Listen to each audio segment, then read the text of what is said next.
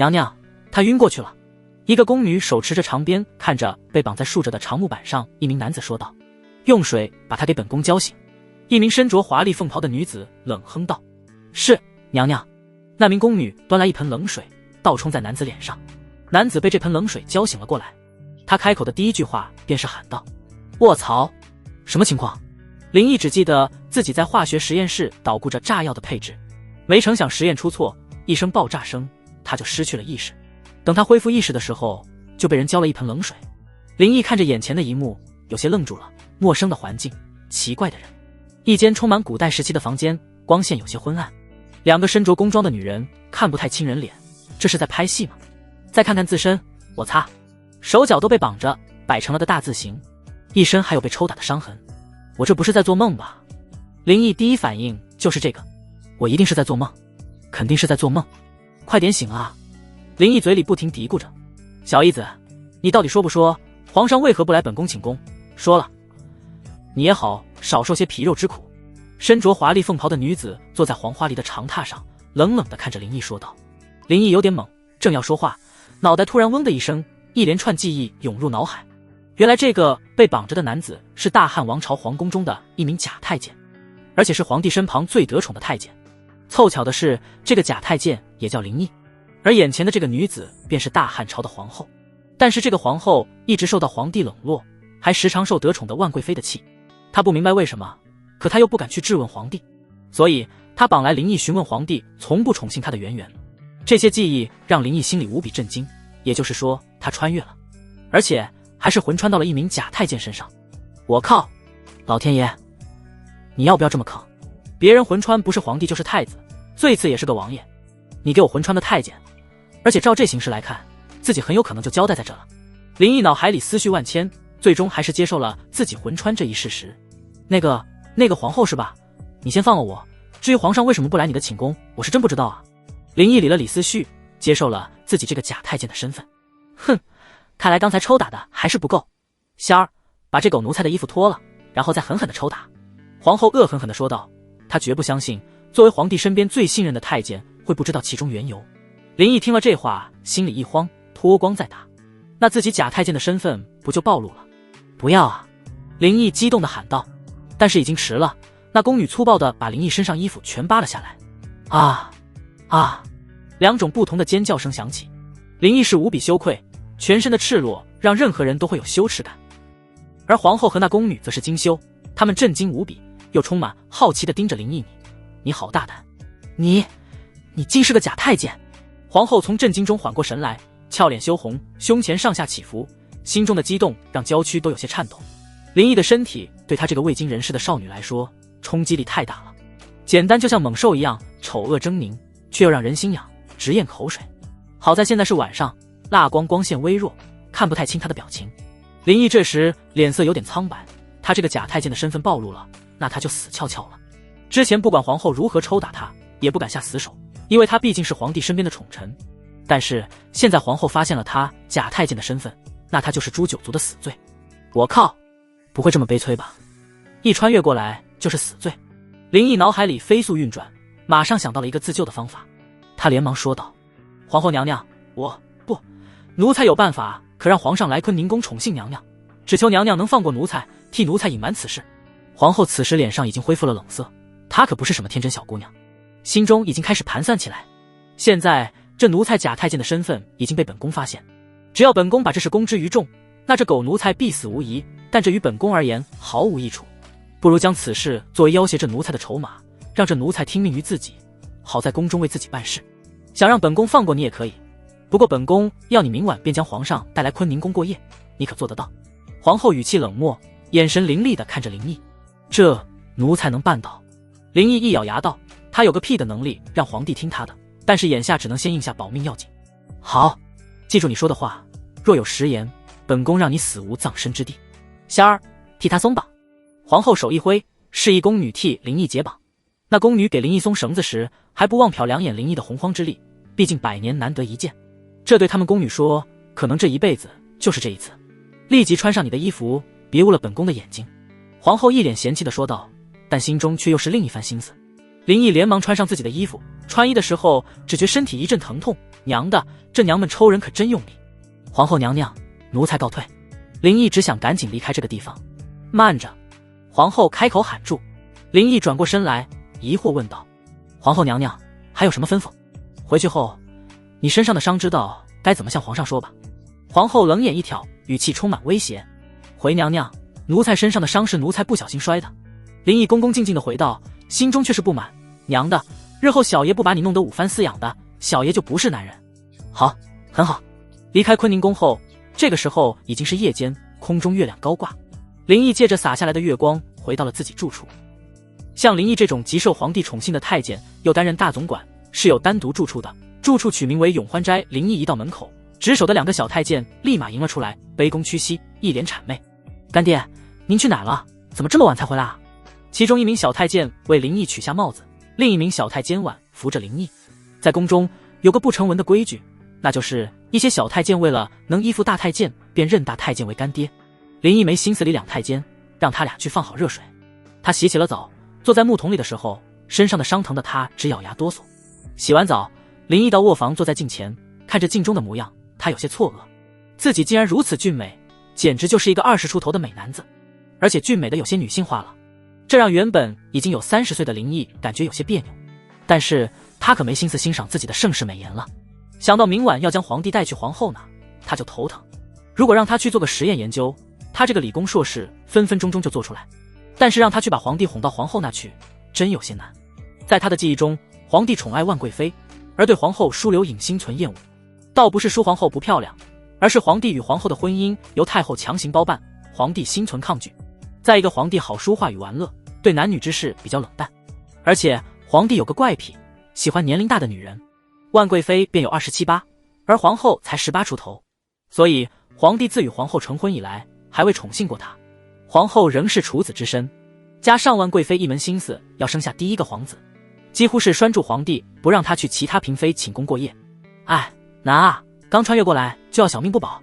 林毅长叹一口气，然后上了床榻去，躺在床上什么也不再想，直接睡了过去。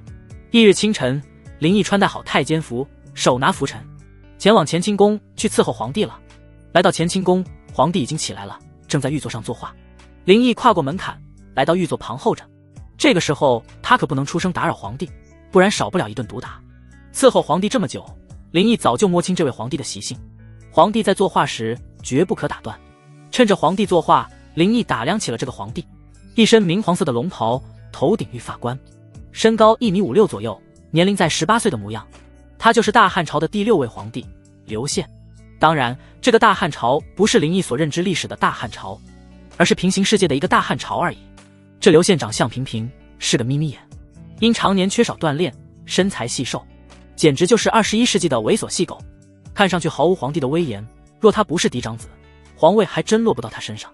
这时刘宪停下了画笔，林毅知道是作画完成了，连忙上前请安。奴才给皇上请安，皇上万福金安。皇帝放下笔，拉起林毅的手，他笑着问道：小义子，来看看朕这幅画如何啊？林毅想都不想，一句句拍马谄媚的句脱口而出。皇上这幅百鸟朝凤图简直栩栩如生，那鸟与凤被皇上的笔赋予了生命力，好似要从画中跑出来变成活物一般。一般人画的画都是死物，而皇上画的犹如活物，生机勃勃，此画可谓只应天上有，人间难得几回闻啊！哈哈哈哈！小义子，还是你会说话，朕喜欢，这幅画朕就送给你了。刘宪很享受林毅的拍马屁，皇上，奴才无功无德，岂敢受如此大的奖赏？林毅装模作样的一副受宠若惊。哈，小义子，朕赠送给你就收下，你尽心尽职伺候朕10余年，也算是大功一件。林毅自小就被丞相赵不韦送于宫中陪伴刘宪，可谓是刘宪从小到大的玩伴。奴才谢主隆恩。林毅一副如获至宝的神情，准备下跪谢恩。小义子，你我之间不必太多虚礼。刘宪扶住林毅，又让一个小太监把画收好，然后递给林毅。他接着又问道：小义子，今日可有什么好玩的乐事？这个刘宪除了作画练字就是玩乐，林毅作为他身边的太监，变着花样来哄他玩乐，这也是林毅能一直受宠的原因。在任何朝代，只要是昏君就一定会宠幸太监。你想想，对于那些大臣，左一个江山社稷为重，右一个又一个梨树百姓之苦。这搞得昏君哪想跟大臣走近？反观太监，事事顺着皇帝，昏不昏的，有哪个太监会说自己能在后宫混得好就够了？所以，一个会哄主子的太监碰到一个昏君，那他就能成为名垂青史的大太监。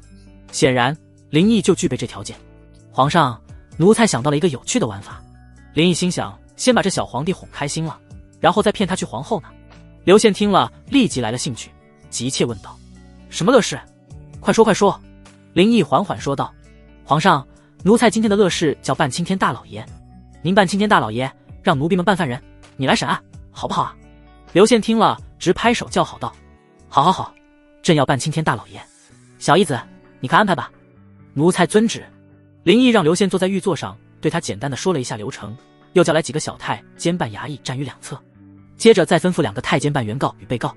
这样，乾清宫就成了临时搭建的衙门。威武！两旁的小太监们有模有样的学着升堂。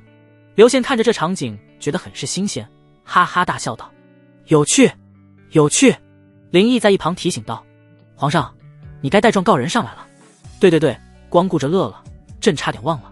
刘宪手里拿着一块木头，在案桌上一拍，有模有样的说道：“来啊，带原告与被告。”接着，2名一胖一瘦的太监走进宫门里来，跪在御桌前。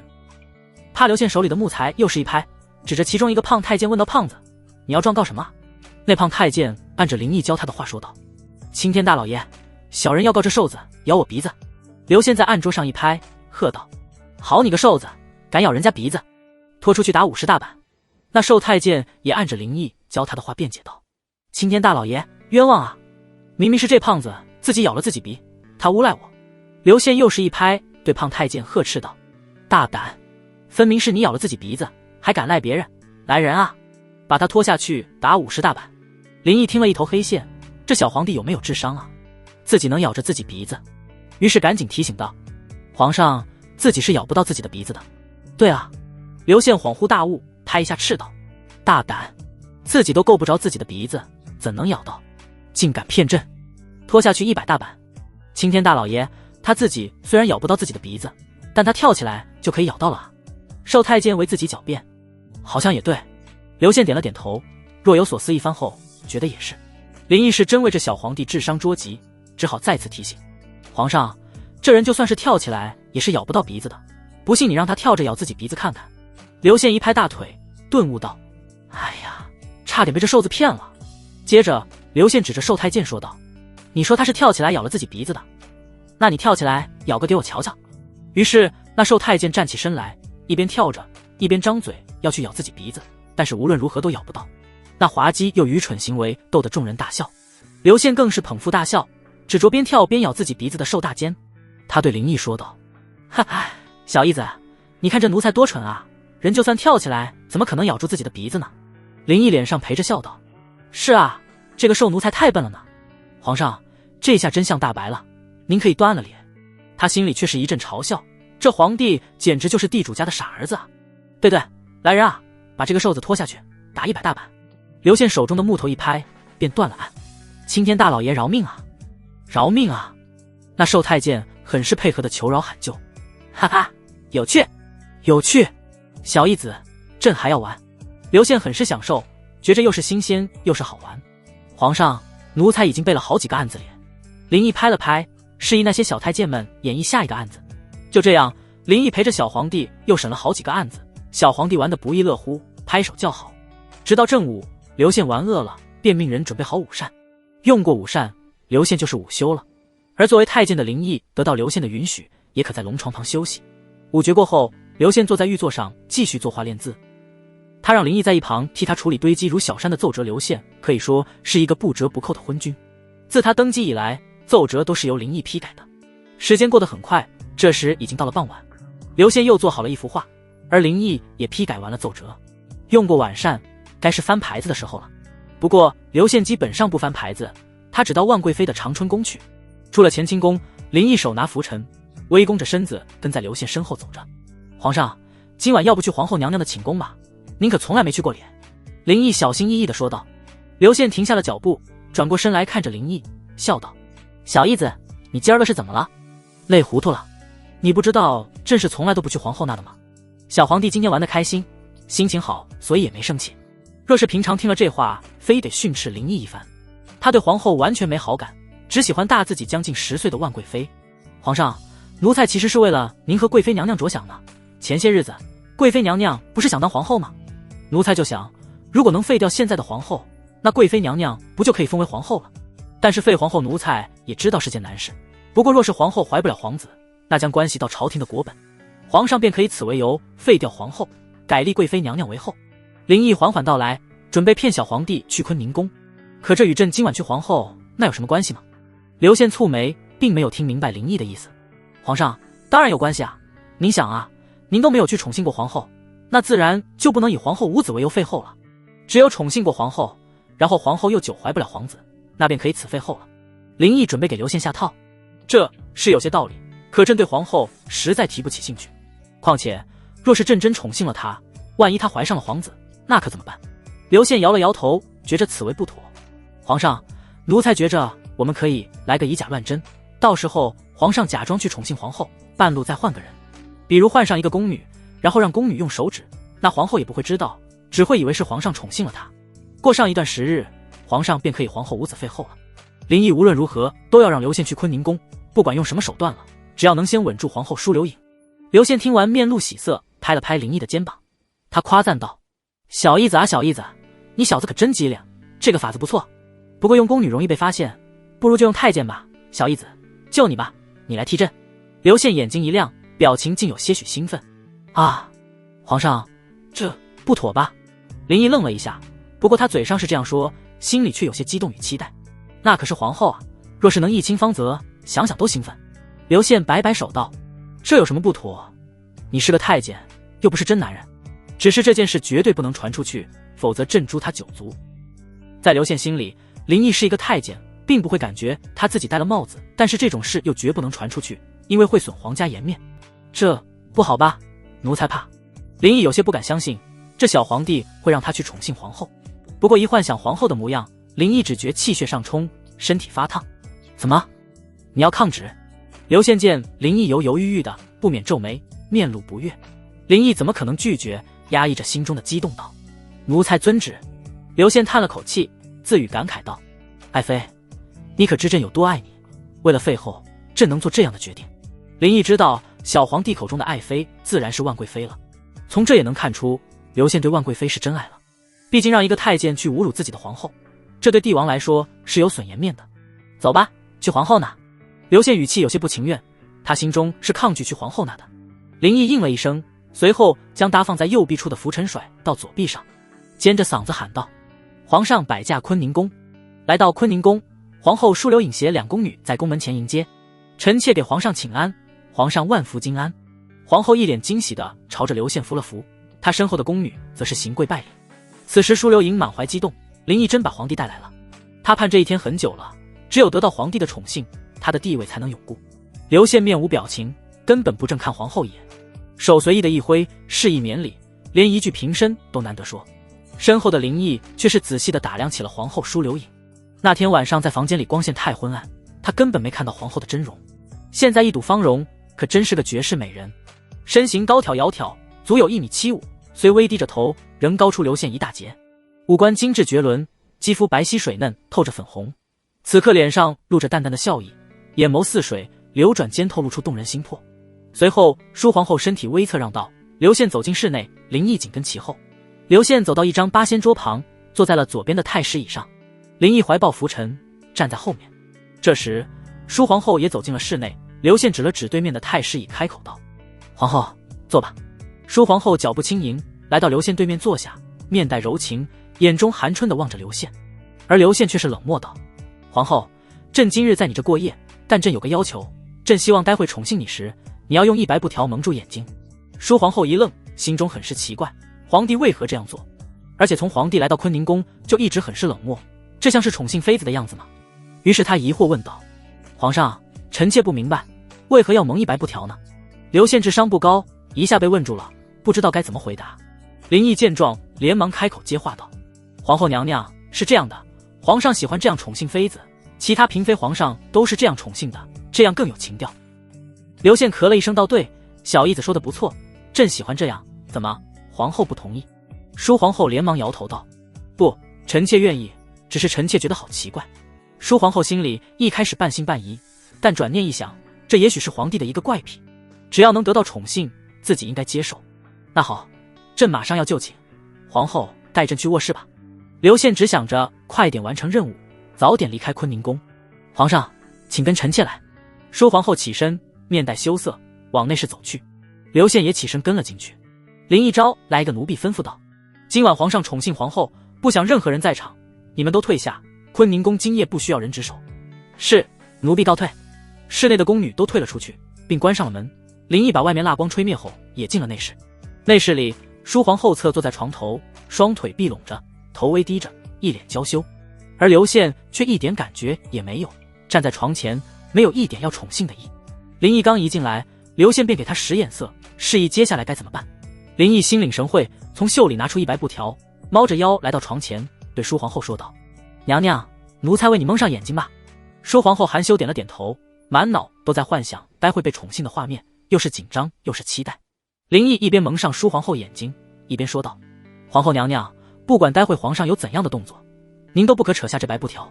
还有皇上在宠幸妃子的时候，不喜欢开口说话。”说完，林毅又朝刘宪变眼色道：“皇上，您说奴才说的对吧？”刘宪明白其中意思，应声道：“对，小姨子说的没错，朕在宠幸时不喜欢开口说话。”蒙好舒皇后的眼睛后，刘宪给了林毅一个眼色，那意思是接下来就是你上了，然后就轻轻地退了出去，直接离开了坤宁宫。室内只剩下林毅与皇后舒留影两人。林毅坐在梳妆台前，舒皇后坐在床头。林毅此刻心里也很是激动，眼前坐着一个绝世美人，而且身份还是高贵的皇后，而自己是一个太监，马上就能一亲皇后芳泽，让皇后成为自己的女人了。这想想就让林毅的心跳加速，不由喘起了粗气。舒皇后被蒙着眼睛，心里同样紧张，因为看不见，只能用耳朵听动静来辨别刘宪的行动。可是好一会儿都很安静，舒皇后便主动起身，将身上的披衣褪去，露出只着一件纱衣的身体。皇上，该歇息了。舒皇后娇羞道，脸上泛起迷人的红晕。林毅看着薄纱下若隐若现的胴体，肌肤白嫩，双腿修长，他只觉呼出的浊气更粗重，口干舌燥的起身快步来到皇后舒留影面前，双手搭放在她的柔肩上。林毅能感觉得到她身子颤了一下，看着舒皇后诱人的红唇，林毅低头急切地把她横抱起来，顺势放在床上，拉下床幔。皇上，请爱惜臣妾。床幔里传出皇后期待又有些许害怕的颤声，不一会儿，床幔开始平缓地左右飘荡，最后快速大幅度地震荡起来。翌日，内室里，林毅穿戴整齐，手拿拂尘地站在床前，等待着皇后醒来。他早早的醒来，就是防止被皇后发现昨晚与他同床的是他这个假太监。望着睡梦中的舒皇后，林毅不由回想昨晚的疯狂，嘴角不由露出得意的笑容。皇后又如何，也终究是个需要爱的女人。不一会儿，舒皇后醒了，睁开眼见林毅站在床前，被吓了一跳，随即惊叫了一声，用被子捂住身子：“狗奴才，你怎么会在这？还不滚出去！”舒皇后羞怒道：“她被子下可还光着身子呢，而且这个林毅还是个假太监。”林毅也不在意辱骂，而是笑道：“娘娘，你也太不近人情了吧！奴才昨晚才为你立了功，把皇上带来了坤宁宫，今天一见奴才就让奴才滚，那我只好滚了。不过皇上要我传的话，娘娘就听不到了。”说着，林毅戏谑一笑，转身就要离开。“慢着，皇上呢？皇上去哪了？”舒皇后喊住了林毅。“皇上自然是回乾清宫了，他让奴才留下，就是给你传几句话。”林毅满脸挑逗神情看着皇后，以丝毫无尊卑之礼。舒留影见林毅眼中对自己充满色欲，心下一阵恶厌，蹙眉冷声道：“小义子，你别以为带皇上来了坤宁宫就可以对本宫无礼。若是你再用这种猥琐的眼神看本宫，本宫让你成真太监。先出去，然后换仙儿进来。”林毅根本不惧怕，现在舒留影不管如何严肃冷脸，可在林毅心中再也威严不起来了。毕竟昨晚他小女人疼爱的模样与神情已经深深刻在林毅脑海里了。不过林毅也正经了起来，出了内室，叫那名仙儿婢女进去服侍皇后。1刻钟之后，皇后舒留影穿戴整齐，精心打扮地走了出来。舒留影坐在正殿的宝桌上，身后竖着座屏，左右摆着香薰炉、果盘。奴婢仙儿站在宝桌旁伺候着。林毅站立在正殿的中央。“小义子，你这次做得不错，能把皇上带到坤宁宫来，这是你的赏赐。”说完，皇后让奴婢仙儿拿出一些珠宝，然后递给林毅。就现在情况来看，舒留影是要极力拉拢林毅的，他现在只通靠林毅才能让皇帝宠幸他，而他只有怀上龙种，皇后之位才能永固。他也知道万贵妃对他来说是个很大的威胁。林毅将珠宝收下，钱财这种东西在哪都会有用。娘娘，皇上说了，接下来的日子皇上每晚会准时来坤宁宫，亥时娘娘需清退所有奴婢，蒙上眼睛，沐浴后坐在床头等待。林毅一脸笑意，躬声说道，他这是乱传旨意，反正小皇帝也不会来，他不如替小皇帝多宠幸几次皇后。舒留影一阵欢喜，若是皇帝能每夜来坤宁宫，那必定能怀上龙种，毕竟这几日都是他的排卵期，而且昨夜皇帝又是那般勇猛，如此他就能保住后位了。小义子，日后本宫生了龙子，那定会是太子，到时候你也是功臣，本宫不会亏待你的。舒留影嘴角十角挂着笑意，他已经开始幻想自己因子得宠，将多年受万贵妃的都还回去的场景了。林毅心里好笑，你就算是怀孕了，也是小爷我这个太监的种，哪会是皇帝的种呢？不过表面上他还是正经的保证道，皇后娘娘放心，奴才肯定会为您尽心的去办事，奴才还要去伺候皇上，奴才先退下了。林毅躬了躬身，便退出了坤宁宫，回到乾清宫，发现小皇帝不在。林毅找来值守太监一问，才知道小皇帝又去万贵妃那了。林毅便又去了长春宫。到了长春宫，值守的太监对林毅行礼，并告知皇帝和贵妃还未起床。林毅心道，昏君就是昏君啊，都40了，还在搂着妃子睡大觉。在宫门外候了1刻钟，里面传来皇帝的声音，来人啊，去把小义子给朕叫来。林毅马上推门进去，站在中堂，朝内侍回应道，皇上，奴才在这呢，进来吧。刘宪懒洋洋道，是，皇上。林毅走进内室，刘宪与万贵妃竟还赤身躺在床上。林毅脑海不由浮现5个字，小马拉大车。刘宪因身材矮小，而万贵妃体型丰腴，又比刘宪高大，本应该是万贵妃躺在他怀里才对，可这回却是小皇帝依偎在万贵妃怀里，两人不像是对夫妻，倒像一对母子。林毅可不敢多看万贵妃，连忙低下头上前请安道，奴才小义子给皇上娘娘请安，皇上娘娘万福金安。刘宪坐床上坐起来，招了招手道，小义子给朕穿衣。是，皇上。林毅心里虽然不情愿，但也只能上前为小皇帝穿衣。这时万贵妃拉过被子，将自己身子盖住，林毅这才松了口气，不然万贵妃那勾人欲的丰腴动体，很难让他能管住自己的眼睛。为刘宪穿戴好衣服后，万贵妃直接从床上下来，站立在床前开口道，小义子，你也为本宫穿衣吧。啊，是。林毅心里叫苦，只得硬着头皮为万贵妃穿衣。本来给妃子穿衣这活一般都是宫女干的，不过万贵妃见林毅长相俊美，便心血来潮的让林毅伺候她穿回衣。林毅拿上万贵妃的宫服，来到她身后，望着她白皙光滑的后背以及丰硕的臀部，不得不说，万贵妃是那种梨形身材，丰腴但绝不肥胖，就像现代那些健身女和女运动员一样，给人一种健康美。林毅咽了咽口水，然后小心翼翼地拉起万贵妃的手臂，将衣服慢慢套上，尽量不接触到她的肌肤。给万贵妃穿好衣后，林毅心里长舒了口气，额上布满了细汗。随后宫女进来给刘宪与万贵妃梳理头发，在戴好发冠后，就都来到了中堂。刘宪与万贵妃面对面坐在八仙桌两边，林毅和一些宫女太监站在他们身后候着。期间林毅仔细打量了一番万贵妃，五官迷人，特别是那艳丽的红唇，让人看着就欲火中烧，很是妖媚。身形自然是丰腴圆润，但绝对不是肥胖，前胸和后臀都是丰硕傲立，这也难怪能把小皇帝迷得神魂颠倒，夜夜留宿长春宫。不一会儿开始伺候小皇帝与万贵妃早膳。刘宪擦了擦嘴巴道，爱妃，朕得回乾清宫了，走吧，小义子。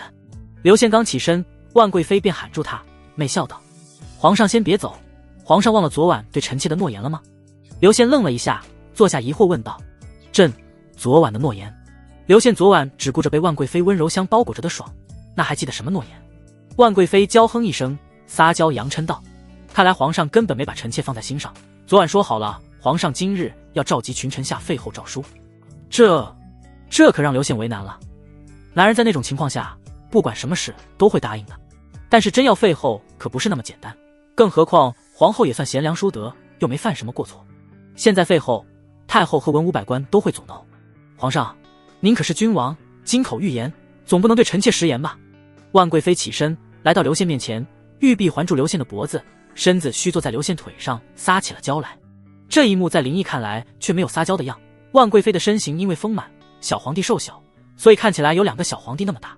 万贵妃那臀部比小皇帝那并拢的双腿还宽，若是万贵妃真真实实的坐在小皇帝身上，估计会被做散架了。当然，这倒不是万贵妃胖，而是刘宪太瘦小了，就像只猴子一样。爱妃啊，废后可不是一件小事。朕虽然厌恶皇后，可她目前并没有什么错误之举。朕若无正当理由废后，太后与群臣都不会答应的。其实朕与小义子已经开始策划废后之事了，再过一些日子，朕再写诏书给你，好吗？刘宪搂住万贵妃的身柔声哄道。不嘛，都说君无戏言，臣妾要皇上现在就写诏书吗？万贵妃扭动着丰满的身子在刘宪怀里撒娇。刘宪没法了，只好拿眼色去看林毅求助。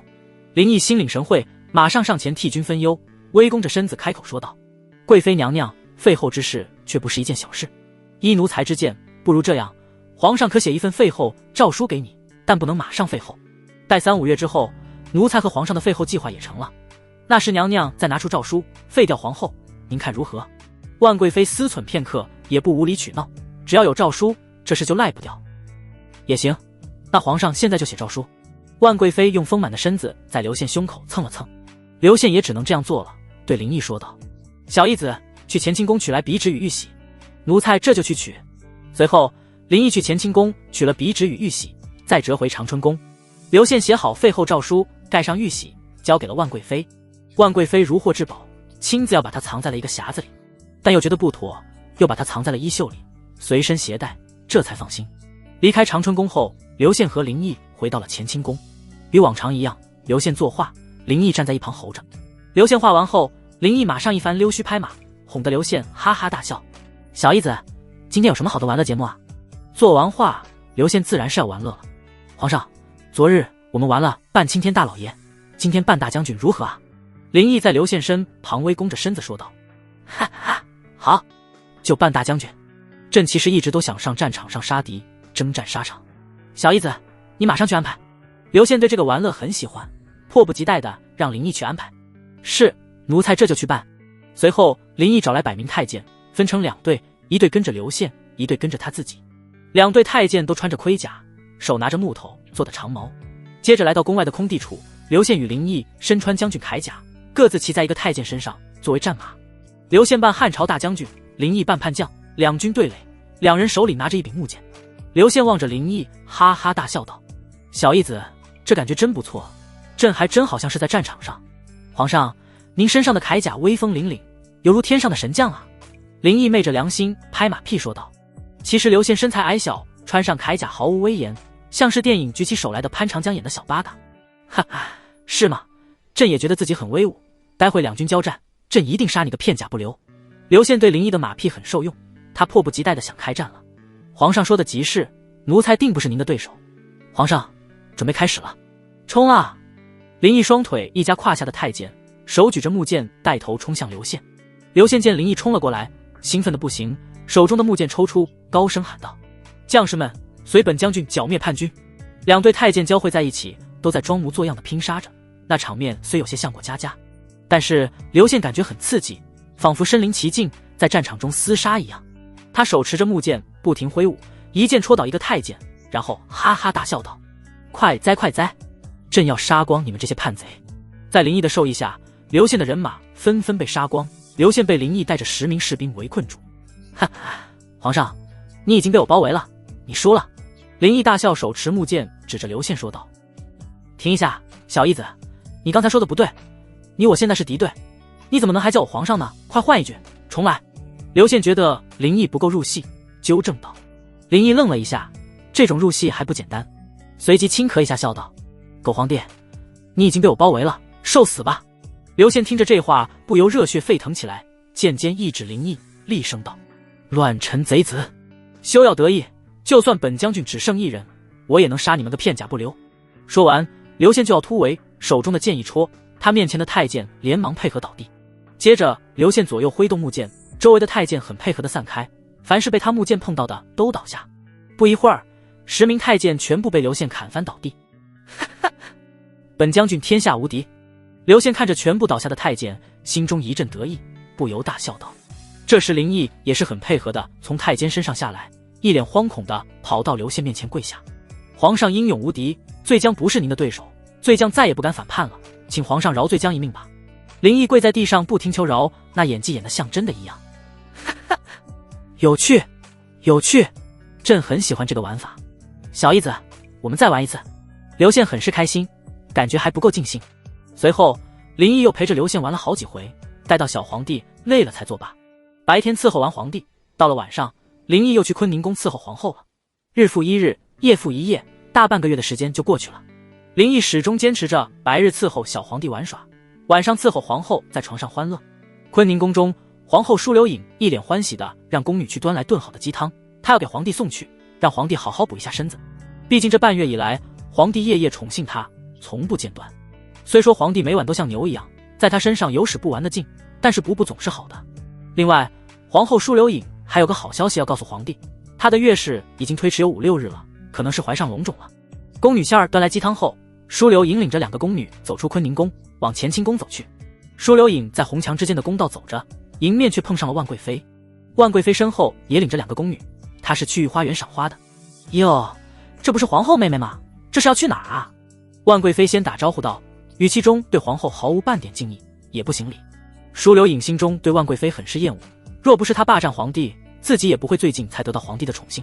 不过万贵妃已经打招呼了，她也不能无视，便不冷不热地回道：本宫要去给皇上送碗鸡汤，给他补补身子。万贵妃听了笑了笑，故意说道：哎呀，皇后妹妹可真心疼皇上啊，不过你这份好心可不必了，因为姐姐我啊，每天都要给皇上补身子呢。再说了，皇上都不去你坤宁宫，你又怎么能知道煲什么汤才是最好给皇上补身子的呢？万贵妃的言语里充满了挑衅和嘲讽，舒留影也不惧她，冷声回击道：本宫当然知道皇上的身子该怎么补，这几晚皇上在本宫这使了多大的劲，你又知道吗？若是以前，舒留影面对万贵妃的语言攻击早就气急败坏的逃离了，但是现在不同了，皇帝宠幸过她了，而且她很有可能怀上龙种了。万贵妃愣了一下，随即扑哧一笑，虚掩着嘴笑道：我说皇后妹妹，你这话骗骗其他姐妹倒行，我你可骗不了。皇上这几夜一直在我的长春宫，每夜都在我的怀里，沉溺在我的温柔乡里，无法自拔，怎么可能去你的坤宁宫？难道皇上有份身术不成？说完，万贵妃笑声更大了。在她看来，皇后无非是为了面子才撒谎说皇帝在坤宁宫过夜，而且对于小皇帝的本事，万贵妃还是很清楚的，也就那么2-3下的功夫而已，那有什么大劲？舒留影冷哼2声，心里也认为万贵妃在撒谎，还激道：本宫自是不会说谎，倒是你，皇上宠幸你那么久，连个龙种都没怀上，本宫猜啊，皇上肯定是因为这个原因开始冷落你了，而你又不想让人知道，这才说的谎吧？哎，你也别怪别人，要怪就怪自己的肚子不争气吧。说完，舒留影得意地笑了起来，心里只觉一阵解气，这是头一次与万贵妃针锋相对中胜过了她。万贵妃脸上一黑，她被戳到了痛处，心里已经破防，不由愤怒道：皇后你也别得意，就算本宫没有怀上龙种，本宫也照样得宠，而且本宫很快就能做皇后了，你就等着被废打入冷宫吧。舒留影看着万贵妃气急败坏的样子，不由一阵暗爽，她继续攻击道：你这简直就是痴人说梦话，你比我先入宫吧，这么多年了还是个贵妃，就说明你只有贵妃的命了，告诉你，有本宫在，你永远只能是个贵妃。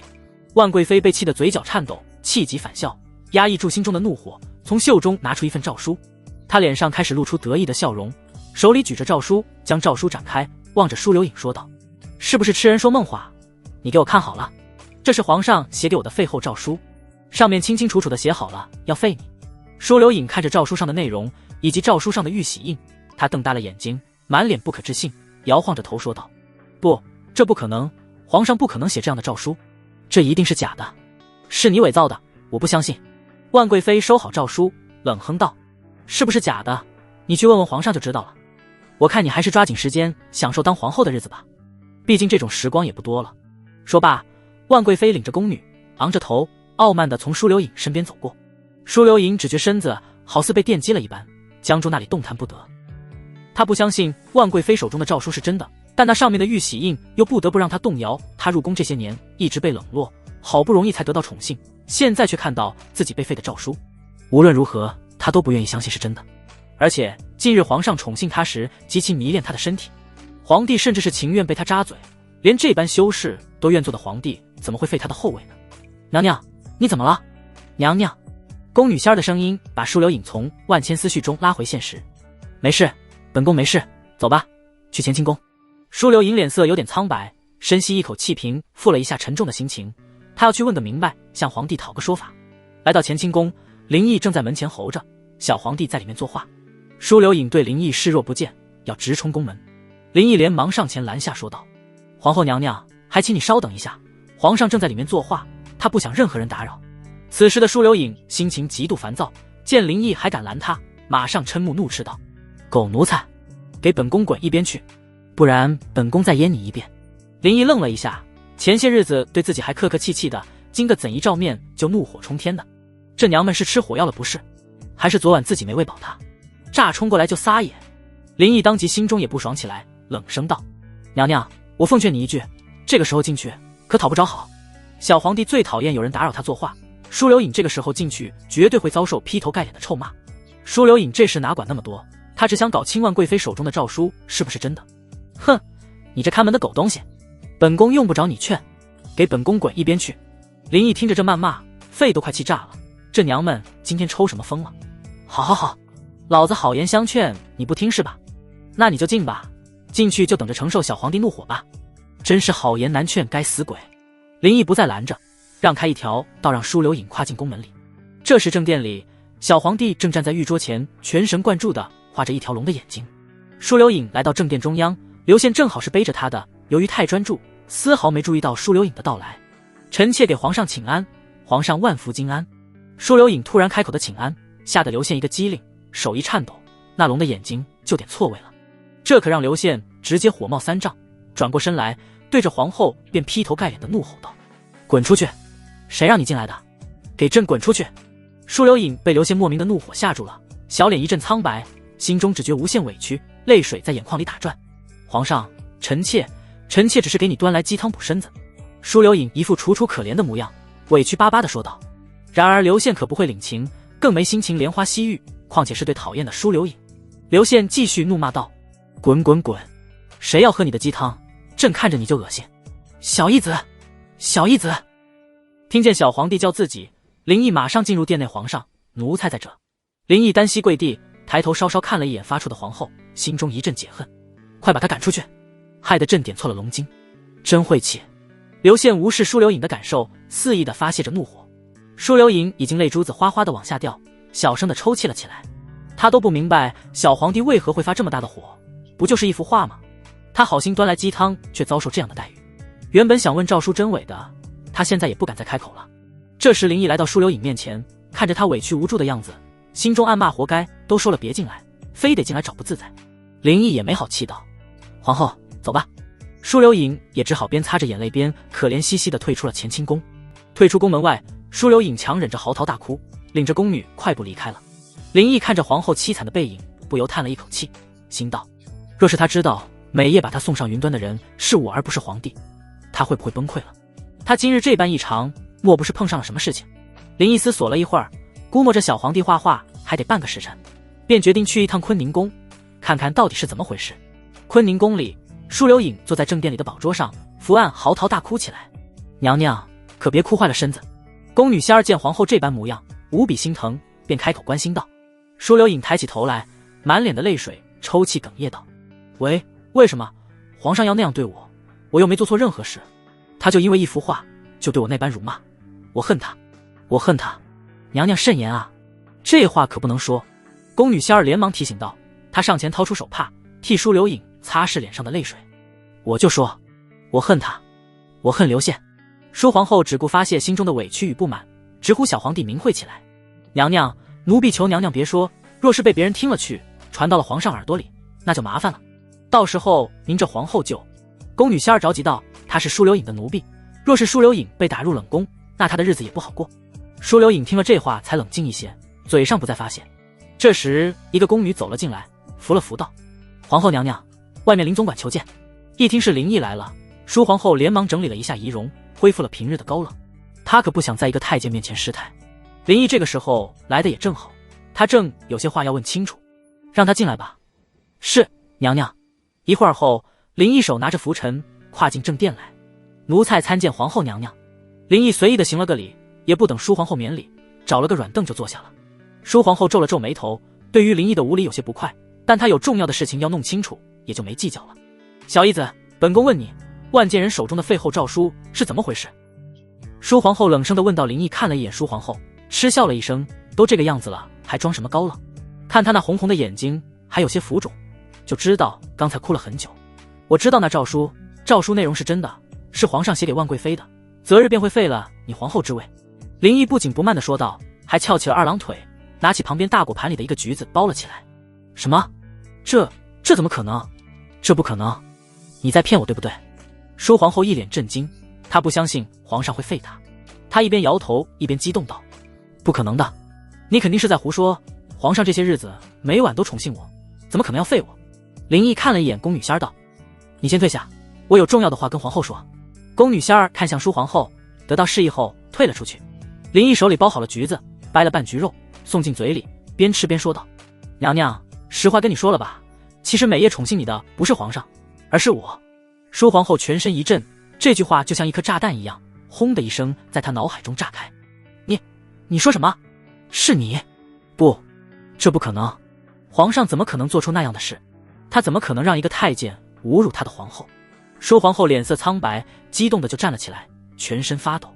皇后，你不觉得奇怪吗？每次皇上宠幸你，都要蒙上你的眼睛，而且每次皇上都不出声，把坤宁宫所有宫女太监都调走。你以为这真是皇上的怪癖吗？其实只是为了方便换人而已。而每夜与皇后你鱼水之欢的就是我了。林毅缓缓地说道，他把这真相说出来，目的是要把舒皇后拿下，让她日后完全听命于自己。舒皇后听完一脸呆滞，只觉身子一软，瘫坐在了宝座上。这也太荒唐了，让一个太监跟自己同房，自己可是皇后啊，刘宪他一个皇帝怎么做出给自己戴绿帽子的事？竟甘心做一个王八。但是这事他又不得不相信，若是刘宪真的宠幸了他，那就不会给他蒙眼睛，也不会同房时不出声，更不会给万贵妃写废后诏书，不会因为一幅画便迁怒于他。如果宠幸他的不是皇帝，是太监林毅，那这一切就都说得通了。这样一来，他若是怀孕了，那肚子里的不是龙种，而是一个假太监的野种了。那他还谈什么永固后位，谈什么将万剑人踩在脚下？等待他的只有是废后打入冷宫。刘宪，你个无耻的昏君，绿王八，你算什么帝王？就是个绿帽王八羔子。舒流隐再也忍受不了，整个人不由崩溃，发疯般的开始大声谩骂，发泄心中屈辱。皇后，你最好还是冷静一点，辱骂皇上可是杀头大罪。林毅皱了皱眉，出言制止道，哈哈，杀头，那就让他来取我的性命吧。舒皇后怪异的笑了两声，无所畏惧，继续道，他让你糟蹋了我，他就是一个绿王八，无能无耻。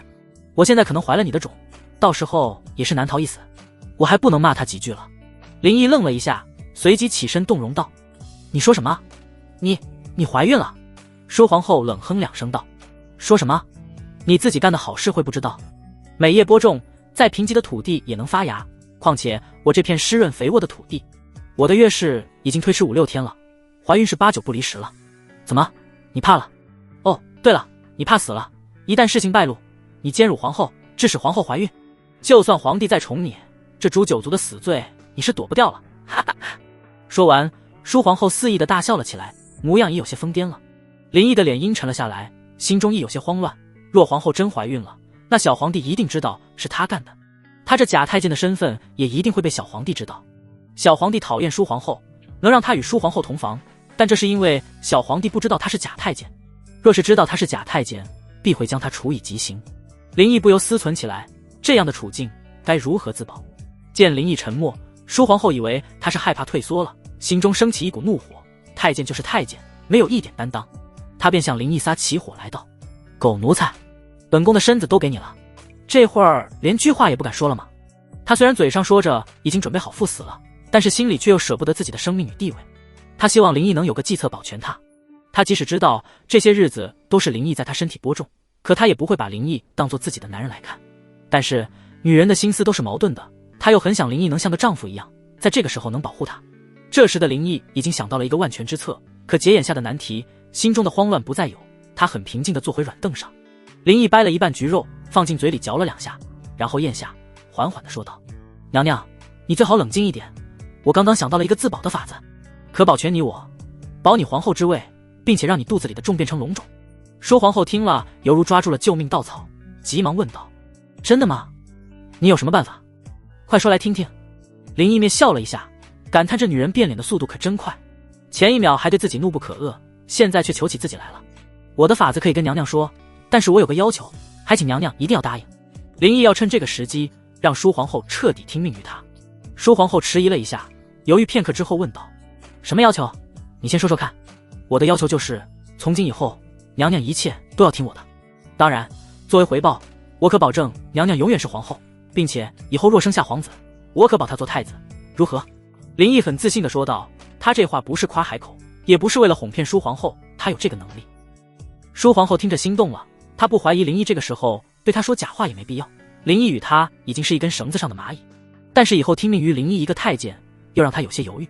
都听林毅的，就意味着林毅可继续占有她的身子，可转念一想，刘宪这般对她，又何不随了刘宪的愿，她以后就作践自己，在床上尽力去服侍林毅这个假太监，也算报复刘宪一番。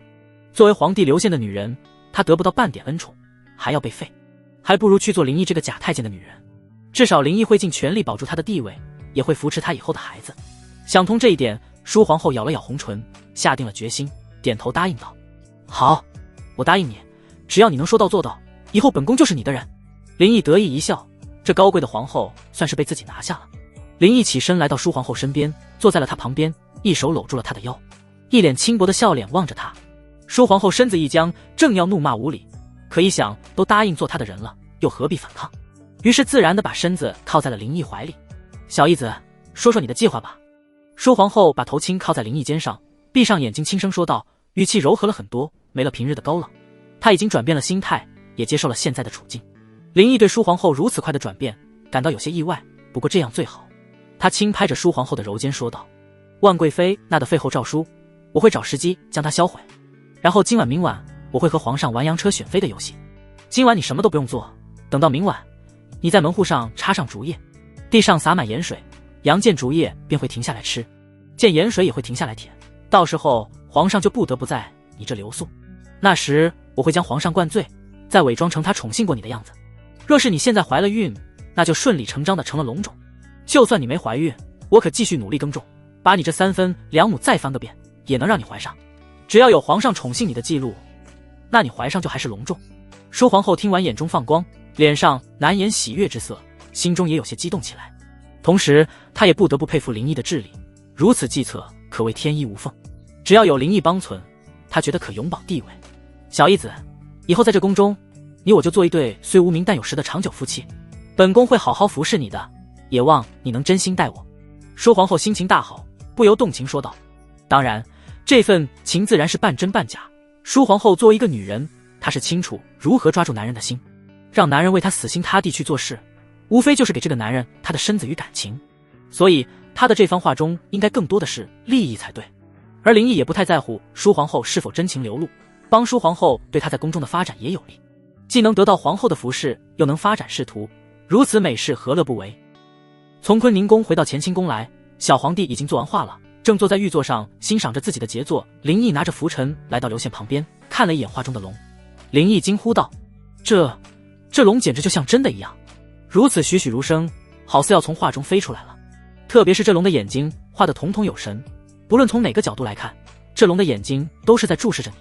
这一顿拍马屁，刘宪很是享受，开心笑道，小义子，你说得很对，朕对这幅作品也挺满意的，若不是皇后来打扰朕，这幅画朕能画得更好。从语气中能听出来，刘宪对皇后打扰这事仍然耿耿于怀，而对皇后现在的情况他丝毫不关心。是，皇后真是太令人讨厌了。林毅连连称是，边说边把画收好，装入画筒里，然后让旁边的一个小太监收了起来。对了，小义子，今天我们玩点什么啊？刘宪做完画就只想着玩了。嘿嘿，皇上，奴才想到了一个紧张又刺激的玩法，不过要等到晚上才能玩呢。林毅有些神秘地说道。刘宪一听可就来了兴趣，他最喜欢刺激的玩法了，激动地抓住林毅的手问道，那你快给朕说说，到底是什么玩？林毅准备给小皇帝下套，笑着说道，皇上，奴才这个玩法叫羊车选妃，就是到了晚上，皇上乘着一辆羊车，让羊车自由在后宫里行走，羊车停在哪位妃子的宫门，您就宠幸谁。皇上，你说这好不好玩啊？小皇帝拍手叫好道，妙妙妙，如此新奇的玩法朕可是头一回。小义子，你可真聪明，想出的每个玩法都让朕满意尽兴，朕是越来越离不开你了。林毅虚情假意地回道：能让皇上尽兴玩乐是奴才最大的开心，奴才愿意一辈子常伴皇上左右，效忠服侍皇上。小姨子，你说话朕就是爱听。那你去准备一下，朕今晚就要玩羊车选妃。小皇帝已经是迫不及待了，越是没玩过的他越想玩。奴才这就去准备，奴才告退。林毅退出了宫门，嘴角上扬，自己的计划第一步算是实现了。到了晚上，在乾清宫门前，林毅弄来了一辆羊车，由3只羊拉着车舆，车舆上是单个座位，后方插着一把伞盖。林毅怀抱着拂尘站在羊车旁边，小皇帝围着羊车转了一圈，饶有兴趣道：朕乘过马车，这羊车銮驾到还是第一次见。皇上还请上车，这羊车选妃的游戏就要开始了呢。林毅做了一个请的姿势说道：对，我们马上开始，朕可从下午就一直盼着了。说完，刘宪在林毅的搀扶下坐上了羊车，随后林毅手里拿着一条马鞭，轻拍了一下羊的身子，车轮转动，羊车从乾清宫出发。林毅跟着羊车在旁边走着。皇上，为了保证刺激感，奴才认为待会羊车停在哪，皇上就必须得宠幸谁脸。林毅这样说，就是为了明晚羊车停在坤宁宫时，不让小皇帝反悔。哈哈，当然，小姨子，你不说，朕也打算这样做，不然这个游戏可就少了那种不确定性的刺激了。刘宪还是很追求对游戏的体验感的。林毅巴不得如此，他看了一眼前方，笑着提醒道：皇上，前方可就到了翠微宫，您猜这羊儿会不会停下来练？别，可千万别停在翠微宫，朕不喜欢面对李妃。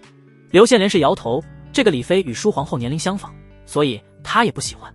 羊车缓慢地在翠微宫前行走着，刘宪整个都激动了起来，原本坐着的身子直接站了起来，他嘴里不停念着：别停，别停，别停。刘宪的眼睛死死地盯着拉车的3只羊，那每一只羊行走的脚步仿佛都踩在了他的心上，那种紧迫与刺激感让他的心都提到了嗓子处。这时，翠微宫里的李妃听到了动静，便领着宫女走了出来。李妃见到刘宪到来，脸上一喜，以为刘宪是来宠幸她的，激动地向前行礼道：臣妾参见皇上，皇上万福金安。然而刘宪根本没工夫理他，此时他全部的注意都放在3只羊身上。对，别停，继续往前走，走，走，继续走。刘宪死盯着羊，嘴里不停喊着，由于太过激动和兴奋，整个脸都涨红了。李妃对此满是奇怪，皇上这是在做什么？难道不是来宠幸他的吗？这时羊车已经过了翠微宫的宫门，刘宪大叫一声：太好了！随后他如释重负般的坐在车舆的位置上，长舒了一口气，一脸胜利的得意。哈哈，小姨子，朕就说过他不会在翠微宫停下的。刘宪坐在马车上很是开心，皇上真是了事如神呢。林毅立即拍上一个马屁，李妃却是被弄得满头雾水，皇上就这么走了，他可不甘心，他等着皇上的宠幸已经很久了。李妃从宫门口小跑追上羊车，对着车上的刘宪说道：皇上，今晚不在臣妾这过夜吗？刘宪摆摆手道：不是你，羊车都没停呢，你快回去，朕只留宿羊车停的地方。李妃愣了一下，这算什么啊？让羊来选择宠幸哪位妃子，这也太荒唐了吧。他虽然不满刘宪这样的行为，但也不敢有抗议，只能悻悻地回去了。这时羊车来到了启春宫，刘宪又站了起来，兴奋地嘴里念道：停，停，羊儿，这里可以停啊。启春宫里住着的是萧贵妃，和万贵妃的年龄相仿，所以刘宪不讨厌她。萧贵妃听到皇帝的声音，领着宫女走了出来，她同样的也是很惊喜，自万贵妃得宠后，她都快1年没被宠幸了。臣妾参见皇上，皇上万福金安。萧妃服了服，脸上难掩喜悦之色。林毅望了一眼萧妃，同万贵妃一样，身材丰腴，但是不够万贵妃妩媚漂亮，更是少了那种玉的气质。刘宪不理萧妃，满心思都在羊身上。停，停，停！刘宪激动地喊着，那神情仿佛就像是一个赌徒在吆喝开头子一般。萧妃满是疑惑，皇上这是在干什么？皇上，你不到臣妾屋里坐坐吗？萧妃望眼欲穿，她的1亩3分地再不耕种都要荒草杂生了。但是刘宪哪会管他这些，他看着羊一直往前走，并没有停留，而且已经过了启春宫宫门，他便头也不回地说了句：去，羊都没停，朕去你屋做什么？萧妃听了这话，心里有气，但又不敢发作，只好忍着。他跺了跺脚，来到林毅身旁问道：林公公，皇上这是怎么了呢？林毅的目光第一时间就被萧妃那抹胸装的深沟引吸住了，不由轻咳一声，正惊道：娘娘，皇上在玩游戏呢，羊车停啊！皇上就在哪留宿。这也太……萧妃想说这也太荒唐了吧，但又不敢说出来。娘娘，奴才要跟上皇上，先告退了。说完，林毅追上了洋车，随后洋车连过3处妃子住处都不单停下。小义子，这羊若是再不停，可就离开后妃们住所的区域了。小皇帝皱眉问道，他心里有些烦躁了，这该死的羊什么才停下？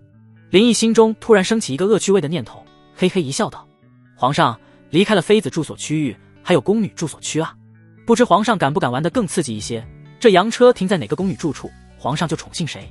刘宪听了双眼放光，脸上更加兴奋起来，哈哈笑道，朕有何不敢？好，就玩这更刺激的。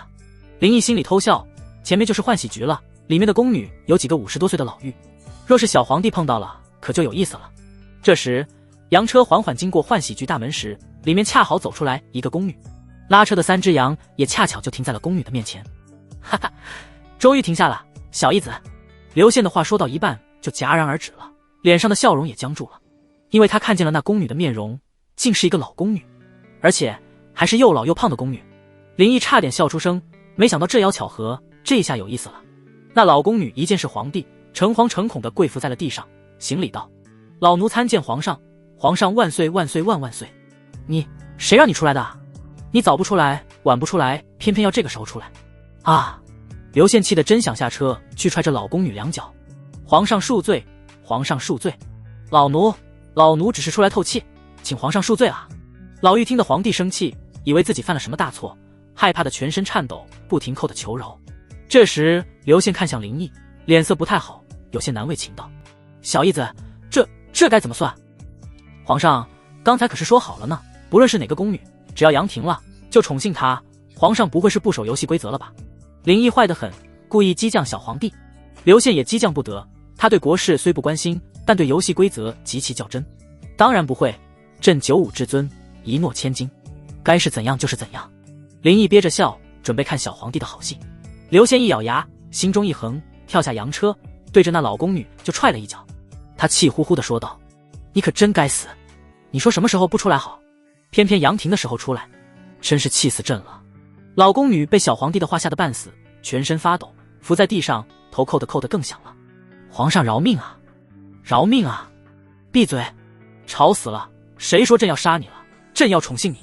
刘宪听着老宫女的声音就心烦，没好气说道，老奴谢主隆恩，谢皇上不杀之恩。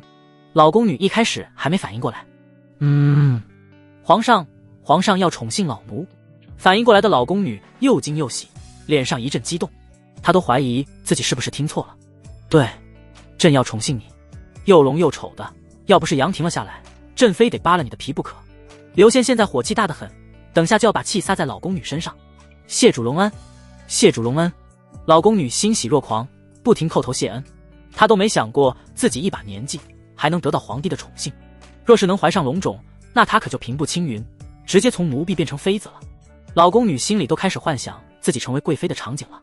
这时林毅嘴角的笑意实在难以压住，笑出了声。他强压着大笑的冲动，忍俊不禁地对刘宪说道，皇上，奴才让人给这老宫女清洗干净，然后送往乾清宫吧。刘宪哪有那心情，摆了摆手，强忍恶心道，去什么乾清宫，朕就在这宠幸她了。刘宪只想快点完事，这种老宫女还送乾清宫去，那不是更恶心自己吗？皇上说得对，奴才这就伺候皇上脱衣。林毅抿着嘴，差点喷笑而出。他上前要为刘宪脱掉龙袍。慢着！刘宪突然叫住。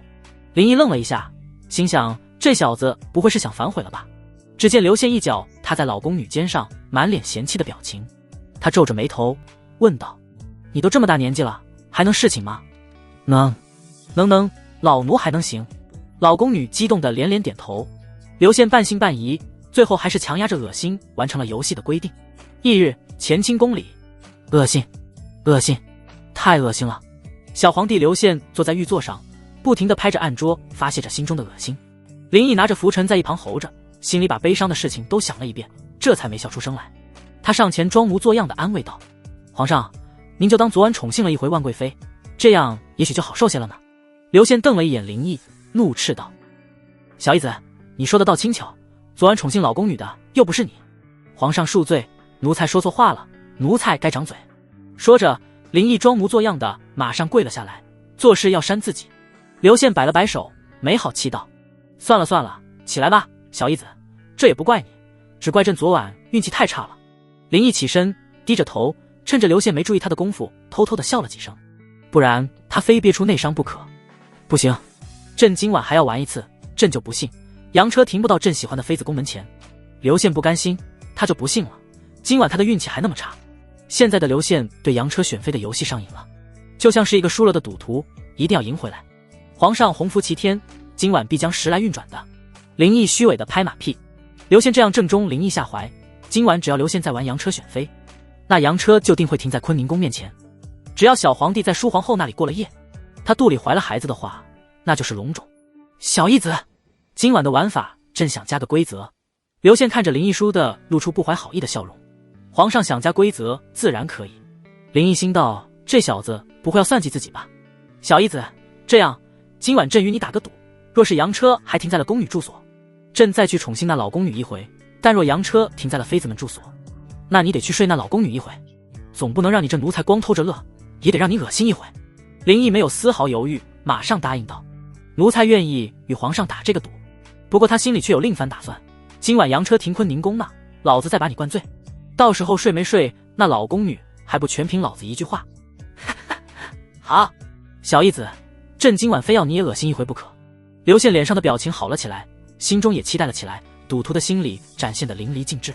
这时负责记录皇帝起居的起居郎走了进来，他来到正殿中央跪下，向刘宪行礼道：臣叩见皇上，吾皇万岁万岁万万岁。刘宪对这些官员都没什么好感，冷声道：平身吧，有何事？起居郎站起身来，从袖中拿出小本子和笔来，他躬声问道：请问皇上昨晚在何处留宿，宠幸了哪位妃子？刘宪一听，这心情瞬间就不好了，相当于又帮他回忆一遍昨晚的恶心。他没好气道：朕不想说，昨晚就不用记录了。起居郎却非常认真道：皇上，这怎么能行呢？臣的职责就是要详细记录皇上每日起居，昨晚不记录，那便是臣失职。若是以后那位妃子诞下皇子或公主，又恰好没有记录，那皇子或公主的身份就会遭疑，皇室血脉是否正统也会遭到非议，所以臣必须要记录昨晚皇上留宿何处。刘宪最讨厌这些官员的啰里吧嗦，不耐烦道：好好，你这么想知道是吧？那朕告诉你，朕宠幸了一名换喜局50-60岁的老宫女。起居郎一愣，以为自己听错了，确认道：皇上刚才说什么？刘宪直接发毛了，怒道：朕说宠幸了一名换喜局的老宫女，你耳聋啊？起居郎一脸震惊，随即不可置信道：还请皇上不要跟臣开玩笑。他实在无法相信一个18岁的皇帝会去宠幸50-60岁的老宫女。什么跟你开玩笑？朕像是跟你开玩笑吗？朕就宠幸了一名老宫女，你爱记不记？刘宪没心情也没耐心再说了，他直接对林毅说道：小义子，我们走。说完，刘宪气冲冲拂袖离开了乾清宫。林毅手中拂尘一甩，立即跟上。这时起居郎脑中思绪一片凌乱，他拦下了林毅：林公公，皇上昨晚当真宠幸了换喜局的一名老公？林毅心说，这当然是真的，老子看的现场直播能有假？我说王大人，皇上都说了，当然是真的，难道还骗你啊？这……起居郎瞪大了眼睛，心道这也太荒唐了吧，随即又有些为难道：林公公，你说这可让我怎么记啊？林毅好笑，有些恶趣味道：这有什么难记的？王大人就如实记录，就说皇上昨儿个晚上想换个口味，宠幸了换喜局老宫女，不就成了？说完，林毅笑着离开了。那起居郎长叹了一口气，还是如实记录了下来。我大汉朝历经5代明主，却没想到会出现个这么荒唐的皇帝来。夜幕降临，乾清宫门前，刘宪坐于羊车之上，林毅站在羊车一旁。小义子，今晚朕有预感，那个老宫女你是睡定了。刘宪哈哈大笑起来，他兴致勃勃，已经是迫不及待了。皇上说的极是，奴才今晚是输定了脸。林毅心里想的是，待会到了坤宁宫，该以什么理由灌醉小皇帝。随后羊车从乾清宫出发，刘宪坐于羊车，林毅跟一旁行走。昨晚的事早已在后宫传开，此时后宫的妃子们都知道了刘宪羊车选妃的事，他们纷纷精心打扮，领着宫女在门口等待刘宪的羊车经过，期望能在自己的门前停下。这次刘宪换了个路线，羊车第一个经过的是长乐宫。这长乐宫住着的是杨妃，杨妃早就在门口等待着了。她见皇帝的羊车经过，一脸欢喜，马上行礼道：臣妾参见皇上，皇上万福金安。刘宪只盯着羊，嘴里念叨着：“别停，别停。”这次羊很是听话，当真没停。那杨妃一脸失望。随后，羊车又经过了张飞的紫云宫，仍然是没停。刘宪一直处于激动的状态，就像是一个赌徒等待着开头子一样。这2所宫殿没停，他很满意，像是赌赢了几场似的。毕竟他对这2妃子都不喜欢。又过了一段时间，羊车来到了万贵妃的住所长春宫。停！停！停！刘宪激动地站了起来，卖力地喊到宫门口的万贵妃指着一件轻纱，那丰腴的身材前凸后翘，在昏暗光线的照映下，虽只显轮廓，但也是诱惑十足。不得不说，万贵妃的身材更像是欧美女性的健美。臣妾给皇上请安，皇上万岁万岁万万岁！万贵妃面带妩媚的笑容，朝着刘宪扶了扶。爱妃平身啊，爱妃，这羊车阵只希望停在你这。刘宪抽空免了万贵妃的礼，接着他对羊激动地一直喊道：“停！停！停！”但是羊却没有停着的意识。万贵妃眼看着羊车要路过了，也急了起来：“停！停！停啊！”万贵妃也激动地喊了几句，不过羊车就是不停，一直往前走。这气得万贵妃直跺脚，纱衣里也是一跳一跳的。你这该死的畜生，让你停你不停，你要去哪啊？总不能又去那个老宫女那吧？刘宪眼睁睁地看着羊车路过长春宫，气得想抽3只羊一鞭子。这时林毅还站在长春宫门前。万贵妃来到林毅面前：“小义子，本宫有件事要你去办。”林毅看了一眼万贵妃贴身的轻纱，马上又低下了头，他怕自己抬头。贵妃娘娘有什么事吩咐奴才就行了。小义子，今晚不管羊车停在了哪处妃子寝宫，你都要想办法阻止皇上留宿。万贵妃见自己已经没机会了，她也不想别的妃子能得到皇上宠幸，她本来就是一个善妒、占有欲强的女人。娘娘这可为难奴才，但奴才还是尽力而为吧，奴才告退。林毅哪会答应？他今晚的目的就是让皇帝宠幸淑皇后。随后林毅小跑着追上刘宪的羊车，再不走他真忍不住抬头了。小义子，这前方是哪座寝宫啊？羊车行驶在2堵红墙之间的公道上，上面坐着的刘宪如泄了气的皮球，没能停在长春宫，他还是很失望的。而且他心中莫名有种不安，今晚羊车不会又停换喜局吧？回皇上，前方是皇后娘娘的寝宫坤宁宫呢。林毅心里估摸着也差不多了，他特意往前望了望，确保坤宁宫前插了竹叶，洒了盐水。啊，进到了坤宁宫。刘宪倏的一声站了起来，然后对着羊喊道：“羊儿，千万别停，往前走。”但是3只羊见了竹叶和盐水，岂能不停？果然，羊到了坤宁宫门口停了下来，2只羊吃竹叶，1只羊舔盐水。刘宪气得跳下来就踹了1只羊2脚，黑沉着脸骂道：“该死的畜生，一点都不听话，不顺朕心，明晚就让人宰了你们。”林毅上前安慰道：“皇上，停在坤宁宫总比停在换喜局好吧？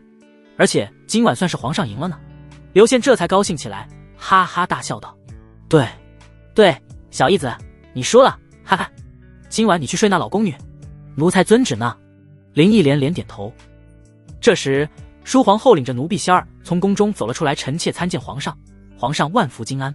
淑皇后扶了扶，朝着刘宪行礼，眼神却偷偷地看了几眼林毅。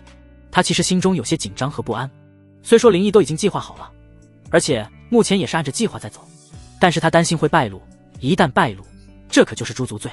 平身吧，今晚朕在这过夜，皇后你马上去卧房中准备侍寝。刘宪语气有些兴奋地说道。这倒不是因为要宠幸淑皇后，他只是今晚因为赢了林毅，心情愉悦而已。淑皇后愣了一下，有些迟疑地看向了林毅。若是之前，他必定是欣喜若狂，期待地去房中准备了。但是现在他对刘宪心存厌恶，再一个他既与林毅有了夫妻之实，对事情这是很是抗拒。怎么，皇后不愿意？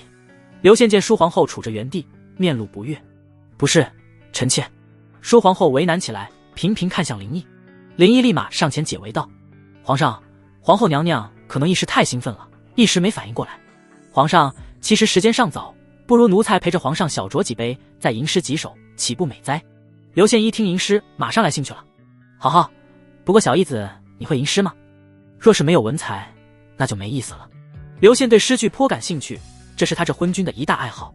皇上放心，奴才进宫前念过几年书。林毅心想，老子随便拿几首诗仙诗圣的诗出来，都能惊掉你下巴。好，小义子，你立即去准备设宴。刘宪又对淑皇后说道：“皇后，你先回去，在卧房等朕，臣妾遵旨。”舒皇后心中松了口气，若真让她侍寝，她还真不知道怎么办。她转身回屋里，嘴角不禁露出冷意的笑容。她知道林毅的计划算是成了，心中不由感慨起来。刘宪啊刘宪，你真可悲，你怎么也不会想到身边那个对忠心耿耿的太监会算计你吧？你不宠幸我，厌恶我，但你忠心的奴仆却睡了我，我还会怀上一个太监的孩子，他还会成为皇子，以后更有可能是太子。你刘家的天下早晚会落入外人之手，不过这一切你也别怪我，都是你刘宪一手造成的。你个绿王八，无能的昏君。1刻钟之后，林毅让小太监们在坤宁宫内院摆好了酒席，刘宪破例让林毅与他对立而坐，两人如同朋友一般饮酒吟诗。君不见黄河之水天上来，奔流到海不复回。林毅的一手将进酒，吟得激情四溢，豪气冲天，听得刘宪如痴如醉，连饮10杯。好好好，小义子，朕没想到你一个太监文采竟如此之好，朕要把这诗写下来。说完，刘宪便命人去取笔墨纸砚了，将诗句记录了下来。接着林毅又一首《清平乐》，直接把刘宪干哭了。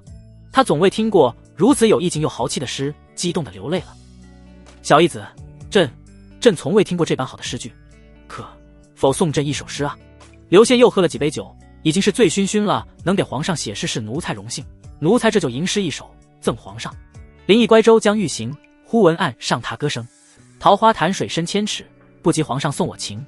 好，好，好。刘宪又豪饮3杯。林毅的这首改版的《赠汪伦》也彻底让刘宪喝趴在桌子上了。皇上，皇上，醒醒皇上！林毅起身走到刘宪身边，摇晃了他几下，但是刘宪已经彻底醉了，任由晃动。林毅露出一丝奸笑，然后弯下腰，拉起刘宪一只手臂搭在自己脖子处，将其扶了起来。林毅扶着刘宪进了坤宁宫正殿，来到卧房。舒皇后正坐在梳妆台前等候。小义子，皇上这是喝醉了吗？舒皇后连忙起身，快步来到林毅身边问道。她在房中等待的这一段时间思绪万千，一会又想经过今晚后她腹中怀有的孩子顺理成章的成为龙种，日后生下的皇子成为太子，甚至是皇帝。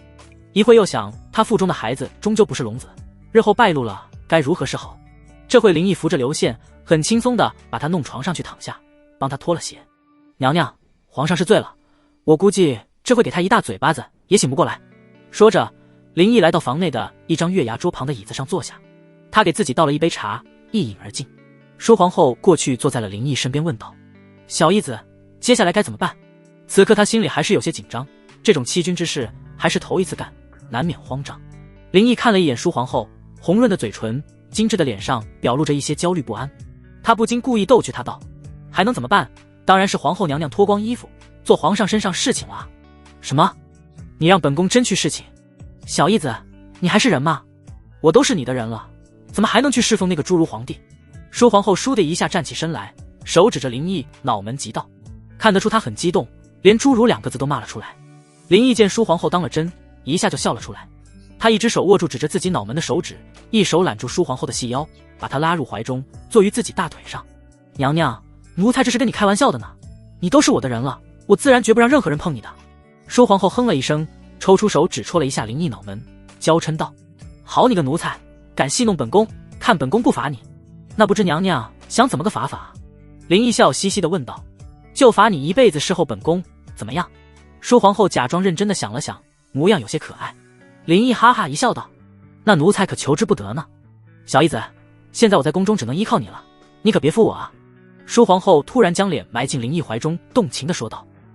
她虽说没有马上爱上林毅，但至少已经把自己与林毅绑在一起了。林毅对舒皇后也没有多少感情，毕竟2人共处也才1个月左右。但是保护女人，特别是漂亮的女人，这是男人的天性。娘娘放心，只要有我在，你在后宫的地位无人能撼动。林毅很是自信地说道。舒皇后听着这话，欢喜地抬起头来，直接在林毅脸上香了一口。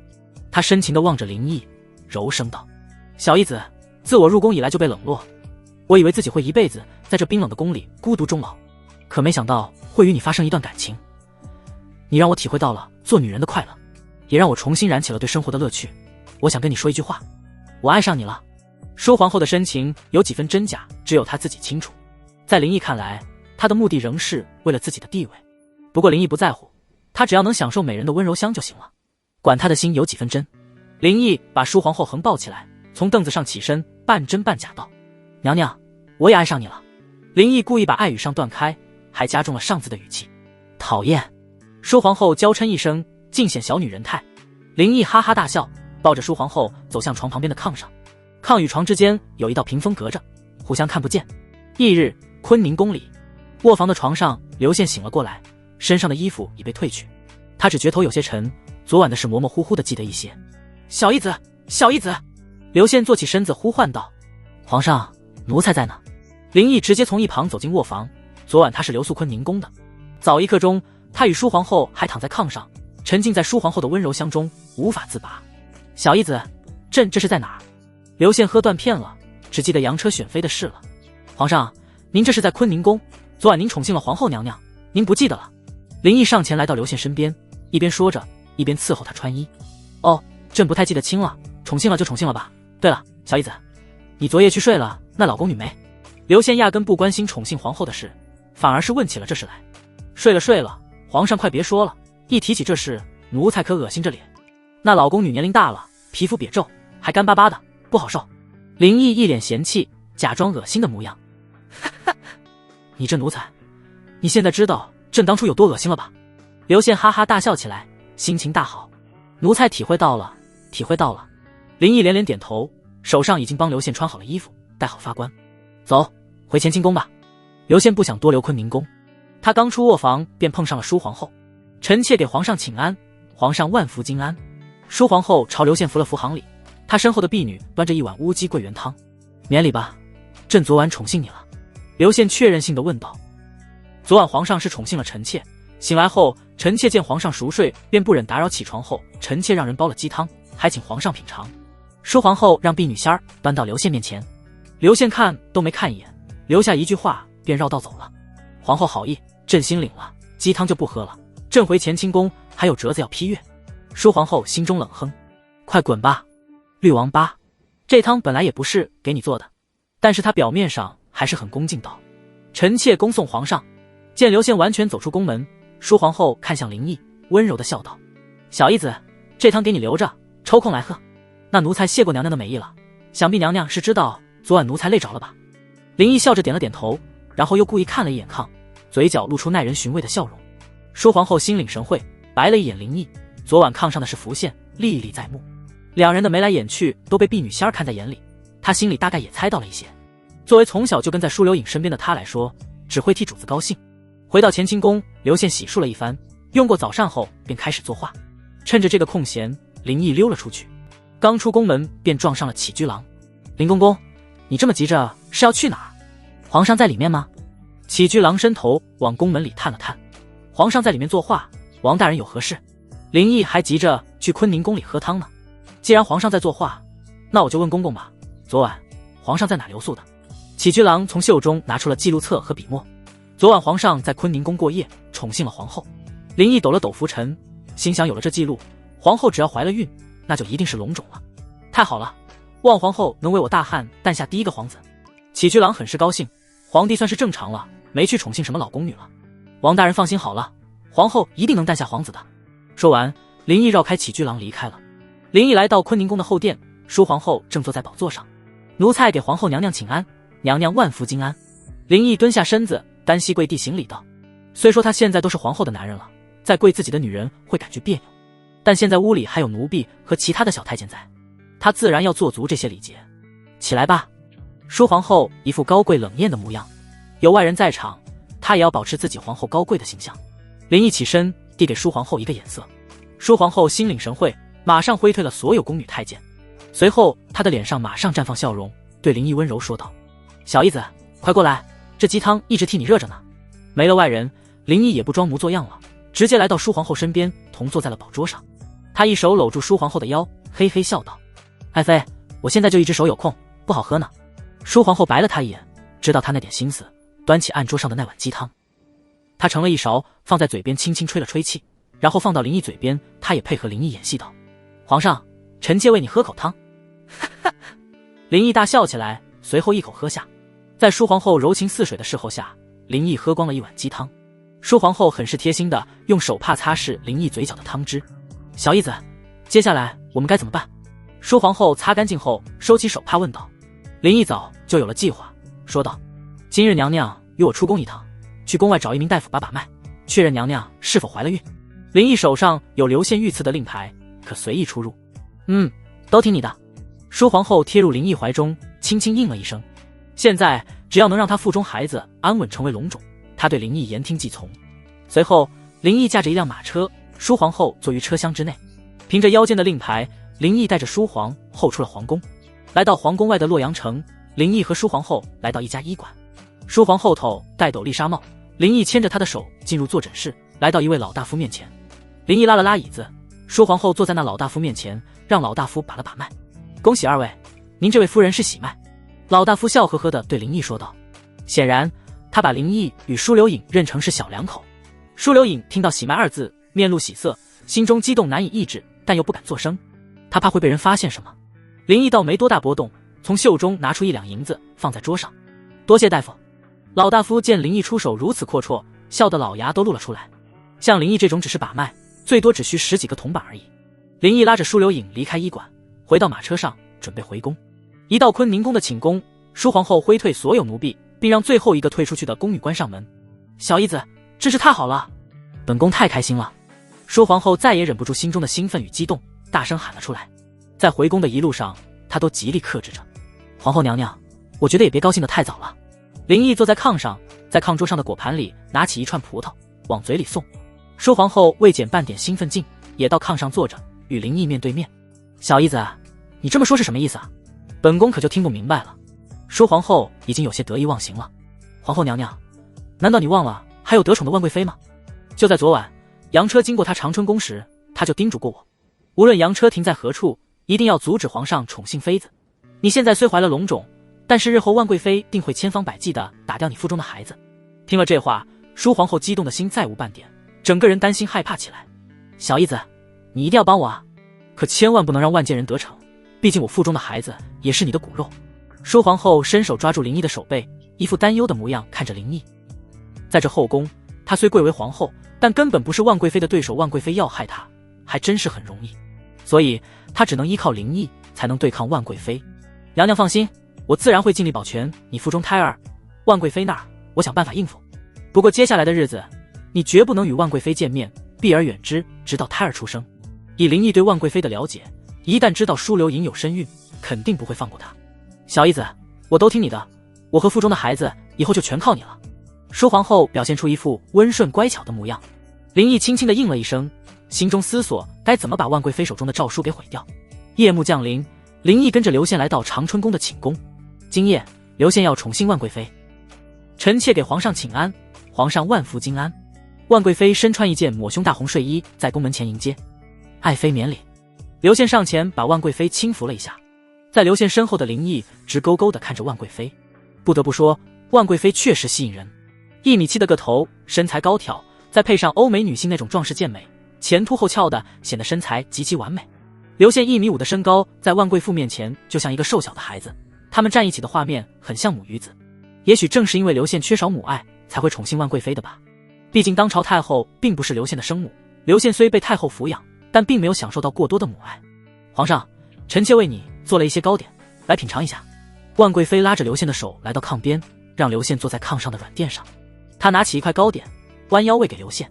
美味，真美味。刘宪一脸享受。万贵妃也坐在了炕的柔垫上，妩媚笑道：皇上喜欢就好。对了，皇上昨晚是在哪留宿的呢？刘宪有些犹豫，他也知道万贵妃与皇后是对头，若是告诉万贵妃昨晚宠幸了皇后，肯定会惹万贵妃生气。刘宪看向一旁站着的林毅，向他求助。林毅自然心领神会，开口接话道：回贵妃娘娘的话，昨晚洋车停在了坤宁宫，皇上喝了些酒便宠幸了皇后。不过娘娘放心，虽说皇上宠幸了皇后，但一次就能怀上龙种的几率几乎为零。林毅知道万贵妃在意担忧的是什么，所以才这样回话。万贵妃一开始听到宠幸了皇后，她眉头紧蹙，但林毅后面的话又让她打消了心中不快。刘宪都连着宠幸她数月了，还特地在排卵期时在她身上使功夫，这都没有让她有喜脉，更别说皇后那就是一次的宠幸了。对，爱妃啊，小姨子说的对，皇后肯定不会怀上真的龙种的，你就放心。刘宪赶紧附和道，语气带着一些讨好。皇上，臣妾只是有些担心呢。臣妾担心为皇上诞下的孩子不是第一个皇子脸。万贵妃起身去到刘宪面前，丰硕的大臀虚坐在刘宪腿上，她在刘宪怀里扭动着丰满的身体。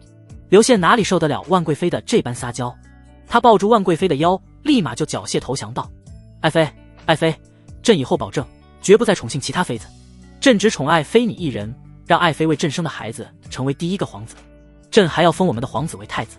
刘宪在万贵妃这种风情万种的柔情下，什么诺言都说得出口。这话说的万贵妃心花怒放，她从刘宪腿上下来，然后把刘宪横抱起来，就像是在抱一个孩子一样。她望着怀中的刘宪，眼眸含春，诱惑道：皇上，臣妾想早些为皇上诞下第一个皇子呢。在万贵妃怀中的刘宪也并不觉得有失颜面，反而很享受这种感觉。他埋在万贵妃的胸怀中，深吸了口气，闭着眼睛惬意道：爱妃，抱朕去床上吧，臣妾遵旨。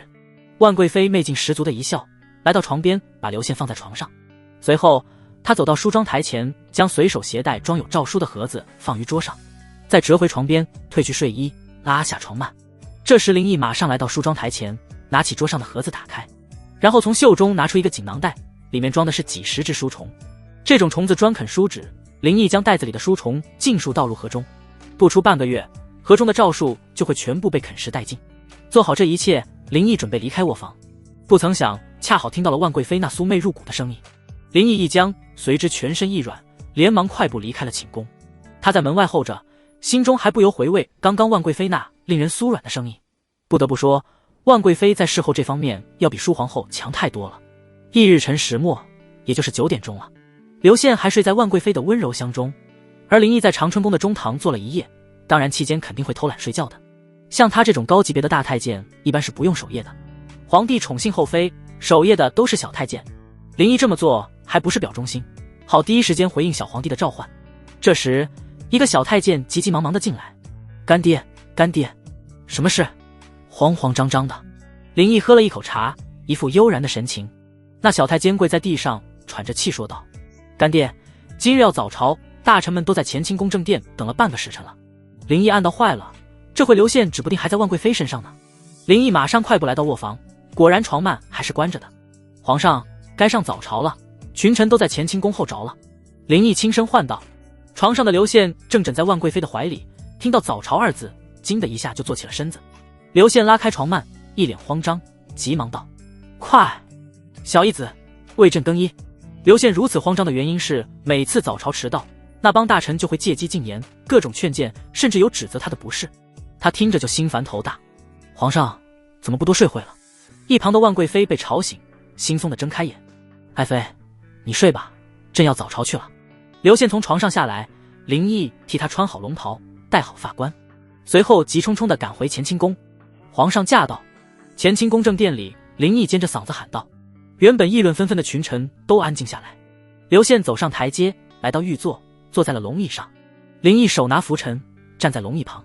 他上前2步，清朗的嗓子高声道：跪！华！殿里的群臣甩袖下跪，山呼：吾皇万岁万岁万万岁！林毅看着台下整整齐齐跪着的几10名官员，内心振奋激动。这还是他第一次体验上朝，单单是站在这宝座旁，都让人有种俯瞰天下的感觉。更不要说坐在那张龙椅上那种君临天下的体会了。这也难怪千百年来，所有人哪怕是头破血流也要坐上这个位，因为这种号令天下、至高无上的感觉，没有任何人能抗拒。林毅此刻不禁冒出了想替代刘宪坐上那把椅子上的想法。众爱卿平身。刘宪虚空一扶，所有大臣都起身，手持玉，整整齐齐站在大殿内。这个大汉朝的官的官服和明朝服装是一样的，中央官员制度也是3省6部。皇上，臣有事启奏。一个身穿绯色锦鸡服的官员站了出来，此人是督察院左都御史严颜，大约40几岁，留着小山羊。刘宪一看是他有事要讲，瞬间感觉头大。这个严颜不是要参哪个大臣，就是劝谏皇帝以社稷为重。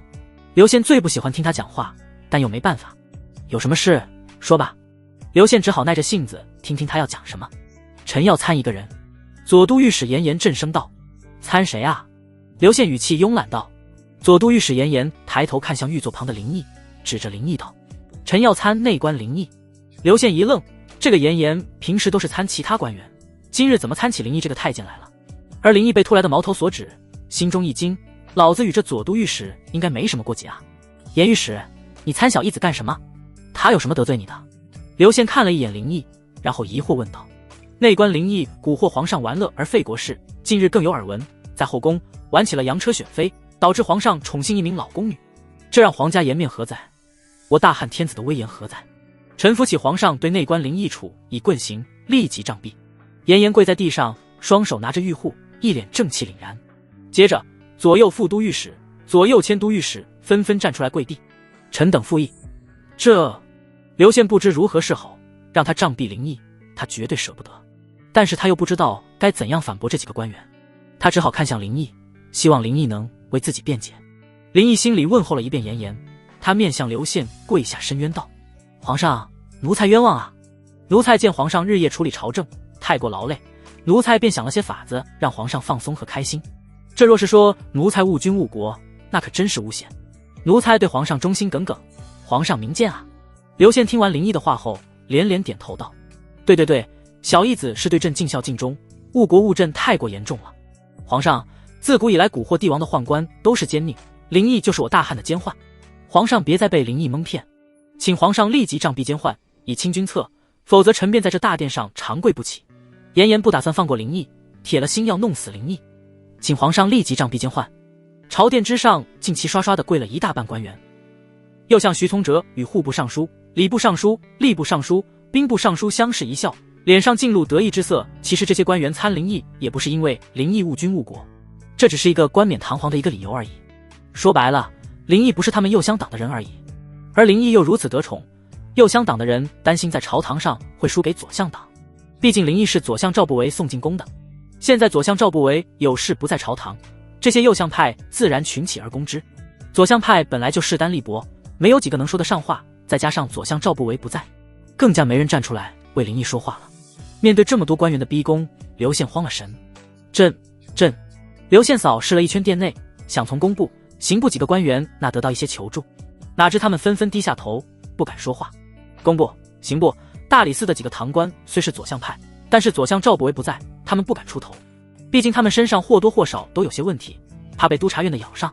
刘宪见无一人回应自己，气得直发抖，这也是他不想早朝的原因。虽说他是皇帝，有至高无上的权力，可这些大臣结成朋党，他在朝堂上真的就是孤家寡人了。皇上，奴才有话要说。林毅这个时候只有自救了，他已经明白这朝堂已经被这些文臣把持了，这些官员与明后期的士大夫一模一样。说，你起来说。刘宪心里在说，小义子啊，你可要好好反驳他们，不然朕也难救你啊。林毅站了起来，看向下面跪着的群臣，扫视了一圈，最后目光落在了左都御史身上。严大人，适才你说我误君误国，那我也有一句话要问你。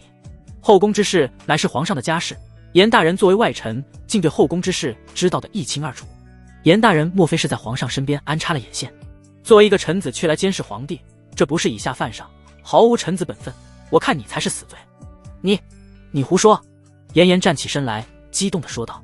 林毅冷哼一声道：你若不是安插了眼线，又如何知道宫里的事？难不成你有千里眼？顺风耳！这……严颜一时语塞，难以反驳。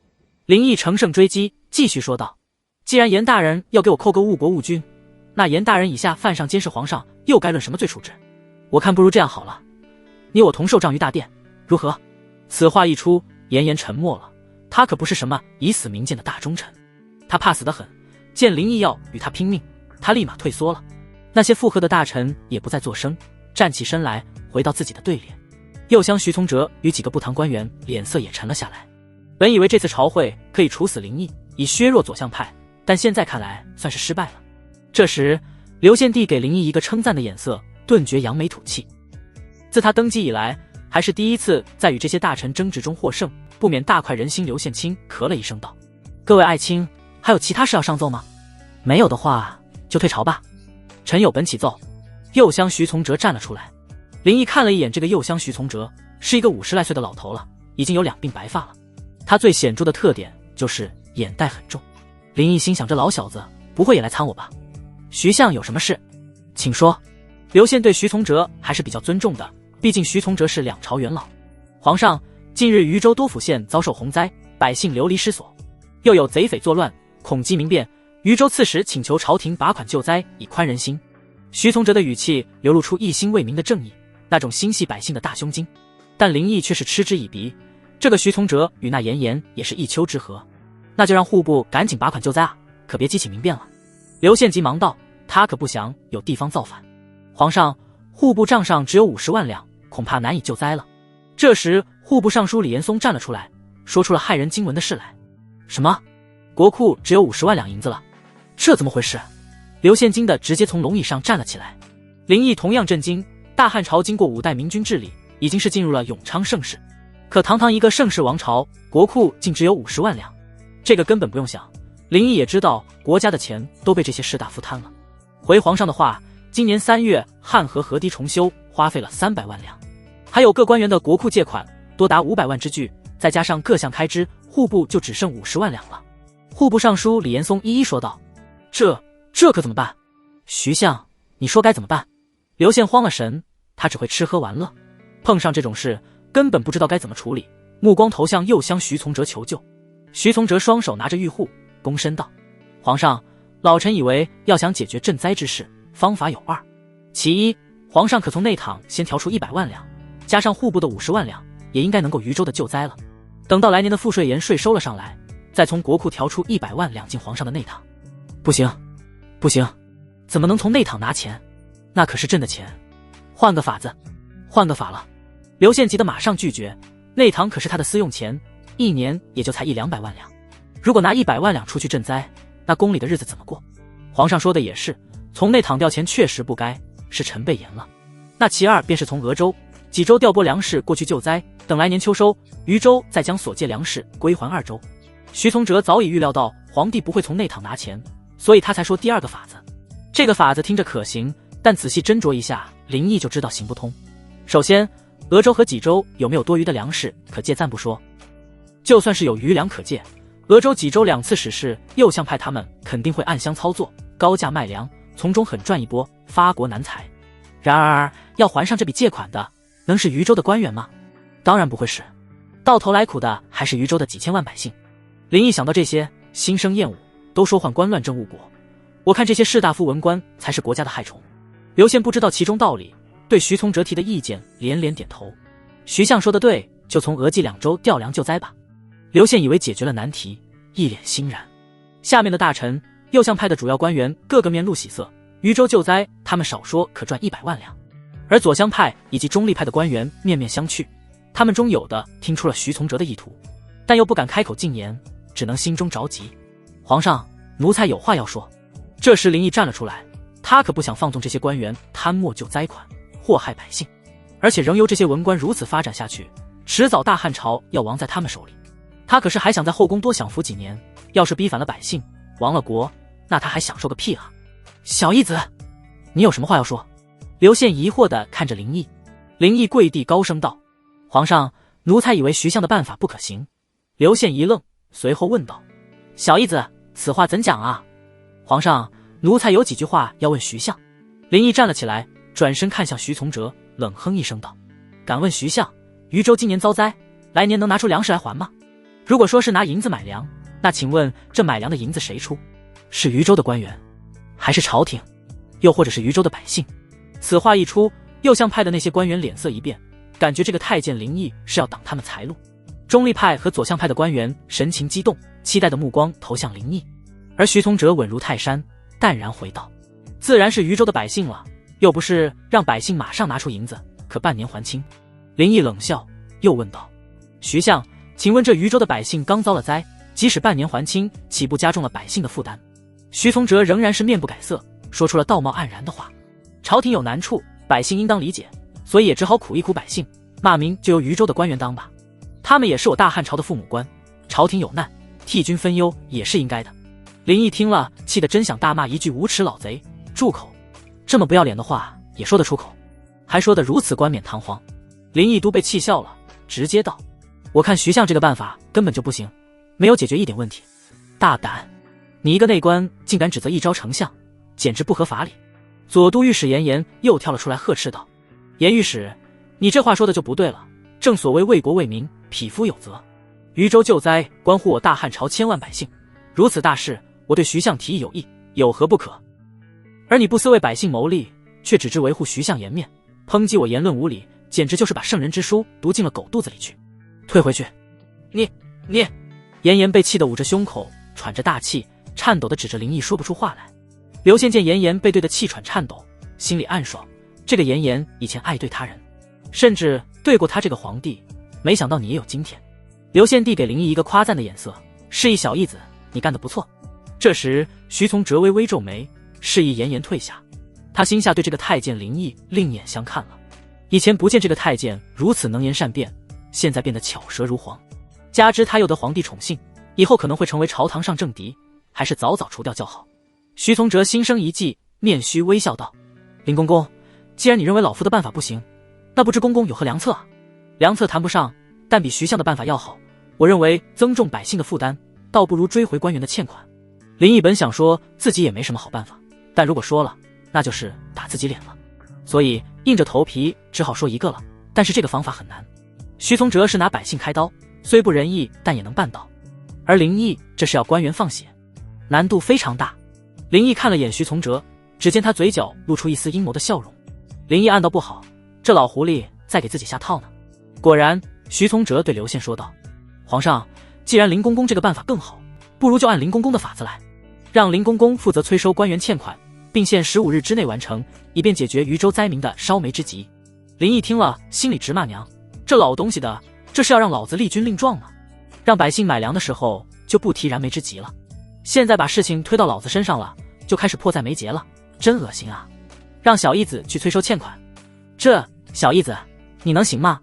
刘宪看向林毅，他也知道让下面这些官员还钱可不是件易事，都这个时候了，不行也得行了。林毅只能硬着头皮道：皇上，奴才定不负皇恩，追回欠款，以解渝州之急。见林毅应下这件差事，右相派的官员都露出了阴险的笑容。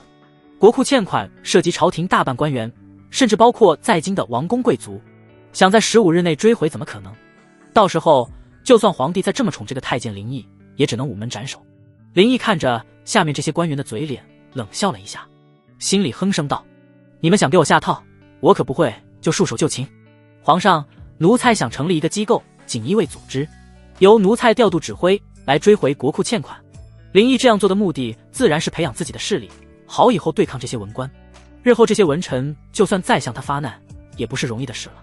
准奏，小义子，朕要赐你一块令牌，见令牌如朕亲临。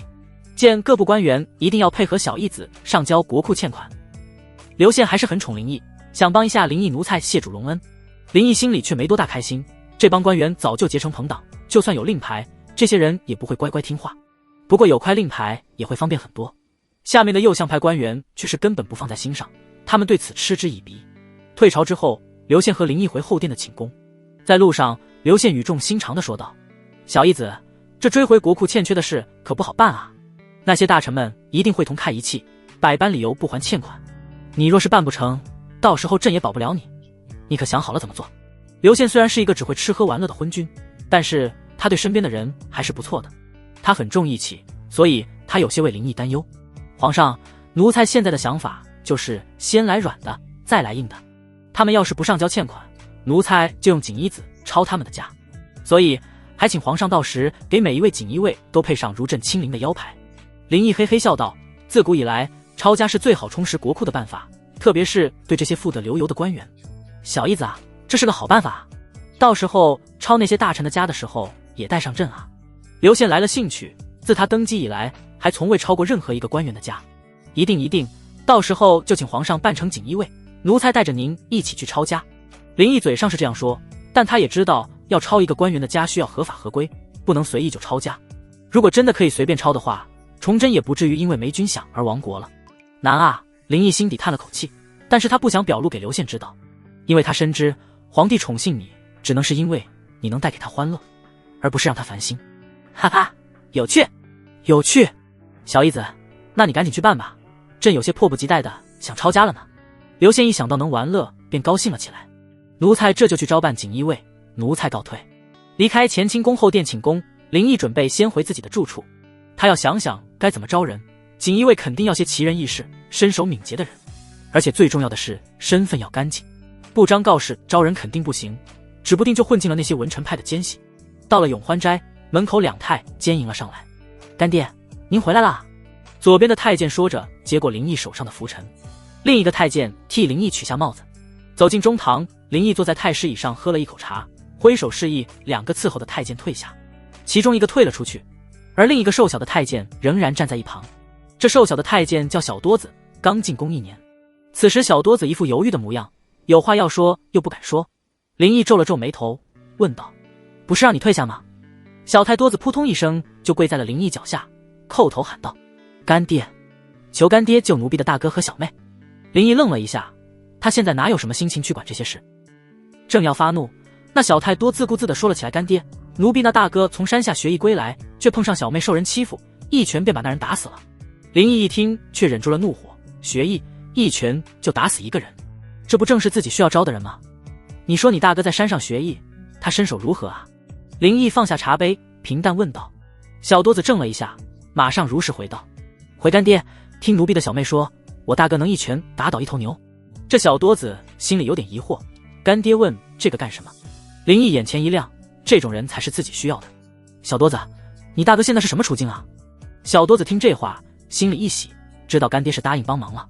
他匍匐前进2步，抱着林毅的脚说道：“干爹，奴婢的大哥现在已经被江宁县的知县关进了牢狱里，听说明日就要押送菜市口斩首，求干爹救救奴婢的大哥，奴婢给干爹当牛做马，以报大恩。”江宁县，林毅嘴里念了一遍，也不算太远，离京城80里地。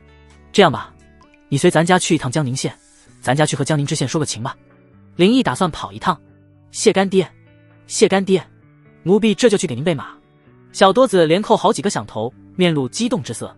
随后林毅带着小多子出了宫，坐着马车直奔江宁县。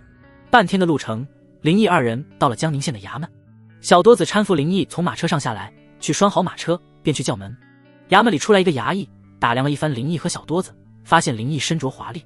衙役顿觉这人有些来头，便问道：“请问二位有何事？”“去通知你们知县一声，就说宫里来人了，要见他一面。”林毅流露着一副上位者气质，他在宫里虽然是皇帝的奴才，但出了宫可比这些地方官员大3级。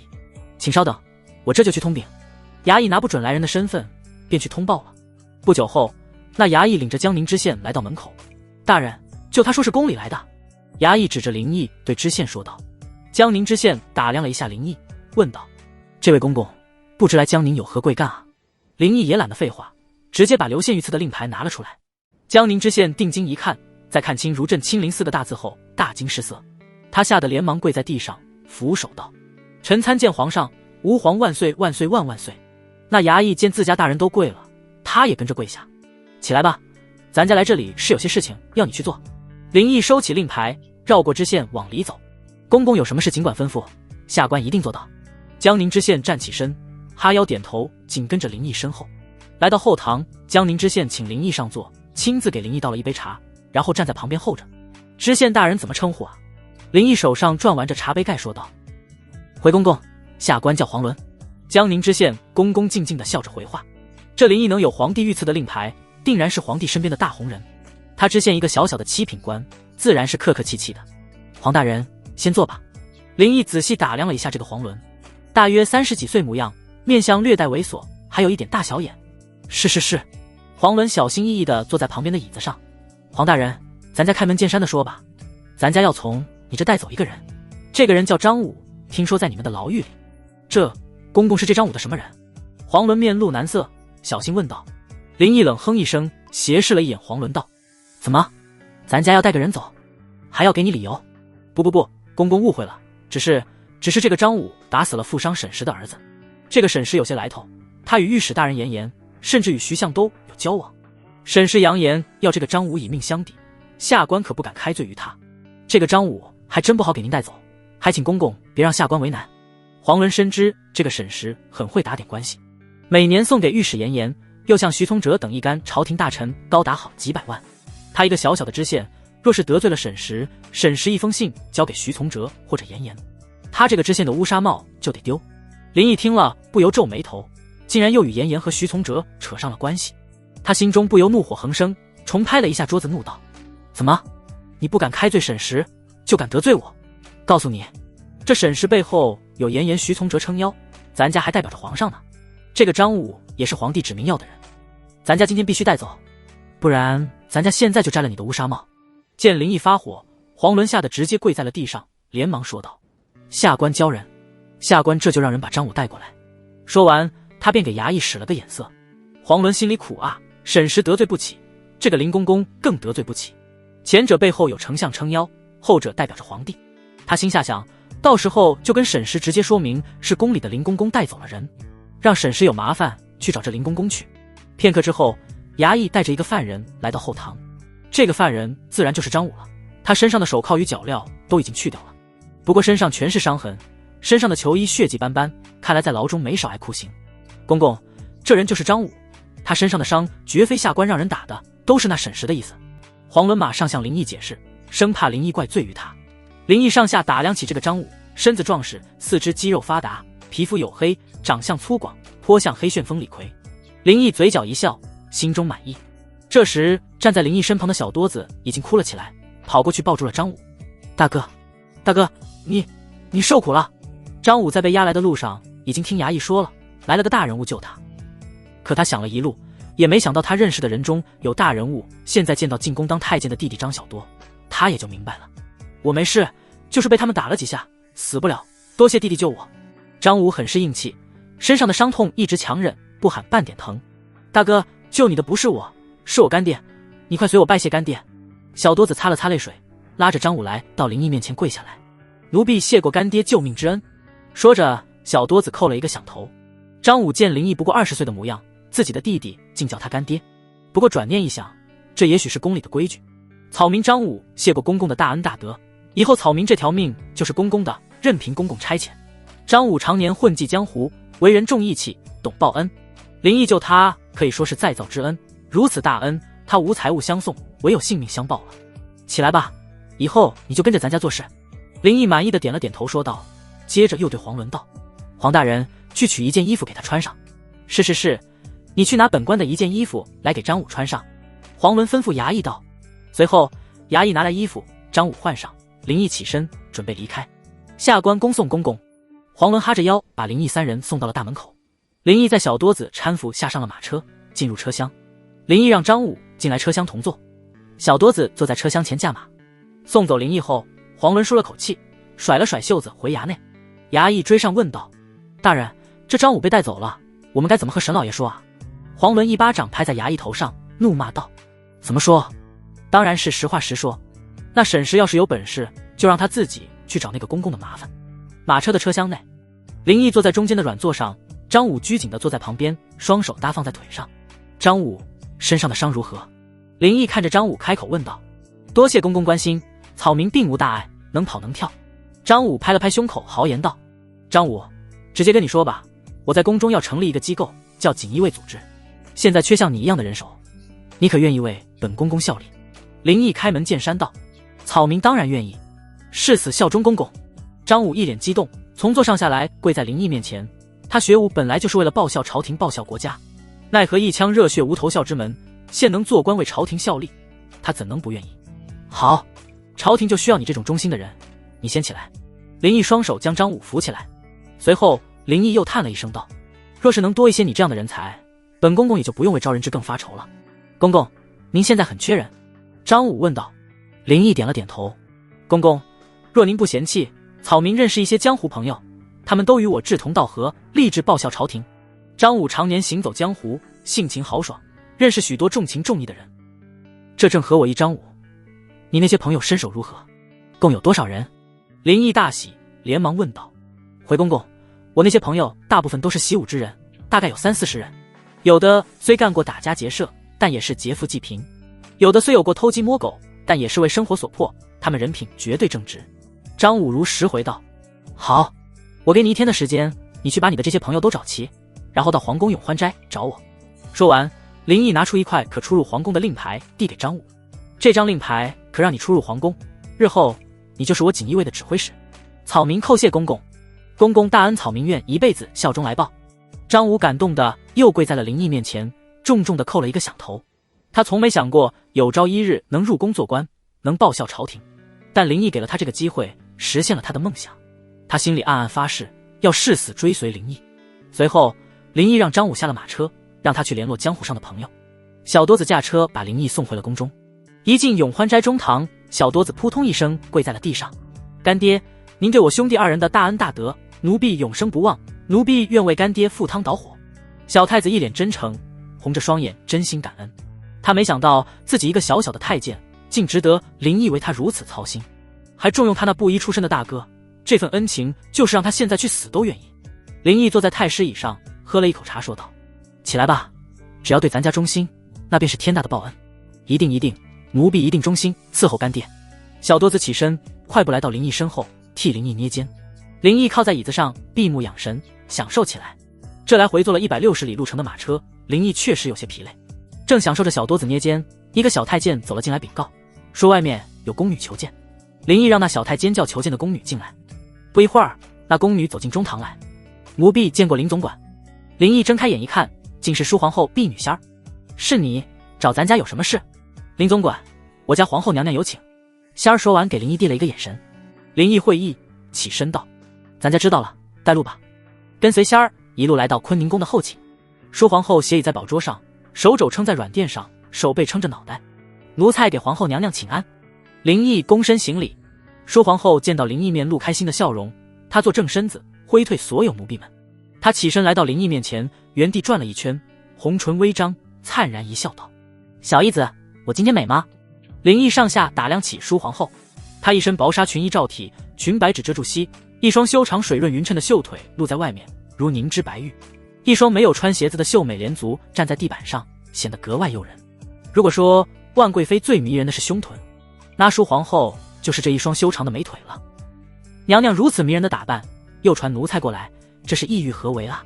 林毅把淑皇后搂进怀里，故意装糊涂道：“我今晚睡不着，想你陪着我。”淑皇后贴在林毅胸膛，娇软甜浓的声音有些酥骨：“娘娘已有身孕，恐怕不便吧？”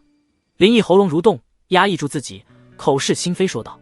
淑皇后凑到林毅耳边，吐着香气，娇媚道：“睡觉也有很多种方式哩。”她现在也不知道为何，有林毅陪在身边时，她会心安踏实一些。与林毅同床时，入眠也很深。林毅虽有几分疲惫，感觉困得头都抬不起来，但美人在怀，再累再困也要抬头。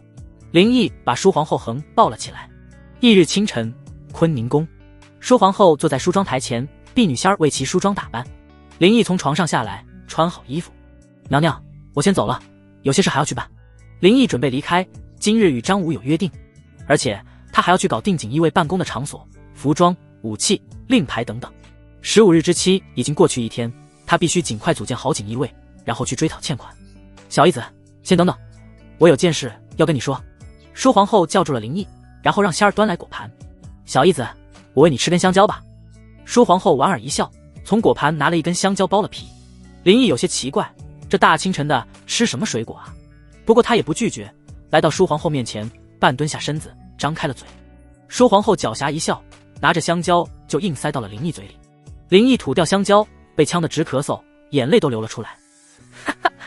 淑皇后笑得花枝乱颤起来：“你干什么？差点被你呛死！”林毅擦了擦嘴，有些不快道。淑皇后哼了一声道：“不好受吧？我这是以其人之道还治其人之身，懂了吧？”林毅只好尴尬地笑了笑。“我说娘娘，这也不能怪我啊，和娘娘亲嘴时不也是被扎嘴吗？”淑皇后没好气白了林毅一眼，扬怒笑道：“滚吧，你个奴才，尊直脸，奴才告退。”林毅哈哈大笑，离开了坤宁宫。那婢女仙儿听得一头雾水，心想：娘娘又没胡子，亲嘴怎么会扎林总管的嘴呢？真是奇怪，搞不懂他们两个在说什么。离开坤宁宫后，林毅直奔长春宫，他要找小皇帝要办公场地，还有一些锦衣卫的任职公文。到了长春宫，小皇帝刘宪还没起床，正在万贵妃肚皮上呢。林毅奏明来意，又向皇帝讨要锦衣卫先斩后奏的特权。刘宪明显还没睡醒，摆了摆手，语气不耐烦地说了一句：“你尽心去办就好了，旨意自己写去。”林毅大喜，这也就是说圣旨的内容他可自由发挥。心情大好之下，林毅不由看了一眼风情万种的万贵妃，肌肤如凝脂白玉，水嫩的好似吹弹可破，丰腴的胴体尽显肥美，与瘦小如猴的刘宪形成巨大反差，这让林毅不得不怀疑刘宪宠幸万贵妃，他是真开心还是假开心？毕竟像万贵妃这种年过30、骨架大又丰满的女子，都如豺狼虎豹一般凶猛。不过林毅可没多时间想这些，说了一句谢皇上便离开了。林毅先回到永欢斋，这个时候张武已经在中堂等候着了，他竟带来了100号人，差不多挤满了中堂，这让林毅有些意外之喜。张武见林毅回来，立即上前来到林毅面前跪下恭敬道：草民拜见公公。这些人都是草民带来的，本来只有30-40人，可是我的这些朋友又带了一群朋友来，还望公公能原谅草民自作主张带他们进宫，望公公能收留他们。哈哈，留，当然都要留下。林毅扶起张武，喜悦道：你能给本公公带来这么多人才，本公公又怎么会责怪你？多谢公公。张武激动道。林毅来到中堂中央的太师椅的坐下，他看着这100号人，个个都是身材魁梧的壮汉，面相有些凶神恶煞，这些人身上都有些江湖气息，有的甚至还有匪气。林毅扫视一圈后，语气透露着威严道：我不管你们以前是干什么的，但是以后要服从命令。从今天开始，你们就是锦衣卫了。锦衣卫是皇上专门成立的组织，专为皇上服务，由本公公提督。我们锦衣卫皇权特许，有先斩后奏之权，所以你们要为朝廷办事，对皇上尽忠，凡有不服从者，一律杖毙。可听清楚。100号人一听是服务皇帝的，还皇权特许，不由都热血沸腾起来，哗的一声齐刷刷跪下，山呼：我等誓死追随公公，效忠朝廷，效忠皇上。震荡的声音响彻整个中堂。随后林毅当着所有人的面任张武为指挥使，任命一个叫马七的任副指挥使。这个马七当过马匪，外号麻子七，他身高8尺，腮帮子长满胡子，整个脸都是麻子。林毅重用他也是有原因的，用这种人去对付那些文官再好不过了。随后林毅自己写了个圣旨，盖上玉玺。他先拿到吏部，让吏部主事韦礼、张武等100号人入职锦衣卫，并分配好官职。接着又去了工部，要了京城西城区南影街巷一处衙门做办公场所，与大理寺刑部相近，并取名为北镇抚司衙门。有了办公场地，林毅派人去了经贸局、侦工局，让他们制作锦衣卫的飞鱼服。在忙活2天后，锦衣卫的事终于完成。这天，林毅让人从户部拿来欠款官员名单，上面有右相派的，也有左相派的，朝廷大半个官员都有欠款。这些官员大概分3类，第一类是低收入官员，但在朝为官应酬多，这种人的欠款难以短时间还上。第二类是王公贵族，这些人地位高，讲大排场，借款最多，但因是皇族与功臣集团，也不好搞定。他们第3类就是贪得无厌的人了，看别人借他也借，然后拿着借的钱去放贷做生意，以钱养钱，无本万利，这种人重点关照。徐从哲、严严这些部堂都没有欠款，当然他们贪得够多了，怎么会欠钱呢？第2类让林毅头大，这些人定然是追不得的，所以只能向官员开刀。林毅让张武和马七带着锦衣卫去传欠款官员到北镇抚司衙门来。1个时辰之后，所有欠款官员都到了北镇抚司衙门大院里。林毅让人搬来一张太师椅放在门前，他坐在太师椅上，面对大院里的官员，左右站着各10名锦衣卫。肃静！马七粗犷的嗓子一吼，院子里原本乱哄哄的官员们都安静了下来。这马匪的嗓子够洪亮。各位大臣们，待会念到名字和所欠银两的人，把银子或银票都放在这个箱子里。林毅清了清嗓子，扫视了一圈院子里的官员。右相派的官员们个个漫不经心，一脸的随意与轻视。让林毅意外的是，左都御史严严也在。林毅皱了皱眉头，心下疑惑，这老东西过来干什么？他又没有欠款。工部员外郎王允欠款200两，刑部主事高用吉欠款300两。张武捧着花名册一个一个念叨。工部、刑部的官员都是左相派，他们比较配合，把银票放到了箱子里。户部侍郎杨贵欠款3000两。张武念完后，右相派的官员都把目光落在了杨贵身上，都期待他的表现。杨贵与身旁的严严对视2眼，随后上前几步来到箱子前。只见杨贵双手往后一背，昂着头，很是嚣张道：本官要银子没有，要命一条。不过本官为解朝廷之难，为解皇上之忧，还是从严大人那借来了1两银子。说完，杨贵从袖中取出1两银子，随手扔进了箱子里。然后他故意挑衅地望着坐在太师椅上的林毅，眼神轻蔑，冷哼一声，转身离去。这时院子里的那些右厢官员开始起哄：好样的，杨大人很精神，没丢分。杨侍郎想要银子我们都没有，就只有1条命。杨贵被这些拱火的话激得更是傲慢嚣张，偏着头面露得意之色。林毅看在眼里，他知道严严为什么会到这里来了，原来是要指使这个杨贵捣乱。他冷笑一声，给了身旁马七一个眼神。马七领会，朝着杨贵冲上前去，二话不说，起跳一脚狠狠地踹在杨贵背上。杨贵挨上这猝不及防的一脚，直接飞了出去，一个狗吃屎的姿势摔在地上，直喊疼。我操你妈！敢这么对督工说话，不想活了！还钱！马七本是马匪出身，可不懂什么礼节，出手粗暴野蛮。这一幕让在场的所有官员心里一惊，原本拱火起哄的人都安静了下来。你竟敢殴打朝廷命官！我要告你！哎呦！杨贵一边喊疼一边爬了起来，佝偻着背，指着马七颤声道：“打你！老子告诉你，老子是锦衣卫，皇上的亲卫，皇权特许，可先斩后奏。你敢不还钱，老子还要宰了你！”说着，朱七抽出绣春刀，作势要砍了杨贵。杨贵一个文官，哪见过这场面，吓得他跑进官员人群中，来到严颜身边求救：“严大人，救我啊！”他本来就是受严颜的指使来出风头，想给林毅一个下马威。谁不曾想碰到朱七这么一个野蛮的马匪？这时，严颜阴沉着脸从人群中走了出来，他挡在杨贵身前，看向坐在太师椅上的林毅，开口说道：“林公公，你这样做是不是太过火了？皇上虽给了你们锦衣卫令牌，但在众官员面前出手殴打朝廷侍郎，这不合法吧？”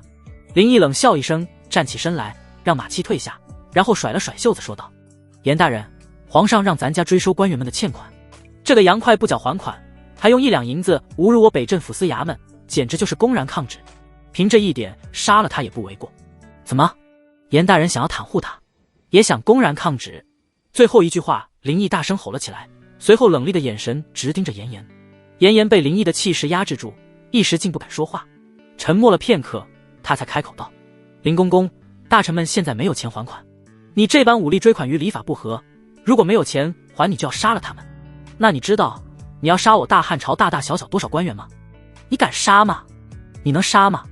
这些官员若是都被杀了或关了牢狱，我大汉朝马上就会停止运作，这个罪你吃得起吗？”严颜很有底气，欠款的官员只要抱在一起，林毅就没有办法拿他们怎么样，1分钱也别想追回去。林毅被这话弄得很是恼怒，他确实没辙，严颜这个老东西一下就拿住了他的命门，但是他不能示弱。严大人，既然官员们没钱，那咱家只好带着锦衣卫去抄他们的家了。严颜哈哈大笑起来，语气轻蔑道：“林公公，那你就带着锦衣卫去抄他们的家吧。不过本官可要跟你说一声，我们这些人在朝廷为官，一生清廉，只为天下苍生，为君王分忧，除了俸禄别无任何赃银，只怕公公也抄不了多少银子。只是抄了这些官员的家，他们只好长跪乾清门了。你说到时候皇上会开心吗？依本官看啊，你这银子是追不回了，我等着在菜市口看你的人头。”严颜嘲笑林毅蠢直，只会蛮力解决事情，断然是不会成功的。林毅被严颜这副嘴脸气得直咬牙，他平复了一下，抢笑道：“抄他们的家抄不到银子，我想抄大人，你的家肯定够救赈灾民了。”哈哈，公公可真是会说笑，大汉朝谁人不知我严某两袖清风啊？如果你能拿到圣旨，要抄就来抄好了，就是抄了严某的家，也救不了你了。哈哈，严颜肆意的大笑了起来，其他右相派官员也跟着哈哈大笑，嘲讽起了林毅。林毅捏紧了拳头，心中的怒火想要一拳干在严颜这老东西脸上，不过小不忍则乱大谋，林毅冷声道：“那就走着瞧吧，咱家定抄了你全家。”哼，严某等着，各位陈公同僚，没钱还就回家等着林公公的锦衣卫抄家吧。严颜拂袖离开，右相派官员跟随而去，其他官员也相继离去。督公，就这样让他们走吗？马七来到林毅身边问道。林毅没说话，阴沉着脸转身回到了中堂，他坐在太师椅上闭目沉思了起来。马七和张武站立在中堂不敢说话。林毅揉搓着太阳穴，心里一阵烦躁，人都丧气起来。这些欠款官员杀又不能杀，抄家也不能抄，这欠款怎么能追回？难道老子的头真的要滚落在菜市口了？真想抄了严颜的家。严颜。林毅睁开眼，嘴里念了一遍严颜名字，忽然闪过一道灵光，他想到了一个人，江宁县的沈石。这个沈石能攀上严颜与徐从哲这些高官，肯定送了不少银子，不如就从这个沈石开始。张武。林毅精神抖擞起来，卑职在，督公有何吩咐？张武上前躬声应道：“张武，你和马七去把江宁县的沈石给绑回衙门来，然后审问出他与严颜、徐从哲二人的钱财交易。”是，督公。右厢徐府后院，徐从哲坐在池塘边钓鱼，身后严颜躬身站着。徐相，按您的意思，我们这边官员上下一心，在刚成立的北镇抚司衙门闹了一场，他们都没有上交银子，不过杨贵被一个锦衣卫踹了一脚，那些锦衣卫都配有皇上的令牌，这会不会以后对我们不利？严颜在徐从哲耳边低声说道。锦衣卫？哼，放心吧，这次林毅追不回款，他都要被斩首，哪还会有什么锦衣卫？徐从哲专心看着水上的鱼漂，漫不经心说道。徐相说的是，对了，沈石又送了50万两，下官已经把这些银子放在老宅了。严颜口中说的老宅，就是他2人藏赃银之处。这是严颜秘密购买的房宅，沈石等其他人的贿赂款都在这里。他与徐从哲向来都是3、7分。知道了，没什么事就退下吧。徐从哲这时钓上来一条鱼，露出了开心的笑容。下官告退。北镇抚司衙门此时已经过了2个时辰。张武与马七去江宁县把沈石绑到了牢狱里。在2人的审问下，沈石交代了他贿赂徐从哲严颜的事实。衙门中堂里，林毅坐在太师椅上。张武与马七2人进来，张武面露喜色道：督公，属下们审出来了。沈石贿赂徐从哲严颜的钱都放在江宁县的一座老宅子里，就连详细的地址我们也查到了。沈石这个老头东西一开始还嘴硬，一直不说，还是牛浩亲自上阵才搞定的。马七暧昧笑着说道，他口中的牛狗就是他以前的2当家。林毅听到这个消息，心下大喜，面露鬼笑。严颜啊严颜，你不是要看老子头悬菜市口吗？老子今夜就把你这些赃款都一网打尽了。张武，让人严加看守沈石，绝对不能暴露我们的身份。马七，马上集结30名锦衣卫，然后每人准备1套夜行衣，在衙门等候命令。本座回宫一趟，今夜带领你们去抢劫。林毅准备扮成贼去抄了徐从哲和严颜的老宅。遵命，督公。马七异常兴奋，这可算是干回老本行啊。林毅从太师椅上起身，心中同样难以激动，快步来到门口。忽然想到一个疑问，便回头问马七道：你说的那个牛狗是怎样让沈石开口的？马七嘿嘿一笑，凑到林毅耳边说了几句。林毅听了一阵恶心，没想到这个长相粗犷的牛狗竟有龙阳之好。那沈石怎么也想不到，都一把年纪了会遭这罪，简直晚节不保。林毅回到宫中，已经天黑了。小皇帝刘宪不在乾清宫，林毅直奔长春宫，他必须要尽快赶去江宁县，然后把徐从哲老宅的银子都抢回来。现在沈石失踪，沈家人肯定会报官，官府找不到人，沈家人肯定会去求助严颜和徐从哲。林毅必须抢在徐从哲有所察觉前动手。到了长春宫，林毅直奔后寝卧房，守夜值班的太监也不敢拦林毅。林毅来到卧房，刘宪和万贵妃都在床上，万贵妃骑乘在刘宪身上。林毅愣住了，他没想到会看到这种场面，打扰到了皇帝好事。他正想悄悄地退出去，却被刘宪叫住了。小义子，有什么事吗？刘宪很累的样子说道。林毅知道这个时候退出去也不合适了，他只好低下头，跪在地上硬着头皮请安道：奴才参见皇上和娘娘。他很尴尬，早知道先问问值守的太监再进来的。万贵妃沉醉其中，把进来的林毅当空气，并没有受到惊吓。起来吧。刘宪说话断断续续的。奴才已经起来了。林毅跪在地上难为情说道。刘宪见林毅还跪在地上，有些疑惑，不过他现在哪会分心管这个。说吧，什么事？林毅低着头回道：皇上，奴才想请您随我出宫，我们玩扮马匪抄大臣的家里。刘宪一听出宫扮马匪，还抄大臣的家，顿时就来劲了。他一把推倒万贵妃，从床上跳了下来，激动道：走，小义子，为朕更衣，马上出发。在玩乐面前，即便是万贵妃的温柔乡里也留不住他。奴才遵旨。林毅起身，躬身为刘宪穿好龙袍，戴好发冠走。小义子。刘宪一脸兴奋，迫不及待地拉上林毅就要离开，留下万贵妃独守空房。皇上，你不管臣妾了吗？万贵妃急切地喊道。这算什么啊？有这样对人家的吗？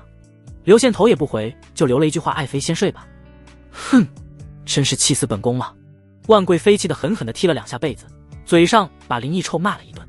这该死的小义子，什么时候不来好，偏偏这个时候来叫皇上玩什么扮马匪。狗奴才，看哪天本宫不把你的嘴给打肿了。皇上也真是的，扮马匪有什么好玩的？有我好玩吗？万贵妃把气都撒在林毅身上了。来人啊！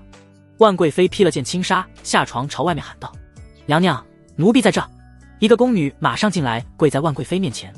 去放水，本宫要沐浴。万贵妃语气不太好，心里的火都还没发出去。娘娘，奴婢这就去放水。林毅带着刘宪出了皇宫，来到北镇抚司衙门大院。这时张武和马七已经集结了30名锦衣卫候命，他们都身穿夜行衣。见到林毅回来，张武与马七立即行礼道：参见督公，锦衣卫已集结完毕。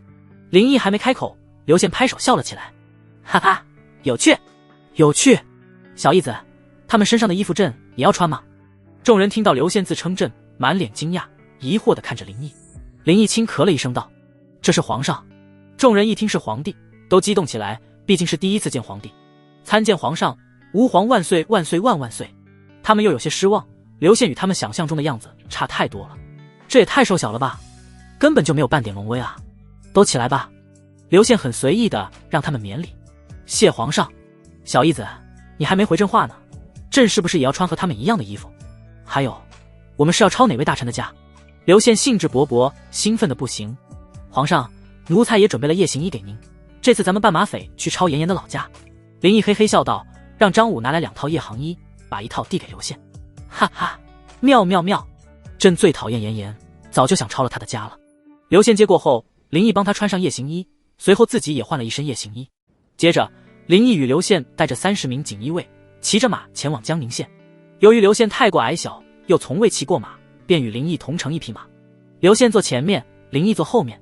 皇上，从现在开始，我们就是马匪了，您可不能再自称是朕了。您就是我们的大当家，我是二当家，您就自称老子就行了。林毅提醒道，他怕刘宪到时候露相。哈哈，好，二当家，老子知道了。刘宪大笑2声，又问林毅道：“小义子，刚才朕学的像吗？”像，皇上聪慧过人。林毅又是违心的奉承。哈哈，一行人快马加鞭，半个时辰便赶到了江宁县，随后直抵徐从哲的老宅门前。宅子是一座4进4合院，牌匾上刻着严府2字。这个时候宅门紧闭，林毅一行人下马来到门前。林毅示意所有人戴上面罩，然后让是张武去敲门。过了一会儿，门里传来人的声音：“谁啊？”林毅低沉地回道：“严大人派来的，请开门。”里面的人一听是严派来的，马上把门打开。门刚露一条缝，那人便看见了门外穿夜行衣的几人。那人被吓了一跳，马上想要合上门，但这个时候已经迟了，马骑一脚便踹开了大门。那人摔倒在地，正要大喊来，人字还没喊出口，便被张武一刀封喉。刘宪对这血腥的场面倒也不害怕，反而有些兴奋。二当家的，我们接下来要做什么？刘宪也拔出了腰间的刀，蠢蠢欲动道。林毅嘿嘿一笑，抽出刀来道：“大当家的，接下来自然是抢钱抢女人了。”哈哈，哈哈，兄弟们，给老子抢！刘宪已经入戏马匪头子角色了，神情激动地冲在了第一个。马七等人本来就是马匪出身，很是熟练地搜刮起来。林毅倒是没有动身，对于这种抢劫他并不感兴趣，他只关心最后能搜出多少钱财。很快，整个宅子里充满了惊叫救命声、打杂声、污言秽语。锦衣卫把整个宅子的金银财宝都搜刮了出来，宅子里的人也全被绑起压跪在院子里的地上。大当家、二当家，所有值钱的东西都在这里了。马七来到林毅和刘宪面前禀报道：“这些都交给二当家处理吧。”刘宪刚才抢得很爽，这是他在皇宫中从来没有的体验。在宫中，他想要什么，所有人都得恭敬地献给他。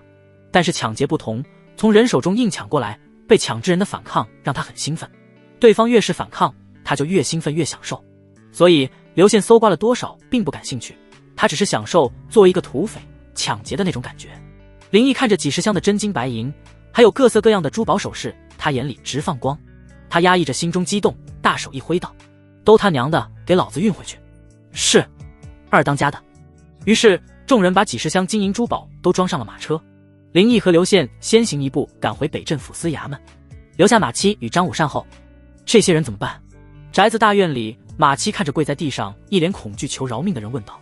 张武眼睛微眯，眼中闪过一丝狠毒。斩草不除根，春风吹又生，不能给督公留下麻烦。马七会意，示意左右动手，几刀下去，全部倒地。在临走之前，马七一把火把整个宅子烧了起来。回到北镇抚司，刘宪已经累了，林毅差2名锦衣卫将刘宪送回宫去。临走之前，刘宪还不忘对林毅说道：“小义子，你今晚这个扮马匪主意不错，朕很开心。皇上开心，便是奴才的福分。皇上今晚演技也是入木3分，让奴才们望尘莫及。”林毅习惯性的奉承马屁：“哈哈，你说话朕爱听。好了，朕回宫了。”刘宪摆了摆手：“奴才恭送皇上。”送走皇帝，林毅迫不及待激动道：“马上清点数目。”于是在大院里，所有锦衣卫开始清点箱子里的金银珠宝。期间，张武与马七回来告知林毅斩草除根的事，林毅满意的点了点头，随后让二人负责统计数目，他自己回了中堂等候结果。1个时辰之后，马七和张武来到中堂，林毅也正休息好，喝了一口茶。督公，已经清点好了，黄金30万两，白银300万两，还有珠宝首饰大约值100万两，总计700万两。林毅激动地站起来道：好啊，严严和徐从哲这两老东西竟然贪了这么多。哼哼，那严严还自诩大汉第一清官，可真是讽刺。有了这700万两，林毅在朝堂上立下的军令状也就放心了。林毅看了一眼张武和马七，又说道：今晚兄弟们都辛苦了，你二人3000两银子，其他跟随的兄弟每人1000两，在家的兄弟每人500两。切记，今晚之事若有人敢透露出半个字，立斩不饶。是，督公。二人激动应道：3000两银子，他们可从来没有拿过这么多钱。随后林毅让人把银子珠宝都放在后房里，并派人严加看守，他这才安心回了宫去。右厢徐府里，徐从哲正躺在床上睡下，左右都有年轻丫鬟陪床。徐从哲有个癖好，睡觉时双手要放在柔软的东西上才能入睡，所以左右才有年轻的丫鬟陪床。相爷，严大人有急事求见。门外的管家出声喊道。徐从哲有些不快，他这个时候正舒服着呢，哪还想见什么人？去告诉他说本相已经睡下了，有什么事明天再说。相爷，严大人说一定要现在见您，说是有关江宁老宅的事。管家站在门外继续说道。一听是江宁老宅，徐从哲立即重视了起来。你让他在客厅等着，本相马上过去。徐从哲从被窝里起来，左右丫鬟服侍更衣。徐从哲穿好衣服来到中堂，坐在太师椅上等候的严严见到徐从哲马上起身，一脸焦急道：徐相，出大事了，沈氏失踪，老宅被人烧了，里面的东西全丢了。什么？徐从哲一脸震惊，一个踉跄倒坐在一张太师椅上，两眼一黑，差点没晕过去。那可是他大半辈子积蓄啊，他所有的家财啊。徐相，您没事吧？严严上前2步急切地关心道。徐从哲缓过气来，喝了一口茶压了压惊，急得直敲桌子道：快说说，到底是怎么回事？严严坐回自己的椅子上，快速回道：徐相，今日下午先是沈家的人给我报信沈氏失踪了，我便让人令江宁知县全城搜找，可都找不到人。而后晚上便接到江宁知县派人来信说我们的老宅被火烧了，宅里的东西丢了，人也被灭口了。江宁知县说是马匪所为，但是这怎么可能？马匪哪有那么大能耐，悄无声息穿过城防，将我们的宅子烧了，还把银子都运走？徐从哲听着皱起眉头，沉思了起来，忽然他想到了一种可能，随即他重拍一下桌子，咬牙怒声道：是他，一定是他干的。徐相，您说的他是谁？严严一脸疑惑问道。林毅。徐从哲一字一句说道：是他。严严惊讶地张大了嘴巴，但他仔细一想，除了林毅还能有谁？这林毅肯定是先抓沈石，从沈氏口中套出老宅的事，然后再派锦衣卫夜袭老宅。锦衣卫有皇帝御赐的令牌，出入城防无人敢拦。哎呀，我们遭了那烟狗的道了，这该死的烟狗让我们损失了几百多万啊！早知道我们就应该把这些银子存进钱庄的。严严气得直捶胸口。别喊了，现在说这些还有什么用？徐从哲拍了2下桌子，呵斥道。严严也只好闭上了嘴，气呼呼的。这一次是我们太大意了，应该早防着点才对，这个林毅留不得，必须除掉。徐从哲眼中闪过一道凶光，他一开始也没太把林毅放在心上，也没想到林毅竟然敢这么做。对，必须除掉这个烟狗，明天属下就参他滥用职权，纵火行凶，草菅人命。严严激动站起来说道。春，你有证据吗？就算有证据，你这样参他，那不变相承认我们贪污之罪了？徐从哲哼了一声，训斥道。那依徐相来看，我们该怎么办？严严泄气般坐回椅子上，他本来就没什么头脑，这个左都御史也是靠贿赂拍马上来的。徐从哲沉思了一会儿，冷声道：这是要从长计议，需要一个契机，等待吧。翌日清晨，皇宫内，林毅从床上起来，他昨晚在永欢斋留宿的，由于昨晚弄了700万两，他现在是神清气爽，心情太好。对于伺候他洗漱更衣的小多子，随手就是打赏50两。谢谢干爹，谢谢干爹。小多子激动的跪地直叩手。哈哈。林毅仰天大笑，出了永欢斋，直奔长春宫去。他还要向皇帝汇报银子数目。来到长春宫寝宫，有了上次经验，这次林毅站在卧房外面请安。奴才给皇上、贵妃娘娘请安，皇上娘娘金安。陛下还在睡觉，小义子，你进来吧，本宫有话要跟你说。卧房内传来万贵妃的声音，语气有些冷淡。林毅应了一声，低着头进了卧房。这时万贵妃从床上下来，刘宪还在睡梦中，想必昨夜累着了。林毅抬头看了一眼万贵妃，她身上只披了一件透明轻纱，里面丰腴又凹凸有致的身材若隐若现。万贵妃这标准的梨形身材，1.7米以上的高挑，浑圆白嫩的双腿看着壮实但绝不肥胖，欧美女性的美感展现得淋漓尽致。看胸前，她的孩子绝对顿顿不缺奶水，食之不尽，多得浪费。看身后，圆大挺翘，简直就是好生养的女人。就是不知为何，这么久了还没怀上龙嗣。小义子，给本宫跪下掌嘴！万贵妃想起昨晚之事，心中一股怒火油然而生。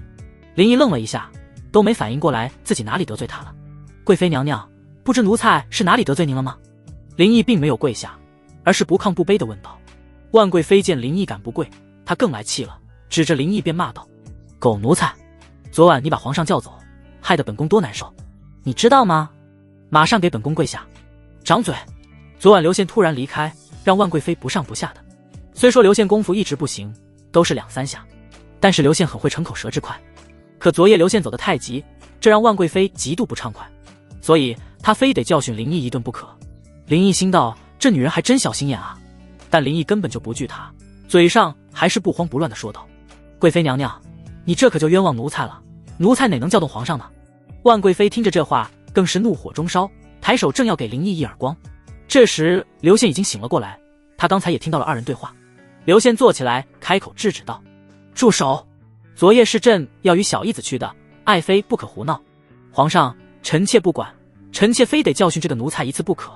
万贵妃跺了跺脚，胸前一阵剧烈晃动，来到刘宪面前，坐在他身边撒娇起来。林毅见状也跪了下来，装可怜道：皇上，您可要为奴才做主啊！刘宪不愿罚林毅，但又受不了万贵妃撒娇，他只好选择逃离了。刘宪穿上鞋子便下床，留下一句爱妃，朕先回乾清宫了。说完，刘宪便溜之大吉。林毅也很机灵地拿上刘宪衣服，跟着离开了。皇上！万贵妃喊了一句，气得捶了捶床边，把气都洒在林毅身上。哼，狗奴才的，本宫总有一天让你好看。主仆二人回到乾清宫后，刘宪已经穿好衣服，正坐在御座上。林毅手拿拂尘站在一旁，弓着身子说道：皇上，昨晚抄家的银子总计130万两，其中100万两可用于救灾，其余30万两奴才以为可入皇上内堂，不知皇上以为如何呢？小义子，这100万两够救灾了吗？要是不够，那30万两也不用入内堂了，都用去救灾吧。刘宪对银子的数目并不关心，还担心林毅不够，殊不知林毅直接摊了500多万。不过历来抄家都是如此，皇帝下令抄家，下面的人至少摊一半。奴才谢皇上隆恩100万两，已经够赈灾了。林毅装着感动道：那好，就按你说的去办吧，朕要准备作画了。刘宪摆了摆手，他对这些事并不上心。皇上，奴才还有个建议呢。林毅一边说着，一边准备好了笔墨纸砚。什么事？说吧。刘宪让林毅磨墨。皇上，为了不让群臣怀疑，奴才认为把这100万两就当作是在金王爷们的还款。还有户部有这么大的亏空，定是户部尚书失职，若是年年这样，那还谈什么永昌盛世？所以奴才奏请皇上，让奴才接管户部。林毅一边磨墨一边说道。刘宪听了皱了皱眉头道：小义子，100万两当作还款倒没问题，只是你一个太监想接管户部，怕是一件难事，就算朕支持你，群臣也会百般阻挠。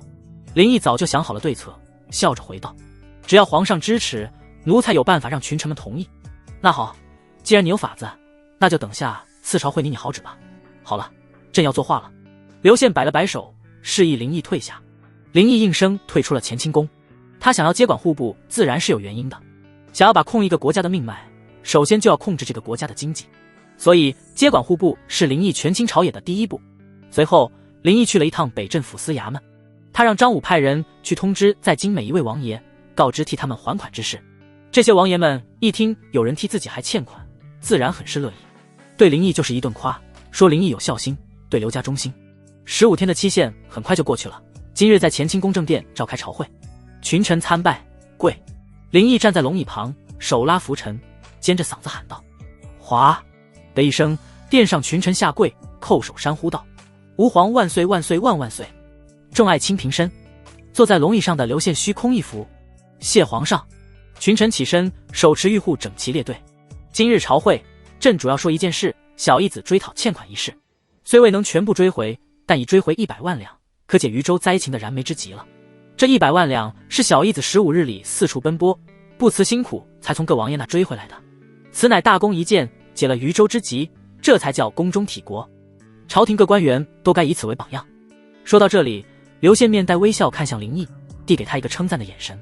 站在下面的群臣一片哗然，他们满是疑惑，林毅竟然能从王爷那追回欠款，他们都不敢上交欠款，更别说那些王爷了。这个林毅到底用了什么手段？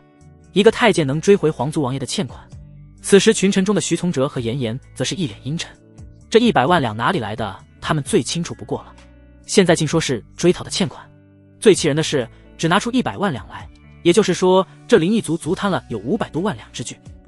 可偏偏徐严二人又不能揭发林毅，只能眼睁睁地看着林毅贪下他们的钱财。这时，刘宪又继续说道：“户部尚书李延松致使国库亏空，有失职之责，理应治罪。小义子，宣读圣旨吧。”林毅轻咳一声，双手打开圣旨，念道：“奉天承运皇帝诏曰，户部尚书李延松掌管户部，竟致使国库亏空几百万两。朕将朝廷的国库交于尔手，而竟弄成这样，尔之罪愧于朝廷，愧于朕的信任。好在内官林毅为君解忧，劳苦奔波，宫中体国，追回欠款100万两，以解渝州之急，免去李延松户部尚书之职。这林毅接任户部尚书职，钦此。”圣旨宣读完，官员又是一片哗然，他们面面相觑，怎么能让一个宦官担任户部尚书？徐从哲和严颜二人更是不悦，林毅让他们损失了几百万两，怎么还能让他当上户部尚书呢？这时李延松先出列跪下领旨谢恩：“臣谢主隆恩，臣有负朝廷，有负皇上。”接着徐从哲一个眼色，马上有人站了出来反对：“皇上，臣有异议，觉得由内官担任户部尚书实为不妥。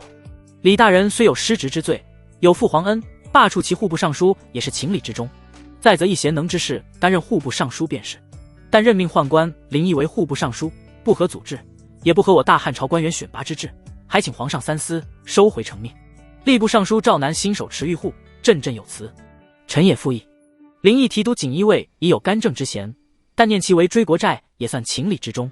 倘若他再担任户部尚书，即便是宦官干政，我大汉朝太祖爷立有祖训，宦官不得干政，望皇上收回成命，不然有悖祖制，皇上难道要做一个违背太祖的不孝之君吗？”左都御史严颜也站了出来，激动地反对道：“臣等复议，还望皇上收回成命。”哗的一声，大殿上齐刷刷地跪下一大片官员。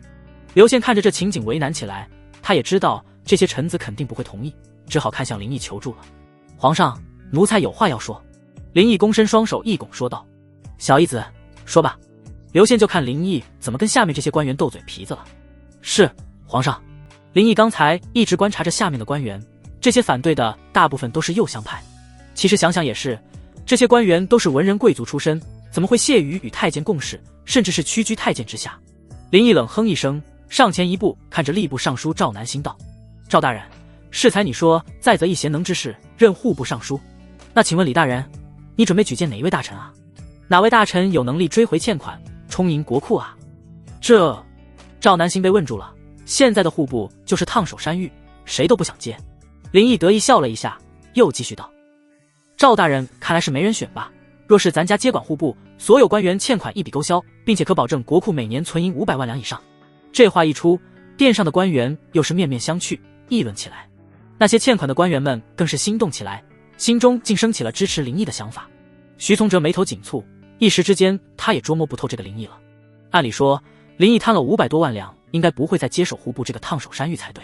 现在的户部已经是个烂摊子，没有什么油水可捞利，各地藩王不纳税，功勋官员也不纳税，加上土地兼并严重，能收上来的税少之又少，就连最重要的盐税能收上来的也少了。各地官员都是层层剥削贪污，这林毅为何要干这吃力不讨好的事情？就在徐从哲思索这些时，严颜开口反驳道：“皇上，无论如何祖制不能改，林公公绝对不可以担任户部尚书。严大人，咱家若是不能担任户部尚书，那无论谁担任都不可能充盈国库。若是国库每年亏空，官员俸禄欠发，赈灾军饷欠缺，届时天下大乱，必将涉及到我大汉朝的安危。严大人所言是要祸国殃民吗？我可没有那个意思。”严颜一时气结，不知如何反驳。林毅又继续说道：“太祖皇帝立下宦官不可干政，防的是祸乱朝纲的宦官。而咱家此举上立江山社稷，下令黎民百姓，并没有违背太祖之训。林毅这一番言论让殿上的官员都无言反驳，但他们又不甘心让一个太监当户部尚书，于是他们纷纷看向右相徐从哲，希望他出来说几句话。徐从哲手持玉壶站了出来，说道：皇上，老臣以为林公公所言在理，既然能充盈国库，让林公公掌管户部也未尝不可。此话一出，右相派的官员面面相觑，一脸疑惑，不明白徐从哲为何会同意此事。而徐从哲自然有自己的打算，即使林毅掌管了户部，但户部官员大部分都是他的人，他依然能知晓户部内情，而且还可以给林毅办事制造一些麻烦。再者，林毅接下户部这个烂摊子，若是没办好，届时群臣发难，林毅也难逃一死。好，徐老既然也同意，那这事就这样定了。刘宪拍了一下龙翼扶手，高兴道。林毅听着这话，心里冷哼一声，这老东西肯定不会这么好心。果然不出所料，徐从哲接着又说道：皇上，若是林公公仍使国库亏空，那今日林公公之言便是欺君，这欺君便要斩首。这……刘宪有点担忧地看向林毅。林毅挺直身子，震声道：皇上放心，奴才若是办不到国库充实，那就如右相所言，治奴才欺君之罪。他心里暗骂了一句：老东西又想给老子下套，这一次同样让你落空。徐从哲心里同时也冷哼一声道：上次你靠着打劫老夫的钱财躲过一命，这次老夫不相信你还有什么办法。于是林毅担任户部尚书，这事已经敲定。下朝后，林毅跟着刘宪回到寝宫，刘宪坐在御座上又开始作画了。林毅退出宫门外，林毅正要出宫去一趟北镇抚司衙门，在路上碰见了皇后的贴身婢女仙儿。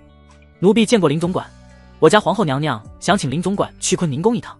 仙儿躬身行礼说道。林毅这才想起这半个月一直在忙事，差点把舒皇后怀孕那事给忘了。知道了，走吧。奴婢仙儿前面带路，林毅在后面慢步走着，来到坤宁宫寝宫。舒皇后正坐在宝座上，身上穿着一件单薄的红色丝绸寝衣，里面的亵衣清晰可见。寝衣下摆透明，一双美腿修长匀称，白皙如玉，脚上未穿鞋子，玉足鲜美动人。舒皇后这双美腿放在林毅的世界，那就是腿完年。左右各2名宫女手拿宫扇扇风，今日气温微热，奴才给皇后娘娘请安，娘娘万福金安，免礼吧。舒皇后不动声色，平淡地说道。随后她挥退摇扇的宫女，眼眸似水地看着林毅，面露欢喜。她玉足着地，莲步微移，来到林毅面前，投入其怀中。小姨子，你好些日子没来看本宫的脸。舒皇后在林毅怀里抬头，有些幽怨地看着林毅。自从有了身孕，她有些依念林毅了，想着林毅能时时刻刻陪在身边。林毅将舒皇后横抱起，来到宝座坐下，把她轻放自己腿上。娘娘恕罪啊，这些天忙碌朝中一些事情，这才忘了来陪你，还请娘娘责罚奴才吧。林毅嘴角露着笑意，故作害怕说道。舒皇后轻哼了一声，佯装生气配合道：好啊，那本宫就罚你这个奴才吃本宫的脚趾。吃脚趾这算惩罚吗？这不是奖励吗？林毅笑呵呵道。吃脚趾也算奖励啊？脚趾多脏哩。舒皇后轻轻蹙眉，别人的脚趾肯定脏，但娘娘的脚趾可香着呢。林毅嘴上抹了蜜似的哄道，他心里却在想，舒皇后可别有什么脚气啊，不然她没成真太监，反而得了脚气，那就更惨了。就知道哄骗人家。舒皇后轻捶了一下林毅胸膛，嘴角带着甜蜜的笑意，一副小女人姿态。林毅看着怀中动人的舒皇后，忍不住在她红唇上香了一口。难怪古人说英雄难过美人关，也难怪有周幽王为伯褒姒一笑，烽火戏诸侯，甚至说春宵苦短日高起，从此君王不早朝。现在的林毅就深有体会，有舒皇后这样美人在怀，有那么一刻为她付出所有的冲动。怀中的舒皇后看出了林毅眼中的柔情，她心中不免有些得意。一个男人能露出这般柔情，说明已是俘获了这个男人的心。小姨子，现在该是时候让御医给我把脉了吧。舒皇后说起了正事来。林毅应了一声，这个时候是该公布皇后怀上龙嗣的事了。随后林毅让奴婢仙儿去叫来御医。舒皇后已经换了一身严实的宫装，端坐在宝座上。林毅手拉拂尘站在一旁，御医坐在一张软凳上，舒皇后把脉。恭喜娘娘，贺喜娘娘，娘娘已有身孕，怀上了龙嗣，真是天佑我大汉啊。御医满脸高兴的道贺，这是皇帝的第一个龙嗣，很有可能就是以后的太子。舒皇后假装一脸惊喜说道，辛苦王太医了，仙儿送王太医吧。奴婢仙儿很懂事的拿了30两银子赏赐给王太医，把王太医送出寝宫。舒皇后立即从宝座起身，投入林毅怀中。小姨子，从现在起，我们的孩子就名正言顺成了皇嗣了。说皇后语气难掩一丝激动，林毅倒是比较平淡，这些都在他计划当中。娘娘以后好好养胎就行了，我要回一趟乾清宫给皇上报喜。说皇后听了扑哧一笑道：什么报喜啊，我看报率还差不多咧。离开坤宁宫后，林毅直奔乾清宫。来到乾清宫东暖阁，刘宪正坐在御座上刚完成一幅画，他让守在一旁的小太监将画收合装好。奴才叩见皇上，恭喜皇上，贺喜皇上。林毅来到刘宪面前行礼道贺。刘宪愣了一下，从御座上下来，面露笑容问道：小义子，你这是到哪门子的喜啊？林毅起身弓腰站在刘宪身旁回道：皇上，刚才坤宁宫的奴婢来报说，御医给皇后娘娘把了脉，是喜脉礼。刘宪怔了一下，随即皱了皱眉头，回忆了一番，疑惑问道：皇后怀孕了，朕有宠幸过她吗？林毅一头黑线，你小子还真健忘啊。他连忙提醒道：皇上，你忘了上次羊车选妃，你与奴才喝醉了，便留宿了坤宁宫。哦，朕想起来了，就那一次皇后就怀上了。刘宪神情平淡，没有任何惊喜，反而有些奇怪。他每夜宠幸万贵妃，也不见怀上，皇后只一次就能中标。当然他也只是奇怪，并没有其他怀疑。按理来说，皇后怀上第一个龙嗣，皇上应该赏赐绸缎珠宝才对，可刘宪并没有这个意思，反而有些担忧道：小义子，皇后怀了孕，这让朕与贵妃如何去说？他关心的是万贵妃知道后生气了怎么办，该怎么才能安抚好万贵妃呢？林毅心里早就有了对策，走近说道：皇上，不如让奴才去一趟长春宫，奴才来与贵妃娘娘说明白。小义子，你能办好这事？朕要的可是爱妃不生气，不闹腾。刘宪也不想万贵妃哭闹，而且他又对万贵妃承诺过废后与万贵妃生第一个皇子，现在看来这些都不可能了。皇后怀孕，他再也没理由废后了。皇上放心，奴才定能安抚好贵妃娘娘的情绪。林毅保证道：也好，按理来说皇后怀孕，你也有一部分责任，这是该你去办好。刘宪口中说的一部分责任，自然不是说林毅入了皇后的股份，而是指羊车选妃是林毅弄出来的。奴才遵旨，奴才这就去长春宫。退出乾清宫，林毅马不停蹄的又去了长春宫。长春宫正殿内室里，万贵妃正闭着眼睛侧躺在软炕上，玉体横陈。因为正值夏日，天气微热，她指着一件白色轻纱，里面穿着红色亵衣亵裤，白里透红。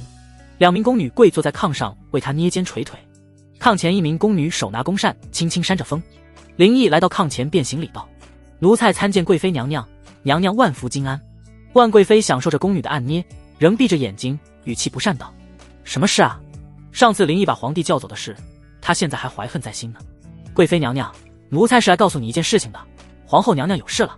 林毅起身看了一眼万贵妃丰腴的身材，说道：什么？你说什么？万贵妃睁开眼，猛地坐了起来，惊声道：这把给她按捏的2个宫女吓了一跳。奴才说皇后娘娘怀上了龙嗣，还有皇上让奴才来说一声，废后之事就此作罢了。林毅轻描淡写的说道。万贵妃瞪大了眼睛，怒声道：这怎么可能？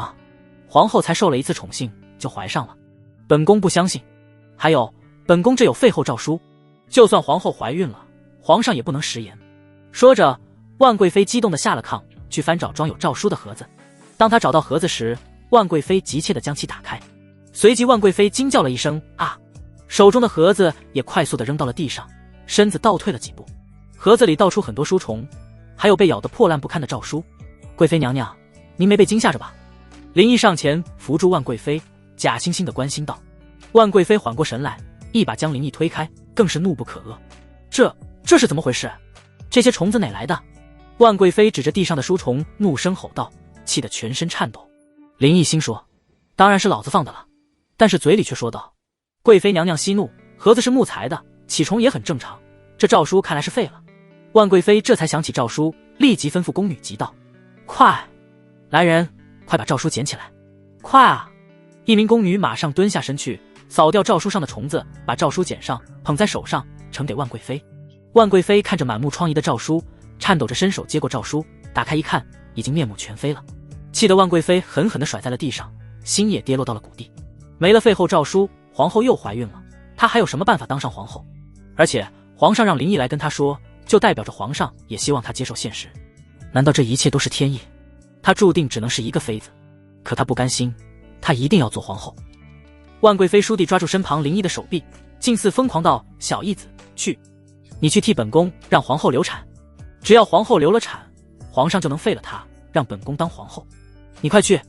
林毅被万贵妃紧抓着手臂有些疼，用力挣脱出来道：“贵妃娘娘，你冷静一点，让皇后流产不可行的，奴才倒是有个好法子。”万贵妃一听有好法子，激动的又抓住林毅手臂道：“说，小姨子，你快说。”林毅真是抬手给这娘们一大嘴巴子，抓得自己生疼。“娘娘，还请你松手，坐在炕上听奴才一一道来。”万贵妃这才松开林毅，坐回了炕上。她也意识到刚才有些失态，平复一下心情后，很快恢复了往常的高贵姿态。“小姨子，说吧。”万贵妃由于刚才情绪激动，额头与身上不由出了些细汗，她便直接脱了身上的轻纱，好凉快一些，也不顾林毅在场。反正在万贵妃眼里，林毅是真太监。林毅瞧了一眼盘坐在炕上的万贵妃，肌肤雪白如凝脂，浑圆壮实，绝不肥胖，桃花眼眸，鲜艳红唇，丰满玉体，媚态横生。“娘娘，奴才以为皇后怀孕也不并是件坏事。皇上宠幸娘娘多年都无龙嗣，即便娘娘真当上了皇后，没有子嗣，定然也很难永固后位。所以不如让皇后平安淡子，再由皇上下旨，将孩子交由娘娘抚养，视为已出。届时再废后，立娘娘为后，岂不美哉？”林毅这些话不过是为了稳住万贵妃，一来是为了不让她到皇上那去哭闹，二来是防止她去毒害皇后，致使流产。这倒是个好法子。小姨子，这次你可敢保证一定能成？万贵妃面露喜色，竟信以为真。林毅心想，这女人可真好哄骗，真是应了一个词语，胸大无脑。他嘴上还是说道：“贵妃娘娘放心，奴才定能办好此事。”万贵妃有了林毅的保证，心情也就变好了。“小姨子，难怪皇上会那么宠你，人挺机灵的。”万贵妃看着林毅笑道：“娘娘过奖了，若是没有其他的事，奴才就先行告退了。”林毅准备离开，他还有一些事情要去处理。再一个，万贵妃身上衣物太过清凉，丰腴白嫩的身体近乎一览无余。林毅一个假太监，不宜久留。“先等等，本宫有件事情要问你。”万贵妃喊住了林毅。“娘娘请说。”林毅微低着头，视线尽量不停留在万贵妃身上。万贵妃又披上了轻纱，她光着脚下地，白嫩好看的玉足一步步往宝座走去。林毅跟在其后，望着背影，不由赞叹：万贵妃的身材真如白人女运动员那般健美。万贵妃坐在宝座上，唤来宫女为其扇风，靠在宝座的靠背上说道：“小姨子，常言道屁股大好生养，你觉得本宫是否好生养？”林毅站在宝座前，微低着头回道：“回娘娘的话，奴才以为单从这句常言来看，娘娘定是多子多福。那本宫为何到现在还没有怀上龙种，反倒是皇后一次宠幸就怀了？小姨子，你说皇后怀孕这事会不会有蹊跷？又或者说皇后怀的不是皇上的种？本宫要不要派人去查一查这事呢？”万贵妃语出惊人，她常年受皇帝宠幸未怀上，曾怀疑过皇帝不育。若皇帝真不育，现皇后怀孕，那必定是野种。林毅被这话惊出了冷汗，故作镇定笑道：“娘娘多虑了，皇上宠幸皇后有起居郎记载，宫中守卫森严，不曾有其他男人出入，皇后所怀必是龙种。”万贵妃也只是随口说说，她也觉得刚才的想法太过荒谬，这种诛九族的事，皇后也不敢去做。“小姨子，那你说说本宫为什么还没怀上龙种？御医曾给本宫把脉，本宫可是易孕体质，你今儿个必须说出个令本宫满意的理由来。”万贵妃需要有人替她想通这事，不然会成为她的一个心结。林毅有些为难，若是不给她说，她肯定会纠缠不放，可要是说这种事，又难说个所以然。林毅思索了一会儿，想到了一种可能性，便说道：“贵妃娘娘，天地孕育生命，乃万物阴阳相合的结果，男刚为阳，女柔为阴，阴阳相当才是孕育生命的最好情况。皇上瘦小，皇后虽高但是苗条，二者阴阳之势相当，故意怀上龙种。而娘娘您体态高挑丰腴，骨架太皇上太多，皇上在您面前如小孩一般，二者阴阳之势一强一弱，难以完美调和。可以说皇上在娘娘您面前就是一个门外汉，这也许就是娘娘这么久都没怀上龙种的原因吧。”林毅这些话都是瞎编一通，大概意思就是刘宪太弱了。万贵妃听后信以为真，连连点头道：“言之有理。小姨子，皇上瘦弱，只有2、3下的功夫，但本宫门道深，皇上根本不是本宫对手。”林毅心说，刘宪的功夫估计都不及你道行的1/10。小姨子，你说那这该怎么办？本宫天生就有很深的道行啊，总不能让本宫自废武功吧？万贵妃皱眉问道。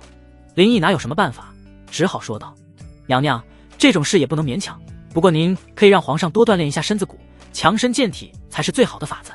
万贵妃想想也是，叹了口气幽怨道：哎，皇上的相貌与身材都不尽人意，若皇上像你小义子这般，也就不会是个门外汉了。林毅听着这话，心里不由一瞬的悸动，难免会让人多想。贵妃娘娘，若没有其他的事，奴才就告退了。万贵妃摆了摆手道：退下吧。林毅应了一声，退出了长春宫。随后林毅又回到了北镇抚司衙门。中堂里，林毅坐在主位的太师椅上，面前站着张武、马七和牛皋3人。林毅吩咐道：张武，你亲自带50名锦衣卫押运100万两去渝州买粮赈灾。是，督公。张武退了出去。林毅又对马七吩咐道：马七，你负责再招一些人手进来，注意一定要底子干净的，不能有与官员牵扯的人。是，督公。马七领命也退了出去。牛浩，你带人去把户部所有的官员都叫到大院里来。林毅准备整顿户部的官员。是，督公。1个时辰后，户部在京的大小官员都来到了北镇抚司大院，大约有50-60人。他们议论纷纷，都在猜测林毅找他们过来的意图。肃静！牛浩大嗓门一喊，整个大院都安静下来了。林毅坐在一张太师椅上，喝了一口茶，起身清了一下嗓子，说道：本堂叫你们来，就为2件事。第一件事，现在咱家掌管户部，以后户部办公就都在北镇抚司进行，有什么事都来北镇抚司汇报。话音刚落，便有人站了出来反对道：林大人，现在就算你是户部尚书，也不能这样做，这不合规矩。是啊是啊，哪有这样的事？户部就是户部，怎么能在刚成立的衙门里办事？那户部岂不成了北镇抚司的下属部门了？户部郎中、员外郎、主事10几名官员也纷纷反对道。林毅冷笑一声，随即高声威震道：什么叫不合规矩？告诉你们，我掌管户部，那我的规矩就是规矩。那些反对的官员都被林毅震慑住了，加上以前的户部尚书李延松被撤职，他们这些人也没了主心骨，所以也只能同意了。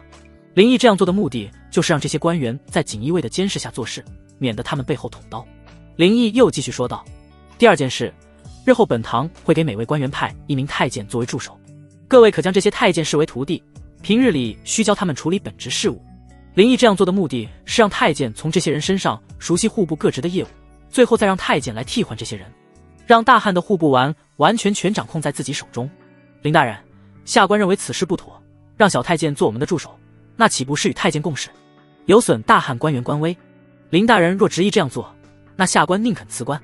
户部右侍郎李宪强烈反对道：他是李延松的侄子，本来他对于在一个太监当户部尚书已经不满了，现在还要与小太监共事，自诩清高的他实在接受不了。林毅冷哼一声道：锦衣卫，扒掉他的官服，扔出去。既然你不顺从，那就滚。话落，2名锦衣卫按住李宪，硬扯下他身上的衣服，架起他往外走。放开我！本官好歹是3品官员，你们岂敢如此放肆？李宪被锦衣卫架起，挣脱不得，涨红了脸喊道。把李岩扔出去后，其他官员面面相觑，不再反对。林毅扫视了一圈这些官员，尖着嗓子说道：还有想辞官的吗？咱家好一同扔出去。众官员低头不语，都不想成为李宪的下场。这时户部主事左明光来到林毅面前跪下，高呼道：下官左明光愿为督公效犬马之劳。这个左明光虽是右相派，但也只是为了仕途才加入的右相派，他并不像其他读书人那样清高。他有一身才华，但在右相派里得不到重用，所以在这种关键时刻，他要抓住机会向林毅投诚。在他看来，以前的朝堂分2派势力，但现在看来，林毅很快就会成为第3派势力。而一股势力在初起时，最先加入的人才都会被委以重任，所以他要赌上仕途，投诚林毅。其他官员见左明光投诚林毅这个太监，心里纷纷鄙夷。林毅现在需要这种官员投诚，他伸手扶起左明光，笑道：起来吧，以后户部右侍郎就由你左明光担任。左明光愣了一下，随即惊喜万分，又跪下激动道：下官叩谢督公，督公大恩，下官没齿难忘，愿做牛做马以报恩德。从户部主事6品官直接升到户部侍郎3品官，就是让左明光叫林毅一声爹，他都不会犹豫1秒钟。从6品到3品，这是左明光做官做到死也跨越不了的鸿沟。哈哈，起来吧，只要你忠心为咱家办事，为朝廷办事，咱家和皇上都会重用你的。林毅大笑着拍了拍左明光的肩。其他官员有鄙夷左明光的，有羡慕的，还有想学左明光又放不下读书人那份骨气的。随后林毅让锦衣卫腾空一间房子作为户部办公场地，又让锦衣卫去户部把重要的资料全搬运到北镇抚司来，再让锦衣卫去一趟宫里，通知小多子挑选40-50名小太监过来，安排每一个小太监跟随一个官员。完成这些事后，林毅赶回了宫去。右厢徐府后院假山一座亭子下，徐从哲与严颜对弈而坐，正下着围棋。徐相，听我们的人说，林毅把户部搬进了北镇抚司衙门，还要让太监陪同官员办公，又侍郎李宪提出反对，就被他扒了官服扔了出去。还有一个6品的主事投诚了他，就直接升做了3品侍郎。这个林毅简直就是胡作非为，祸乱朝纲。徐相，您可一定要为户部的官员做主啊！严颜一脸愤懑不平说道。徐从哲一脸淡然，落了一颗白子，缓缓道：当初李延松被罢官，户部的人没担当，不敢接手户部尚书这个烫手山芋。现在这个林毅已经接管户部，怎么处置下属也是他的权利，你我又怎能多管闲事？要怪就只能怪户部那些官员自己了。可是这样由那林毅折腾下去，下官担心户部可就会脱离我们的掌控了，难道就没有办法对付这个林毅了？严颜有些担心说道。徐从哲稳如泰山，很自然的落子，平静地说道：如今我们是被动一方，只能静观其变了。他也没有什么办法对付林毅，只能是等，只要林毅充盈国库未成，他便可借题发挥，除掉林毅，也只能这样了。只是没想到林毅一个太监竟崛起这么快。严颜叹了口气，不由感慨道。这时庭外走来一个人，步伐急促，喘气喊道：徐相，大事不好了！徐从哲和严颜随声望去，来人是兵部尚书袁中尧。袁大人，瞧你这慌慌张张的模样，是出什么大事了？严颜起身，看着小跑进来亭子的袁中尧笑道。袁中尧年龄与徐从哲差不多，年近50岁了，长着一张国字脸。他体型有些肥胖，刚才的一段小跑累得他气喘吁吁，上气接不接下气道：徐相，兵部接到琼州来报，南边的周国大军进犯，琼州10县已丢其6。同时又接到济州来报，北方的唐军也进犯边境，晋王已领兵抗敌。什么？唐国与周国同时进犯我朝边境？他们肯定有预谋。徐相，我们马上进宫面圣，向皇上禀明军情。严颜听完后一脸震惊，他对徐从哲急切地说道。徐从哲一脸凝重，沉思片刻后开口道：先不急着进宫，你们随老夫先去找吴永厚，然后再一同进宫面圣。去找吴永厚做什么？严颜与袁中尧相视一眼，不明所以。徐从哲冷笑了一声道：这次我们可借此除掉林毅。二人仍不明白徐从哲的意思，但听到能除掉林毅，不由相视一笑。在这些人眼中，国家的安危存亡永远比不上他们铲除一己政敌重要。乾清宫里，刘宪正在东暖阁里作画，林毅站在一旁手拿拂尘候着。一名小太监进来禀报道：启禀皇上，徐相爷、严御史、吴永厚有紧急要事求见。刘宪被突然打断，正欲发火，可一听是这3人求见，也只好强压怒火了。徐从哲和吴永厚都是朝廷元老，刘宪还是很重视他们的，让他们进来吧。刘宪说完，又示意林毅将话收起来。林毅撤下未做完的话，心中疑惑：这3人见皇帝会有什么紧事？不会又是冲着我来的吧？一会儿后，徐从哲3人走了进来，一同行礼道：臣参见皇上，吾皇万岁万岁万万岁。刘宪从御座上下来，来到3人面前，亲手将徐从哲和吴永厚扶了起来。2位爱卿请起。说完，刘宪又对林毅吩咐道：小姨子，给徐老和吴永厚赐座。林毅搬来2张软凳，放到徐从哲和吴永厚身后。同时，林毅打量了一番这个吴永厚，是个大约60多岁的老者，两鬓白发。这吴永厚一脸凶相，左脸上还有一条从额头到嘴边的刀疤，一看便是在战场上留下的。虽然面容已然苍老，但眼神依旧犀利，多年在战场上厮杀的经历，身上的气势让人不寒而栗。徐从哲和吴永厚坐在软凳上，严颜站在一旁。刘宪又回到了御座上，林毅也回到了刘宪身边。徐老、吴永厚，2位爱卿是有何要事啊？刘宪开口问道。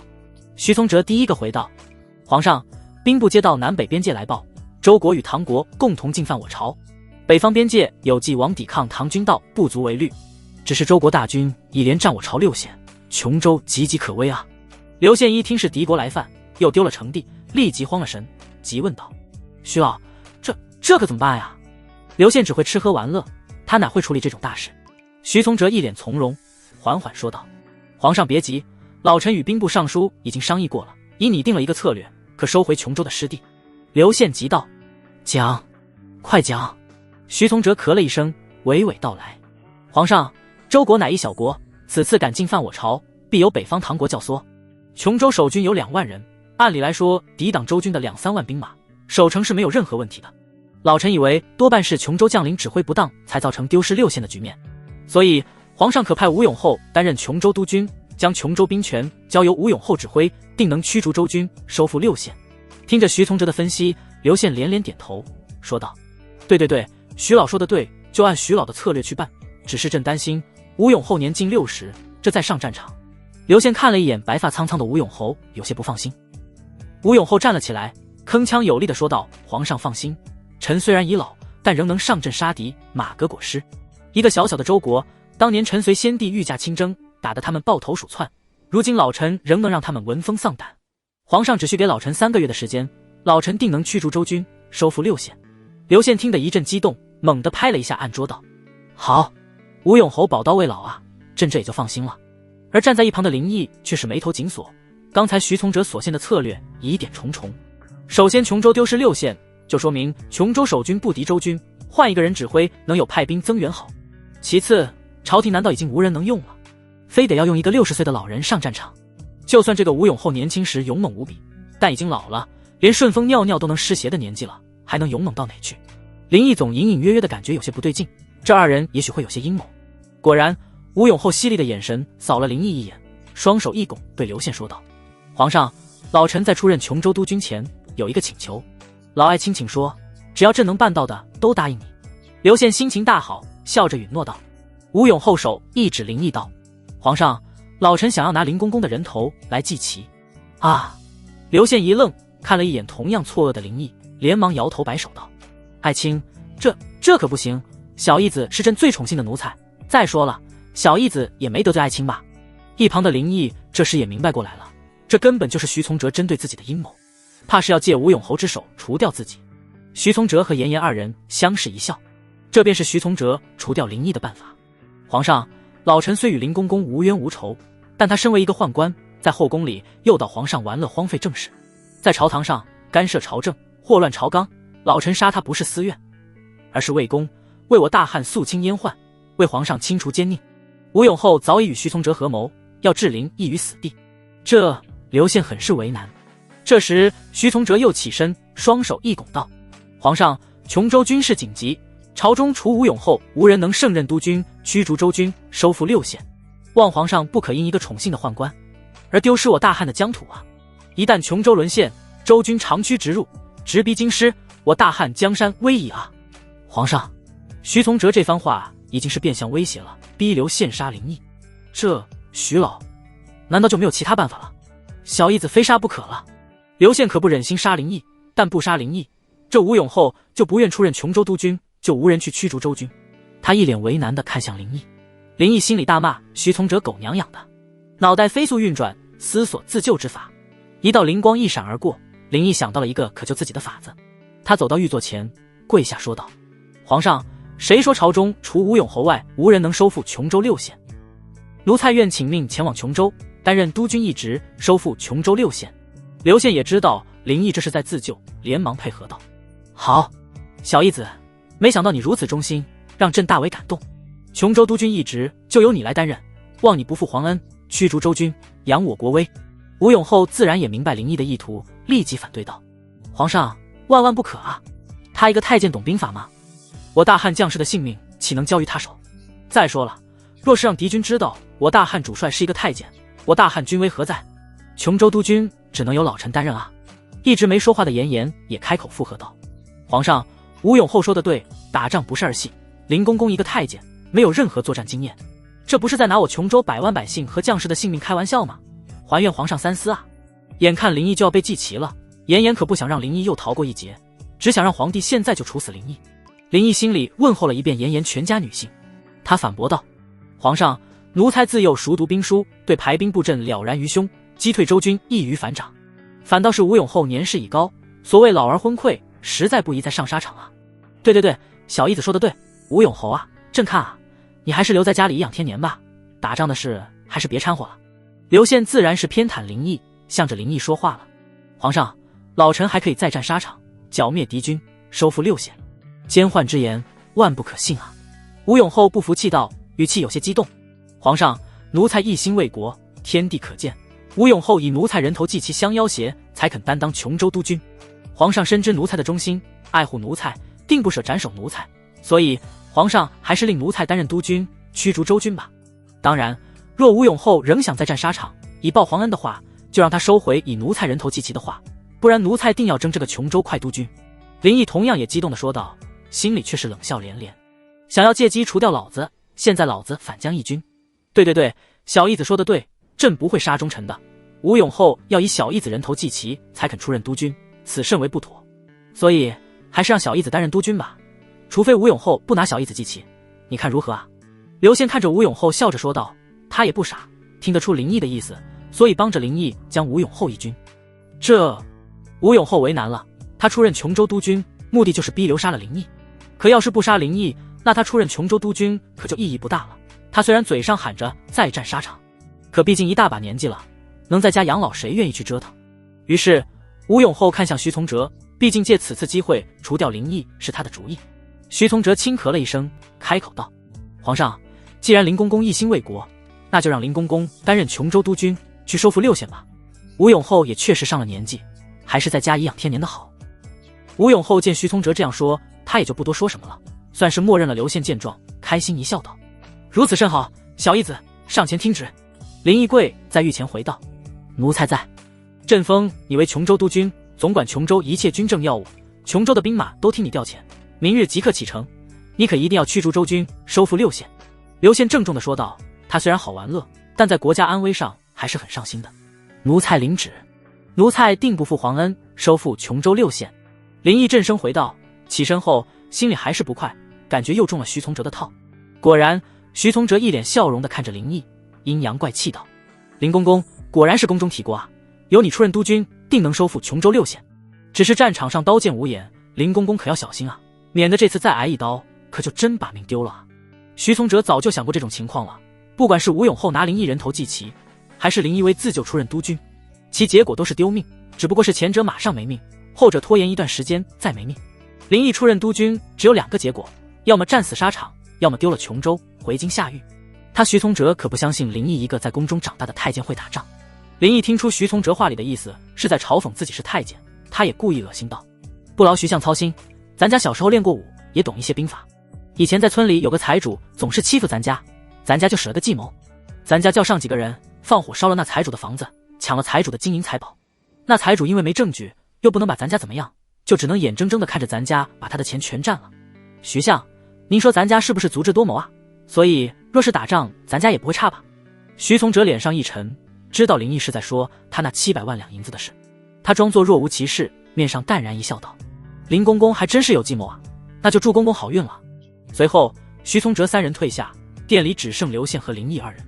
小义子，此次出任琼州督军，你可要万事小心啊，打仗并非儿戏，若你遭遇不测，朕会伤心的。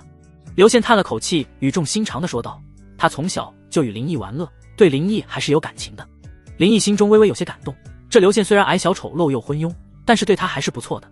有皇上这句话，奴才就是战死沙场也死而无憾了。林毅装着很是感动道，差点就硬挤了2滴泪水出来。好了，朕预祝你凯旋，明日你就出发了，陪朕玩会游戏吧。刘宪倒是有点担心林毅回不来，所以有种最后一次让林毅陪玩的感觉。陪着刘宪玩了1个时辰，林毅离开了乾清宫，准备去坤宁宫一趟。毕竟要去打仗了，什么时候能回来也不确定，所以林毅要去和舒皇后道个别。怎么说，舒皇后也算是他的女人了，况且还怀孕在身，万一真回不来，有最后的见面也就少了遗憾。来到坤宁宫中堂，空无一人，只见桌上摆着一盒点心。林毅正巧有些饿了，便坐在凳子上，拿起一块糕点放进了嘴里。呸呸呸呸！林毅不由一阵反胃，全部吐了出来，这糕点竟然有股馊味。这时舒皇后从内室里出来，正好看见这一幕，不由扑哧一笑。扑哧，小义子，你怎么吃起了这些糕点啊？这些都变味了，准备扔了的呢。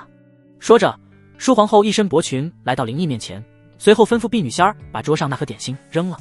林毅没好气道，我说皇后娘娘，这变味的点心就该马上扔掉啊，搞得我嘴里一股怪味，现在还反胃呢。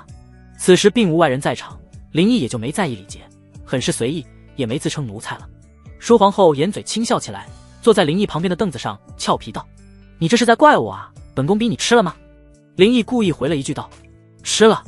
舒皇后疑惑了一下，觉得林毅回话莫名其妙，随后会意过来了，白了一眼林毅，佯装严肃道：“好你个奴才，没个正经。”林毅嘿嘿一笑，随后正经起来道：“娘娘，我这次来其实是和你道别的。”舒皇后愣了一下，随后问道：“道别？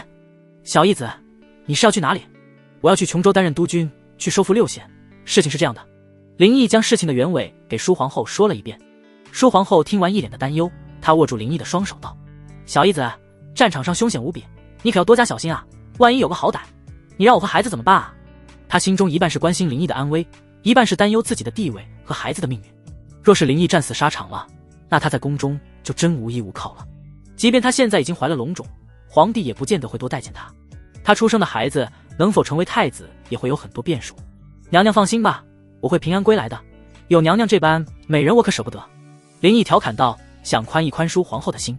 舒皇后起身坐进林毅怀里，脸贴在林毅胸膛上，柔声道：“小义子，无论如何，你都要平安回来啊！”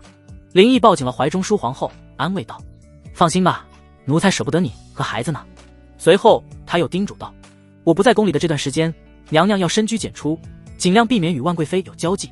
若是有什么事，你可以去找永欢斋的小多子，吩咐他去做事。”舒皇后在林毅怀中轻轻应了一声，有些不舍道：“小义子，让我在你怀中多待一会儿，你再走吧。”半个时辰之后，林毅离开坤宁宫，又去一趟永欢斋，交代小多子多关注皇后的事，随时听后皇后的差遣。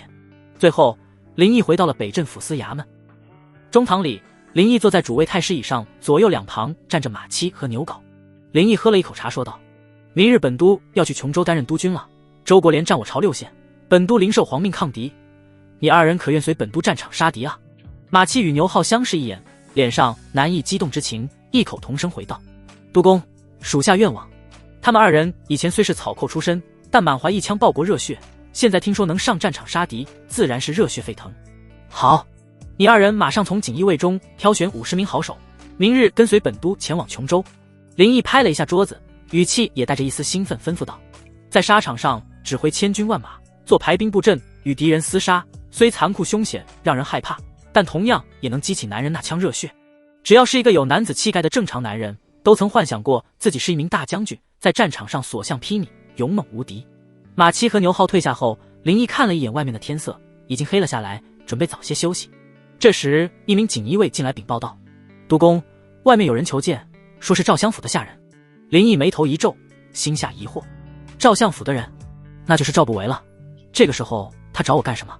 以前的林毅从小就被赵不韦收养，后被送进宫中当皇帝的贴身太监。这些年来，以前那个林毅都是充当赵不韦的眼线，为赵不韦做事。说起来，自林毅穿越过来，赵不韦还是第一次找他。再怎么说，林毅现在也是赵相派的人，而且赵不韦在朝堂上也有很大势力。林毅现还不能得罪，思索了一会儿，他开口道：“让那个人进来吧。”不一会儿，一名男子走了进来，仆人装扮，他对林毅躬了躬身，行礼道：“小人参见林公公。”“免礼，你来找咱家是有什么事吗？”林毅淡然问道。“回公公，是我家丞相想请公公去一趟相府，有事商议。”那仆人笑着回道。林毅没有马上回复，暗存起来，赵不韦会有什么事找自己？难道说是自己进来的一些动作让他起了疑心，担心自己会成为他的威胁？可要是不去的话，那就是表明自己要摆脱他的控制，自立门户了，现在还不是挑明的时候。于是林毅开口说道：“那好，咱家就随你去一趟相府吧。”林毅乘坐马车跟着那仆人一路来到赵府。下了马车后，那仆人领着林毅走进赵府。府里灯火通明，一条中心过道贯穿整座府邸，左右都是建筑物，有房子、廊道、院子、凉亭等等。穿过前院，经过过厅，来到正房的中堂，赵不韦正坐在主位上品着茶。林毅躬身，双手一拱行礼道：“属下参见相爷。”赵不韦放下茶杯，看了一眼林毅，也没让林毅免礼，脸上不动声色道：“林毅，你最近的动作可真多啊！创建锦衣卫，追国库欠款，又掌管了户部，现在又担任了琼州督军，下一步是不是要做丞相啊？那你是想取代徐从哲的位置，还是想取代老夫啊？”林毅自然听得出赵不韦这是对自己不满了，立即表忠心道：“相爷真是冤枉属下了。那徐从哲在朝堂上步步紧逼，想置属下于死地，属下的这些动作也只是为了自保而已。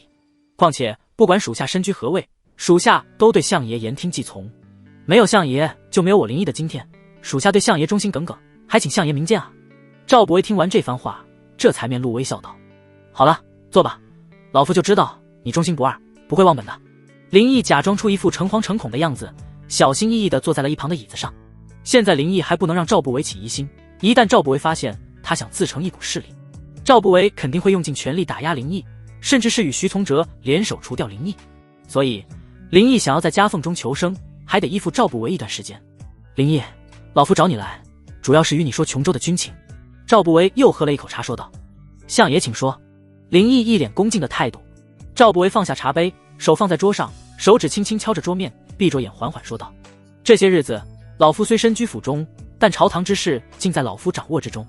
也知道你担任督军也是为求自保，不过老夫收到消息，周军此次发12万大军进犯我朝，是周国的全部精锐军队，可不是徐从哲口中所说的3-5万人马。你眼下是自保了，可去了战场，你又能自保吗？”林毅听了，心里直问候徐从哲全家，看来徐从哲是断定了自己回不来。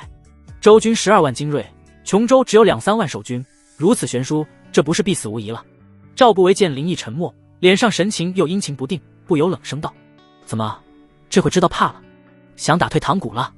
林毅面露惶恐，起身朝赵不为单膝跪地，双手一拱求助道：“相爷救命，求相爷援助，不然属下恐怕难以回来。”林毅知道赵不为掌控着襄闽2州的军权，这2州军队有15万人马，又临近琼州，如果能援助，手下琼州便不难。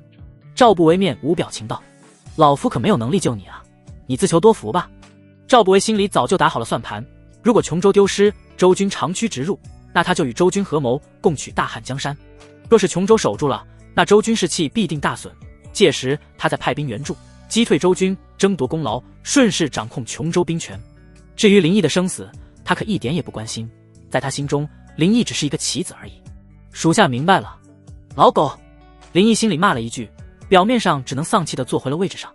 赵不为喝了口茶，又说道：“你那锦衣卫老夫会派人先替你管着吧，若你回不来了，也免得被徐从哲那帮人夺了去。”老狗！林毅心里又恶狠狠地骂了一句，这明显就是在打自己锦衣卫的主意，一点忙也不帮也就算了，还打他锦衣卫的主意。林毅心里记下了这个仇，但他此刻也只是敢怒不敢言，表面顺从道：“相爷英明。好了，明日还要启程琼州，老夫就不多留你了，先回去吧。”赵不为摆摆手，示意林毅退下。“是，属下告退。”林毅应了一声，退出了中堂。操！老东西，总有一天老子要除掉你！林毅一退到外面，嘴里便骂了一句，随后甩了下溜子。林毅一脸不快地在廊道上走着，准备离开相府。义弟，留步！身后一道温柔又带着急促的声音喊道。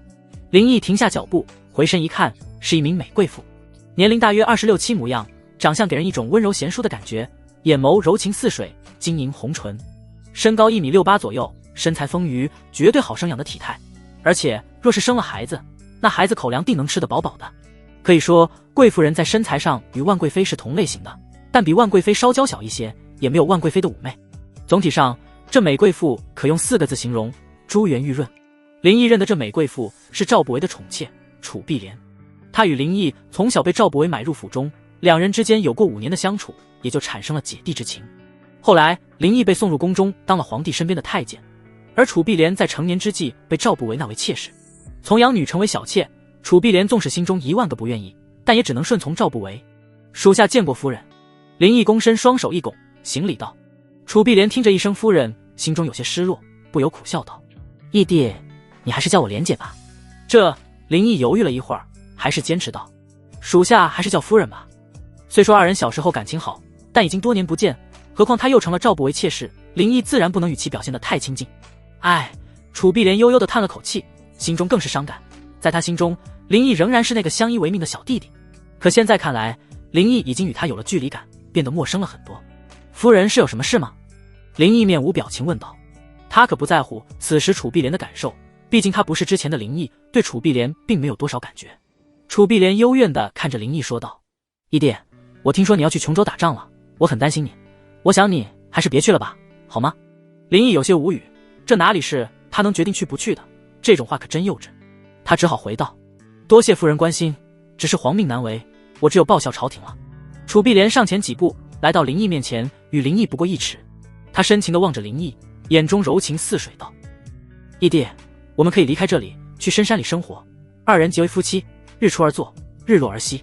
说着，楚碧莲面露憧憬之色，语气微微有些激动。林毅愣了一下，没想到这楚碧莲对以前的林毅还有男女之情，不过他又不是以前的林毅，怎么可能会答应？夫人，这恐怕不能吧？若是夫人没有其他的事，属下就告退了。林毅这时没闲工夫陪着女人做不切实际的幻想，准备离开。义弟，你不能走。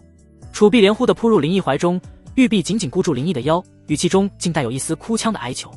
林毅被他突来的行为惊吓了一跳，赶忙环顾四周，见四下无人，这才舒了口气。夫人，你别这样，若是叫人看见了就坏了。你先松开。林毅一边想掰开楚碧莲的手臂，一边警惕着四周说道。楚碧莲顾不得其他，死死地抱住林毅，多年来压抑的情绪在这一刻爆发，哇的一声哭了出来。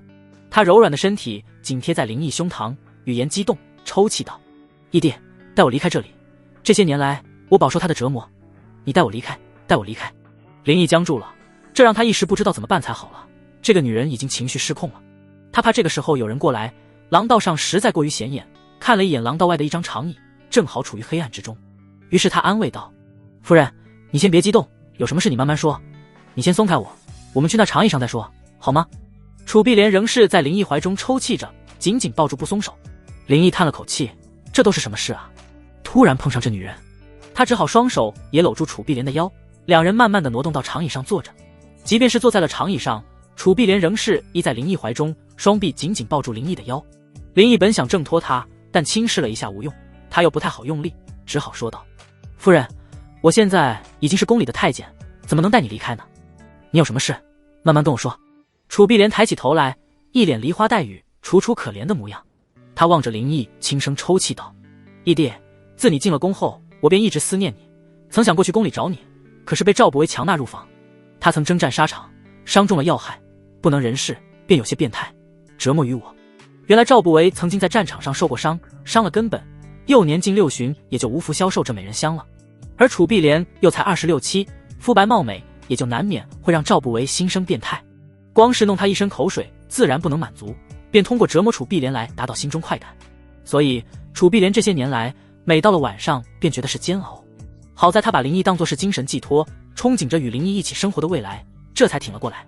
在他知道林毅来了相府，而且明日还要去琼州上战场，他心中要与林毅私奔的想法再也忍不住了。强烈的感觉让他情绪失控，没了理智，也就有了刚才那一幕。义弟，我们现在就离开相府好吗？这样我不再受赵不为折磨，你也不用上战场丢了性命，我们去深山过隐居生活。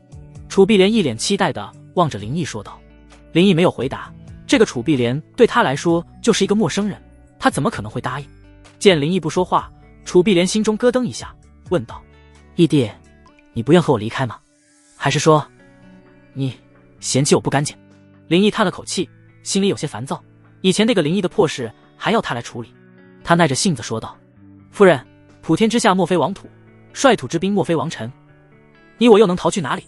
再说了，我已经是残缺之人，夫人你和我生活在一起会快乐吗？林毅是假太监之事，楚碧莲并不知道。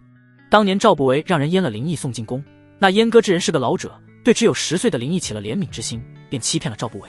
不，义弟，你有手有嘴，我们照样能生活下去的。我相信你能给我快乐，若是你不带我离开，我活着也没什么意思了。楚碧莲说着便又流泪起来，低头轻声抽泣。林毅不愿处理这种破事，可又不能置之不理，若是这女人胡闹起来，他也不好脱身。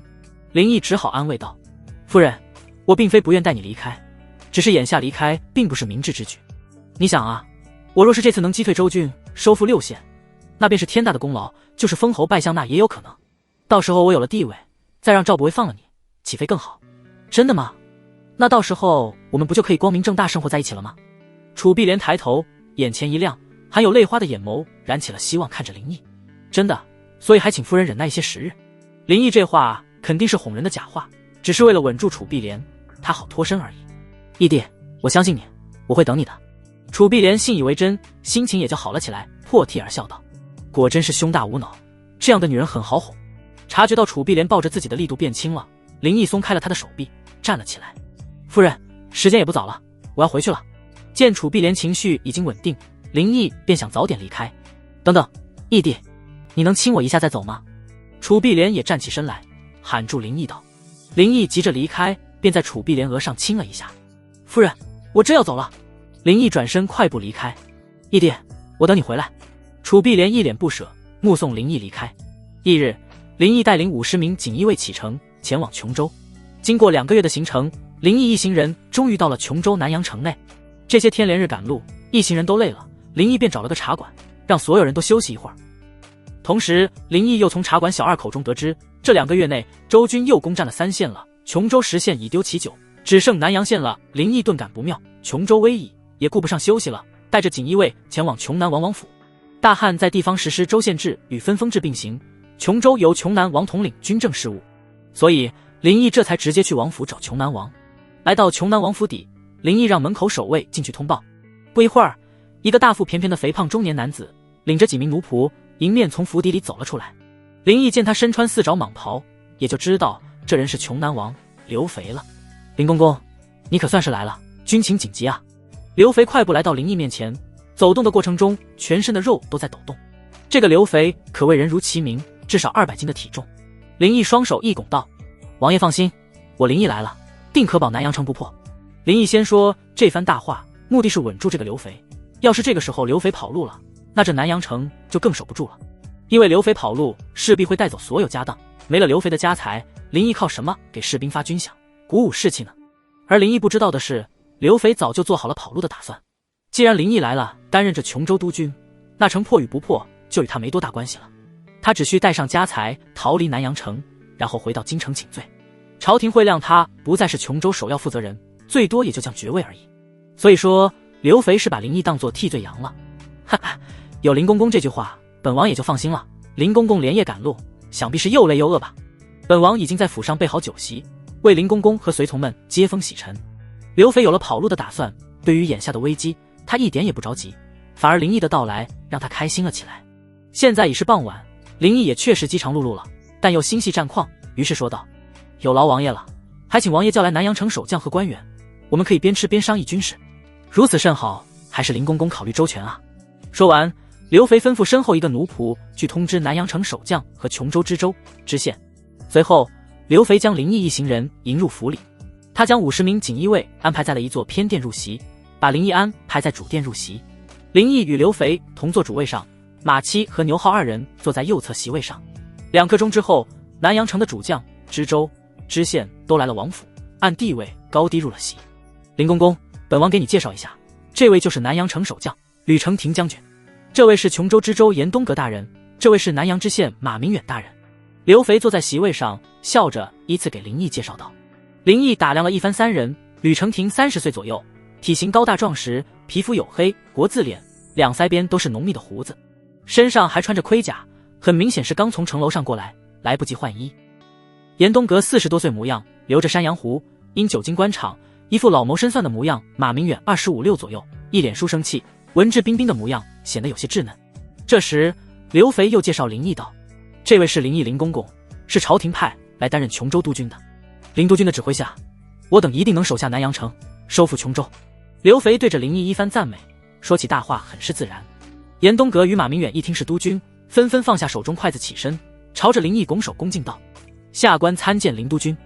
而吕承廷一听朝廷没有派兵增援，反而是派了一名太监来任督军，他心中大失所望，暗道朝廷昏聩，群臣误国，兵部是干什么吃的？朝中难道已经无人可用了？再怎么也不能派一个太监过来吧？这琼州还要不要了？他与将士苦守2个多月，等来的不是大军援助，竟是一名太监。朝廷简直这番决定就是儿戏，将他琼州百姓和将士的性命在开玩笑。吕传庭越想越气，不由开口冷嘲道：王爷这话说的不对吧？一个太监会打战吗？难道林公公来了就能将眼下的危急扭转乾坤了？还是说林公公一人可抵周军12万大军？县城中不过2万人马，谁也不知道能守到几时，或许明日就会城破，又或许后天城破。刘肥愣了一下，没想到这吕承廷竟敢当众拆他台，脸色一沉，呵斥道：不得无礼，立即给林公公道歉。他可不想吓着林毅了，把林毅吓跑了，谁来当他的替罪羊？吕承廷冷哼了一声，并没有道歉的意思，猛地喝了一口酒。刘肥脸上有点挂不住，但又拿吕承廷没办法，毕竟南阳城还得靠他来守。林毅对于吕承廷的嘲讽也没放在心上，只是淡淡的说了句无妨。他也知道要想守住城，还得靠这些武将。吕承廷这时放下酒杯，又对刘肥说道：王爷，魏将这次来府上不是为了这顿饭，更不是为了迎接这个林公公，魏将来是讨要军饷的，士兵们已有2个月未领军饷了。这月若再不发军饷，就算周军未破城，恐怕城内也要发生兵变了，到时候魏将怕是也管不住他们。吕承廷语气带一些威胁，但绝不是危言耸听。刘肥猛地一拍桌子，心中的不满忍不住了，怒声道：吕承廷，你这是在威胁本王吗？吕承廷冷哼一声，阴阳怪气道：末将可不敢，只是一旦城内兵变，在座的各位都将性命不保。末将烂命一条，无所畏惧，只是各位身份尊贵，若是就此丢了性命，就太可惜了。刘肥一听，心中的怒气一下子就熄灭了，只得强挤出笑脸道：吕将军别激动嘛，军饷肯定会发的。接着刘肥又转头看向严东阁，沉着脸问道：严大人，南阳城仓库中还有多少钱粮啊？严东阁放下手中的筷子，双手一拱回道：回王爷，粮仓中还有2000石粮食，银库只有800两银子了。什么只有800两银子？钱都去哪了？刘肥很是惊讶问道。严东阁不慌不忙，轻咳了一声，提醒道：王爷，您忘了春季琼江发大水，淹了5个县，银库的钱都用来赈灾了啊。刘肥这才想起，当初洪水淹了5个县，他与严东阁狼狈为奸，以赈灾为名义，共贪了80万两。对，本王想起来了，今年赈灾是花了不少银子。吕将军啊，你看，不是本王不发军饷，实在是没钱啊。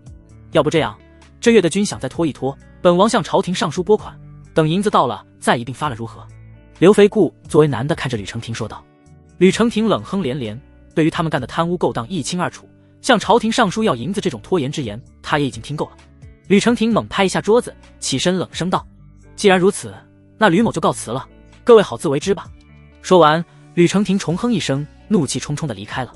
刘肥指着吕承廷离开的背影，怒斥道：吕承廷，你放肆，竟敢这样对本王说话！吕承廷头也不回，只留下一句：王爷要是觉得我冒犯了你，王爷撤我的职好了。你！刘肥被气得全身肥肉颤动，随后刘肥又挤着笑脸对林毅说道：林公公，不用理会他，我们继续用膳。林毅这回算是弄清楚琼州的情况，简直就是没钱没粮还没兵，这种三无的情况怎么能守住南阳城？更不提驱逐周军，收复9县了。最让人绝望的是，还没有增援。离得最近的襄闽2州，没赵不韦的命令不会援助。若是向朝廷求援，有徐从哲从中作梗，也别想有一兵一卒。林毅突然感觉琼州已经成了一个死局。见林毅沉思不说话，刘肥以为林毅被吓住了，连喊2声道：林公公，林公公。林毅回过神来，应了一声：啊，好，吃饭，吃饭。林毅表面故作淡定无事，心里却在思索该怎么破这个局。眼下想要守住南阳城，主要还是靠吕承廷，可没有军饷就会引起兵变，所以当务之急还是要弄来军饷，安定军心才是。于是林毅开口对刘肥说道：王爷，刚才我思索了一番，这军饷还是得发，所以我打算以朝廷的名义，想向王爷借80万两作为军饷，日后收复了琼州，朝廷再将这笔钱还给你，王爷意下如何？刘肥愣了一下，感情是把主意打到他头上来了，可他又不是傻子，1分钱都不会出的。林公公，本王虽是王爷，可你也知道琼州并非富庶之地，府上几百奴仆要养，本王实在拿不出钱啊。刘肥很是为难地说道。林毅心里冷笑，又转头看向知州严东阁道：严大人。严东阁站起身来，恭敬地回道：督军下官一身清贫，全家老小靠着俸银度日，恕下官无能为力。马明远马上也跟着起身说道：督军，下官同知州大人一样，请恕下官无能。林毅听明白了，就是个个都不想出钱。他严肃道：王爷，2位大人，刚才吕将军的话可不是危言耸听，一旦兵变，你我都会没命，所以家中有银两，最好是拿出来。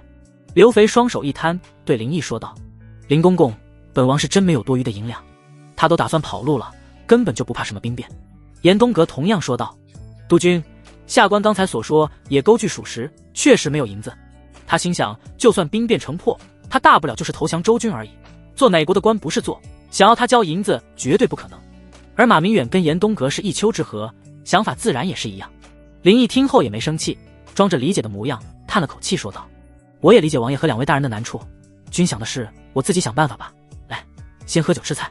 刘肥以为林毅真的信了他们刚才所言，心中不由得一笑，暗讽林毅愚蠢。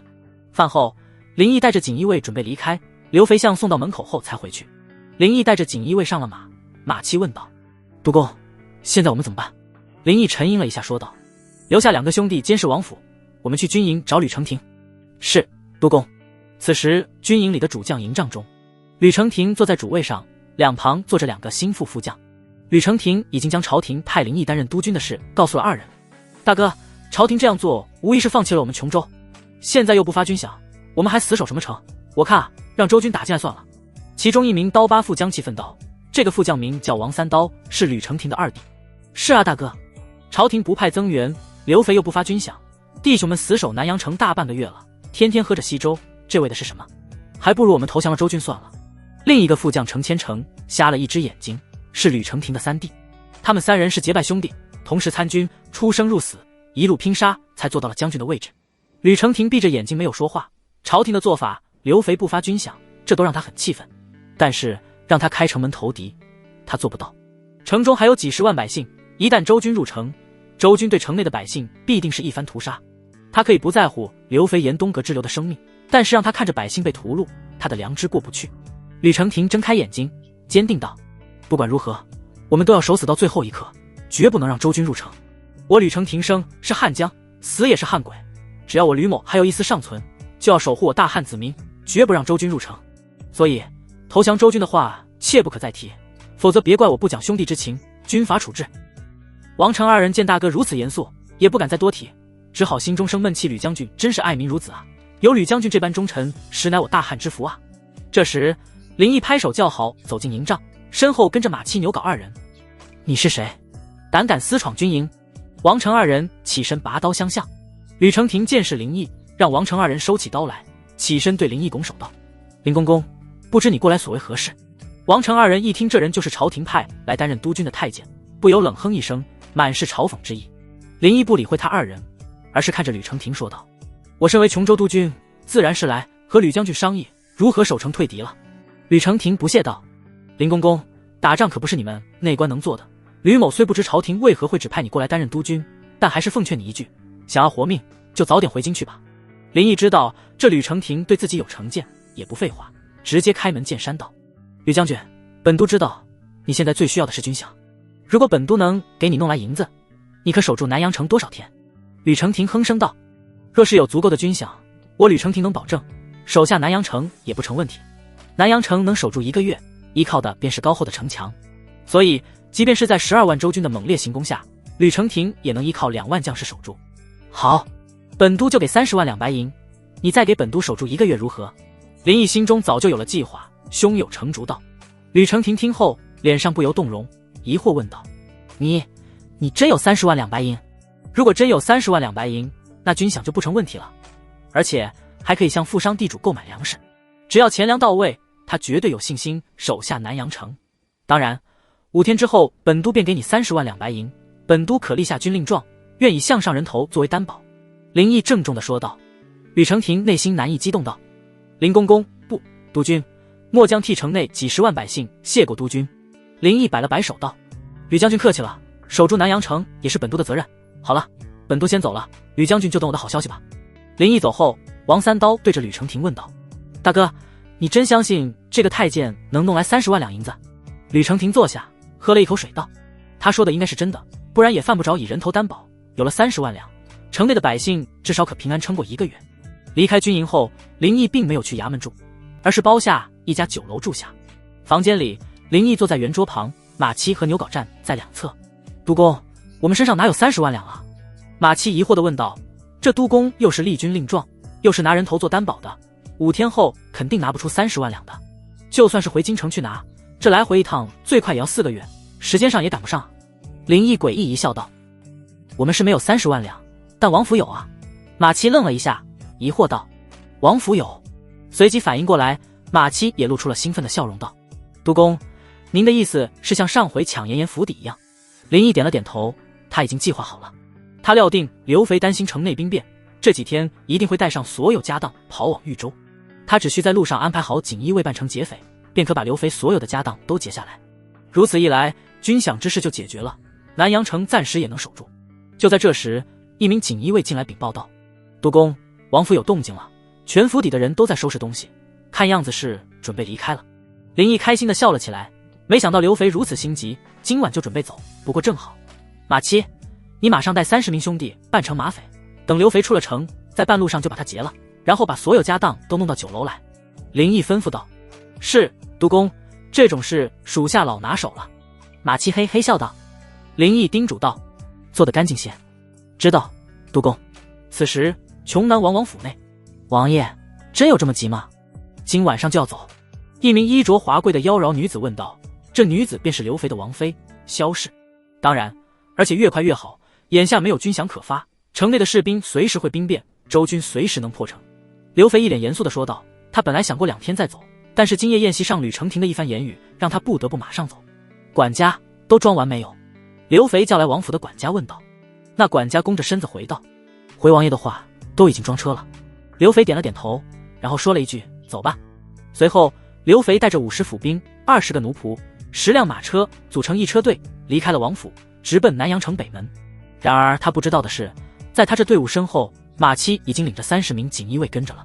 出了南阳城北门，刘肥坐在马车内，正搂着自己的王妃萧氏，嘴里开心地哼着小曲。在周军连破6县时，刘肥自认为死定了，要么死在周军马蹄下，要么死在京城的监狱中。没想到朝廷竟会派来一个替死鬼，接任了琼州督军，全权负责琼州战事。从一个必死之局到现在的逃之夭夭，此刻他的心情别提有多美哉了。王爷，什么事啊？能这么开心？怀中的王妃见刘肥又是唱曲儿，又是满脸春风的，哈哈，爱妃，本王能死里逃生了，你说能不开心吗？刘肥一脸得意忘形，又吩咐车厢外的仆人准备一份酒菜。来，爱妃，陪本王喝一杯，来庆祝一番。于是刘肥在车厢里吃着菜，喝着酒，搂着妃子，喝着歌，很是惬意。几杯小酒过后，刘肥来了兴致，一张猪嘴胡乱地在王妃萧氏脸上啃了起来。不一会儿，身后跟着的马车上的车夫看着自家王爷的马车颠簸得异常厉害，这车夫心里一阵疑惑，这段路很是平坦啊，为何王爷的马车如此颠簸呢？来不及他多想，身后突然出现一队人马，快速地追上他们的队伍，并拦在了前面。驾着刘肥所在马车的车夫见前方突然出现一队骑马的黑衣人，立即拉住缰绳，马嘶叫一声，前蹄都抬了起来，马车的车厢急速前倾。车厢内的刘肥和王妃萧氏被惊吓了一跳，刘肥整理了一下衣着，从车厢里探出头来，怒骂道：该死的奴才，你怎么驾的？刘肥看见眼前一队黑衣人马，话说到一半便停住了。这时蒙着面的马七抽出腰间的刀，指着刘肥粗犷道：老子是马匪，识相的把财宝都留下。一听是马匪，50名府兵们纷纷将刘肥保护起来，拔剑直指马七一行人。领头的府兵厉声喝道：大胆刁民，你可知这是谁的队伍？这是穷南王的车队，你们也敢劫？马七冷笑一声，哼道：老子劫的就是穷南王的车队，动手！一声令下，30名黑衣打扮的锦衣卫便与刘肥的府兵厮杀在了一起。刘肥吓得赶紧躲进了车厢里，与王妃萧氏紧抱在了一起。虽说锦衣卫只有30人，而刘肥的府兵有50人，但闲散惯了的府兵哪里有什么战斗力，根本就不是平常训练有素的锦衣卫的对手。不到1刻钟，50名府兵死的死，逃的逃，反观锦衣卫这边一个伤亡都没有。见府兵被马匪打败了，20名奴仆也纷纷扔下刘肥和王妃逃命去了。不过还是被锦衣卫追上，倒在了绣春刀之下。解决完府兵与逃跑的奴仆后，马七一行人将刘肥所在的马车团团围住。马七从马背上跳了下来，来到车厢前，拉开车帘，里面刘肥和王妃紧紧抱在一起，害怕的全身颤抖。马七冷笑了一声，让人把刘肥和王妃拉了出来。那王妃吓得脸色苍白，缩在刘肥怀里，一句话也不敢说。而刘肥扑通一声就跪在了马七面前，求饶道：好汉饶命啊，本王愿意把这些钱财都给你，只求你能放过本王。马七双眼冷漠，直接手起刀落，一刀2个。解决掉刘肥和他的王妃后，马七让锦衣卫驾着10辆装有银子的马车掉头回去南阳城。半个时辰的时间，马七回到了酒楼复命。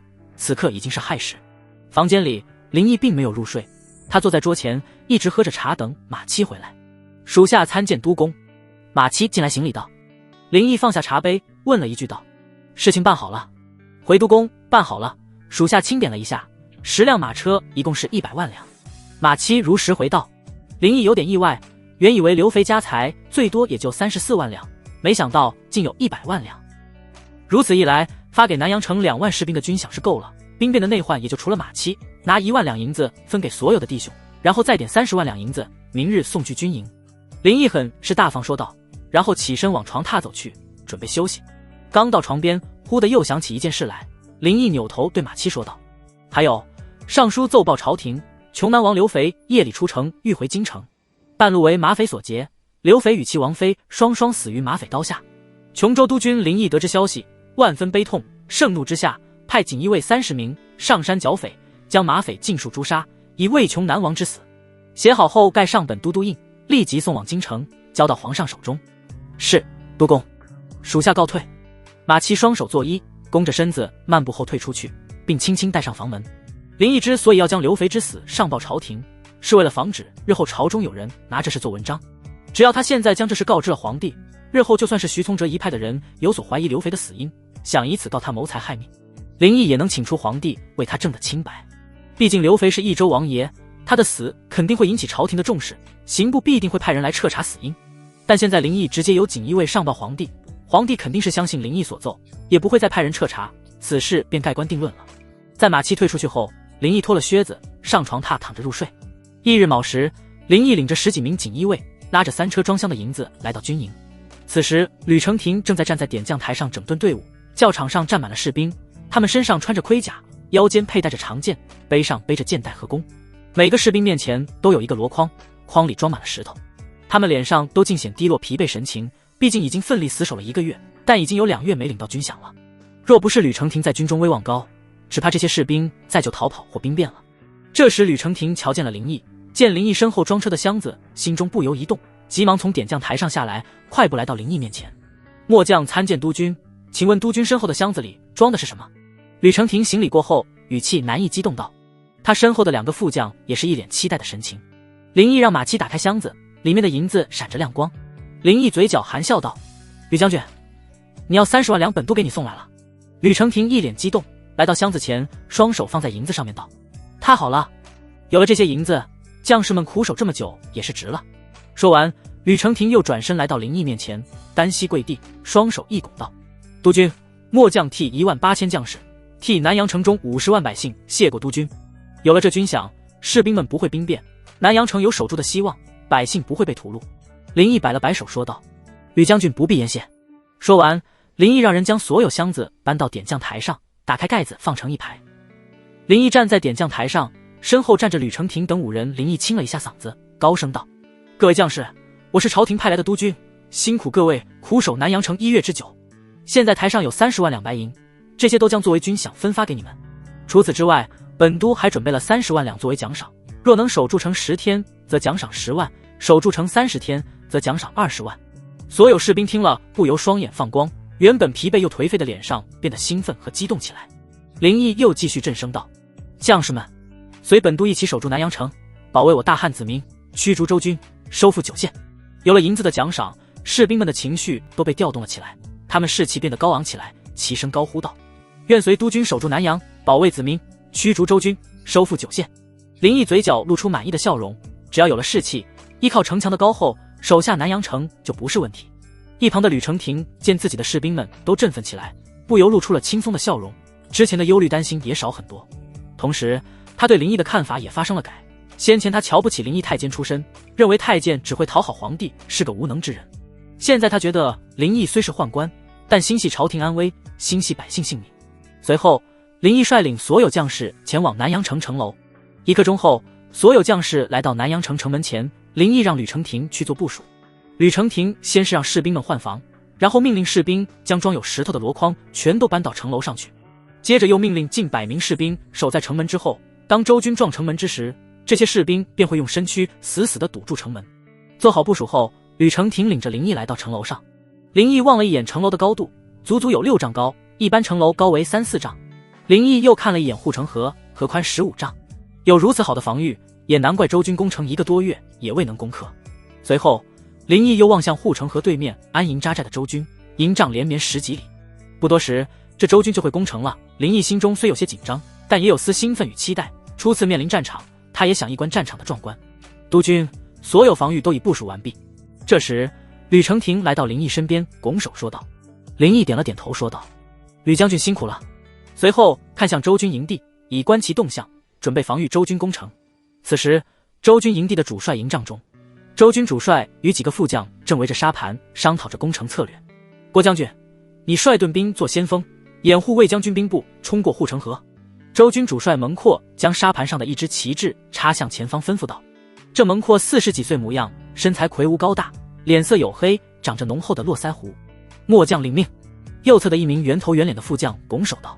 蒙阔又往前插了一支旗帜，继续吩咐道：魏将军，你率士兵推动攻城云梯，闯弩、架桥车、冲撞车渡过护城河，全力攻城。末将领命。左侧另一名招风耳副将拱手回道：马将军，你率领士兵在攻城之时向城上汉军放箭，再利用投石车配合魏将军部下顺利攻城。蒙阔将最后一支旗帜往前一插，说道：末将领命。右侧第二位一个副将拱手说道。部署完后，蒙阔盯着沙盘上南阳城的位置，目光坚定道：此次一定要拿下南阳城。他自进犯琼州以来，其他9县都是几日至10几日便能攻下，但这南阳城却久攻不下。其实这蒙阔可责一副将领兵将南阳城围住，自己带兵深入继续攻越州。但是向来自傲的他很不服气，一定要攻下南阳城，毕竟他可是周国最勇猛的将军，不攻下南阳城，他绝不罢休。随后蒙阔传令整顿军队，收起营帐，9万军队按他所部署的整装待发，准备攻城。军前，蒙阔骑坐在马上，左右跟着8名副将，他抽出腰间佩剑，高声道：将士们，冲！9万周军如万千蚂蚁一般，密密麻麻地冲向南阳城。很快，周军的先头部队举着盾牌冲到了南阳城下，他们推着撞车开始撞击城门。但是这样一来，这些人就暴露在了城上的汉军的视线里。他们早已准备好弓箭，往城下撞城门的周军士兵放箭投石。饶是周军举着盾牌护着脑袋，也抵不住城上一个个大石头的砸下来。很多士兵被石头砸中，头顶上的盾牌翻转，石头直接砸在脑袋上，当场身亡。有的士兵即使用盾牌挡住了落石，也抵挡不住密密麻麻从城上射下来的弓箭。他们被弓箭射中身体，惨叫一声，还来不及躲避，又是数箭射在身上，倒地而亡。这让周军想用撞车撞开城门的进展很困难。与此同时，周军攻城云梯已经来到城下，周军士兵将云梯靠在城墙上。周军士兵一手举盾，一手拿着刀往上爬。城上的汉军士兵岂能让敌军上来？对准云梯上的周军便是弓箭与巨石招呼。爬在云梯前面的周军士兵直接被射成了马蜂窝，从云梯上滚落下来。被巨石砸中的士兵更惨，从云梯上掉落在地上，石头随之砸在身上，直接吐血而亡。即便周军攻城伤亡惨重，但士兵仍然前赴后继，猛烈攻城。反观守城的汉军这边，由于发放了军饷，个个英勇，士气高昂，以视死如归的心态狠狠地还击攻击的周军。就算被城下敌军用攻城弩击倒，也马上就有后方的士兵替上。即使有周军士兵通过云梯上到了城墙上，汉军士兵立即与其殊死搏斗，甚至有的汉军士兵为了阻止敌军登城，选择抱住敌军士兵一同滚落下去，同归于尽。吕承廷见周军攻城之势愈来愈烈，比之前任何一次进攻都要激烈，可见这是周军今日是要势在必得，拿下南阳城了。眼见险险被攻上了墙楼，吕承廷心中无比紧张，心都提到了嗓子处。好在自家士兵个个士气振奋，拼死搏斗，守住了周军的全力攻城。他知道这要归功于林毅，若不是林毅弄来了30万军饷振奋士气，以之前低落的士气根本抵抗不了这次周军的攻城，恐怕这石早已城破，他吕承廷也被敌军所俘，以死报国了。这时吕承廷不由看向旁边的林毅，只见他一脸从容，气若神定。大敌当前，如此稳如泰山的神态，真不像是一个后宫中的宦官，倒像是个久经沙场的将帅。林毅望着眼前的战场，虽表面风平浪静，但是内心已经波澜壮阔。残酷的战场，真刀真枪的拼杀，真实的死亡，这些无不直触林毅的心灵。毕竟他只是和平年代的21世纪人，从未见过货真价实的战争，所以他表面平静，只是装给吕承廷看的，目的就是要折服他，方便日后将其收为己用。另一边，蒙阔见自己的军队久攻不下，而且伤亡惨重，不由心急起来。他咆哮道：冲！我的勇士们，冲！拿下南阳城！可不管他如何歇斯底里的呐喊，周军的进攻总是差一点，眼见就要攻上城去，但又被汉军守住。随着时间推移，周军的伤亡越来越多，可就是攻不上城去。撞城车也是好几次拆卸就撞开了城门，但硬生生被汉军又堵住了。加上城上汉军弓箭射击，推动攻城车的周军士兵一波又一波的倒下，使得周军冲撞城门越来越难。蒙阔看在眼里，急在心里，攻城打仗就是要一鼓作气，第一波全力进攻一定是最有士气的，往后便是再而衰，三而竭了，士兵的士气也就打没了。这时，一旁的副将郭宇同样着急道：“大帅，退兵吧！再下去，我军只会更加损失惨重啊！今日想要攻下南阳城已经不可能了。”蒙阔心有不甘，这是他准备最充分的一次攻城，没想到又以失败而告终。原本以为有前几次的攻城，加上南阳城孤立无援，城里的汉军想必已经士气低落，毫无斗志，可没想到今日守城的汉军愈战愈勇。大帅，退兵吧！大帅！另一个副将魏云着急劝说道。蒙阔眼见破城无望，面露难色，犹豫不决。他实在不甘心就这样退兵，可再继续下去只是无用牺牲了。嘿呀，退兵！蒙阔极其不甘心地下令鸣金收兵。南阳城上的汉军将士见周军退兵了，不由一片欢呼：“打赢了！我们打赢了！”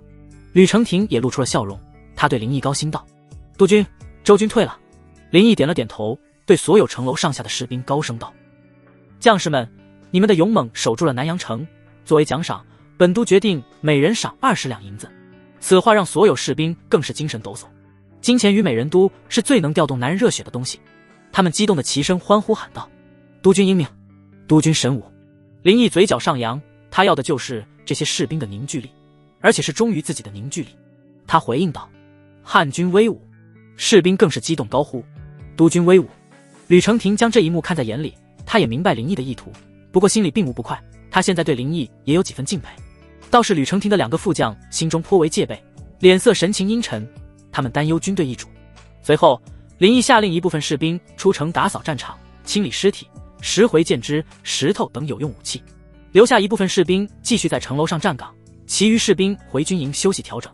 此次守城之战，汉军伤亡约1000人。回到军营的议事堂，林毅与吕承廷坐在主位上一左一右，马七牛皋2人坐于左侧客位上，王三刀、程千成2人坐于右侧客位上。吕承廷第一个开口笑道：“今日能击退周军，全靠督军鼓舞士气，末将衷心佩服。”林毅却是有些心不在焉地回了一句：“吕将军过奖了。”见林毅兴致不高，吕承廷有些疑惑问道：“我们击退了周军，守住了南阳城，督军为何看起来闷闷不乐？”林毅轻叹了一口气道：“本督要的不只是守住南阳城，本督要的是驱逐周军，收复9县。奈何朝廷间相当道，各地藩王隔岸观火，使得南阳城孤立无援，单凭城中1万多军队，想要收复9县可不是件易事啊。若是不能收复琼州，就算这次他林毅守住了南阳城，那也没有多大意义。毕竟他能守住南阳城，靠的是用金钱鼓舞士气，可银子总会有没有的一天，靠金钱激发的积极与高昂士气也有枯竭的时候。要是没有援军，耗下去总有城破的一天。可要想有援军也是不可能的。徐从哲为了除掉自己，肯定已经做好了牺牲琼州的准备。赵不韦是隔岸观火，不会帮他。其他州地藩王或是镇守边疆，或是按兵不动，以察局势。说到底，还是因为皇权的弱化，朝廷对地方控制权不足的原因。吕承廷心中有疑问，林毅既是朝廷派来的督军，又为何不增派援军？这不摆明了朝廷要除掉林毅？当然，他也不会过问，毕竟朝堂上的事不是他一个地方将军能干涉的。吕承廷也跟着叹了口气道：“督军所虑极是，敢问督军可有何良策？”林毅闭眼思索了半晌，睁开眼道：“取地图来。”吕承廷让副将王三刀取来南阳城地图，展开平铺在桌上。林毅仔细端详地图，他想在这图上寻找出可利用地势歼灭周军的法子。将地图看了一圈，林毅发现南阳城西面临山，山间有条小道，若是周军从此道绕到城西墙，再依据山的高地势，很容易就攻入城中，这让林毅心里一惊，本想找出一条歼敌之策，没想到发现了如此大的潜在危险。见林毅神情变化，吕承廷疑问道：“督军，怎么了？”林毅指着地图上城西外山间的一条小道：“吕将军，若是周军从此道绕来，南阳城危矣。”吕承廷定睛一看，不由惊出一身冷汗道：“督军真是敏锐，是末将愚钝，未能发现其中要害。这可多亏督军察觉，否则周军从此到来夜袭，南阳城必破，末将可就真了朝廷罪人。”林毅摆了摆手道：“吕将军言重了，这周军久攻不下南阳城，必定会想到从此道夜袭南阳城。吕将军，从今夜起，派兵伏于此道2侧山上，以待周军夜袭，杀他个有来无回。”“是，督军。”吕承廷拱手应声道，心中也愈发对林毅钦佩，这林毅军事的才能绝对在他之上。如此人物，若能追随于他，仕途绝对能平步青云。随后，林毅让吕承廷去收集数百瓶罐子，又让士兵将汁水、也就是石油装入罐中，制成了简易的燃烧弹。林毅让士兵将燃烧弹带在身上，以此伏击周军。吕承廷对林毅的奇思妙想又是一阵佩服，不免感叹如此人才却在宫中做太监，也太屈才了。此时周军大营，由于攻城失利，士兵们士气低落，再加上连日攻城，脸上尽显疲惫。在主帅帐中，蒙阔与几个副将也是灰头土脸的。蒙阔坐在帅位上一肚子的怒火，这次尽全力攻城，仍未能拿下南阳城，而且此战竟伤亡8000，加上现在士气低落，恐怕攻下南阳城无望了。这时副将郭宇从位置上起身说道：大帅，这南阳城固若金汤，我军久攻不下，若是9号下去，我军恐会大败，不如撤兵绕过南阳城。蒙阔本来就满是怒火，现下又听到撤兵之言，他暴怒起身，来到郭宇面前，一巴掌狠狠地打在了他脸上。蒙阔骂道：混账东西，居然敢说出这种话来，来人呐，拉出去砍了。郭宇脸上大惊失色，马上求饶道：大帅饶命啊，大帅。帐外进来2名士兵，将郭宇架住拖了出去。其他几个副将见状面面相觑，他们心里的想法跟郭宇也是一样的，于是纷纷起身想要开口求情。蒙阔伸手制止，厉声道：谁要再言撤兵之事，斩立决，不管付出多大的代价，本帅一定要攻下南阳城。几个副将见蒙阔一意孤行，也不敢劝谏，只好忍耐着疲惫，选择听从命令。其实蒙阔心里也明白，持续在南阳城这耗着，对攻占汉朝的大局不利，但是他蒙阔是一个胜负欲极强的人，他不允许自己有失败的战绩。蒙阔来到沙盘前，紧盯着好一会儿，终于他发现了可攻下南阳城的妙计。他指着沙盘上南阳城西外的一条小道，激动道：今晚从这夜袭南阳城，必能破城。几个副将闻言围过去，看着蒙阔指着的位置，也觉得是个偷袭的绝佳之地，便纷纷附和道：大帅英明，今夜必拿下南阳城。夜里蒙阔带领8000精锐从城西山间小道夜袭南阳城。由于小道狭窄，两侧为丘陵，道路只能单人通过，周军8000士兵只好排成一条长队行走。大帅，此道狭小，两侧又为山丘，若是有伏兵，我军危矣啊。副将魏云一脸担忧地说道。蒙阔一心偷袭南阳城，哪会顾虑这个，不以为然道：哪有什么埋伏，全军快速通过，直取南阳城。然而两侧的山丘早有1000汉军埋伏，林毅一行人藏于丘陵之后，周军的一举一动尽在眼皮之下。督军果然料事如神，周军真走此道夜袭，他们已经过来了，我们可以扶举了吧。吕承廷见周军已进入伏埋圈中，低声在林毅耳边说道。林毅注视着山丘之下的周军说道：不急，待他们再深入些。不多会，周军已经完全深入进了汉军的埋伏圈中。林毅发令道：全军投放燃烧弹。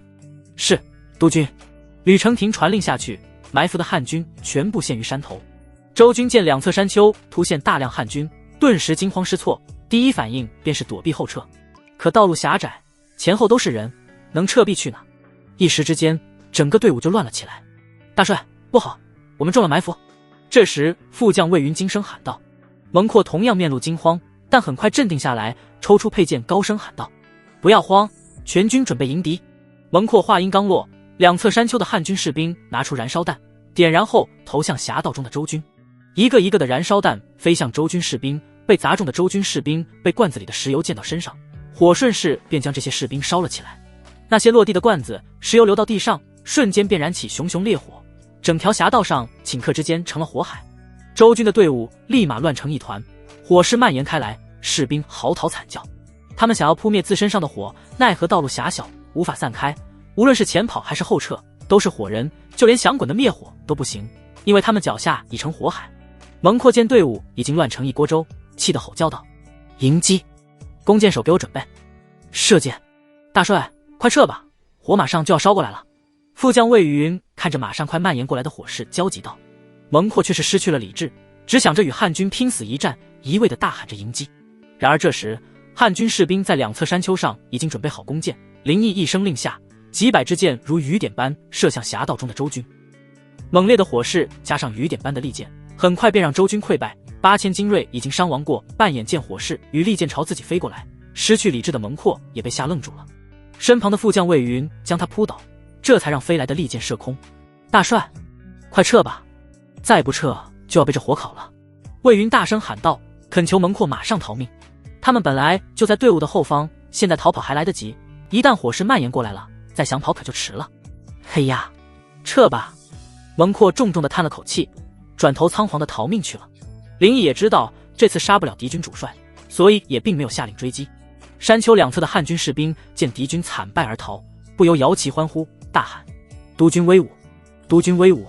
这些士兵对林毅更是崇拜，林毅在这些士兵心中的威望也是上了一层楼。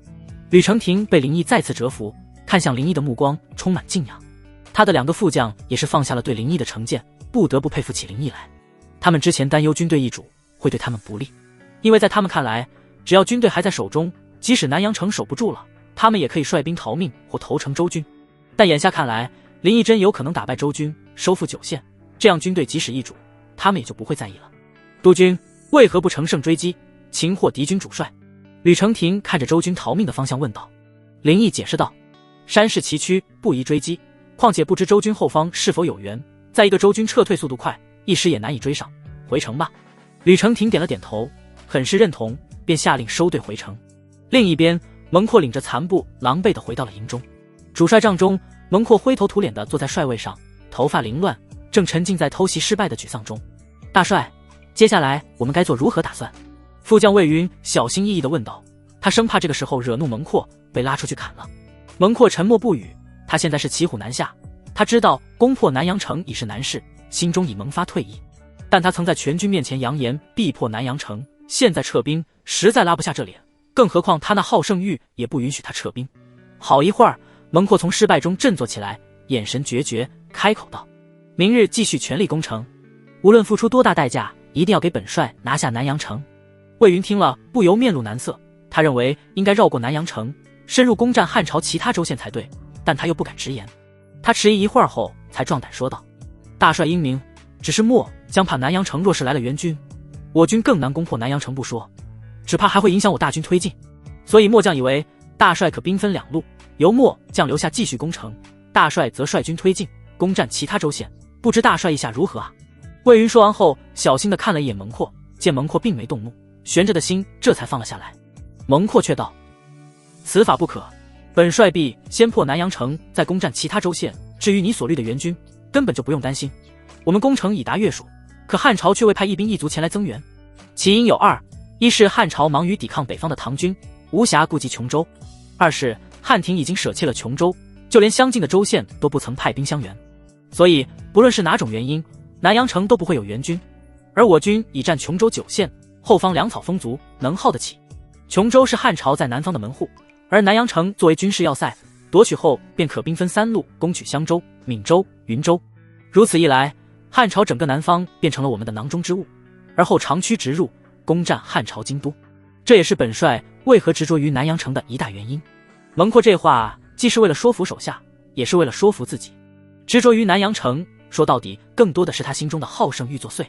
魏云见他如此冥顽不灵，也不再多言，主要他也不敢再劝。南阳城里已经是深夜，城楼上的士兵换了房，城中的百姓都已入眼。军营中，一些士兵巡逻视察，吕承廷几人已经睡下。林毅独自一人在议事堂中，他坐在主位太师椅上，闭目思索着。这些日子购买粮食，发放军饷，奖赏士兵花费很大，从穷南王那抢来的银子也快用完了，加上又没有援军，这南阳城不知道还能坚守几日，一旦城破，他林毅就完了。可是又有什么法子呢？周军还有近10万精锐，南阳城中不过2万人，想要击败周军，收复9县，简直是痴人说梦了。除非刘秀附体，召唤陨石还差不多。唉，林毅睁开眼睛，重重地叹了口气。这个时候，要是能有几千把 AK 就好了。林毅摇了摇头，苦笑了一下，收起这个不现实的想法，回房间去休息了。梦里，南阳城被周军攻破，林毅创皇逃回京城，文武百官请命要斩首他。皇帝刘宪被迫下令，侍卫将他推至午门，那刽子手嘴含一口酒喷洒在大刀上，随后手起刀落。啊！林毅从梦中惊醒，吓得坐起了身子，满头大汗。督公，你怎么了？门外值守的马七冲进房里，来到床边关心问道。林毅缓过神来，摇了摇头道：没事，做了个梦而已。马七立即吩咐婢女进来，用毛巾沾湿替林毅擦汗，服侍其穿好衣服。马七，现在什么时辰了？吕承廷有没有来过？林毅坐在椅子上，一边由婢女伺候着漱口，一边问道。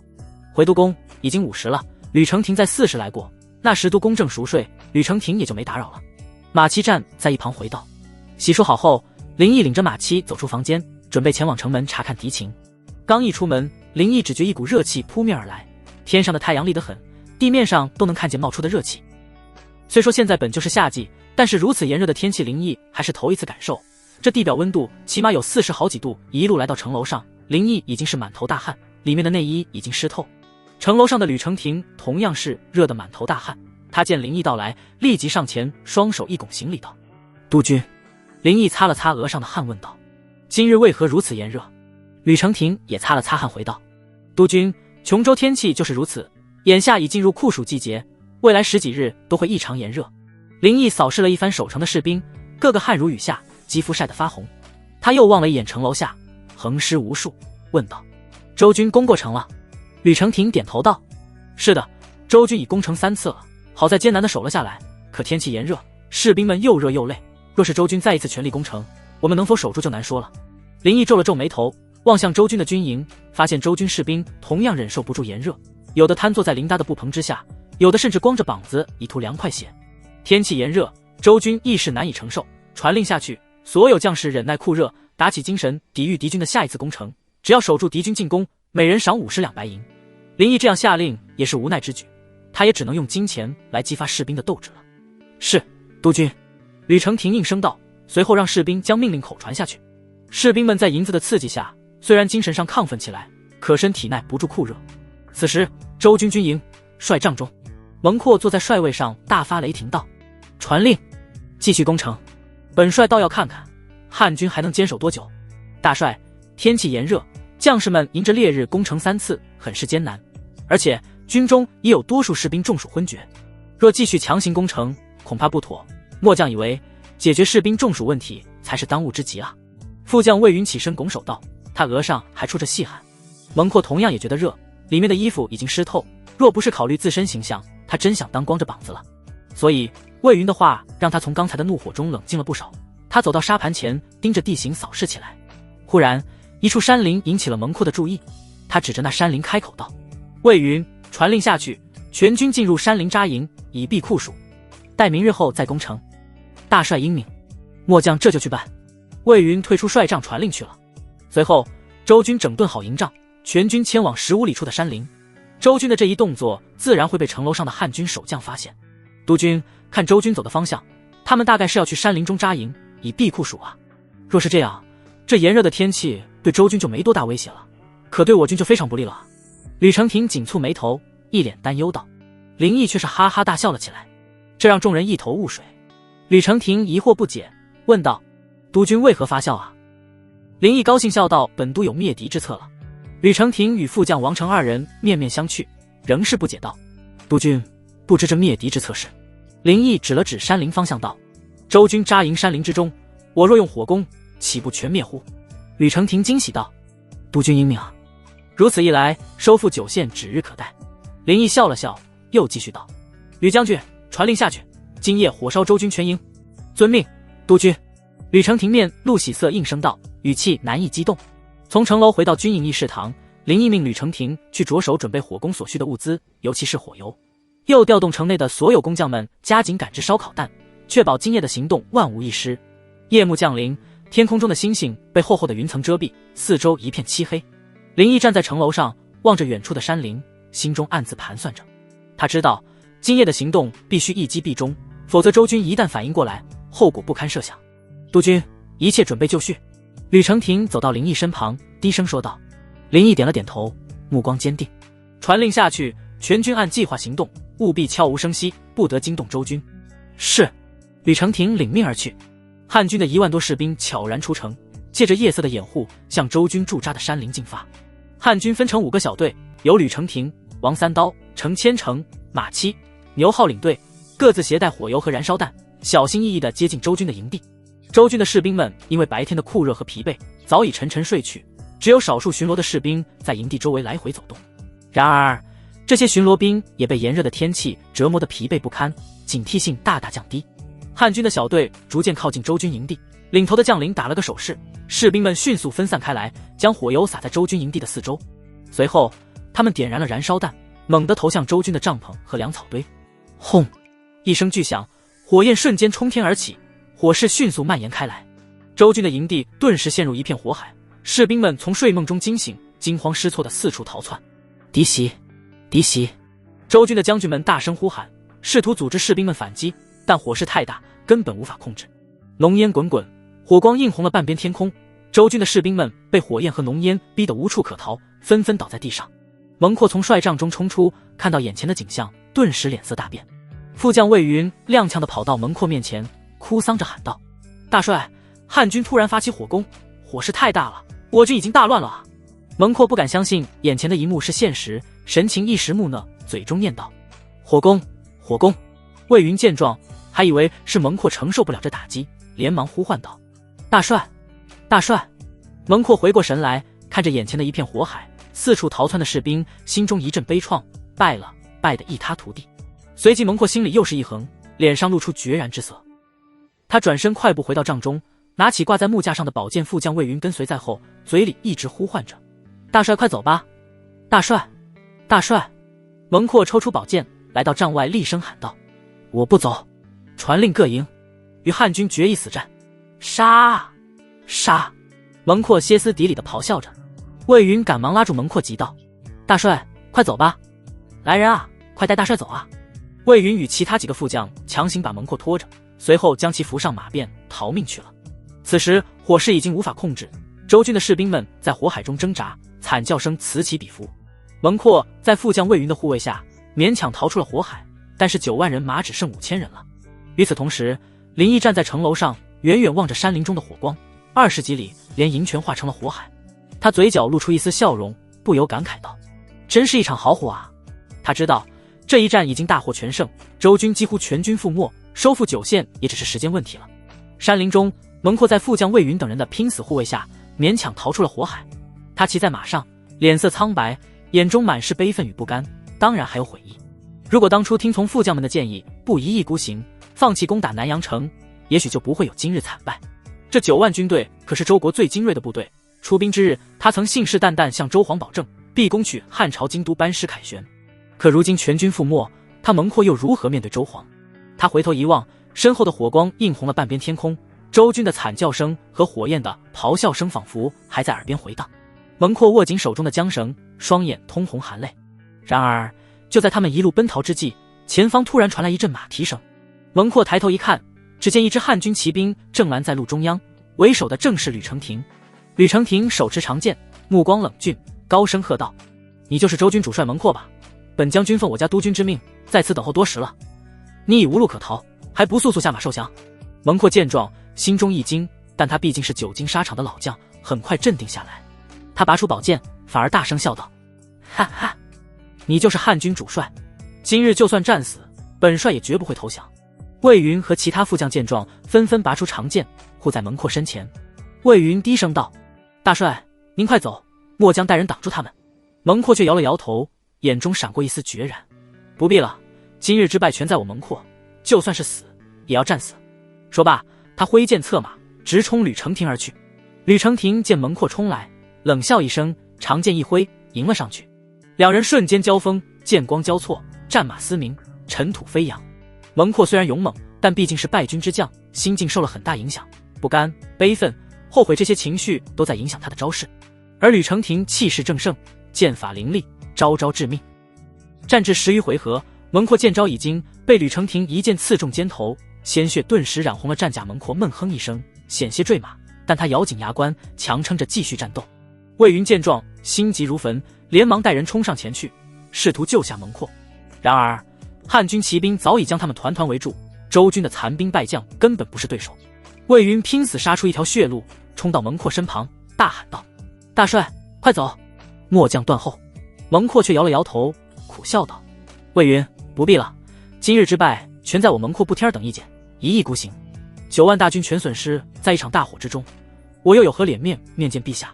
只有以死谢罪了。”魏云闻言，眼中含泪，哽咽道：“大帅，末将誓死追随您。”蒙阔拍了拍魏云的肩膀，怆然道：“好，随本帅拼杀一番。”说罢，他猛地一夹马腹，再次冲向吕承廷。吕承廷见蒙阔冲来，眼中闪过一丝敬佩，但手中的长剑却毫不留情。他一剑刺出，正中蒙阔胸口。蒙阔闷哼一声，手中的宝剑缓缓垂下，眼中却依旧带着不屈的光芒。他低声喃喃道：“陛下，臣谢罪了。”话音未落，蒙阔的身体便从马背上缓缓倒下，重重地摔在地上。魏云见状，悲痛欲绝，怒吼一声，挥剑冲向吕承廷，试图为蒙阔报仇。然而他刚冲出几步，便被汉军骑兵团团围住，最终力战而亡。吕承廷看着倒在地上的蒙阔，沉默片刻，随后下令道：“将蒙阔的首级取下，带回城中，向督军复命。”汉军士兵立即上前，将蒙阔的首级割下，装入木匣。吕承廷翻身上马，带着部下迅速返回南阳城中。南阳城内，林毅正站在城楼上，远远望着山林方向渐渐熄灭的火光，他的脸上露着胜利的喜悦。就在这时，吕承廷等人带着万余士兵进入城内。吕承廷等人翻身下马，来到城楼上，快步走到林毅面前，单膝跪地，双手将一个木匣呈上道：“督军，末将已斩下周军主帅蒙阔首级，特来复命。”林毅只是望了一眼木匣中的人头，点了点头，满意的说道：“各位辛苦了，此战大捷，周军主帅一死，其余周军不足为虑。传令下去，全军休整3日，随后进军收复9县。”吕承廷拱手应道：“是，末将遵命。”林毅转身望向远方，心中暗自思忖：周军主力已经覆灭，留守在9县各县的兵力应该不超过3000，现下南阳城不足2万人马，需扩充些人手，然后再分5路出发，以收回9县。于是他对吕承廷说道：“吕将军，传我军令，去把南阳城内所有的囚徒都放了。”吕承廷一愣，不解道：“不知督军这是何意？”林毅解释道：“要想收复9县，仅凭城内1万多军队自然不够，释放囚徒只是让他们扩充军队。为了提高这些囚徒的积极性，告诉他们在战场上，凡是杀1人者可免刑期，杀2人者可记军功，杀3人以上者，其族人皆可脱奴籍。还有贴出告示，向百姓招募士兵，凡是参军者，赏1两银子。”吕承廷听后不由佩服林毅的谋略，应声道：“末将遵命，督军英明。”林毅这样做其实也是没有他法了，没有援军，他只能这么做了。3日后，南阳城16000士兵，再加上释放的囚徒以及招募的士兵，共25000人。在林毅部署下，25000人分成5路人马，由吕承廷、王三刀、程千成、马七、牛皋率领，进军琼州9县。由于周军主力覆灭，主帅蒙阔又战死，镇守9县的周军群龙无首，士气低丧。反观汉军士气高昂，势如破竹，5路人马都是高歌猛进，捷报频频。2个月后，汉军打败各县周军，收复9县，琼州重为汉土。议事堂中，林毅坐于案桌前，向朝廷亲手写了一份捷报急递，内容上写着：“奴才小义子，谨奏皇上，仰赖天威，将士用命，我军大破周军，收复琼州9县，斩获甚众，敌寇溃散，疆土重归我朝。此战之胜，实乃皇上圣明，天佑我朝将士奋勇之果。此次战役，吕承廷将军斩敌数千，取敌军主帅首级，当为首功。程千成、王三刀、马七、牛浩4人骁勇善战，亲率士兵冲锋陷阵，斩敌将数名。此5将接力下赫赫战功，奴才恳请皇家奖，以立我军士气。今敌军溃败，士气低迷，正是乘胜追击，一举灭周之良机。奴才恳请朝廷增援，继续进击，彻底剿灭周国，永绝后患。奴才愿继续担任督军，直取周国京师，不负陛下厚望。仅此奏报，扶起圣才。”写完后，林毅让吕承廷5人过来看一看。督军，此次能歼灭周军，收复9县，明明是督军您的功劳，末将岂能贪功呢？还请督军如实上奏啊！吕承廷见林毅将主功归于自己，连忙推诿。王成2人心里则是又惊又喜，没想到林毅会给他们请功。马牛2人本来是林毅的人，见自家主人给自己请功，不由对林毅更是忠心。林毅摆了摆手道：“吕将军，还有王将军和程将军都是朝廷忠良，也确立了战功，本都这样写绝对属实。况且本都一个内官，军功于我而言无多大用处，倒不如分给需要的诸位。再说了，如今朝廷上文官以徐从哲为首，武将以赵不韦为首，此2人为争权夺利，以国谋私，置国家安危于不顾，任百姓于水火之中。各地藩王亦无视朝廷调度，阳奉阴违，致使皇权微弱，陛下孤寡。本都为你们几人请功，意在让皇上提拔重用尔等，好让诸位忠君爱国，捍卫皇权。所以诸位可不要推辞此次的功劳啊！”林毅说的冠冕堂皇，目的自然是为了收买人心。果然，吕承廷5人听了感激不已，激动的朝林毅下跪拱手道：“我等谢过督军大恩，必誓死效忠督军，效忠皇上。”林毅露着满意的笑容，虚手一扶，让他们免礼道：“起来吧，诸位无需客气。”随后，林毅又写了份急递给户部，他告诉张武准备好300万两白银作为军饷送来南阳城，并让户部侍郎左明光在朝会上要力争朝廷支持南征周国。林毅能预料到捷报传回朝廷后，徐从哲为首的官员定会阻挠。最后，林毅还写了封书信，是给皇后舒留影的，告诉她自己可能要来年才能回朝了，在宫中要万分小心。还有孩子出生后，为防止万贵妃抢夺，可暂时寄于太后寝宫抚养，待她回来后再接回坤宁宫。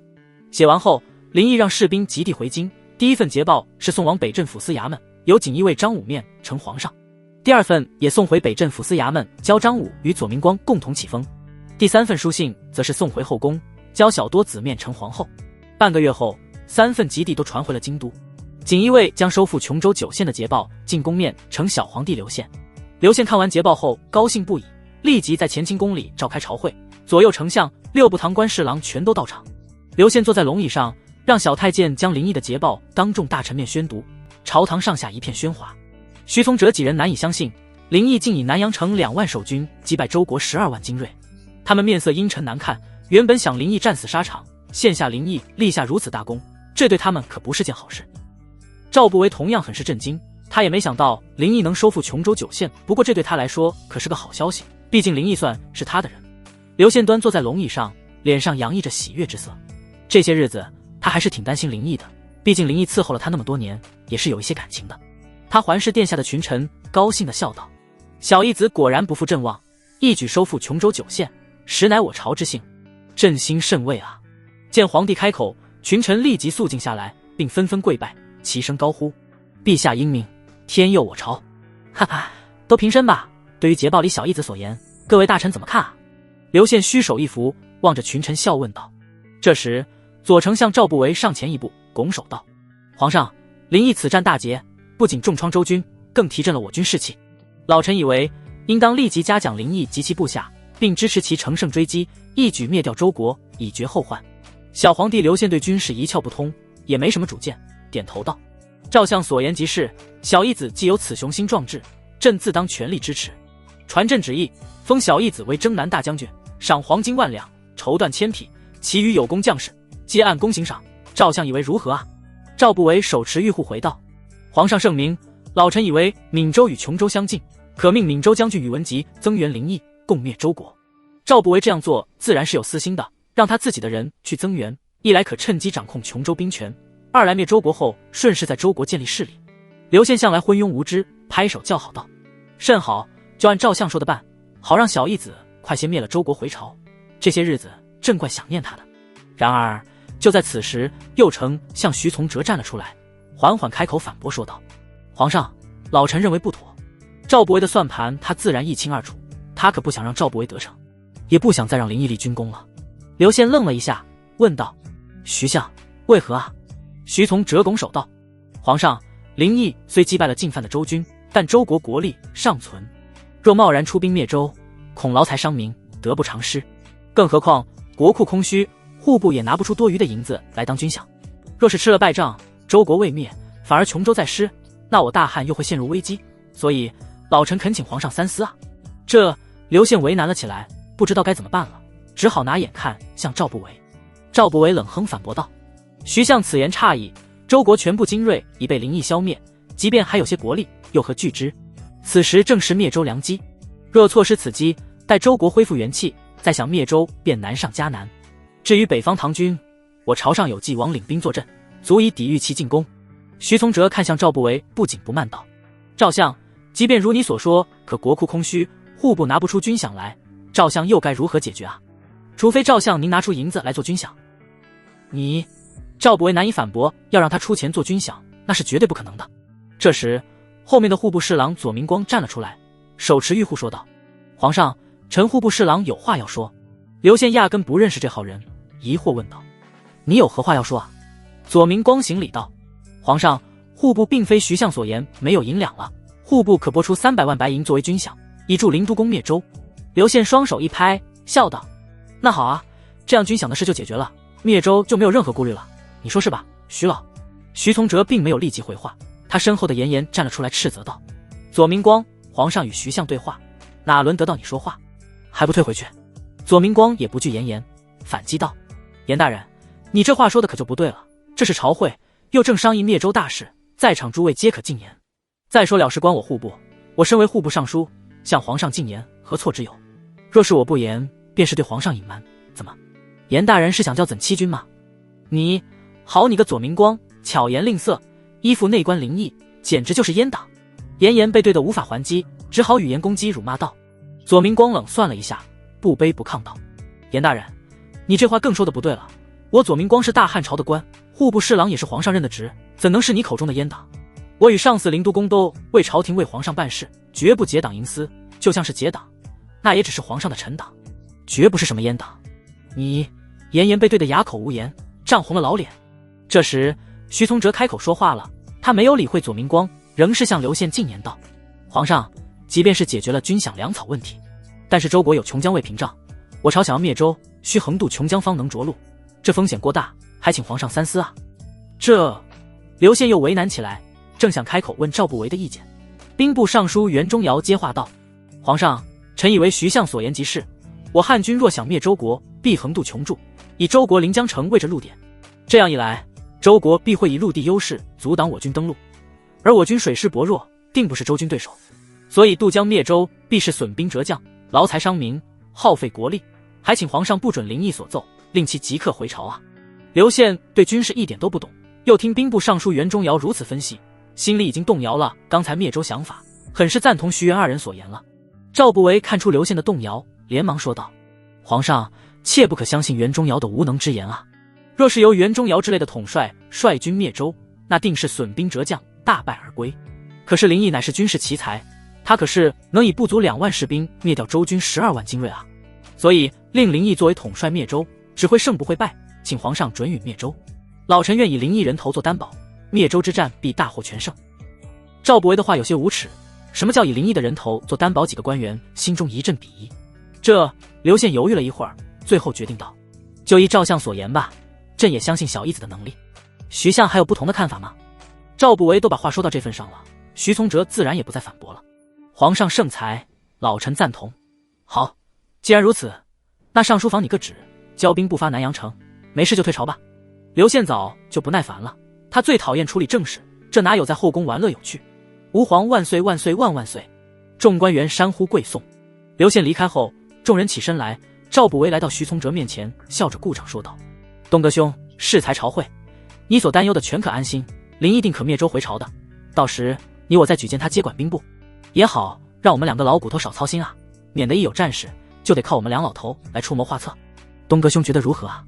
徐从哲知道赵不韦故意恶心人，便也离间道：韦中兄，若是你真有如此想法，老夫自然愿意，只是这林毅本是户部尚书，若是再监管兵部，恐怕你我2老骨头可真就没用了，不知韦中兄舍得吗？赵不韦脸上的笑容一僵，随即又恢复笑道：东哥兄，适才老夫也只是开个玩笑而已，走吧，你我去上书房拟旨去吧。林毅虽是他的人，但势力过大，对他也会有威胁。周国国都长阳城，大德宫里正在载歌载舞，周国皇帝陈馀坐在玉座上，怀里坐着一名妃子。妃子给周皇喂完一口酒后，又从周皇怀里站起来给周皇喂葡萄。这名妃子穿着清凉，身上的薄纱纸遮住关键部位，大片雪白滑嫩的肌肤露在外面。她是周皇陈馀最宠爱的丽妃。这丽妃生得小巧玲珑，长着一张娃娃脸，可爱至极，身材很是娇小，身高不过1.5米。她依偎在200多斤的周皇怀孕，一大一小形成了鲜明的对比。再加上周皇面相丑陋，可真就有点美女与野猪的意思了，又或者是肥猪拱嫩白菜。放在林毅那个世界，那就是肥宅与萝莉。不过在周国，女子以娇小为美，周国的男子都喜欢身高不过1.5米的娃娃脸女子，可以说是周国爱萝莉。就在周皇正玩得开心之际，一名太监来到周皇面前，弓着身子轻声道：陛下，秦相、杨相还有张大人有要事求见。周皇陈馀兴致被打断了，脸上有些不快，但顾及到这3人都是朝中重臣，他只好不情愿的叫停歌舞，让太监宣他们进来。臣等参见陛下。3人来到御座前，拱手行礼。陈馀怀里搂着丽妃，喝了一口丽妃喂的酒，慵懒地问道：3位爱卿有何事啊？这陈馀嘴里虽问着话，但眼睛却没正看3人，仍然在与妃子嬉戏，吃着妃子喂的葡萄，完全一副昏庸荒唐君王的模样。兵部尚书张陵与左相秦国忠对于陈馀的荒淫早就习以为常，而且他们2人也时常在民间搜集美女供陈馀淫乐。丽妃更是秦国忠的妹妹，他能位居左相，靠的也是得宠的妹妹。然而右相杨延龄却是心中愤怒无比，虽素闻皇帝荒唐，却不想如此让人不堪入目。50多岁的杨延龄气愤道：陛下当以国事为重，在臣子面前与妃子行不雅之事，绝非明君所为。陈馀很是不快，但也不好发作，只好吐出丽妃的葡萄，语气不耐烦道：好了好了，朕知道了，不就是要做明君吗？杨相你都说多少遍了，朕耳朵听得都起茧了，快说吧，到底有什么事来找朕？陈馀很是不喜欢这个老东西，整天把圣贤之道挂在嘴边，但顾及他是3朝元老，也只好听着了。杨延龄突然痛心疾首道：陛下，兵部接到战报，我军在南阳城被汉军击败，9万精锐毁于一场大火，主帅蒙阔战死，攻占的琼州9县也尽数被汉军夺回，我军12万精锐只剩几千人逃回啊！那可是我举国精锐啊！陛下，老臣还担心汉军会乘胜追击，攻打我周国，到时我周国江山社稷可就危矣了啊！陛下。陈馀听完一怔，随即慌乱了起来，猛地站起身子急道：什么？这可怎么办啊？我12万大军就这样完了。杨相，若是汉军真的攻打我们，那我们该怎么办啊？这陈馀年龄也只是20多一些，要加上又是昏庸之主，碰到这种事，除了惊慌，什么主意也拿不了。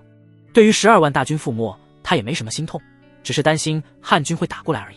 杨延龄正要回话，秦中国抢话道：陛下，臣以为杨丞相完全是危言耸听，即便12万大军没了，我朝京畿驻军还有3万兵马，况且还有琼江为凭，汉军哪有那么容易打过来？再说了，汉朝忙于在北方抵抗唐朝，哪有兵力再来攻打我们？所以臣以为陛下大可放心，我周国绝对安然无恙。秦国忠本是坚定小人，30出头的他能坐上宰相的位置，靠的是得宠的妹妹。答应与唐国联合共侵汉朝也是他的主张，因为他收了唐朝使臣的好处。秦国忠，到底是老夫危言耸听，还是你在蛊惑陛下？当初也是你怂恿陛下答应唐使臣全力出战汉朝，如今我12万大军全军覆灭，致使我周国岌岌可危，你秦国忠罪责难逃。陛下，请立即下旨将这奸佞臣子关押大理寺审查。杨延龄指着秦国忠高声斥道。秦国忠仗着自己妹妹得宠，也不惧杨延龄，他冷声回击道：杨相，出兵汉朝是陛下圣才，再说了，12万大军全军覆灭，那也是蒙阔指挥不当，罪在蒙阔，与本相何干？况且这蒙阔可是你杨相推荐的人，真论起罪来，你杨相才是罪魁祸首。我都怀疑你杨相与汉朝勾结，才致我12万大军覆灭。你血口喷人！老夫一心为国，岂会做这等卖国之事？杨延龄气愤反驳道。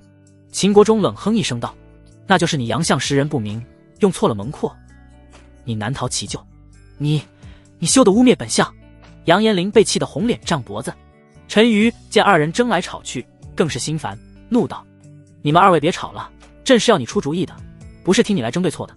张陵，你是兵部尚书，你说汉军会来攻打我国吗？40几岁的张陵与秦国忠早就是一丘之貉，自然向着秦国忠说话。陛下，臣赞同秦相所言，我国有琼江为凭，又有3万精师，况且汉军若真攻打我国，必要从临江城着陆，而临江城易守难攻，汉军又不属水性，水师战力薄弱，所以陛下大可不必为此担忧，我国定可安然无恙。若是汉军真来攻打我国，臣必亲率精军为我大周，保我大周子民太平。哈哈，说得好，这说的在理，有张爱卿和秦相这等良臣，朕可高枕无忧了。好了，都退下吧。陈馀转忧为喜，哈哈大笑道。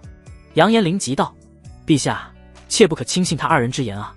蒙阔虽战败，可他并非无能庸将，再者南阳城守军不过2万士兵，却能歼灭我军12万，这说明汉军中有军事奇才。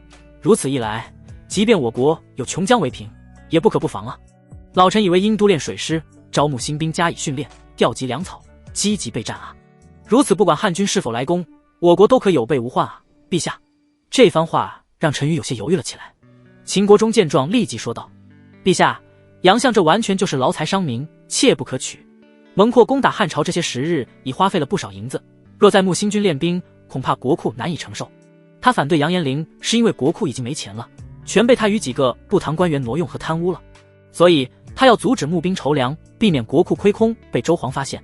陈馀点了点头道：还是秦爱卿言之有理啊。杨延龄还想据理力争，欲再劝谏陈馀，秦国忠见状，立即给自己的妹妹丽妃使了个眼色。丽妃会意，便在陈馀扭动起柔软的身子，娇滴滴道：“陛下，你还吃不吃臣妾的葡萄了呀？不吃臣妾可就收起来了礼。”陈馀听着丽妃酥麻的声音，又看了看那紫红的葡萄，心里痒痒的。这时候他可不管什么江山社稷的安危了，天大的事也比不过与丽妃恩爱，享受丽妃喂的葡萄。他将丽妃抱住，一口就咬在了丽妃喂的紫红葡萄上，嘴里含糊不清道：“杨爱卿，你不用多说了，若是你执意要练兵，费用一事就你自己解决，国库绝不会拨1两银子。好了，都退下吧。”吃了一嘴葡萄后，陈馀又对那些停下的歌枕说道：“接着奏乐，接着舞。”杨延龄见陈馀如此昏庸荒淫，心里大骂昏君，重重的叹了口气，气愤的拂袖而去，离开了大殿。秦国忠与张陵相视一笑，朝陈馀拱了拱手，也退出了大殿。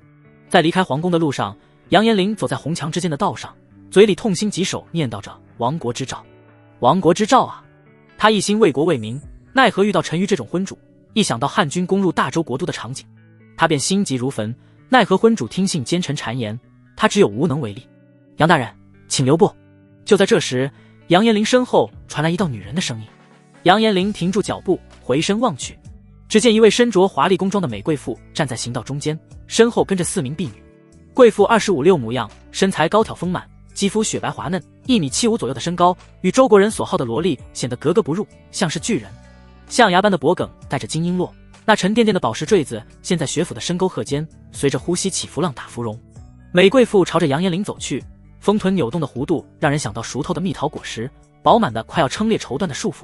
那腰间绸缎上用金线刺绣的凤凰图案，彰显着她高贵的身份。大周皇后周雅瑜，老臣参见皇后娘娘，娘娘千岁。杨延龄上前几步，朝着周皇后拱手行礼。周皇后虚手一扶，朱唇轻启，声音成熟又富有磁性道：“杨大人免礼。”杨延龄对周后的出现有些奇怪，疑惑问道：“不知皇后娘娘叫住老臣有何事？”周后看着杨延龄，语重心长地说道：“你劝谏陛下的话，本宫在后殿都听见了，知道你是一个忠臣，本宫也赞同你的看法。杨襄若要督练水师，本宫愿意拿出自己的积蓄作为军费，指望杨襄能抵御汉军来犯，护我大周江山社稷，为我大周子民。她虽是一个女人，但也深知国家大义，若是自己的国家有危险，她愿意尽自身全力以护卫大周江山。”杨延龄听了，心中一阵感动，不由热眶泪溢，但现实又让他长叹一口气，很是无奈说道：“皇后娘娘如此大义，老臣佩服。只是就算娘娘拿出所有积蓄，恐怕也只是杯水车薪而已。督练水师，招募新兵，若没有陛下同意，是难以办成的。老臣恳请娘娘能劝谏陛下，同意练兵一事，老臣在此谢过娘娘了。唉，本宫尽力一试吧。”周皇后叹了口气，她在后宫里并不得宠，陈馀几乎不会听从她的，但她仍想试一试。劳烦娘娘费心了，老臣告退。杨延龄拱了拱手，转身离开了。目送杨延龄走后，周后领着宫女向大德宫走去。大德宫里仍是歌舞升平，周皇后没让太监通报，直接来到陈馀面前：“臣妾参见陛下。”周皇后扶了扶行礼道。陈馀望了一眼周皇后，刚才还和丽妃满脸嬉笑的脸上瞬间变得冷漠，问道：“皇后找朕有何事啊？”周皇后见陈馀与丽妃衣不遮体的，心里不由叹了口气，这哪有一国之君的样子。她语重心长地说道：“陛下当以国事为重，适才臣妾碰到了杨相国，知道了练兵募兵之事。臣妾以为未雨绸缪，防患于未然，绝非危言耸听，那请陛下采纳杨相之言。”陈馀听完这话，很是不开心，沉着脸呵斥道：“皇后你一个妇人之见，哪懂得朝堂之事？立即退下去，别扫朕雅兴。”周皇后虽是后宫之主，但是地位并不高，她平民之家出生，能成为皇后，也只是因为周国皇室的组织，所以陈馀并不待见她，更不尊重她。周皇后见陈馀生气，也不惧怕，仍然是劝谏道：“臣妾虽是妇道人家，可事关我大周江山安危，臣妾恳请陛下那杨相之言，督练水师，招募新军，以防汉军来袭啊！陛下不该听信奸人谗言，将隐患置于不顾，更不该将我大周社稷安危置于不顾啊！”陈馀暴怒，大发雷霆道：“闭嘴！国家之事，哪轮得到你说三道四？怎么，你是想干政？不怕朕治罪于你？”周皇后不亢不卑，忠言劝谏道：“陛下即使是废了臣妾皇后之位，臣妾也要说，臣妾不能看着陛下被奸人蒙蔽，对祖宗江山社稷不上心，这是作为皇后的职业。今日陛下若不同意募兵练兵，臣妾就一直站在陛下面前，直至陛下同意为止。”你，陈馀气急而笑道：“好好好，既然如此，那你就一直站着吧。有祖训在上，陈馀还真不能废后。陈馀拿周皇后没办法，但丽妃可有法子。皇后姐姐，你这样一直站在这里，是想加入妹妹与陛下之间的玩乐吗？说着，丽妃从陈馀怀里站了起来，她光着脚丫来到周皇后面前。两人的体型与身高有着明显差距，一高一矮，丽妃娇小瘦弱，周皇后高挑丰腴。周皇后在丽妃面前就像是巨人。丽妃抬头望着周皇后，笑着说道：说起来，姐姐还从未得到过陛下的宠幸，不如现在就与妹妹一起服侍陛下，也让姐姐尝试一下陛下恩宠的滋味。妹妹这就为姐姐褪去衣裳。说完，丽妃便要去脱周皇后的衣裙。周皇后连忙后退2步躲开，斥道：你不得无礼。丽妃一脸人畜无害的故意说道：怎么了姐姐？你是不愿服侍陛下吗？还是说不懂得如何服侍呢？说着，丽妃咯咯地笑了起来，随即又回到陈馀怀里，挑衅地看着周皇后道：看来姐姐是不懂得服侍陛下，那就好好看着吧，妹妹是如何服侍陛下的。说完，丽妃抓住披散在肩上的头发挽了起来。周皇后被这一幕惊得面红耳赤，连忙扭过头去，嘴中不由啐道：不知廉耻。随后她急忙转身跑出了大殿，身后还传来陈馀与丽妃二人肆意的笑声。跑出大德殿后的周皇后喘着粗气，胸前起伏跌宕，血府间的宝石坠子被深褐淹没又浮现，淹没又浮现适才的冲击让她心里激起了千层荡漾，久久不能平复。娘娘，您这是怎么了？是哪里不舒服了吗？随从的宫女见自家主子这般面红耳赤的怪异模样，不由关心地问道：本宫没事，去惠德宫吧。周皇后平复好心情，镇定自若说道：是，娘娘。惠德宫是周国太后寝宫，周皇后想去找太后帮忙劝谏周皇陈馀。惠德宫正殿里，鎏金香炉里沉水香袅袅升起。周国太后戴启思正斜倚在香妃长椅上，因酷热，身上只松松垮垮披了件轻纱寝衣裙，那衣料薄如蝉翼，将内里那丰腴雪白的身体映得若隐若现。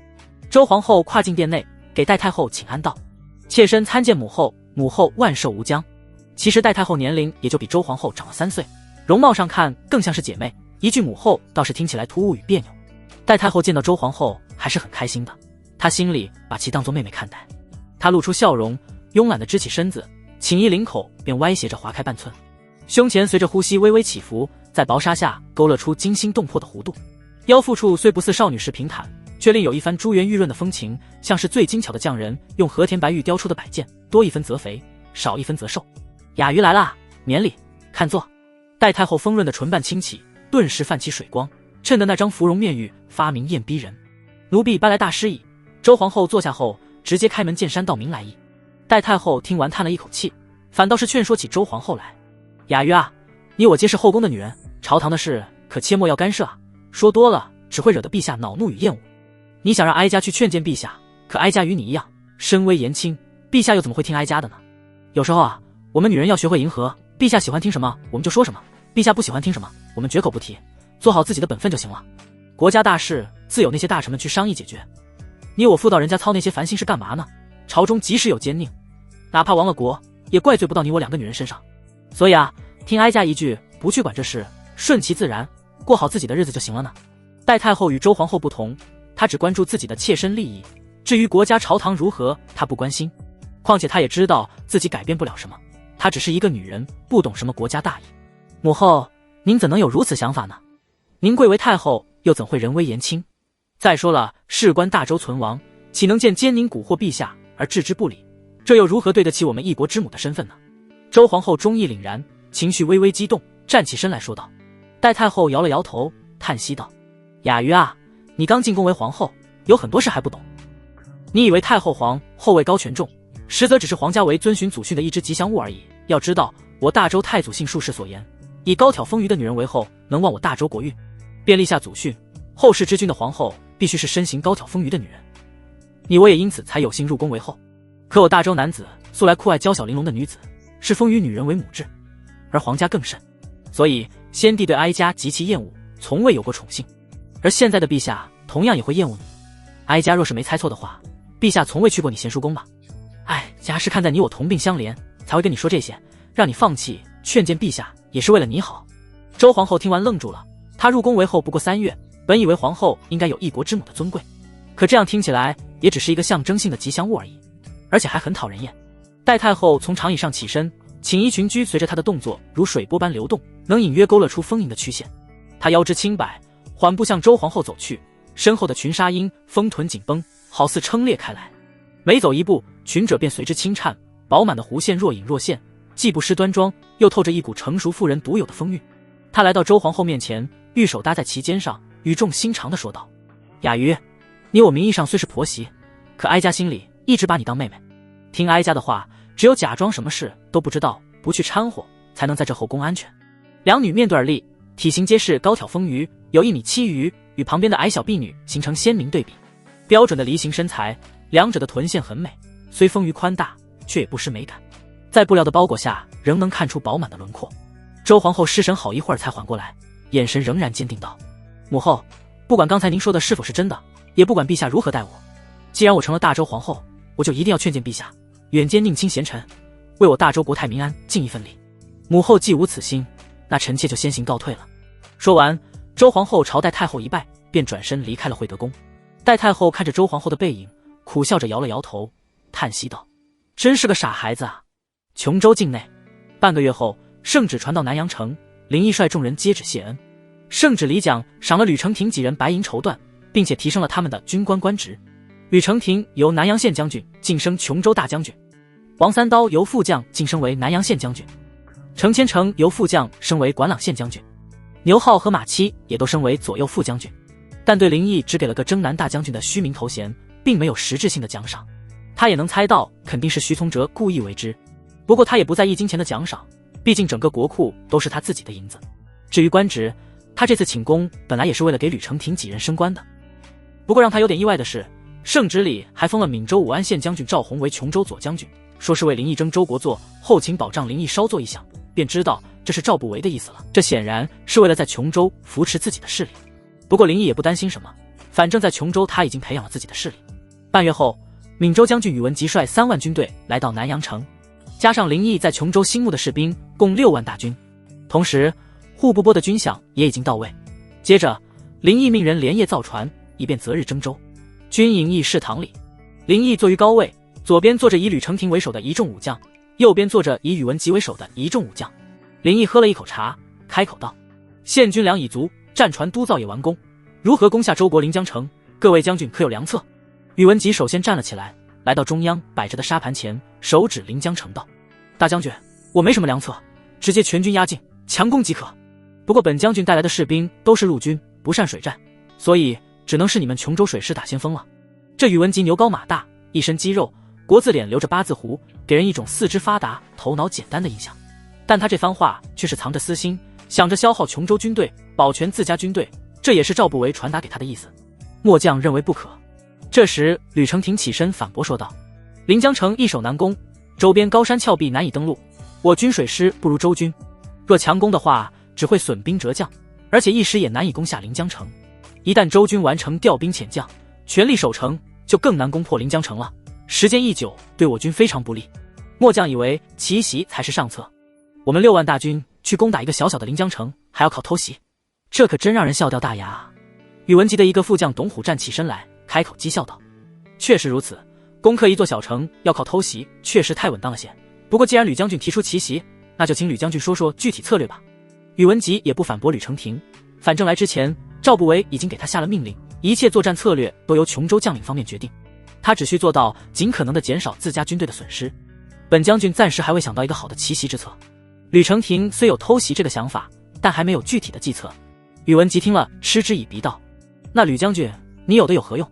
废话连篇。”吕承廷没有回应宇文吉的嘲讽，而是看向林毅，他感觉林毅一定会有奇袭良策。自从收复琼州9县后，他心里已经对林毅崇拜得五体投地。林毅站起身，来到沙盘前，思索一会儿后，开始部署道：“吕将军与本督想到一块去了，以奇袭攻下临江城才是最好的办法。吕将军，你随我领1000精兵扮作商人，战船扮作商船，靠近临江城，随后可以避风浪为由停靠在城下休整，待到夜里再偷袭拿下临江城。”末将领命。吕承廷微微激动道：“他最佩服林毅的就是林毅能在短时间内想出最优的作战策略，可谓是军中之神。不过要是他看过《三国演义》，就不会这样想了，因为林毅其实就是在照搬白衣渡江这个计谋，这里的白衣指的便是商人。当初江东吕蒙就是用这个计谋攻占了荆州重镇江陵。这个计谋虽精良，但是不道德，背刺盟友，也因此江东被冠上鼠辈之名。但是现在汉禹州又不是盟国，也就不存在背刺了，只是有些不道德，毕竟牺牲了商人的信用。在当下，即便是两国交战，但是不伤及商人，也不会怀疑敌军假扮商人，因为这是大家默认的规则。可话又说回来，这种时候也顾不上道德了，正所谓兵不厌诈。林毅继续道：占领临江城后，你们再率领各部登陆，随后再兵分两路，兵进周国国都，宇文将军从西面进攻，本都领军从东面进攻。末将领命，大将军应命。琼州的将军都齐刷刷的洪亮应声道，而宇文化及带来的将军都看向了他，等待他的意思。宇文吉自然不会有什么异议，随意的拱了拱手说道：就按大将军说的办吧，本将军赞同。这宇文吉心里还是不把林毅当回事的，只是表面上稍微客气些而已。他可不认为自己低林毅一等，而且他的3万军队也只听命于他。林毅对这宇文吉的态度也未放在心上，他打听过这人并没有什么头脑，能当上将军也全靠武力与赵不为义子的身份。而且这宇文吉非常好女色，传闻有过一夜遇5女的历史。这种人他林毅不会去计较，日后稍施计谋便可将其除之。林毅拍定道：既然各位无异议，那就如此定下了。明日吕将军便随我假扮商人，渡琼江去临江城。是，大将军。次日，林毅与吕承廷扮成商人，10几名士兵扮成仆人，其余士兵藏于3艘大船船舱内，同时在船上装了10几箱金银珠宝首饰，以来迷惑周军以及贿赂周军。随后3艘大船出发渡江，前往临江城。琼江之上，薄雾缭绕，3艘装饰华丽的大船缓缓驶向对岸的临江城，船头浮运商行的旗帜在江风中猎猎作响。林毅站在主船甲板上，一身锦缎长袍，腰间挂着价值不菲的玉佩，俨然一副富商模样。他身旁的吕承廷也换上了管家服饰，只是那魁梧的身材和锐利的眼神仍掩不住军人气质。大将军，前方就是临江城了。吕承廷压低声音道，手指向远处逐渐清晰的城墙轮廓。林毅微微颔首，目光扫过江面上巡逻的周军战船。临江城依山而建，城墙高耸，确实易守难攻。若是强攻，不知要填进去多少士兵性命。记住，从现在开始，我是福运商行的东家林老爷，你是我的管家老吕。林毅整了整衣襟，让士兵们都藏好了，没有我的信号，谁也不准轻举妄动。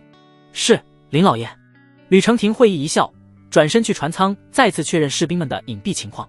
船队距离临江城码头还有半里时，一艘周军巡逻船迎面驶来，船头站着一名身穿铠甲的军官，高声喝道：来者何人？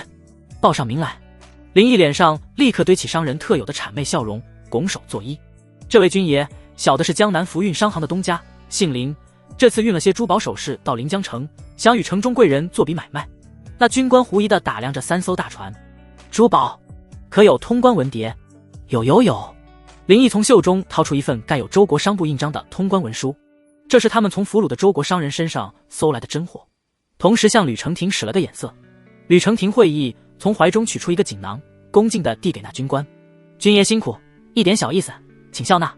军官接过锦囊，掂了掂分量，又悄悄打开一角，看到里面金灿灿的几锭金子，脸色顿时和缓了许多。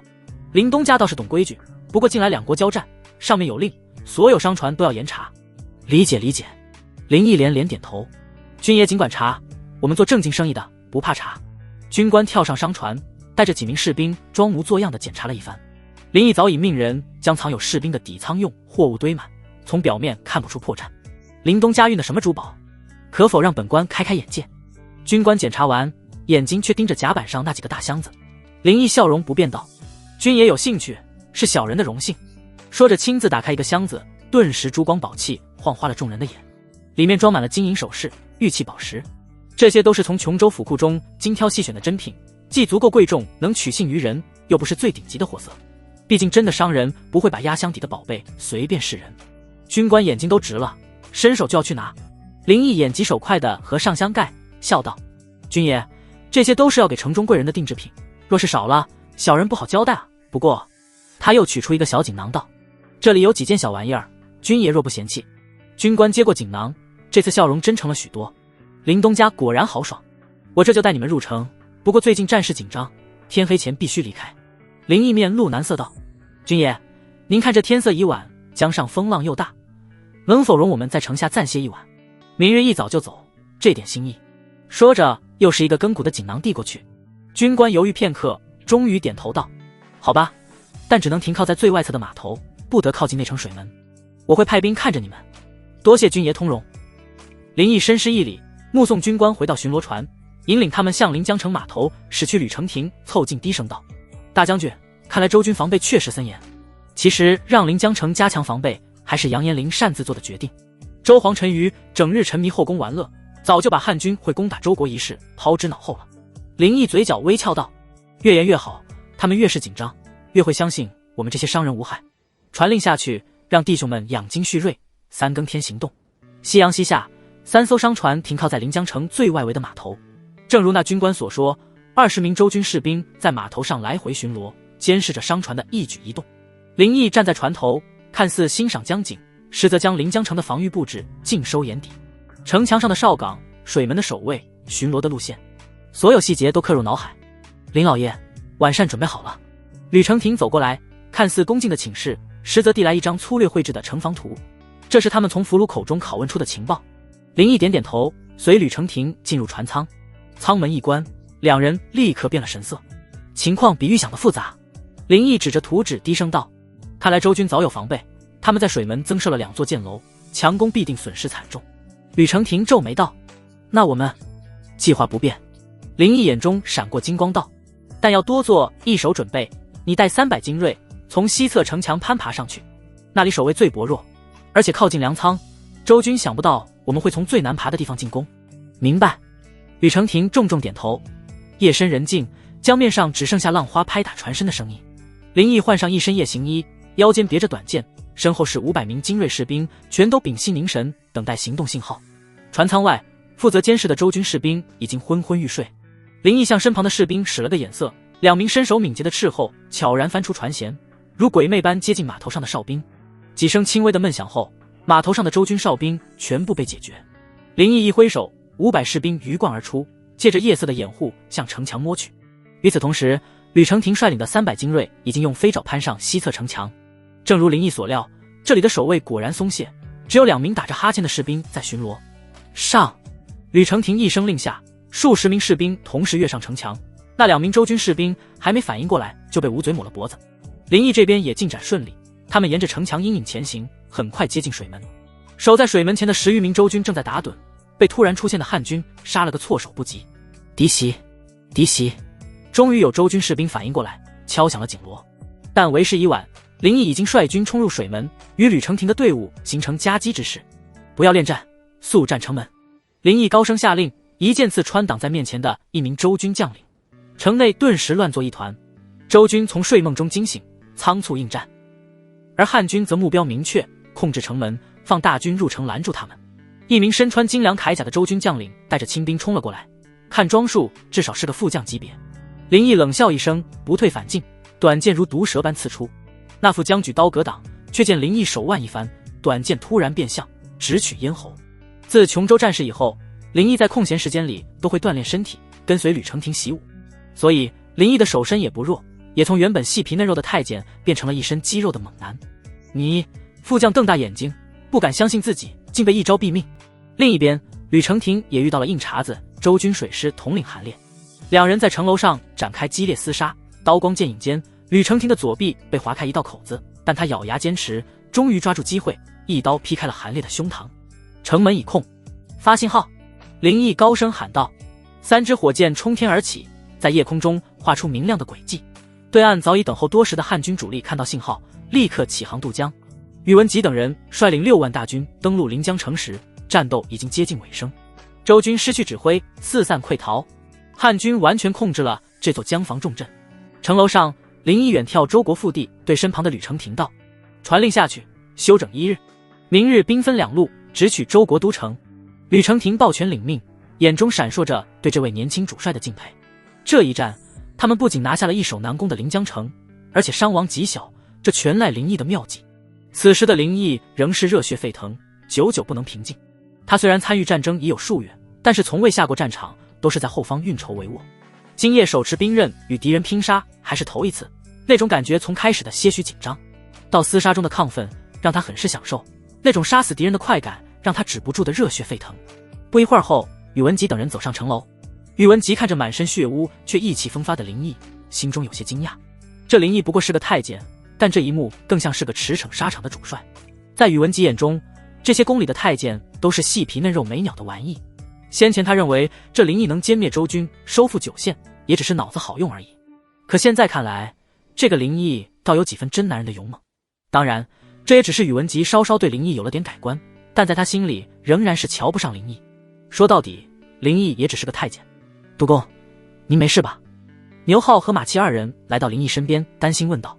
他们见林毅脸上有血，以为林毅受伤了。这些副将里面，牛浩和马七对林毅的情感不同，他们是锦衣卫出身，由林毅一手提拔，更忠于林毅。没事，都是敌人的血。林毅淡然道。翌日，林毅与宇文吉各率本部3万军队从临江城出发，东西2路长驱直入。之所以兵分2路，是因为从临江城去往周国国都有2条要道，其沿途皆有大城镇，只有一路攻破所有城地，才无后顾之忧，将周国国都长阳城为囊中之物。由于周国各城地的官员和武将没想到汉军这么快就攻破临江城，入侵到了内地，他们没有任何防备，也来不及调兵遣将，被汉军打得措手不及。很多城地的官员武将皆是缴械投降，开门献城。林毅这边下令军队入城不得烧杀抢掠，惊扰百姓，但对于当地豪绅贪官，则是收取巨额银子以抵其命，拒不交钱者便杀头游街示众，以镇其他富商贪官。林毅此举赢得了城内百姓拥护，又收割了一波钱财。对于林毅来说，抢杀百姓、奸淫妇女，哪有脸收贪官与富商的钱财有趣？反正林毅这一路的攻城拔寨，主打就是捞银子。这也让林毅军队的口碑直线上升，周国的百姓很是欢迎，导致后面的城池都不用林毅下令攻城，他们就主动献城了。可以说，林毅不费吹灰之力便连克几10余座城地，3万军队的损失不超过1000。半月后，军队就直达周国国都长阳城门户中安城。林毅下令全军安寨扎营，休整数日，再择日攻城。反观宇文吉这一边，他每攻下一座城地，便任由士兵抢杀3日，也纵容士兵奸淫妇女。他自己更是搜罗当地美女供自己淫乐，不管城地的官员武将是否投降，一律进城抢杀3日，也不管是官员还是百姓统统律屠杀。这致使他的军队名声恶臭，后方的程地宁愿鱼死网破，也不愿开城投降。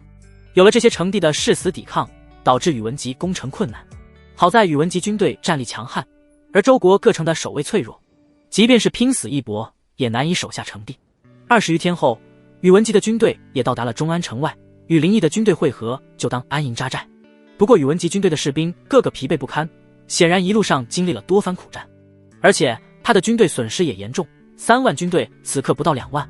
主帅营帐中，林毅在与吕承廷等人商议攻城之策。大将军，还是你比本将军会用兵啊，比我快了几日到达这中安城啊。宇文吉领着副将董虎走了进来，心情大好地说道。很明显，这次日子连夜征战，他并没有累着，毕竟卖命的都是士兵和手下的副将，更何况他又搜罗了那么多女人作乐，所以这一路来他很是享受。林毅看了眼宇文吉，表面客气地说道：宇文将军辛苦了。宇文吉哈哈大笑2声，找了个位置随意地坐下说道：有劳大将军关心，比起劳累，一想到攻入周国国都长阳城内的抢杀，本将军就浑身抖擞啊。这京城抢起来肯定比其他城池更有趣，还有那皇宫里的嫔妃美女，本将军想想都激动啊。哈哈，林毅皱了皱眉头道：宇文将军，听闻你一路来每攻下一城，便任由士兵抢杀3日，这可严重影响我汉军声威。我们是王者之师，而不是土匪攻入长阳城后，绝不可再出现士兵抢杀奸淫的情况。林毅说这话自然不是什么圣母心泛滥，而是出于长远的考虑。此次征周绝非是抢掠一番，而是要将周国纳入大汉的疆域版图，所以完全靠武力施暴灭周不是明智之举，想要完全征服这周国，还是要靠武力与仁爱同施才行。但是宇文吉对林毅的话很是不屑，嘲讽道：大将军，本将军都怀疑你到底打过战没有。攻下城后抢3天，这是规矩，这也是给攻城将士们的奖励。若是攻城后不允许抢杀，军队如何振奋士气？士兵们又如何会卖命攻城呢？宇文吉的这番话，林毅自然也是知道的。战争为何会伴随烧杀抢掠、奸淫妇女？一个男人走在大街上，看到一个酥胸美腿还穿着清凉浓妆艳抹的大美女，你没敢上去占便宜，最多也就是多瞟几眼，吞下即将流出来的哈喇子，然后悻悻地走开了。这不是因为你人品好，能做到坐怀不乱，只是因为你害怕法律的铁拳。而战争一旦爆发，就意味着秩序的崩塌。试想一下，如果你们攻破了敌人的城池，这时候你又看到一个酥胸美腿还穿着清凉浓妆艳抹的大美女，而且无论你对她做了什么都不会付出任何代价，这时候你还能坐怀不乱放她走吗？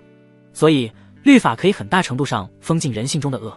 有了律法并不意味着人性中的恶消失了，而是被关进了笼子里。战争毫无疑问就是开启笼子的钥匙之一。但是为了能更好地统治周国这片土地，林毅不允许军队攻入长阳城后肆意杀掠。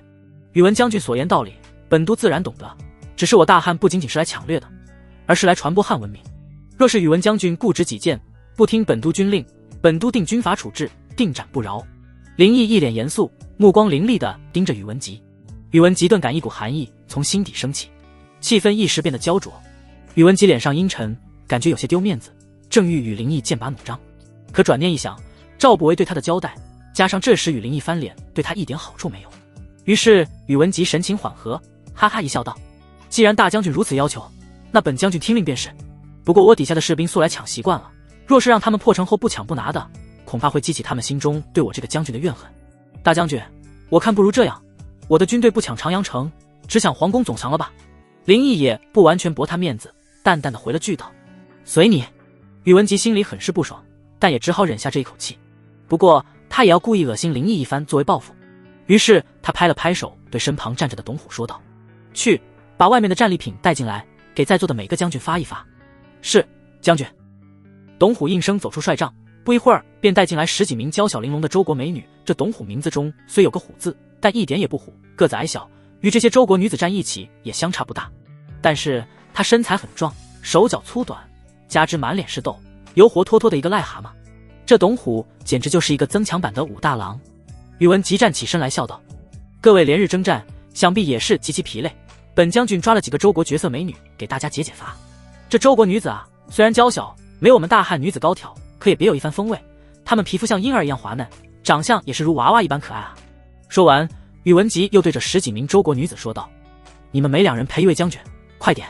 这些女子都是被强迫而来，个个低着头，一脸害怕，有的还在瑟瑟发抖。她们全身早遭宇文吉与其手下玩了个遍，对于宇文吉的暴虐他们都见识过，所以很是惧怕宇文吉，对宇文吉的话是唯命是从。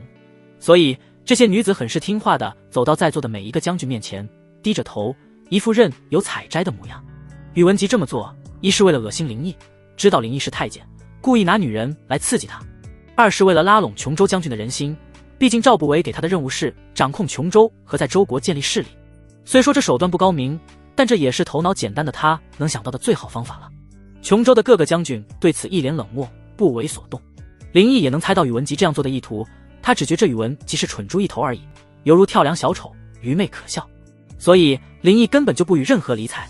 宇文吉见自己这招没用，林毅与琼州的将军一脸冷淡，只能讪讪一笑。他故意一拍脑门，自己给自己台阶下，说道：哎呀，本将军怎么把这事给忘了啊？大将军是个宦官，对不住，对不住。董虎啊，快点把这些女人都带出去。董虎有些失望，不过也只好把10几名女子带了出去。他还以为可以享受一番这些绝美女子了呢。要知道，这些女子都是宇文吉的私人用品，他都没尝过。虽说他更喜欢丰满高挑的女子，但这种娇弱女子也是另一种感觉啊。10几名周国女子出去后，宇文吉见帐内所有人都一脸严肃，且不与他说一句话，他也觉得有些尴尬，便起身道：大将军，本将军有些内急，就先行告退了。说完，宇文吉便灰溜溜地离开了。林毅见宇文吉走后，这才指着摆在中央大桌上地图开口道：这中安城城墙高厚，易守难攻，我们必须要尽快攻破，绝不可久拖，不然我们的处境就会像当时蒙阔攻打南阳城一样。而且等周国各地援兵到来，他们形成包夹之势，我们就危险了。吕承廷点头附和道：大将军所言极是，敢问大将军可有良策？林毅思索了一会儿，眉头微皱说道：没有良策，但有2个下策。其一，可令宇文吉强攻中安城，5日内破城；其二，以钱财诱中安城内守将投降开门县城。此2计皆不易成功，所以暂时不急于攻城，需再思议良策。吕承廷点了点头，也跟着思索起来。周国皇宫大德殿，陈馀站在龙椅前来回踱步，心急如焚。怎么办？怎么办？怎么办啊？汉军都打到家门口了，这可如何是好啊？你们倒是拿个主意啊！陈馀一脸焦急地说道。殿上的大臣们也犹如热锅上的蚂蚁，议论纷纷，但没一个敢站出来献策的。陈馀指着其中一名大臣道：张陵。你是兵部尚书，当初你与国中笃定汉军不会打来，现在人家都打到家门口了，你说该怎么办？”张陵一个机灵站了出来，颤巍巍地说道：“陛下，臣暂时没想到退敌之策。”“滚滚滚，给朕滚回去！”陈馀很是心烦地摆手，随后又指着另一个大臣道：“秦国忠，你说现在该如何是好啊？你要是想不到退敌之策，你这丞相也不用当了，滚回家去种地吧。如今汉朝大军压境，直逼京城门户，他也不顾任何情面了。若是平常，秦国忠是丽妃哥哥，他对这个国就很是宠幸。秦国忠此时也是汗流浃背了，他也没想到汉军真会攻打过来，而且还如此之快就登陆打到了中安城下。陛下，请容臣思索片刻，臣定会给出一个退敌良策。”秦国忠结结巴巴道，他清楚陈馀的性子，既昏君也是暴君，很有可能就杀了他。好，朕就给你时间思索，其他人呢，你们也赶紧想个法子。陈馀在龙椅上坐下，咆哮道。然而下面的大臣个个都是低头不语。陈馀气得破口大骂道：“废物，一群饭桶！”这时丽妃从龙椅后来到单壁上，坐在陈馀身旁，抚摸着他胸部，嗲声嗲气道：“陛下，消消气嘛，干嘛发这么大火呢？”陈馀此时心烦意乱，即便是对最宠爱的丽妃也没好语气，不耐烦道：“你来干什么？给朕回去，朕现在火气大得很。”丽妃却是妩媚一笑，玉手抚摸着陈馀的脸，娇滴滴道：“臣妾过来就是给陛下驱火的呢。”说完，丽妃用手扶稳头上的凤冠。不一会儿，陈馀的火气消了大半，不得不说，还是丽妃会驱火。下面的大臣虽被玉桌挡住看不见，但也心知肚明，心里暗骂无耻昏君。而秦国忠心里长长的舒了一口气，幸亏自己的妹妹来得及时，不然陈馀的怒火就全撒在自己身上了，那他小命可就不保了。陈馀平息了怒火后，有些虚弱道：“各位爱卿，汉军兵临城下了，你们快拿个主意，不然我大周可就要亡国了。”就在这时，殿外传来一道声音：“臣有一计，或许可退汉军，解我京城之危。”话落，杨延龄走进大殿，行跪拜礼道：“臣叩见陛下，吾皇万岁万岁万万岁！”陈馀见到杨延龄，犹如抓住了救命稻草，连忙说道：“杨爱卿，快请起。来人，赐座。”陈馀这时对杨延龄的态度来了个180度的大转变，与之前的厌烦截然不同。秦国忠见杨延龄到来，心中暗道不好，担心杨延龄会对他不利。殿内太监搬来软凳，杨延龄坐下后拱了拱手道：“老臣谢陛下隆恩。”陈馀急切道：“杨相不必多礼，快说说如何退敌啊？”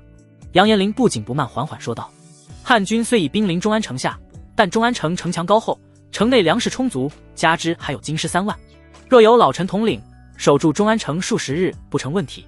同时，陛下可下圣旨，调各地番兵，火速来京秦王，与城内京师城包夹之势，灭汉军，解京城之危。”陈馀听完，双手一拍，喜道：“妙哉！如此危机便解啊！杨爱卿不愧是我大周辅国良臣。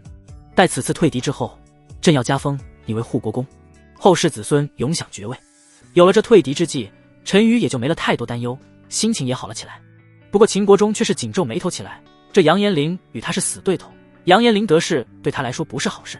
陛下，老臣不要加封爵位，老臣只有一个条件。杨延龄一脸严肃，说完后目光紧盯秦国忠。秦国忠心里一惊，只觉背脊发凉，他有种不好的预感。杨爱卿有什么要求啊？尽管说，朕都答应你。杨延龄一字一句道：“老臣要陛下现在就下旨杀了秦国忠和张陵这2个奸佞之臣。”啊，这……陈馀有些犹豫了。如果是在刚才怒火中烧的时候，他肯定会毫不犹豫地杀了这2人。可现在怒火已平，而且刚刚丽妃又帮他驱了火，现让他去杀了人家哥哥，他怕丽妃会怨恨自己。杨延龄指着秦国忠，愤音道：“陛下，此2奸佞不除掉，即便此次能解除危机，日后我大周还会被他2人带入绝境。此次汉军压境，也全赖这2人误导陛下。当日陛下若听信老臣之言，又怎会将我大周陷入绝境之中？所以陛下恳请陛下力斩他们2人，以绝后患。否则老臣只好违背旨意，不去守卫中安城。”这……陈馀为难起来了。这时他怀里的丽妃不停扭动身子，为自己哥哥求情道：“陛下，臣妾的哥哥是忠臣啊，陛下可不能杀他啊！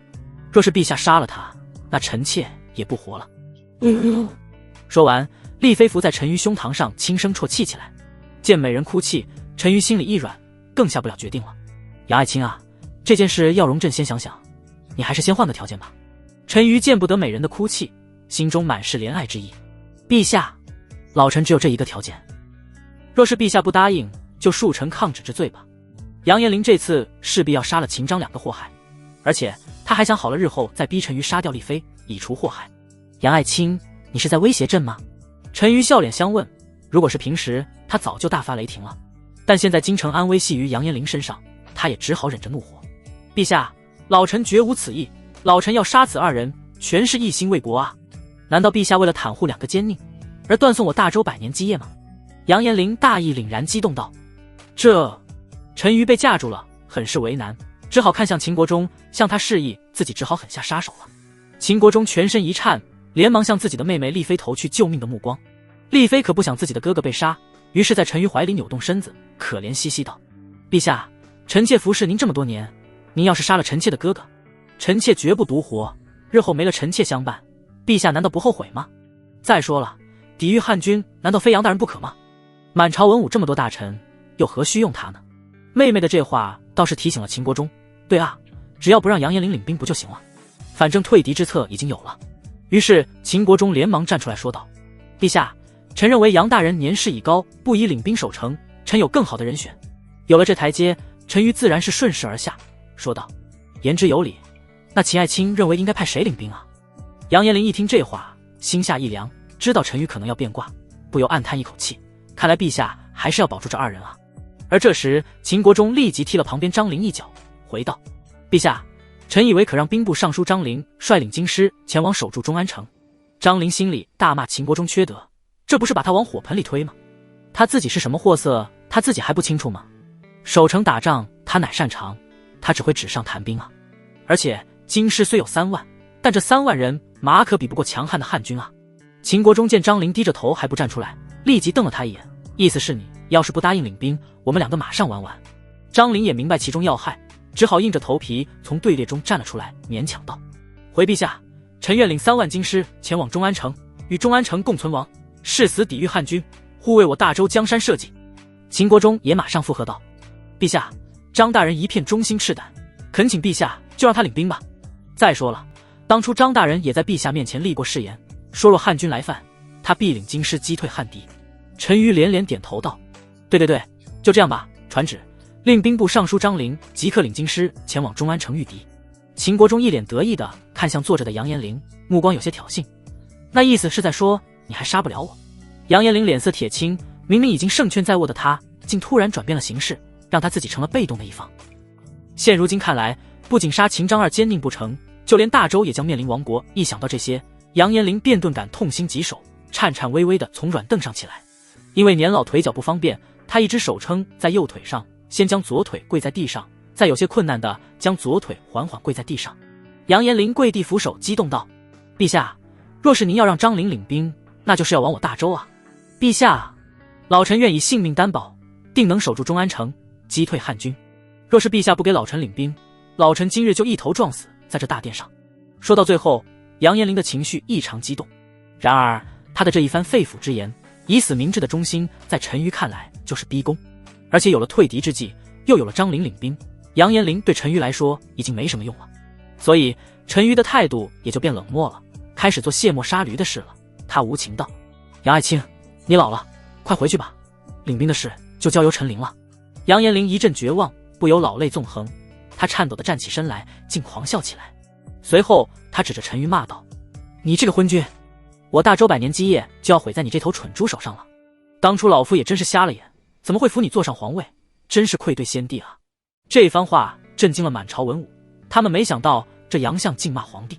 大胆！杨延龄，你竟敢辱骂陛下，你死罪！陛下，杨延龄口出狂言，如同犬吠，请陛下治罪。秦国忠抓住机会，要置杨延龄于死地。陈馀也被气得不轻，咬牙切齿道：“杨延龄，你敢如此骂朕？你当真以为朕不敢杀你吗？”杨延龄又是哈哈大笑起来，随后指着陈馀决然道：“老夫不用，你这昏君动手！”说完，他便一头撞在了大殿的柱子上，头破血流，闷声倒地，顿时气绝身亡。这一幕让大殿上所有人都惊吓住了，就连秦国忠心里也是一颤，没想到这老东西如此刚烈，而陈馀更是被吓得一瞬失神，不过很快便厌恶地发怒道：“来人啊，把他拖出去，快拖出去！”侍卫将杨延龄的尸体拖出去后，陈馀被这事弄得心情糟糕，便退了朝，回后宫去了。众臣散去，秦国忠与张陵并肩而行，走在皇城里的石砖路上。秦相，你可还苦了我啊？这抵御汉军的事怎么就推到我头上来了呢？张陵苦着脸向秦国忠抱怨道。秦国忠冷哼一声道：当初你不正是这样说的吗？要领京师抵御汉军。再说了，你要不领兵，那在朝堂上死的可不是杨延龄了，而是你我。这我也知道，可汉军来势汹汹，不到半月便打到了中安城下，想必来的必是汉军精锐。你说我领着这3万京师去，不就是送死吗？秦相，你可要救我啊！张陵抓住秦国忠的衣袖哀求道。秦国忠却是停下脚步沉思起来，即便张陵守住了中安城，与来秦王的藩兵联合击退了汉军，可那些藩兵的将领多数是杨延龄的门生，要是他们知道了杨延龄死了，那肯定会清算自己与张陵，到时自己与张陵还是难逃一死。想到这里，秦国忠突然有了一个可怕的想法。他将张陵拉到一个角落，确定四下无人后，他压低声音说道：张大人，你如果想要自救，就只有一个办法，投诚汉军。什么？张陵瞪大了眼睛，惊出一身冷汗，连忙摇头拒绝道：不行不行，你这是让我卖国，这可是诛9族的死罪啊！秦国忠一脸严肃道：你听我说。秦国忠把自己刚才想到的利害关系给张陵说了一遍。张陵犹豫了起，权衡利弊后咬牙道：我知道该怎么做了。2日后，中安城下的汉军营地，帅帐中，林毅召集所有将领，准备在今日攻城。经过2日休整，我军士气大振，本都决定今日攻城。宇文将军，你率本部军队打先锋。林毅坐在主位上，看向左边第一个位置的宇文吉说道。林毅的命令刚落，宇文吉便猛地站起身，铠甲哗啦作响。他马上拒绝道：大将军，我部前些日子攻城损兵折将严重，实在不宜担任先锋。他的3万军队已被损失了1万余，再担任先锋攻城的话，那他这3万军队可就所剩无几了。来之前，赵不韦可是叮嘱过他，一定要保全军队。林毅手指轻扣案戟，目光如冰道：你这是要违抗军令？宇文吉冷笑一声道：如果我说是呢？大将军想如何处置我？你可别忘了，我是赵相的义子，我想保留军队的实力也是赵相的意思。我记得没错的话，大将军你也是赵相府里出来的吧？宇文吉搬出赵不韦来压林毅，可林毅今日必要宇文吉的军队做先锋，于是他给吕承廷使了个眼色。在此之前，他已经与吕承廷商议好了，如果宇文吉抗命，那就将其与副将全部扣押，然后取其佩剑去调动他部军队攻城。吕承廷举手为暗号，帐外早已埋伏好的刀斧手已经准备好，只待吕承廷手挥下，他们立即冲进帐中制服宇文吉等人。而宇文吉也察觉到了危险，知道林毅可能要对他动手，心中一惊。进帐前他副将的兵器都被解下，如果林毅对他动手，他只能束手就擒。他后背不由出了一身冷汗，场面紧绷起来。就在吕承廷要动手之际，帐外一名士兵走了进来，报：中安城北门悬起白帆，有使者求见。士兵的打前段也紧张的局势缓解了下来。宇文吉心里舒了口气。林毅一怔，有些奇怪，这个时候中安城派使者来干什么？难道是来投诚不是？带他进来。林毅淡然地说了一句：是，大将军。随后一个披着斗篷的瘦小男子被带进帐内，他跪在地上，双手奉上流金令牌，俯首道：小人张二参拜大汉的大将军，我家兵部尚书张陵大人愿献出中安城，只求大将军能保全我家大人的性命与官职。离这张二最近的牛浩从位置上起身，接过令牌递给林毅。林毅手里把玩着令牌，上面刻着周国兵部尚书的徽记。他心中在想，这其中会不会有诈？作为周国的兵部尚书，为何要投降？于是他将令排至，还使者冷声道：你家大人为何投诚？如实招来。张二额头抵得颤抖道：左相杨延龄撞柱死谏，是我家大人与秦相所害，现我家大人奉旨统领3万京师守中安城，欲带各地藩兵来援，包夹大将军。可我家大人深知大将军的军队所向披靡，攻无不克，我军定不是对手，又何苦以卵击石，白做牺牲呢？而且各地藩兵将领多为杨延龄门生，若是知道杨延龄死因，我家大人也难逃一死。故我家大人特派我来向大将军投诚，愿献中安城，祈求大将军能保全我家大人性命。林毅眼中金光一闪，心中大喜，如此一来，攻下中安城便可不费吹灰之力，同时也避免了对宇文吉动手。没想到原以为的下策，如今倒成了上好良策。不过还需谨防诈降。这时吕承廷对林毅开口道：大将军切不可轻信，万一有诈呢？林毅自然不会轻信，他对跪在地上的张二说道：你先回去告诉你家大人，若是他诚心投靠，那就大开城门，让中安城所有将领卸甲弃剑跪迎我军进城，包括你家大人也一样。林毅这样做就是为了在进中安城前控制住张陵和中安城所有将领，这样一来也就不用担心城内有埋伏了。这是当然，小人谢大将军。请大将军放心，我家大人绝对是诚心诚意，小人这就回去禀知我家大人，我家大人一定会按将军的要求迎接大将军进城。张二连忙叩首说道。随后林毅让士兵将张二带了下去。帐内吕承廷等人与宇文吉及其副将面面相觑，气氛又恢复沉静。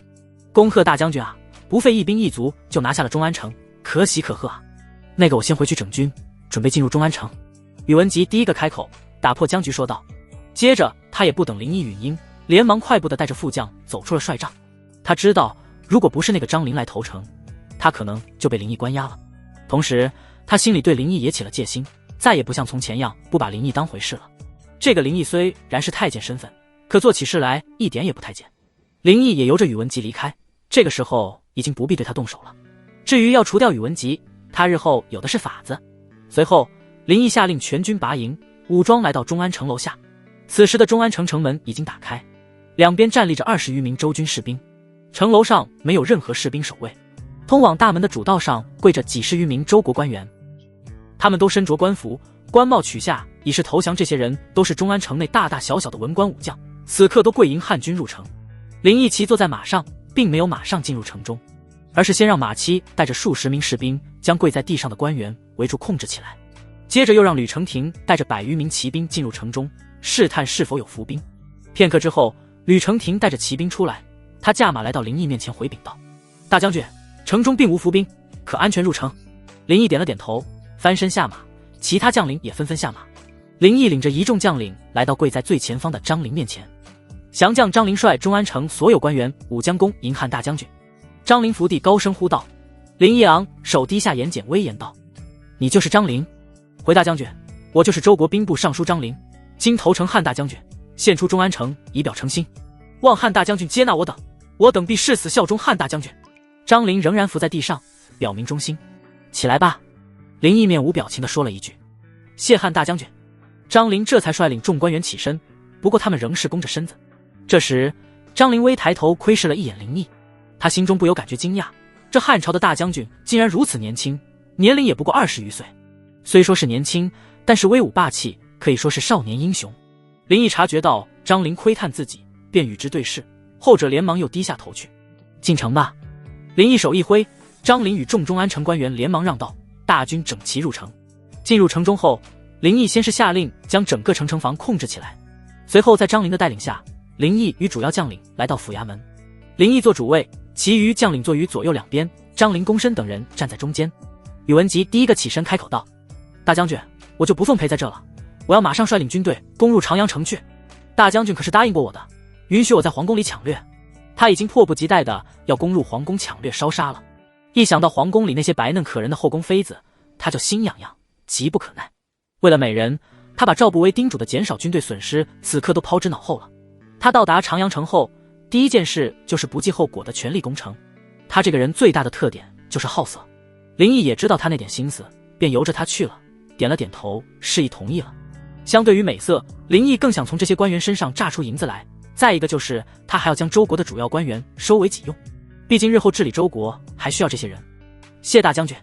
宇文吉面露喜色，带着自己的副将刻不容缓地离开了。这时林毅目光扫视了一圈站着的周国官员，说道：你们这些人里4品以上的官员留下，其余人都回去吧。闻言，这些官员面面相觑，大半数人纷纷离开，最后只留下包括张陵在内的10余文官。这些留下来的人以为林毅要重用他们，个个面露喜色。张陵带头拍马屁道：大将军气宇轩昂，勇猛无敌，我张陵愿为大将军效犬马之劳。大将军人中龙凤，所带军队所向披靡，我王贵敬仰尊崇，也愿追随大将军。中安城的知府也跟着奉承起来。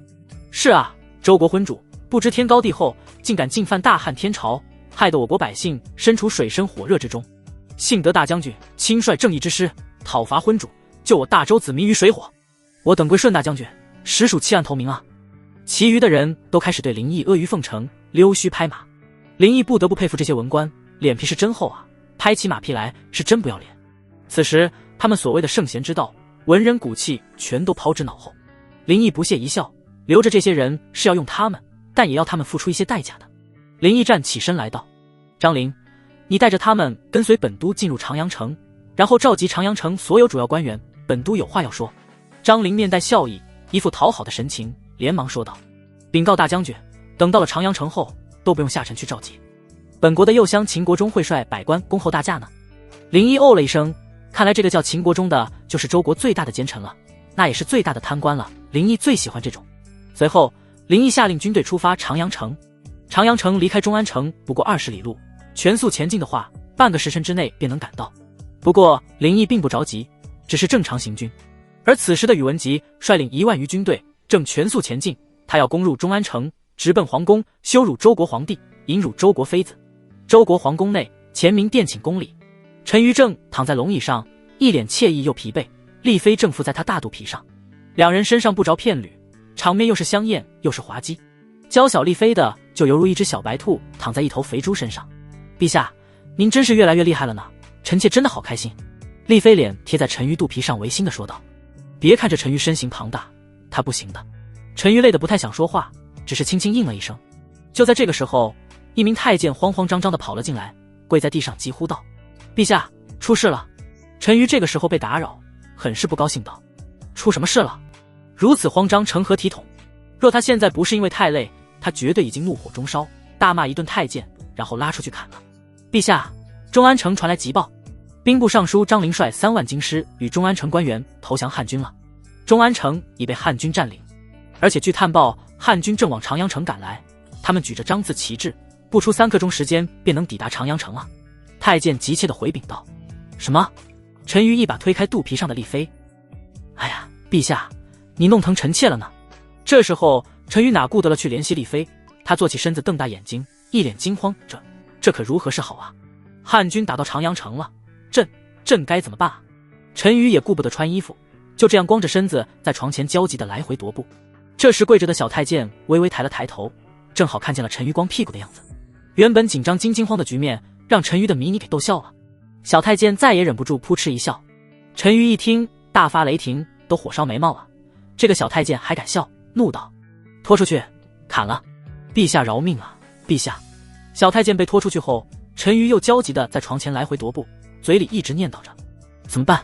怎么办啊？汉军来了，朕可怎么办呀？丽妃这个无知的女人还没意识到事情的严重性，她还在为陈馀粗暴地推开她而发泄。她耍着性子哼声道：陛下慌什么呢？汉军打来了就打来了，不是还有臣妾的哥哥吗？陛下只需将百官和臣妾的哥哥召来大德殿商议退敌之策不就行了？陈馀这个时候也是六神无主，再加上本来昏聩，对丽妃的话犹如抓住了救命稻草。对，爱妃说的对，来人，马上去把秦国忠还有在京官员都叫去大德殿议事。陈馀急切地喊道，然后手忙脚乱地开始穿上衣服和龙袍。而丽妃却是轻哼了一声道：陛下，您现在慌慌张张的，哪有皇帝的威仪啊？放心吧，没事的，汉军来了，我们就让百官拿出个退敌之策就行了。丽妃一边说，一边不紧不慢地由婢女为其穿衣。陈馀现在哪能不慌张，肯定无法镇定下来。他让小太监为其梳妆好后，带上皇冠直奔大德殿。丽妃见状撇了撇嘴，很是不开心，也只好跟了过去。此时去传旨召集大臣的太监在路上小跑，在经过贤淑宫时，一不留神便撞上了刚好出来的周皇后。由于周皇后体型高挑丰腴，小太监身子瘦小，周皇后纹丝不动，反而小太监倒在了地上。大胆，哪来不长眼的东西，竟敢冲撞皇后娘娘！周皇后身后的婢女高声呵斥道。小太监连忙爬跪在地上，不停地叩头道：皇后娘娘恕罪，奴才该死，奴才该死，请皇后娘娘恕罪。周皇后向来仁慈，也并没有过多怪罪，而是问道：你这奴才到底发生了何事？如此慌慌张张的。周皇后的声音成熟且富有磁性，回禀皇后娘娘，是陛下让奴才去传旨召集大臣入宫商议要事的，因为事情紧急，奴才就跑快了些，一不留神才冲撞了皇后娘娘，请皇后娘娘恕罪啊！小太监说着不停叩头，都磕破血了。周皇后秀眉微蹙，心里有种不好的预感，问道：是什么紧急的事？自从他知道杨延龄撞柱而亡，张灵统领军失御敌后，除了惋惜与痛心外，便一直担心汉军会攻入长阳城。那小太监抬起头来回道：回皇后娘娘，兵部尚书张陵投降汉军，中安城已丢，汉军直逼长阳城而来。什么？周皇后美目圆睁，心中也慌乱了起来。如果汉军打进了皇宫，那他们的下场可想而知。她倒不是怕死，更多的是因陈馀的昏庸和轻信奸臣而导致亡国之危痛心。她作为大周皇后，在大周存亡之际，她想的不是苟且偷生，而是要与陈馀共同面对。于是她对小太监说道：“你赶快去召集大臣吧。”谢皇后娘娘。小太监连忙起身奔跑而去。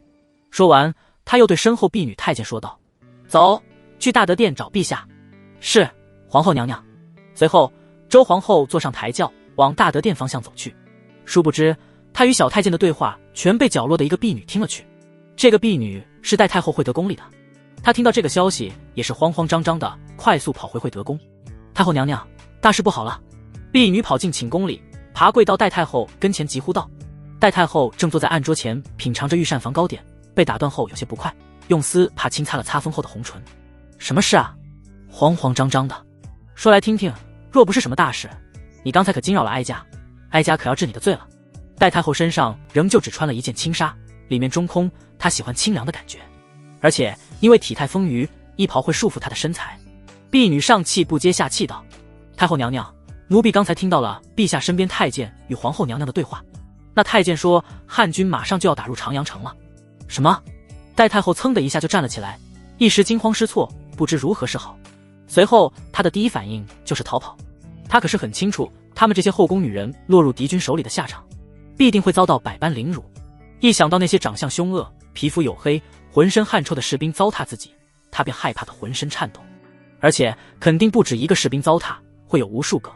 代太后心里一阵害怕，她怕死也怕被糟践，她要马上离开皇宫，她要逃命去。小翠，你马上去收拾东西，我们马上离开皇宫，快！代太后可没什么国家大义，更不会有什么与国共存亡的觉悟，她只是一个普通女人，她要保住自己的性命。长阳城门前，宇文吉已经率领军队来到城下，他原本正打算全力攻城，可没想到城门竟然大开，里面走出100余名周国官员，他们都身穿着朝服。宇文吉一愣，随即又大笑起来道：“这周国的官员可真有意思啊！攻打中安城，有人投降献城；这攻打长阳城，也同样有人投降献城啊！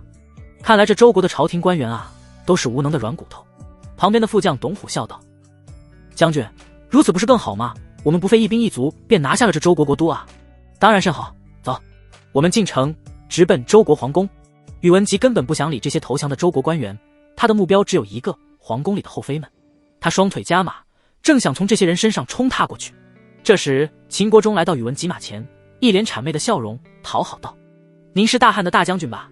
下臣是周国右相秦国忠，率百官恭迎大将军驾临，还请大将军能收纳下臣等人，也好让下臣为大将军效犬马之劳啊。”接着，户部尚书和高野谄媚道：“大将军，我等诚心归顺大将军，还望大将军能用我等必将赴汤蹈火，在所不辞啊！”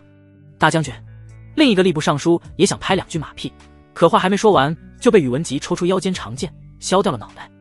他娘的，叽叽喳喳真吵，耽误老子抢皇宫的时间。秦国中众人都被这突如其来的血腥瞬间吓破了胆，纷纷瞪大眼睛，一脸惊恐，随即往后退去。秦国忠被这一幕吓得全身颤抖道：“大将军，这是为何啊？”宇文吉根本不理会，手中马鞭一抽马背，便率领军队冲向城门。秦国忠等人吓得连忙四处逃散，有些躲避不及的，活生生被践踏而亡。宇文吉的全部军队进城后，几个官员对秦国忠哭丧道：“秦相，您不是说汉军会接纳我们的吗？现在怎么会是这个样子？他们还杀人啊！”“是啊，秦相，我们可是听了你担保没事，才跟随你投降汉军的，现在这样还不如拼死一搏。就是现在不仅成了卖国贼，投降又不被接受，真是里外不是人。”各个官员都在哭诉抱怨。别说了，本相也没想到会这样，为何张陵投降会被汉军接受，而我们却不能？秦国忠也没想到，他之所以会率百官开城门投降，就是因为得到消息，张陵投降被汉军接纳了。秦相，会不会是我们投降错了汉军将领？下官听说此番来的汉军分2派，一派是林字旗帜，另一派是宇文旗帜。听闻林字旗帜的汉军仁慈，宇文旗帜的汉军残暴，适才我们投起的是那宇文旗帜的汉军啊。这时，一名官员想到了原因，来到秦国忠面前说道。秦国忠一听恍然大悟，一拍大腿道：“哎呀，刚才只顾着恭迎，都忘看军队的旗帜了。秦相，这样说的话，我们可以继续在城门这等待，恭候林字旗帜的汉军过来啊。礼部尚书赵豪提议道。秦国忠连连点头道：对对对，赵大人说的不错，快，我们站好队，继续恭候汉军大驾。于是所有的官员拍了拍身上的尘土，整整齐齐地站好队。此时宇文吉已经带着军队来到皇宫的正阳门。此时的正阳门已经没有任何的防卫了，宇文吉骑在马上兴奋地下令道：李光，你带领3000士兵将皇宫所有的出口都给本将军堵住，不能放跑任何宫中的女人。遵命，将军。董虎，进入皇宫后，你负责将宫里所有公主妃子都抓到周国皇帝的金銮殿去，记住，不得碰他们一根毛，由本将军先选后再分给你们。遵命，将军。好，进城抢皇宫了。宇文吉一声令下，所有士兵都兴奋地像头野兽。这抢皇宫他们可都是第一次，里面的女人也会是头回糟蹋，他们这一辈子也许就这么一回，所以这些士兵个个激动不已。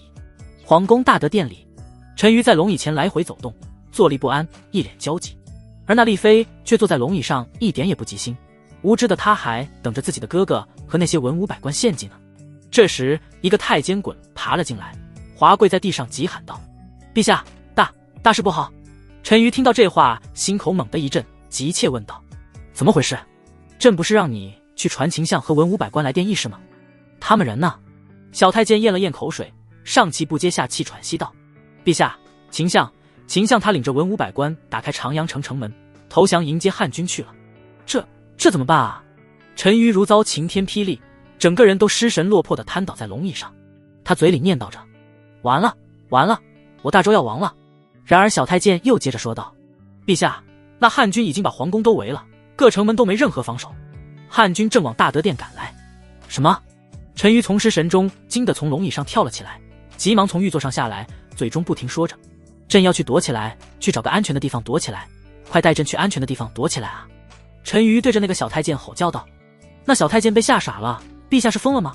他哪知道有什么安全的地方躲啊？这时坐在龙椅上的丽妃也终于意识到了问题的严重性，连忙从龙椅上下来，跑到陈馀面前。他躲进陈馀的怀里，害怕的颤抖道：陛下，您可要保护臣妾啊！陈馀哪还有心思管他，他自个都自身难保了，他现在只想跑去后宫找个地方躲起来。于是陈馀带着丽妃要逃离，刚走出大德殿，便碰到了周皇后。陛下，您这是要去哪？周皇后很是镇定地问道。陈馀正要回答，丽妃便抢先回答道：去哪？当然是去找个安全的地方躲起了，汉军都打入皇宫了。周皇后没有理会丽妃，对于丽妃这种祸国殃民的女人，她打心底瞧不起。她看着陈馀认真道：陛下，如今汉军攻入皇宫，您不管躲在哪都会被抓出来，不如就坐在这大德殿的龙椅上等着汉军过来。就算是要做亡国之君，那也要做个有骨气的亡国君主，即使是死，也要彰显我大周的威严与骨气啊！陈馀一听这话都要气炸了，他哪有什么骨气，他就是一个贪生怕死的软蛋。他怒骂道：你这疯女人，给朕滚一边去！要做骨气的亡国之君，你做去，别妨碍朕逃命。丽妃也附和道：就是要死你一个人去死，别拉上我们。陈馀绕过周皇后，带着丽妃准备离开。然而此时已晚，宇文吉带着军队已经来到大德殿前。陈馀被吓大惊失色，身旁的丽妃也被吓得花容失色，两人正要四处逃窜。宇文吉早就看到了陈馀三人，见其身穿龙袍，旁边两女又身穿凤袍，自然就知道三人的身份。宇文吉兴奋道：过去抓住周国的皇帝和皇后。是，将军。宇文吉的贴身侍卫翻身下马，肆意的哈哈大笑，冲向陈馀、丽妃与周皇后三人。陈馀和丽妃二人见侍卫过来抓捕自己，连忙往后跑。然而一个穿着龙袍，一个穿着凤袍，哪能跑得过侍卫？很快便被抓住，反手架了起来。反观周皇后淡定自若，站立不动，等着侍卫过来将自己架住。她面不改色。侍卫将三人押到宇文吉面前。宇文吉盯着丽妃和周皇后，目露色光，满是淫欲，哈哈笑道：绝美，绝美！这皇宫里的女人就是极品啊！一个娇小玲珑，一个高挑丰腴。丽妃被吓得浑身直哆嗦，不停地往陈馀怀里挤，紧低着头，生怕被这些粗鲁的士兵拖出去糟蹋了。而陈馀比丽妃更怕，他佝偻着身子不停地颤，不敢去看宇文吉，也不敢出一点声，害怕宇文吉一刀把他杀了。只有周皇后高昂着头，毫无惧怕之色。在他看来，亡国已经注定，他被凌辱的下场也不可避免。既然如此，他又何不有骨气的死去？宇文吉也注意到了周皇后的特别，饶有趣味地说道：“你倒是与众不同啊，面对这种情况临危不惧，是个真烈的女人。不过像你这种身材丰腴，本将军和身后强壮的将士，有的是办法让你哭喊求饶。”哈哈！听着宇文吉的污言秽语，周皇后对其啐了一口，骂道：“无耻的畜生！”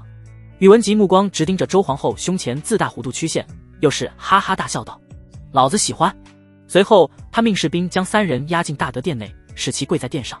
宇文吉走上御座，坐在龙椅上，一只脚踩在座上，说道：“等着皇宫里所有的妃子和公主都到齐了，本将军再慢慢的调教你们。”另一边，董虎奉命去抓皇宫所有的妃子。在一条道上，他碰到了带着2名婢女往宫逃的戴太后，把他们给我抓起来。是，董将军。10名士兵马上就将戴太后和2名婢女围了起来。啊！戴太后见这么多士兵将自己围住，吓得惊叫了起来，害怕的躲在了2个婢女身后。10名士兵的目光全都落在了戴太后丰腴的身材上，肆意的扫视戴太后。他们盯着戴太后的目光，就像要把她剥光吃了一样。戴太后的丰腴就像是烈火，点燃了这些士兵心中的干柴。哈哈，董将军，这个女人可真是极品尤物啊！咱们可从没见过这么好看的女人。10名士兵露着猥琐的笑容盯着戴太后，董虎直接都看流口水了。他最爱的就是丰腴高陶的女子，虽然她本身矮小，但是也阻止不了她爬山的心。嘿嘿，这次我可算捡到宝了。董虎目光就没离开过戴太后。戴太后被这些人的目光和语言吓得直哆嗦，身体止不住的颤抖。她被吓哭了，对着这些人求饶道：“各位军爷，哀家求求你们放过哀家吧，你们要多少银子，哀家都给你们。”董虎一愣：“哀家，你竟是个太后？”随即他更兴奋了：“哈哈，老子抓了个太后，难怪生得如此惹人心动。”戴太后脸上一愣，没想到自己一句哀家暴露了身份，她连忙改口道：“不，我不是什么太后，我只是一个普通的宫女，求你们放过我吧。”董将军，这太后若是在平日里，对我们来说可是可望不可及的。如此天赐良机，不如把她藏起来，不交给宇文将军，董将军您来享受。等董将军腻了，再赏赐小的们尝个味如何啊？其中一名士兵动了歪心思说道：“不要啊，求求你们不要啊，放过我吧，我真不是太后，求你们了。”戴太后见那董虎像个癞蛤蟆一样丑陋，而且这10名士兵也是个个皮肤黝黑，隔着一定距离都闻到了他身上的汗臭味，他再也忍不住，哇的一声大哭了起来。而董虎听了有些犹豫，不过思索再三，还是否决了那士兵的提议，说道：“不行，万一被宇文将军知道我们私藏，10个脑袋都不够砍的。”董虎恋恋不舍地看了一眼戴太后，下令道：“将她押上，带往大德殿。”不久之后，董虎将皇宫内所有的妃子和公主都抓到了大德殿里，让他们全跪在一起。董虎向龙椅上的宇文吉复命道：“末将参见将军，皇宫里所有的妃子和公主都在这里了。”宇文吉手一拍龙椅，大声道：“好，董虎你有功，等下本将军会重赏你。”董虎激动道：“末将多谢将军。”他心里期待的赏赐会是戴太后。宇文健扫视了一圈跪在大殿上的众人，他们个个都害怕的低着头，全身颤抖着，有的还在低声嘤嘤哭泣，有的害怕的相依在一起，互抱一起。宇文吉嘴角一咧，眼中兴奋地问道：“你们这些人当中是妃子的，最得宠的妃子，给本将军站起来！”陈馀怀里的丽妃听到这话，全身一震，连忙抱紧陈馀，紧咬着嘴唇，不敢出声。不过此时，周围的几个妃子纷纷都目光投向丽妃。宇文吉见状也就明白了，手一指陈馀怀里的丽妃道：“把她给本将军拉出来。”是，将军。2个士兵将丽妃从人群中陈馀的怀里硬拉了出来。丽妃吓得大声哭泣，呼救道：“陛下，陛下救命啊！陛下救臣妾！”任凭丽妃呼喊，陈馀一句话也不敢说，只能低着头，肥胖的身体颤抖着，紧闭着眼睛，一脸痛苦之色。丽妃被拉到丹壁前，宇文吉从御座上下来，将手抵在丽妃下巴，将其头抬起来，目光犹如看猎物一样道：“本将军该如何处置你呢？”另一边，长阳城外，林毅率大军赶到。秦国忠见到林字旗帜，连忙率众人迎了上去。他来到林毅马前，率众跪下道：“降臣秦国忠率文500官恭迎大将军入城。”林毅看着跪伏在地上说话的秦国忠道：“你就是秦国忠？”“回大将军，是降臣。”秦国忠抬起头来，一脸谄媚。林毅一看其长相，果然天生一张小人脸啊。林毅说道：“你让4品以上的官员留下随本都入城，其余官员遣散。”秦国忠一愣，不知其意，抬头向汉军队伍中跟来的张陵望去。张陵对其点头回应。秦国忠这才面露喜色，照林毅的话照办去了。4品以下的官员离开后，只剩20-30人了。林毅看着这些人，犹如看肥肉一样可口。这些人可都是富得流油的啊！他嘴角带着笑意，对秦国忠说道：“秦国忠，你就与他们一起带着本都去你府上坐坐吧。”秦国忠一听，顿时受宠若惊。他还以为林毅是想与他亲近，语气不由激动道：“大将军能驾临下臣的府邸，简直就是让下臣的府邸蓬荜生辉。下臣这就为大将军带路。”说完，秦国忠极其谄媚地主动为林毅牵马。其他官员也纷纷向林毅邀请道：“望大将军能屈尊移驾我等府邸，好让我等以尽忠心孝心。”这些人都以为可借此巴结林毅一番，然而他们不知道的是，林毅打的是他们家财的主意。林毅露着一丝诡异的笑容道：“各位放心，本都一定会挨家挨户上门走一走的。”听到林毅这样回复，众官员心里乐开了花，心里开始打起算盘来，怎样用最低的代价来保住自己的官职。随后，林毅带着吕承廷几个将领来到秦国忠的府邸。不愧是周国最大贪官的府邸，豪华气派，其规格比起亲王有过之而无不及。这座秦府坐落在皇城东侧，朱漆大门上悬着丞相府的金字匾额，2尊石酸泥蹲踞门首，鎏金兽钮在阳光下泛着耀光。转过紫檀木雕的4季屏风，5间正厅皆用青石铺地，当中悬着御赐的中景体国泥金大匾。厅内陈设着错金箔山炉，一缕龙涎香从酸泥口中袅袅吐出。此时，厅内秦国忠已经安排下人摆好了席位，准备招待一番。林毅等人进入正厅内，林毅高坐主位，吕承廷等汉级将领坐于贵宾席，秦中国张陵等周国官员按官职大小尊卑次第坐之。秦国忠第一个起身，高举酒杯道：“大将军，下臣敬你一杯，望日后大将军能在汉皇面前为下臣多多美言几句，也好让下臣继续担任现在的官职。下臣定会对汉皇忠心耿耿，为大将军赴汤蹈火，效犬马之劳。”说完，秦国忠一饮而尽。接着不停的官员起身举杯敬酒，纷纷想保住自己的官位。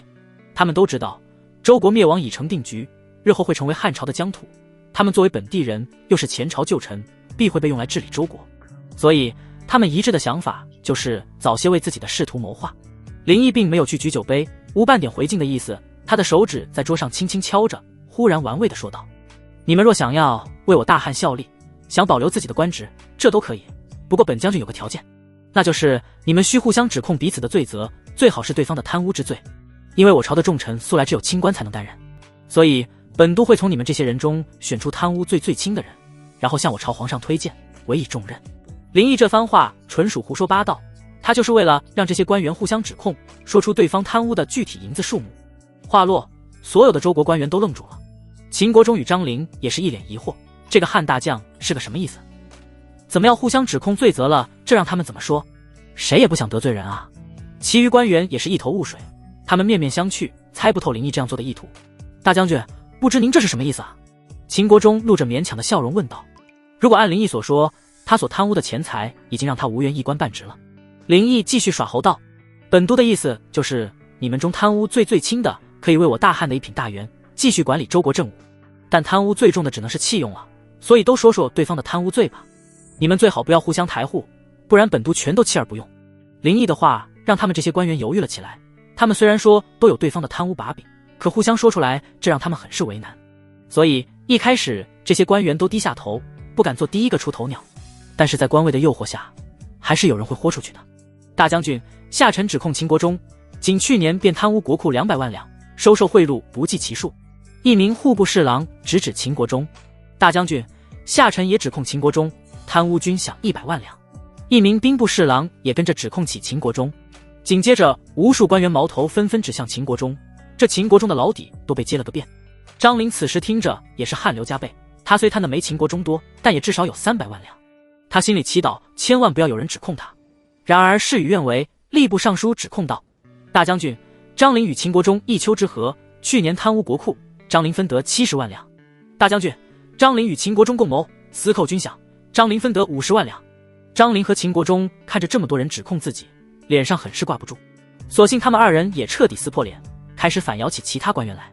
大将军，吏部尚书贪污盐税70万两。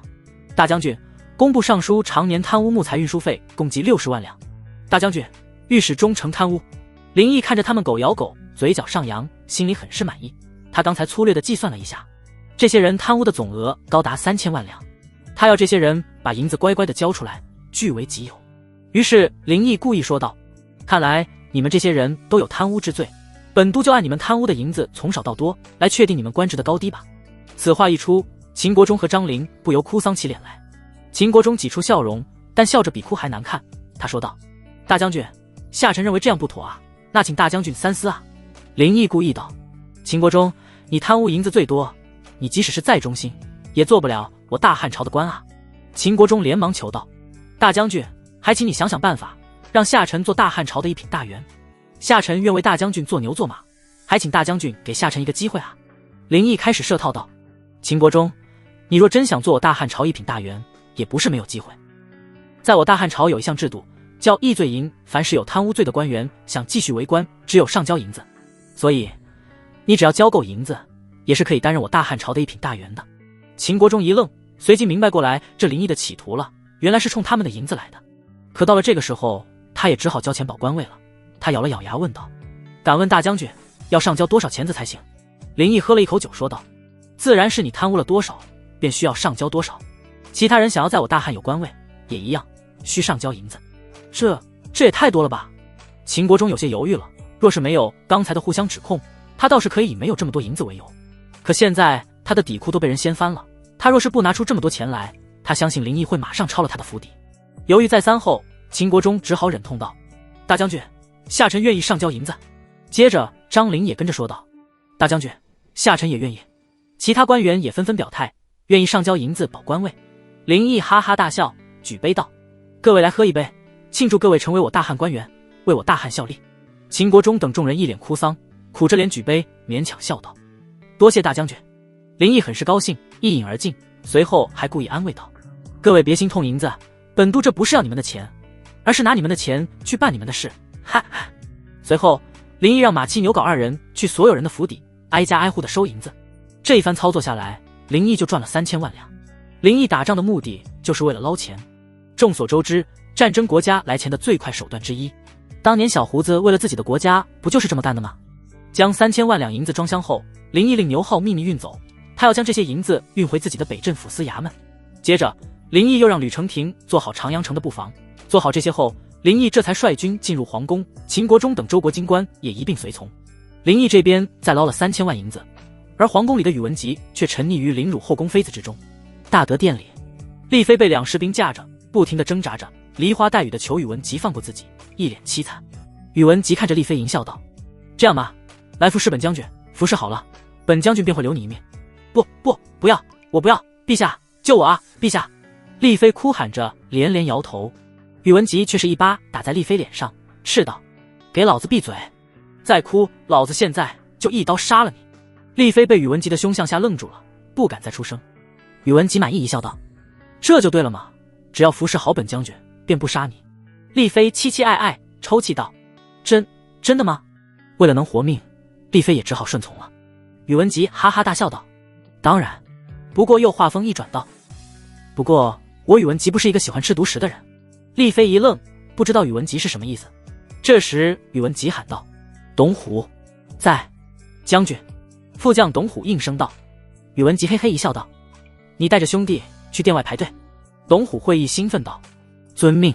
不过将军，我有一个请求，能让我排第一个吗？”他身后的另一个副将一巴掌拍在了董虎头上，骂道：“他娘的，你想什么呢？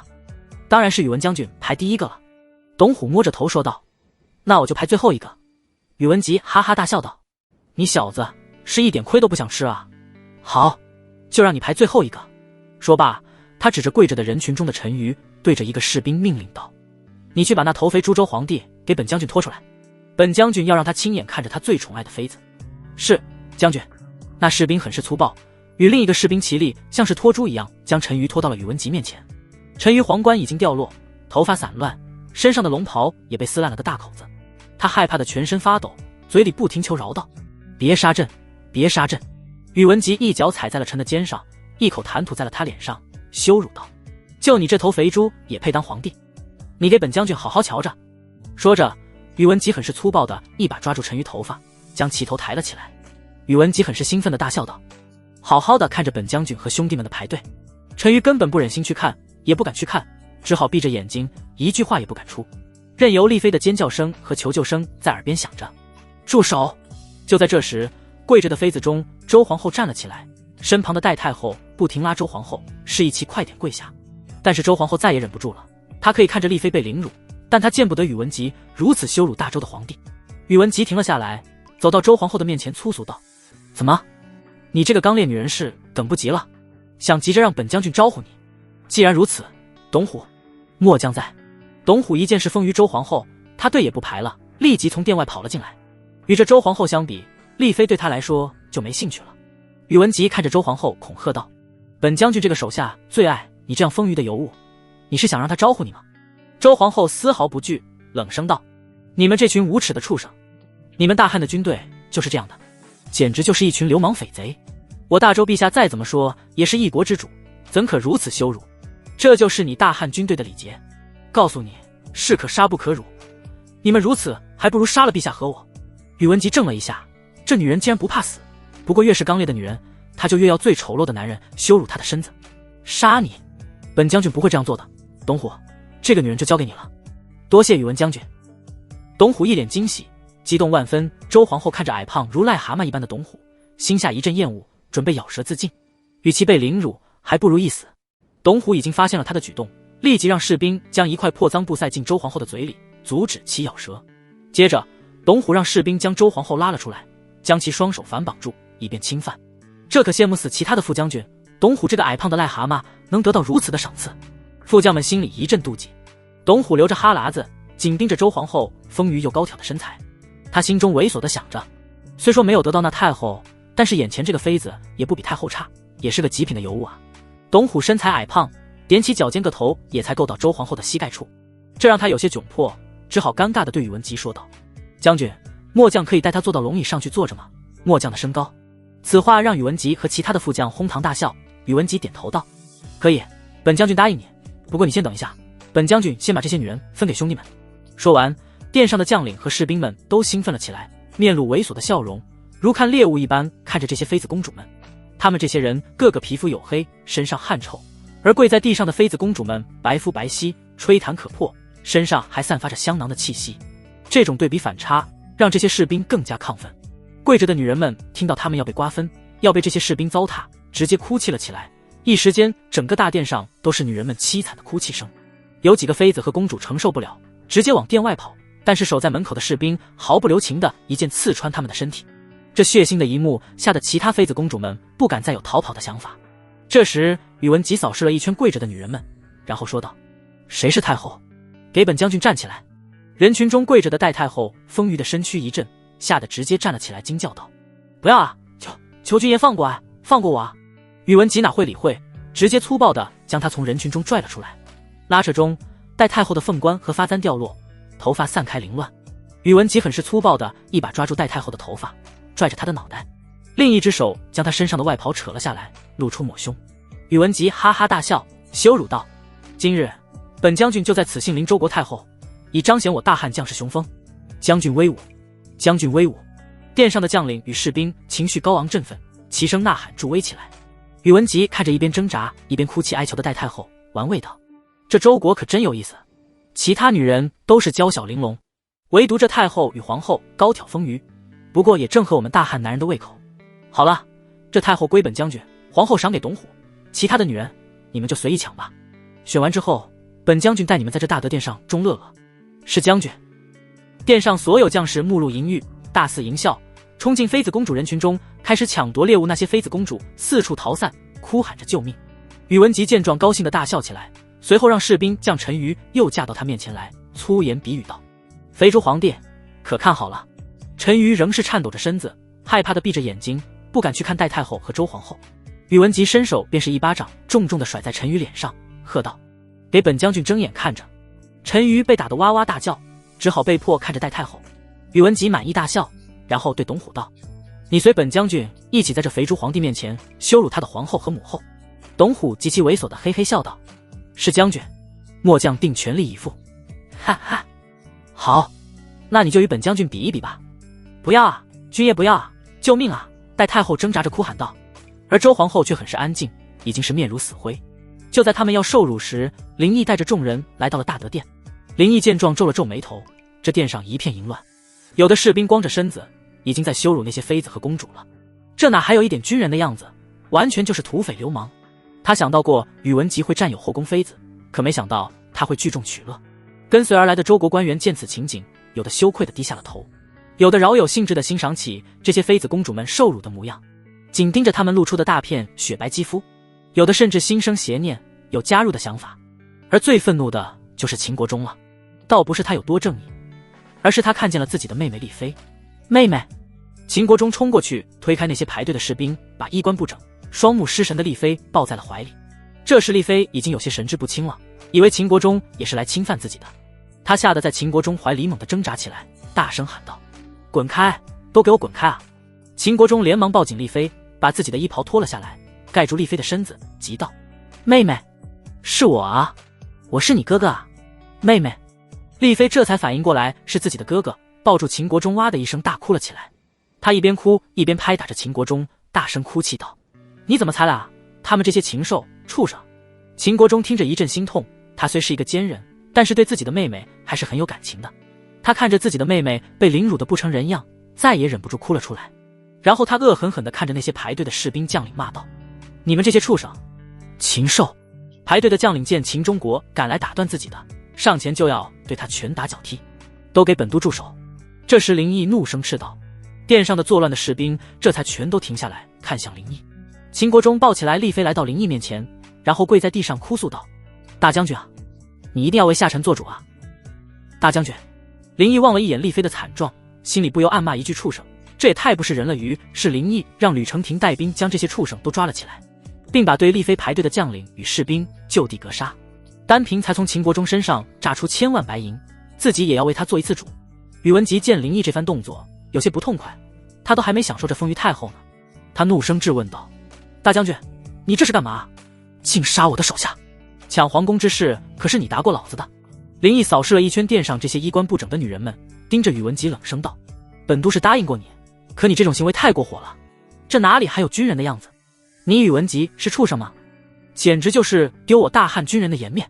宇文吉兴致被打断，火没地方发，直接对着林毅怒冲道：林毅，你他娘的少庄圣人，不让抢城老子忍了，现在又来管老子抢皇宫，不就是他娘的你自己是个太监，没那本事，所以也不允许老子凌辱这些女人。宇文吉，休得对大将军无礼！吕承廷对宇文吉呵斥道。宇文吉仍然嚣张道：老子就对他无礼了又如何？老子已经忍他这个死太监很久了。就在宇文吉叫骂的时候，林毅已经走到了宇文吉面前。宇文吉见林毅一脸冷容，依旧怒气冲天的叫嚣道：怎么，老子说的不对吗？他仗着自己是赵不韦的义子，林毅又只是个太监，笃定林毅不敢拿他怎么样。然而林毅二话不说，抽出腰间的佩剑，以迅雷不及掩耳之势削掉了宇文吉的一个耳朵。啊啊！两道叫声同时响起，一道是宇文吉的痛叫声，一道是他身旁戴太后的惊叫声。这一幕震惊了殿上所有人。那董虎吓得连忙松开了抓住周太后衣裙的手，宇文吉也松开了抓戴太后头发的手，捂住耳朵处痛叫着。林毅一剑抵在宇文吉喉咙处，目露凶光，冷声道：这是对你刚才辱骂本都的惩罚，若是再有下次，定斩不饶。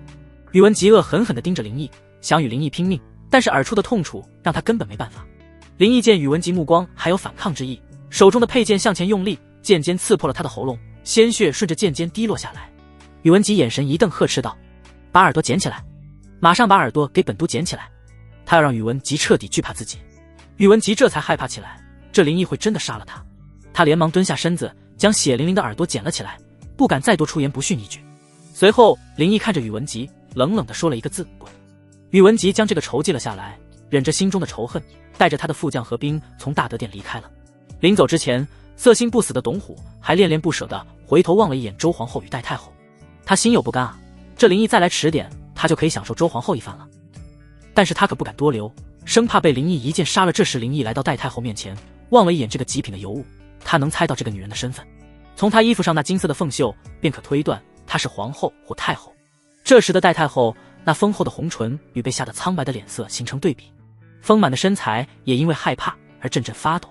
林毅弯下身，捡起掉落在地上的外袍，递给戴太后，语气平缓道：穿上吧。戴太后愣了一下，没想到这个年轻的汉朝大将军如此礼貌。与之前粗暴淫乱的宇文吉有完全相反，这让他顿感意外。接过外袍后，连忙点头道：“多谢大将军，多谢大将军。”林毅又来到周皇后面前，将其嘴中塞的破布取下，打量了一下她。她与戴太后的外形长相相差不大，身材都是高挑丰腴，但从容貌来看，她比前者年轻一点。而她身上的衣服也有凤绣，林毅便能确定这两女的身份了。前者是太后，后者是皇后。这周国的太后与皇后倒让林毅想起了宫中的万贵妃。林毅来到周皇后身后，割断绑着她双手的绳子。周皇后只是平淡地回了一句：“多谢将军。”随即向躲在柱子后的陈馀走去。自宇文吉带人走后，没人架住的他就躲在了殿上的柱子后。“陛下，起来吧。”周皇后温柔地对陈馀说道，随后将其扶了起来。陈馀先是看了一眼林毅，随即躲在了周皇后身后。他怕林毅会杀了他。林毅也只是看了一眼陈馀，见他身上穿着龙袍，也就知道这个肥胖的男人就是周国的皇帝了。这个皇帝一看就是昏庸无能之主。林毅向陈馀走去，还没等到他面前，陈馀就爬跪在了林毅面前。他以为林毅要来杀他了，连忙求饶道：“大将军，求求你饶朕一命，只要你能饶朕一命，你要什么朕都答应你。”林毅厌恶地看了一眼如肥猪一样的陈馀，冷嘲道：“堂堂一国之君就是这副模样，就只会摇尾乞怜，苟求活命，简直就是丢尽你周国皇家颜面。”陈馀哪还有什么尊严，仍然是求饶道：“大将军说得对，只求大将军饶朕一命，不是饶我一条狗命吧？陛下，你是一国之君，岂能有失体面？快快起来，即便是我们亡了国，也要做一个有尊严的亡国之君啊！陛下。”周皇后很有骨气，要将陈馀拉起来，可陈馀只想着苟活，哪敢面对死亡，仍是跪在林毅面前祈求。林毅对这个周皇后心里倒有几分佩服。随后林毅让所有的妃子公主整齐站好，戴太后、周皇后和陈馀站在最前面。林毅走上御座，在龙椅上坐了下来，手搭放在龙头上，扫视一圈后说道：“本都是我大汉的征南大将军，也是此次伐周的主帅。你们可以放心，本都绝不会像宇文吉一样凌辱你们，也不会杀你们。不过你们都将被押送回我大汉，听从我大汉皇帝的处罚，因为你们周国的昏主冒犯了我大汉天颜，进犯了我大汉的疆土，你们是罪人，所以你们的命要由我汉皇处置。”话落，所有的女人都松了一口气，至少暂时保住了命，也不会被凌辱了。站在前面的陈馀如释重负，虽然亡了国，但是保住了命。然而戴太后却是忧心忡忡，她知道虽说暂时保住了命，但被押往汉朝的下场也不会太好。像他们这种亡国的俘虏，多半是冲入后宫，运气好的可能成为妃子，运气差点就是干重活的宫女，还要被欺负。最惨的就是迈入青楼，又或者是冲为军妓。无论是哪种下场，他都不能接受。养尊处优已经习惯的他，可受不了这些，所以他要改变这个命运。而坐在龙椅上的林毅，则是他唯一翻身的机会。马七，你将这些后宫女人和这个亡国之君都带下去看管起来，按时给他们吃喝，日后全部押回大汉。林毅对马七吩咐道：“是，大将军。”马七将陈馀和女人们都押了出去。丽妃由于秦国中的关系，便由秦国中自行带回府去。戴太后在离开大殿时，还时不时地回头望向林毅，她心里在犹豫纠结。她想去讨好这个汉朝大将军，甘愿以为奴仆的代价来换得留在这大将军身边，即便是用身体去侍奉林毅，她也愿意，总好过被押去大汉的下场要好。她若是能被林毅收留，那她只需服侍林毅一个人就行。而且这林毅又是个太监，自然也就不会被羞辱。而且这个林毅又是大将军，自然是位高权重，他跟着林毅也能锦衣玉食。再一个，这个汉朝大将军如此年轻，也许并未成婚，若是能被他看上，成为大将军夫人，那他仍然会是贵妇人，丰衣足食，继续过着上等人的生活，总比押去汉朝成为阶下囚好。可他又怕被人唾弃，他好歹也是周国太后，当着自己的儿子陈馀和众儿媳面前拉不下这个脸，所以他只好三步一回头，欲言又止。林毅也觉察到了戴太后的举动，心下疑惑，这个太后难道认识自己，还是有什么话要说？不过他也懒得关心这事了，相比起女色，他更在乎银子。王三刀、程千成，你二人带兵把这皇宫里里外外搜一遍，把值钱的东西都装箱，日后带回我大汉朝。林毅心想，搜刮一遍皇宫，又可以赚个几千万两了，不由感到美哉美哉。是，大将军。王三刀和程千成领着兵去办了。林毅又吩咐道：“吕承廷，你带人去看着宇文吉，若是他有任何异动，断其粮草，立即围剿。”是，大将军。安排好这些事后，林毅看着殿上这些周国的官员说道：“你们也都回个府吧，你们对我大汉的忠心本都也知道了。这秦国中最为忠诚，其次便是张陵。你二人的忠心本都定会禀明我汉皇，定会重用二人治理周国的当然，其他人也是，本都会保举你们任我大汉官职，管理这周国。林毅这话并不是空头支票，这周国他打算用这些人，再加上一些自己的人共同管理。这些人虽然都是贪官，但为官者有几个不贪的？而且他们也不都是庸人，在治理国家方面也有一定的建树与能力，只要好好的监管他们，还是可以用的。他不想让徐从哲或者赵不韦来插足任何势力，他要把整个周国都掌控在自己手中。下臣拜谢大将军，大将军万岁万岁万万岁！秦国忠和张陵二人为了拍马屁，竟然带头跪地，开始呼喊万岁。其他人见状也不甘落下风，齐刷刷的跪下俯首山呼道：下臣等拜谢大将军，大将军万岁万岁万万岁！林毅也不纠正，心里倒很享受，难怪说是男人都拒绝不了万岁二字。这种坐在龙椅上，底下大臣们山呼万岁的感觉确实让人着迷。虽说这个行为已经是僭越，但是在场的士兵与将领都是他自己的人，又有几人敢去揭发？众人散去后，林毅去了后殿休息。舞阳宫里，用白布包扎好耳处伤口的宇文吉正在大发雷霆：林毅，你这个死阉人！我宇文吉不报此仇，誓不为人。董虎，你去召集兵马，与林毅这阉人拼了！宇文吉坐在一张太师椅上，手中的茶杯狠狠地摔在地上。将军息怒啊！如今整个长阳城的布防都在林毅的掌控之中，我们与他拼斗毫无胜算啊！董虎劝慰道，他心中对林毅又何尝不恨？那可是极品丰满的尤物啊！一想到周皇后那丰厚的红唇、高挑的身材，他就心痒痒的。对被林毅打断这事更是记恨，但他也能看清形势，现在是林毅掌控大局。宇文吉也只好作罢，只能继续无能怒火，重重地拍了一下桌子，叹气道：唉，真他娘的憋屈窝囊，这次真是损失大了。女人没玩到，银子也1毛钱没抢着，全给那阉人捞去了。董虎心说，那还不是因为你急着去后宫玩女人，要是先抢银子，至少也有一笔丰厚的军饷了。宇文吉又继续怨道，都怪这林毅，搞什么不准屠城。现在好，我们一点好处都没有，这一路打到长阳城来，还损失了大半军队。义父赵襄交由我的任务是一件也没完成，你说这可如何是好啊？赵不韦让他保留军队实力，控制周国官员，并在攻入周国京城后大肆掠财，眼下他是一件也没完成。董虎人虽丑陋如癞蛤蟆，但人心要比宇文吉多点。他嘿嘿一笑，对宇文吉说道：将军，其实我们可以把这些责任都推给林毅，您可以写封信给赵相，说林毅逼我们做先锋，才导致军队损失惨重，他又规定不能抢城，这才导致没捞到银子。至于这周国家官员，您就说是林毅都抢了过去，不让我们见面，不就可以了？宇文吉听后连连点头道：你说的对，就这么办。赵相是我义父，自然是信我，到时候就让义父对付他林毅。说完，宇文吉面露阴笑，随后又对董虎夸奖道：董虎，没看出来啊，你虽长得丑陋难看，但脑子却好使。董虎嘿嘿一笑道：多谢大将军夸奖。皇宫里，陈馀和一众后宫女人都被关在了一间房子里。房子虽然不小，但要容纳100余人也显得很拥挤，他们只能是在正厅就地而坐，互相挤在一起。平日里他们哪个不是一间大宫殿，伺候的奴婢几人到几10人不等，只有陈馀和周皇后、戴太后还有张椅子可坐，但他们坐的也不舒服，因为太拥挤了，周面都是坐在地上的其他女人，连落脚都不太好落。一开始汉军士兵送来饭菜，由于很普通，只有米饭与菜羹，这些养尊处优的贵人们自然不会去吃，平日里这些他们都是拿来喂狗的，所以他宁愿饿着也不会放下尊严吃喂狗的东西。只有周皇后端起来吃了，他能认清现实，他们现在不是什么高贵的皇室贵族了，只是阶下囚而已。然而饿了2天后，当汉军士兵在端来饭菜时，他们个个像是恶狗一样扑抢米饭和菜羹，因为饭菜的量并不是个个有份。周皇后和戴太后出于颜面与身份，并没有像他们一样恶狗扑食。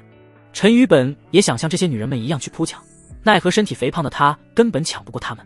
在饥饿面前，什么尊卑礼节，什么仁义道德都会被抛之脑后，所以这些妃子和公主们也根本不会礼让陈馀，有的还直接把他撞倒了。周皇后见状训斥了一顿那妃子，并把陈馀扶回座位上。随后周皇后将由于抢夺掉在地上的米饭一一捡起，抓在手中。她来到陈馀身边，将米饭递在他嘴边道：陛下，吃点吧。陈馀看着周皇后，心中一丝感动，随即长长的叹了口气，流着泪道：皇后，朕当初那般冷落你，没想到你还如此宽待朕，朕愧疚万分，真是悔不当初啊。若是朕能听杨相的话，能听皇后你的话，也不至于落到如此田地了。祖宗的江山社稷就亡在了朕的手里，皇室后宫皆被凌辱，朕还有何面目活于世上啊？悔恨的话是这样说，可真让陈馀了结自己生命，他可就立马怂了。周皇后听了此话，心中也很恨陈馀听信奸臣之言，但是已至此，后悔也没用了。至于他对陈馀，只是出于皇后本分，他对陈馀可一点爱意也没有。他开口安慰道：陛下，人非圣贤，孰能无过？眼下只有活下去才有希望，我们只能寄望于各地藩兵来京擒王，将汉军赶出去了。话是这样说，可这又有多大希望呢？藩兵能是汉军对手？陈馀却像是抓住了救命稻草道：对，朕还有藩兵，还有希望。皇后你说的对，朕要活下去。说完，他把周皇后手里的饭都吃光。周皇后心里暗叹了口气，她也不过只是为了宽慰陈馀而已。随后，周皇后看了一眼地上的妃子公主们，有的正狼吞虎咽地吃着米饭菜羹，有的双目无神，一脸绝望，有的在低声抽泣，有的没抢到饭菜已经被饿晕倒地。此种情景让她心中一阵惆怅。周皇后又看向旁边坐着的戴太后，只见她在思索事情，怔怔出神，便开口问道：母后，母后。周皇后连唤两声，戴太后才从思绪中回过神来。啊，怎么？戴太后神情有些慌乱，因为她刚刚在想如何才能让林毅收留她，甚至是在脑海里幻想了用身体来博取林毅欢心。周太后见戴太后神情异常，微微蹙眉问道：母后刚才在想什么呢？想得那么入神？戴太后连忙摇头否定道：没，哀家没想什么。周皇后关心问道：母后，你已经2天没进食了，待下次他们送饭来，臣妾为您蒸一碗米饭来吧。戴太后心不在焉地应了一句：哦。她就算再饿也不会去吃菜羹，而且这个房间里根本就无法进食，整个房间里都弥漫着难闻的气味，因为他们的拉撒都是在这房间里解决的，再加上2日没有沐浴，浑身汗臭，她感觉自己再也忍受不了，在这里多待一刻都是折磨。这时戴太后再也不顾忌什么，也不再犹豫什么，她跨过坐在地上的妃子公主，来到门口拍了拍门窗喊道：来人啊，来人。众人见状一脸疑惑，不知道太后要干什么。陈馀和周皇后同样奇怪，太后不会是想抗议什么吧？不一会儿，值守的士兵过来，快把门打开，看了一眼戴太后，呵斥道：你喊什么？戴太后有些害怕的咽了咽口水，壮着胆子说道：妾身要见你们的大将军，妾身有极其重要的事情禀告。士兵狐疑问道：你能有什么重要事情与我们大将军说的？当然有，如果你不带妾身去，你吃罪不起。戴太后轻咬了下丰厚的红唇说道。士兵将信将疑，但也不敢直接拒绝，若这女人真有极其重要的事，那她罪名可就大了。士兵迟疑了一下，最后说道：好吧，那我现在带你去求见大将军。说完，士兵把戴太后带了出去。陈馀疑惑地问道：皇后，太后她去见汉朝大将军干什么？周皇后摇了摇头，心下不由想到，母后莫非要去行刺？随即又否定了这个想法，她觉得戴太后不会有舍生取义那种气概。此时大德殿后殿的院子里，林毅正清点着王成2人从宫中搜刮的奇珍异宝，一共有100余个大箱子，里面有古董，有字画，有珠宝，有黄金，上等丝绸布匹。其中一个箱子里的东西引起了林毅的好奇，他把那箱子里的东西拿了出来，是一件紧身裤，可以说是现代瑜伽裤的雏形。这让林毅大为所动，这紧身裤绝对不是本土的产物，应该是番邦进贡。如果能将其加以改进，那可真就成了一件瑜伽裤。届时他林毅在大汉京城开一家瑜伽裤坊，专卖给达官贵人的夫人们，又或卖给青楼的姑娘们，都可大赚一笔啊。只是不知道这紧身裤是哪个番邦进贡给周国的？难道说这个世界也有西欧国家？如果真有，那他便要与这番邦商品贸易，大量进口啊。就在林毅思索这些时，一个士兵来到院子禀报道：大将军，周国的太后说有要紧的事情面见您。林毅愣了一下，这周国太后找自己做什么？他再回想起当日在大德殿，这太后对自己3步一回头，莫非他真认识自己？又或者说真有重要的事要与自己说？林毅将紧身裤放回箱子里，说道：带他进来吧。是，大将军。林毅回到正厅，坐在太师椅上，端起茶杯喝了一口。不一会儿后，戴太后被带到林毅面前站着。林毅打量了一番眼前这个太后，金丝鸾凤袍裹着丰腴的身段，衣襟微敞处故意透出一痕血色，如琼脂堆雪。虽然已是阶下囚，头发凌乱，身上的衣袍也有些许污渍，面容有些憔悴，但也难掩她丰腴身材的魅力，以及诱人的妩媚。你找本都有何事？林毅开口问道。戴太后扑通一声跪在地上，丰腴的身子微颤着，带着哭腔，可怜兮兮道：请求大将军能收留贱妾在您身边，贱妾愿做牛做马，以报大将军恩德。林毅一听便知道这太后的来意了，定是受不了阶下囚之苦，想来巴结自己，甚至会现身来博得收留。林毅嘴角上扬，露出玩味的笑容，倒想戏谑一番这个尤物太后，虽年龄已有27、8，仍保养得如熟透的蜜桃。做牛做马，不知太后怎么个做牛做马法？林毅端起茶杯喝了一口，说道。戴太后跪爬上前，跪伏在林毅脚下，金丝鸾袍的褶皱如涟漪般在丰腴腰肢处散开。她刻意将前额抵在青砖上，让宽大的领口自然垂落，露出半截羊脂玉般的景象。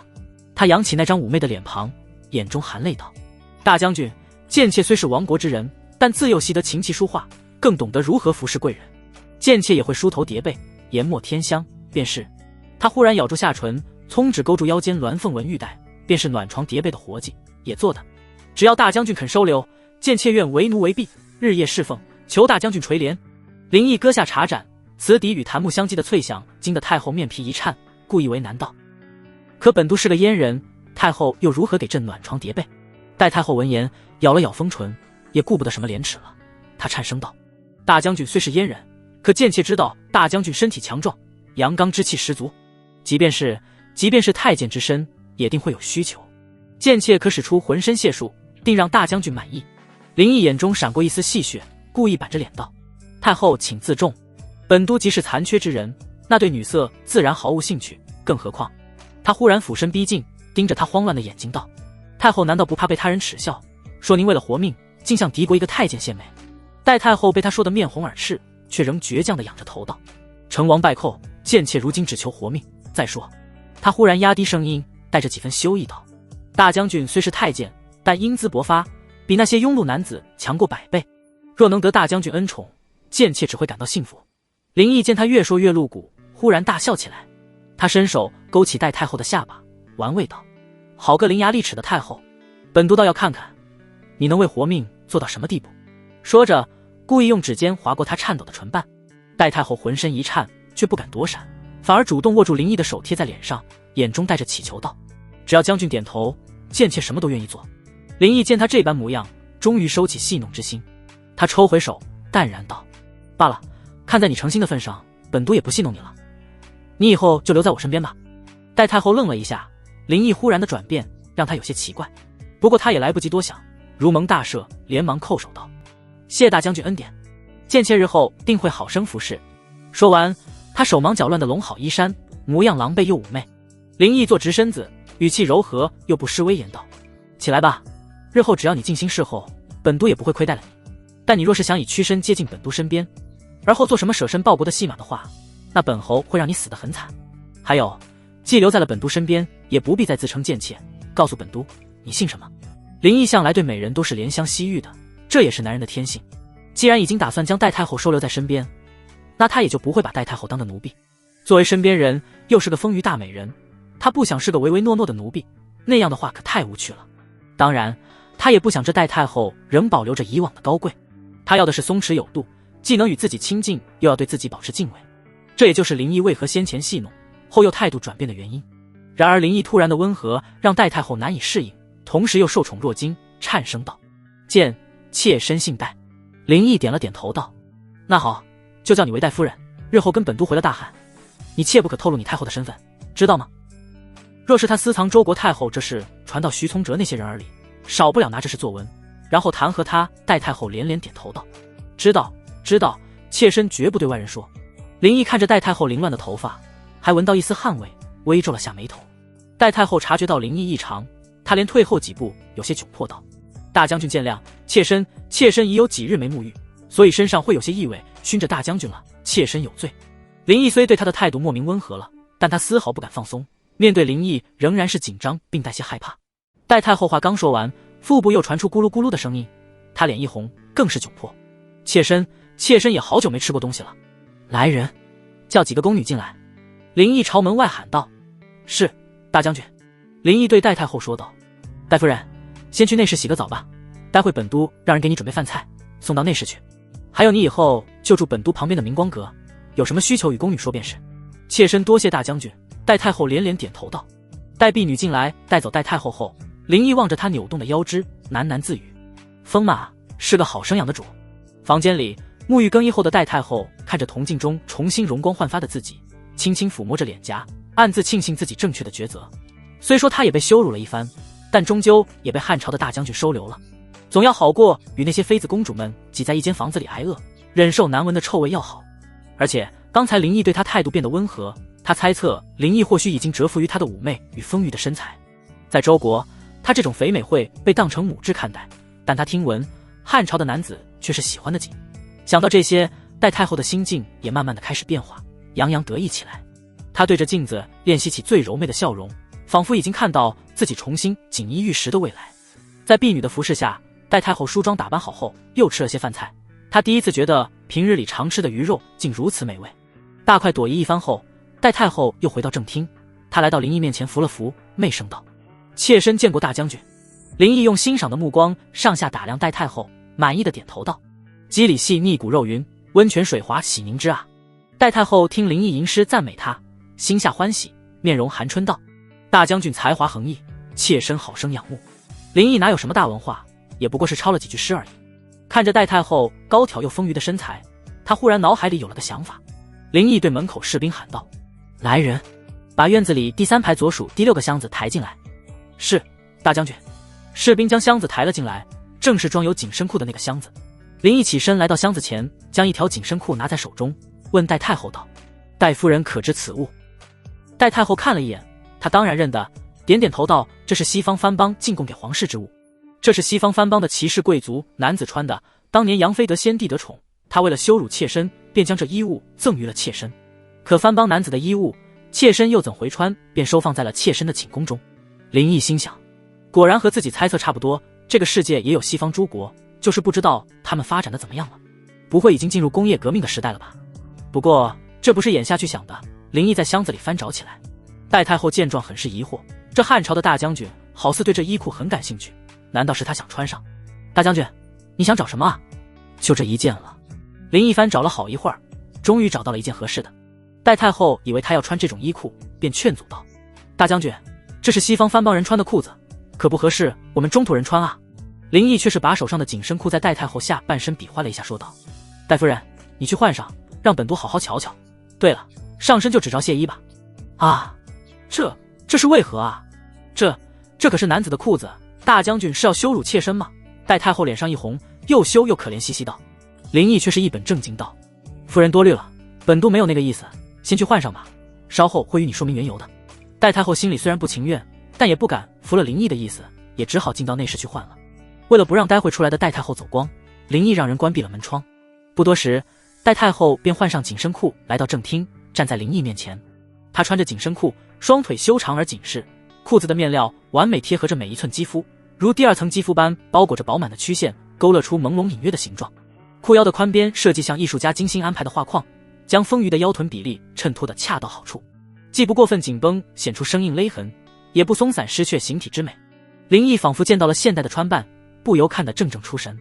而戴太后却是羞得双颊绯红，玉指不安地绞着亵衣下摆，那紧致面料将她丰腴的曲线勾勒得纤毫毕现，每走一步都能感受到布料与肌肤的亲密撕磨。她下意识想用广袖遮掩，却发现现在指着轻薄的藕荷色亵衣，半透的纱料反而让雪白臂膀更添朦胧诱惑。大将军，她声若蚊呐，眼波流转间带着几分嗔意，这番邦衣物当真古怪，妾身总觉得好羞耻。林毅却是拍手赞道：美不可方物啊！回大汉后，本都定要成立一家瑜伽裤公司，由夫人你来担任总裁。戴太后听着林毅奇怪的话，很是不解，仍是羞红着脸问道：大将军，何为公司，又何为总裁啊？林毅解释道：哦，是本都家乡的一种叫法，其实就是布方和店铺老板的意思。对了，这种裤子在长阳城可有卖？戴太后思索了一下回道：妾身记得在城西有一家衣店，是西方藩邦商人所开，他那应该有卖。林毅点了点头，心下已经有了想法，将这紧身裤加以改进，做成瑜伽裤，专卖贵族豪门贵妇和皇室后宫妃子，定是一桩不错的买卖。妾身能问一问，大将军是要将这衣物作何用途啊？戴太后很是疑惑不解。林毅将自己的想法给戴太后说了一遍，戴太后只觉得林毅想法奇异，竟想到将此物用作女子的裤子，还要售卖。这番帮裤子穿在身上紧贴肌肤，将身体各处都勾勒得清清楚楚，好让人羞耻。大将军真是奇思妙想，切身佩服呢。戴太后虽然不理解林毅的做法，但仍然夸赞道：他虽然从未有过男人，从入宫以来一直遭受先帝冷落，但他在后宫也听了很多赢得男人宠爱的方法，哄好男人便是其中的一种方法。要想得到男人的宠爱，就得用嘴来哄男人。张嘴说话哄和张嘴不说话哄，都是得到男人宠爱的法子。大将军，大将军！这时门外传来吕承廷的声音，而且听脚步声马上就要推门而入了。戴太后惊呼一声，这时候要是有人闯入，她根本躲藏不及，定会春光乍泄。慌乱间竟不由自主地扑入林毅怀中。林毅反应极快，一把将他揽住，同时扯过自己身上的玄色长袍，将他那曲线毕露的身子严严实实裹住。戴太后心跳如鼓，脸颊滚烫，整个人几乎贴在林毅胸膛上。隔着薄薄的衣料，她能清晰地感受到林毅身上传来的温度，还有那沉稳有力的心跳声。她羞得不敢抬头，只能将脸埋在他胸前，手指紧紧攥住他的衣襟。吱呀，门被推开，吕承廷大步走了进来，抱拳道：大将军，属下有要事禀报。他一抬头便看见林毅怀中抱着一个女人，还包裹得严实。这个女人他也认识，是周国后宫中的女人。她不应该是在关押的房间吗？怎会与大将军在一起？看他们这般姿势，想必是大将军看上这个妃子了吧。不过想想也正常，这个妃子如此玉润珠圆，哪个男人不动心？况且大将军又正值年少，只是大将军是个太监，没了那玩意也能玩女人。吕承廷发愣了一会儿，随即反应过来，连忙低头退后2步，干咳一声：属下冒昧，不知大将军正忙。林毅神色自若，淡淡道：无妨，何事？吕承廷不敢多看，只盯着地面道：大将军，监视宇文吉的士兵发现他有书信寄往大汉，而且是多人送信，末将令人秘密截下一封书信，是宇文吉寄给赵不韦的。在信里他诬陷大将军多种罪名。说完，吕承廷拿出书信递给林毅。林毅接过看了一眼，目光寒冷道：看来是时候除掉这个宇文吉了。吕承廷又接着说道：还有一事，据探子来报，周国救援的番兵正往中安城赶来，人数大约5万之众。林毅闻言眉头微挑，将怀中裹着袍子的戴太后轻轻推开，低声道：夫人且去内室暂避。戴太后慌忙拢紧衣袍，垂手疾步转入屏风后。她背靠雕花门扇，指尖还残留着林毅强壮胸膛的触感，心跳快得几乎要跃出喉咙。传令升帐。林毅整了整被扯乱的衣襟，玄色锦袍上还沾着戴太后发间的香味。不过半盏茶时间，大德殿偏厅已设好沙盘，汉军主将领坐于两侧。林毅高坐主位，开口道：探子来报，5万番兵正往中安城而来，本都已想好了应对之策。说着，林毅起身来到沙盘前，指着一座城说道：番兵要来中安城，必经此安阳关。吕承廷，你率1万士兵驻守此关，阻断番兵前行。末将领命。吕承廷起身拱手道。林毅又指着沙盘一处位置继续说道：过不了安阳关，番兵必会在此处扎营，成千城。王三刀你2人各率2000兵马伏于两侧，伺机而动。是，大将军。最后，林毅又指着沙盘一条主路说道：马七，你带3000骑兵在这条道上截断番兵的粮草运输，断了番兵粮草后，立即派人来报。你率兵马原地待命，随时与各部包夹番兵营地，一举灭之。遵命，大将军。部署好以后，吕承廷等人都退下执行去了。林毅坐回座位，令亲兵侍卫去传周国官员过来。1刻钟的时间，所有4品以上的官员都到了。秦国忠和张陵带头行跪礼道：下臣等参见大将军，大将军万寿无疆。此2人不仅是奸臣小人，最爱对上位者溜须拍马。林毅只是平淡地说了一句：都起来，坐吧。谢大将军。秦国忠、张陵等人坐好后，林毅扫视完众人后说道：军报，5万番兵马上就到中安城的安阳关了。此话刚落，众人心中一惊，他们面面相觑，脸上尽显担忧之色。毕竟他们已经做了卖国贼，如果汉军不敌这5万番兵，那他们的下场可就惨了。最担忧的秦国忠第一个试探性问道：那不知大将可有灭敌之策？林毅喝了一口茶水道：放心吧，本都早已部署好，只要一声令下，5万番兵顷刻全军覆没。听到此言，秦国忠等人心中舒了一口气，这才放下心来。张陵立即拍马屁道：我汉军所向披靡，灭那些番兵自然不在话下。秦国忠也奉承道：大将军英明神武，番兵还赶来救援，简直就是不自量力。其他官员也跟着一顿溜须拍马。林毅一脸淡然，放下茶杯问道：不知这番兵的统帅，你们中可有人认得？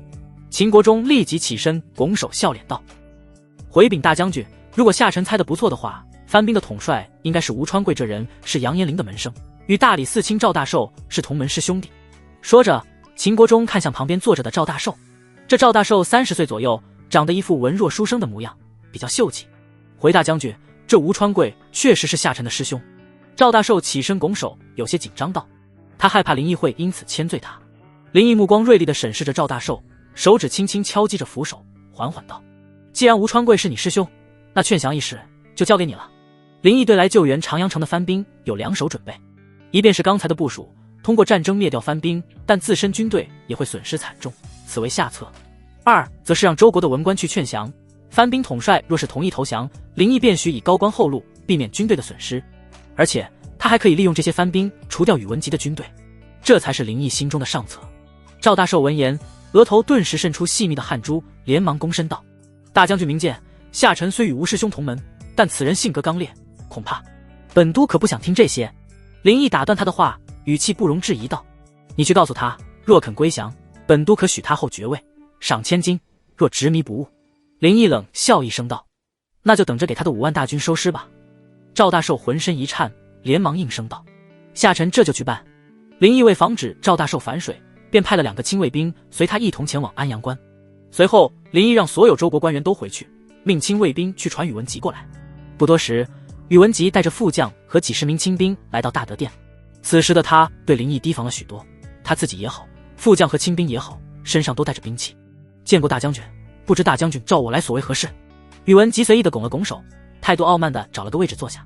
他仍对林毅削掉他耳朵的这件事怀恨在心。林毅也不计较，直接进入正题道：“周国的5万番兵已到安阳光，本都已命吕承廷率兵驻守。不过本都担心吕承廷守不住安阳光，所以请你宇文将军带领军队在中安城与安阳关之间扎营。一来你可随时支援吕承廷，二来若是安阳关失守，你可接应吕承廷退回中安城。这也是考虑到你的军队损失惨重，本都才做这样的部署。宇文将军觉得如何？”宇文吉迟疑起来，心下疑惑，这林毅的态度竟对自己这么好，还有商量的口气，而且让自己的军队驻守后方，让吕承廷前线作战，这林毅葫芦里卖的是什么药？这其中不会有阴谋吧？可转念一想，这又能有什么阴谋呢？他的军队在后面，不管安阳关能否守住，都有吕承廷顶着，他的军队一点损失都没有。而且林毅这样部署，他没有任何理由拒绝，毕竟都让他在后方了。想到这里，宇文吉答应道：“那就按大将军的意思办吧。”林毅嘴角露出一丝不易察觉的冷笑，端起茶杯轻抿一口道：“那好，宇文将军即刻率领兵马启程吧。”“多谢大将军，告辞。”宇文吉起身拱了拱手，一脸笑意的带着副将亲兵离开了。林毅看着宇文吉的背影，冷哼一声，已经将其当成一具尸体了。路上，副将董疑惑问道：“将军，这林毅为什么对我们这么好了？这其中会不会有阴谋？”宇文吉也不清楚，但也不去多想。不知道，不用管他，反正我们在后方安全得很。安阳关，吕承廷已经领兵驻守，他将赵大寿送出关之后，便站在城楼上注视着10里外扎营的番兵。同时，成王2人也领兵伏于番兵大营两侧，伺机而动。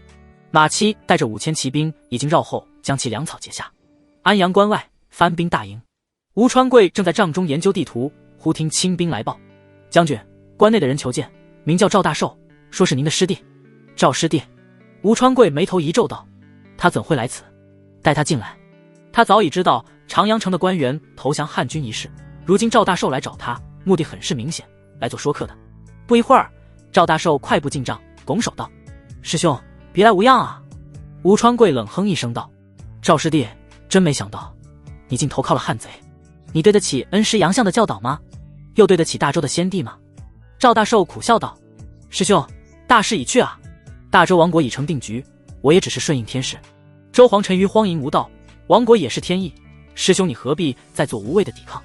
吴川贵拍案而起，怒道：“住口！既识君禄，又岂可叛君？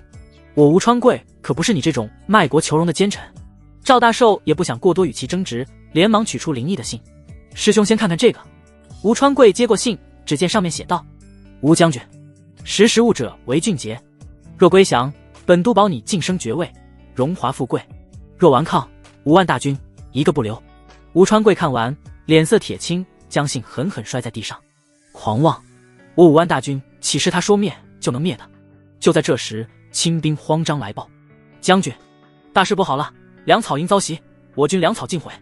吴川贵如遭雷击，踉跄后退2步，还没等他缓过神来，又有一名清兵进来禀告道：将军，哨兵探得我营左右两侧皆有汉军伏兵。吴川贵一下子瘫坐在了座位上，脸色瞬间惨白。他知道自己已经必败无疑，无路可走了。赵大寿趁机上前一步，低声道：师兄，林大将军说了，若你肯归降，不仅可保全5万将士性命，更可封侯爵。吴川贵眼中闪过狠厉之色，咬牙道：好，我答应归降。师兄，这才是明智之举啊。赵大寿高兴道：如此一来，他的任务也就完成了。随后赵大寿带着吴川贵只身一人来到安阳关门前，吴川贵跪在地上，双手举着装有帅印的盒子，对着站在他面前的吕承廷道：我吴川贵愿献出帅印，归降汉军。吕承廷让士兵收下帅印，看着跪伏在地的吴川贵，淡淡道：吴将军，起来吧，我家大将军还有一件重要的事情交由你做。吴川贵低着头，声音沙哑道：末将愿为大将军校，犬马之劳。吕承廷满意地点头道：很好，吴将军随我入关吧。中军帐中，吕承廷坐于主位，吴川贵坐于一旁。敢问将军，大将军有何事要末将去做？吴川贵开口问道。吕承廷笑着说道：大将军让你夜里率2万番兵入关，随后将驻扎在中安城与安阳关之间的汉军灭掉。吴川贵一愣，随即也明白什么意思了，这大将军是要借他的手除掉政敌。末将领命。夜色如墨，安阳关内一片寂静。吴川贵率领1万番兵，借着夜色的掩护，悄然穿过城门。吕承廷站在城楼上，目送他们远去，嘴角勾起一抹冷笑。宇文吉的大营驻扎在安阳关与中安城之间的要道上，他本以为自己的位置万无一失，既能避开前线战士，又能随时接应吕承廷撤退。然而他万万没想到，危险正从背后逼近。报！一名哨兵慌慌张张冲进大帐。将军，营外发现不明军队。宇文吉猛地站起身道：什么？是汉军还是番兵？哨兵脸色惨白道：看旗号，是番兵。番兵？宇文吉瞳孔骤缩，他们怎么会出现在这里？话音未落，营外突然响起震天的喊杀声。杀！吴川贵一马当先，率领1万番兵如潮水般涌入营中。宇文吉的军队猝不及防，瞬间乱作一团。敌袭！敌袭！快列阵！宇文吉刚召集副将和亲兵列阵，准备御敌，但是番兵来得太突然，现在迎敌为时已晚，番兵已如狼似虎地杀入营中。宇文吉的亲兵拼死抵抗，却寡不敌众，很快被冲散。混战中，宇文吉被吴川贵找到，并一箭射中胸口，接着又是一箭射瞎了他的眼睛。啊！他惨叫一声，捂住流血的眼睛。此时10几名番兵围杀过来，他持剑忍着伤口疼痛，奋力将其全部斩杀。但后面的番兵又很快围了上来，宇文吉已经是强弩之末，难以再应对番兵。此时董虎来到宇文吉身边，砍杀3名番兵，拉着宇文吉急道：将军，我们快撤吧。宇文吉此刻虽心中不甘，但再继续下去，他只能被这些番兵围杀而死。走！在清兵的掩护下，宇文吉骑上马，带着董虎与100余骑逃往中安城。吴川贵见宇文吉逃走，带着300骑兵与100余弓箭手追杀而去。宇文吉狼狈地一路逃到中安城下。然而此时的城门紧闭，宇文吉心里猛地咯噔一下，心中升起不祥的预感。董虎浑身是血，脸色同样苍白，朝着城楼上急迫地喊道：快开城门！快开城门！这时城楼上的将领看了一眼下方，发现是宇文吉后，故意问道：你们是什么军队？为何夜里进城？宇文吉因失血过多，连说话的力气都没有了，只能是董虎慌急地回答道：将军，这是宇文将军，我们奉大将军之命，在中安城与安阳关之间扎营，谁知番兵夜里攻破安阳关，我军被偷袭，损失惨重，我与宇文将军皆受重伤，现在番兵在后面已追杀过来，快开城门，放我们进去，快啊！城楼上的将领早就经灵异授意，不开城门，让宇文吉死在番兵手里。大将军有令，今夜紧闭城门，谁也不能入城，尔等速速离开，不然杀无赦。将领冷声说道，随后吩咐弓箭手对准城下的宇文吉众人。董虎怒道：你这是什么意思？快开城门，不然宇文将军若有不测，定让你们死无全尸。城楼上的将领冷笑一声道：本将只听大将军军令，放箭！一声令下，箭如雨下。董虎急忙挥刀格挡，却仍被数支箭矢射中肩膀。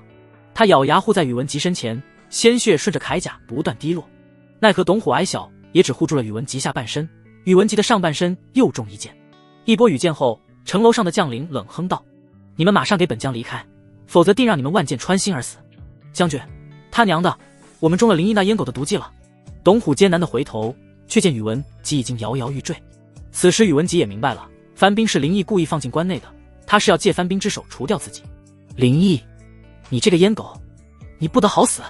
宇文吉气愤怒骂道，随后气急攻心，一口鲜血狂喷而出，并剧烈地咳嗽起来。将军，将军！董虎心急喊道。宇文吉脸色苍白，紧抓住董虎的手臂，好一会儿才缓过来。将军，现在我们怎么办？董虎见城楼上的弓箭手又拉好了弦，不由浑身害怕地颤抖起来。宇文吉擦了擦嘴边的血，望了一眼左侧，虚弱道：“我们走，往西面的山林里撤。”然而话音刚落，身后番兵的马蹄声越来越近。宇文吉全身一震，心中一阵绝望，随后愤怒与不甘化为全身最后的力气，仰天怒吼道：“林毅，你这个阉狗，我宇文吉做鬼也不会放过你！”这时震天的马蹄声已到了耳边，吴川贵率领的300骑兵与弓箭手将其团团围住，火光中刀光剑影闪烁。宇文吉强撑着抬起头，仅剩的一只眼睛死死盯着城楼上的将领，突然发出一声凄厉的大笑道：“哈哈，没想到我宇文吉会死于一个阉狗的借刀杀人之计。”他猛地拔出佩剑，对身边的亲兵们喊道：“兄弟们，今日我们已无退路，与其死在叛徒手里，不如拼死一战！”杀！100余亲兵齐声怒吼，主动向吴川贵的300骑兵冲去。吴川贵一脸冷漠，一挥手道：“放箭！”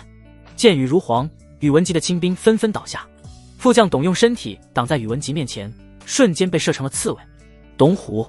宇文吉悲呼一声，随即被数支箭矢射中大腿，跪倒在地。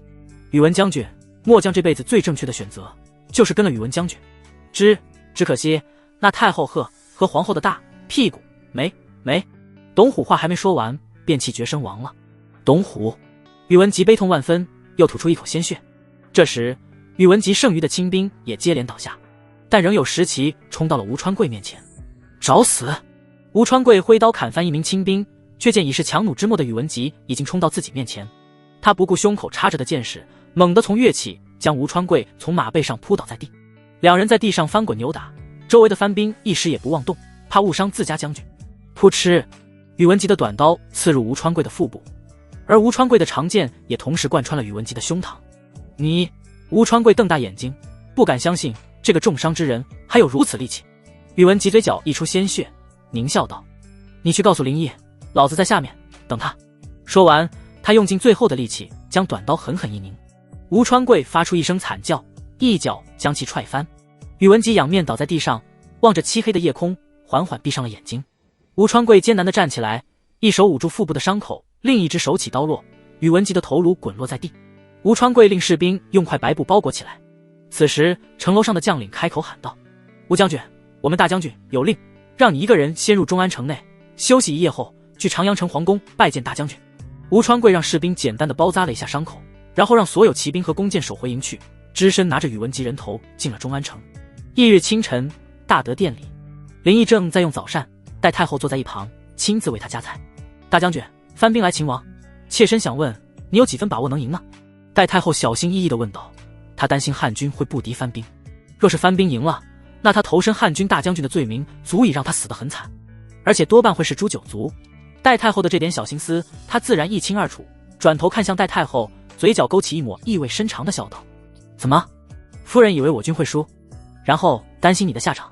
戴太后脸一红，慌忙低头紧张道：“妾身只是有些担忧。”林毅伸手抬起他的下巴，笑道：“夫人不必多虑，马上就会有捷报传来了。”话落，一名士兵快步进殿，单膝跪地禀报道：“启禀大将军，吕将军等人带着番兵统帅吴川贵，正在殿外候见。”林毅放下筷子，一切都在他意料之中，淡然道：“传他们进来。”戴太后闻言，美眸中闪过惊讶之色，他知道汉军赢了，番兵已经投降，之前心中的担忧也随之消散。戴太后偷瞄了一眼林毅的侧脸，不由升起仰慕之情。这个男人只在皇宫中运筹帷幄，便轻易化解番兵擒王之危，还让番兵统帅只身前来投降，如此用兵如神的军事才能，恐怕这世上也是仅有。这让他心中更是笃定，自己选择依附于他是最明智的决定。不多时，吕承廷等将领带着吴川贵进殿。吕承廷等将领行作极礼，拱手道：“末将参见大将军。”林毅脸上挂着笑容道：“你们辛苦了，坐吧，一起用膳。谢大将军。吕承廷等人入席后，吴川贵这才跪伏在地上，双手捧着木匣，举过头顶道：降将吴川贵叩见大汉大将军，降将幸不辱命，特来复命。林毅示意亲兵接过木匣，打开一看，正是宇文急死不瞑目的首级。旁边的戴太后也看见了这吓人的一幕，不由心惊肉跳，手中的帕子都掉在了地上，随即害怕地扑入林毅怀里。大将军，妾身害怕。林毅伸手搂住戴太后的腰，温柔地看着怀中的她道：吓到夫人了。戴太后蜷缩在林毅怀里，犹如受了惊吓的绵羊，一副我见犹怜模样，轻轻地点了点头。她这番动作除了是因为受到了惊吓，还有就是故意为之。她故意在这些将领面前与林毅亲近，想表明自己已是他们大将军的人，而且还很得宠爱。林毅令人把木匣拿下去，然后看向伏在地上的吴川贵说道：吴将军，起来吧。谢大将军。吴川贵起身，微低着头，见席位已经没有他的位置了，只好尴尬地站在原地不动。林毅示意士兵加个席位，说道：吴将军也坐下一起用膳吧。多谢大将军。吴川贵坐下，抬头看了一眼林毅，心中一阵惊讶，这汉军的主帅竟如此年轻，若不是见面，难以相信会是这样的少年将军灭了他周国。不过虽说年轻，可身上散发的威武的气息让人心生畏惧。林毅见吴川贵脸色有些苍白，便随意地问道：吴将军气色不好，怎么是生病了？吴川贵勉强一笑道：多谢大将军关心，末将没有生病，只是昨夜在战场上腹部受了刀伤，不过皮外伤而已，并无大碍。林毅吃了一口戴太后送到嘴边的肉，缓缓地说道：吴将军肯率5万番兵归降，避免了两军之间的血战，此为大功一件。本都会在奏折里向我汉皇禀明，封你为归义侯，赐万亩良田。只不过这番兵的统帅你是不能再担任了，交由我汉军将领接管。吴将军可有异议？林毅的话虽说着平淡，但吴川贵知道这不容拒绝林毅，这是要他交出兵权，给他一个虚职。他虽心中不甘，但如今人为刀俎，我为鱼肉，他也只能接受。吴川贵起身拱手道：大将军厚恩，降将感激不尽，对于大将军安排，降将不敢异议。林毅举起酒杯道：吴将军，来喝下这杯酒，表示你成为我大汉的官员，日后为我大汉尽忠。吴川贵比忙双手端起酒杯，表明忠心道：臣吴川贵定誓死追随大将军，誓死效忠大汉皇帝。说完一饮而尽。林毅也一口喝下，随后让他坐下，又对吕承廷说道：吕将军，5万番兵由你统领，令你与成王二人3日后率领军队将周国6州全部拿下。周国疆域较小，只有6州，而且周国的州地也不及汉朝的一半。末将遵命。吕承廷起身回道，心中一阵感动，林毅竟如此信任他。用完膳后，林毅将吴川贵留在了长阳城。吕承廷与王成2人临走前，林毅交代吕承廷，让他将番兵所有的将领全部换成自己人，并将番兵与汉军混合编成营，以防番兵背叛。随后林毅又告知吕承廷，让他与成王2人兵分3路进军。吕承廷率2万军队南下拿下南、端和3州之地，程千成率1万军队西进拿下浔州，王三刀率1万军队北上拿下通州。他留了1万汉军在长阳城，另将3万州国京师交由马期统领。所有人都退下后，几名士兵进来收拾，要将吃剩下的鱼肉倒掉。戴太后却阻止道：慢，这些食物先不要倒掉。士兵只好停下，看向林毅征求意见。林毅笑着问身旁的戴太后道：夫人是舍不得这些食物吗？戴太后用手帕一边细心地为林毅擦拭嘴边的油渍，一边柔和地说道：大将军，这些食物有些都没吃几口，而且又都是美食，妾身想将这些食物拿去给雅鱼妹妹吃。林毅疑惑道：雅鱼？戴太后解释道：雅鱼就是皇后，她与妾身都是苦命人，被选进皇宫却遭受帝王的冷漠。戴太后将他们虽贵为太后皇后，然而并不受待见的原因告知了林毅。将军，妾身一直把雅鱼当妹妹看，可她太过幼稚和迂腐，妾身也只好以这样的方式照顾她一下了。将军能同意妾身吗？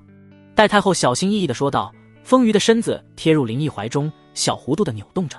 她其实是想让林毅也收留了周皇后的，可她知道周皇后的性子，绝对不会屈身于敌国将领的，况且还是灭周国的主帅。林毅感受着戴太后的饱满，心下不由悸动。他对于戴太后口中的皇后倒有些印象，宇文吉在大德殿饮乳妃子时，只有他一脸不屈，表现得刚烈。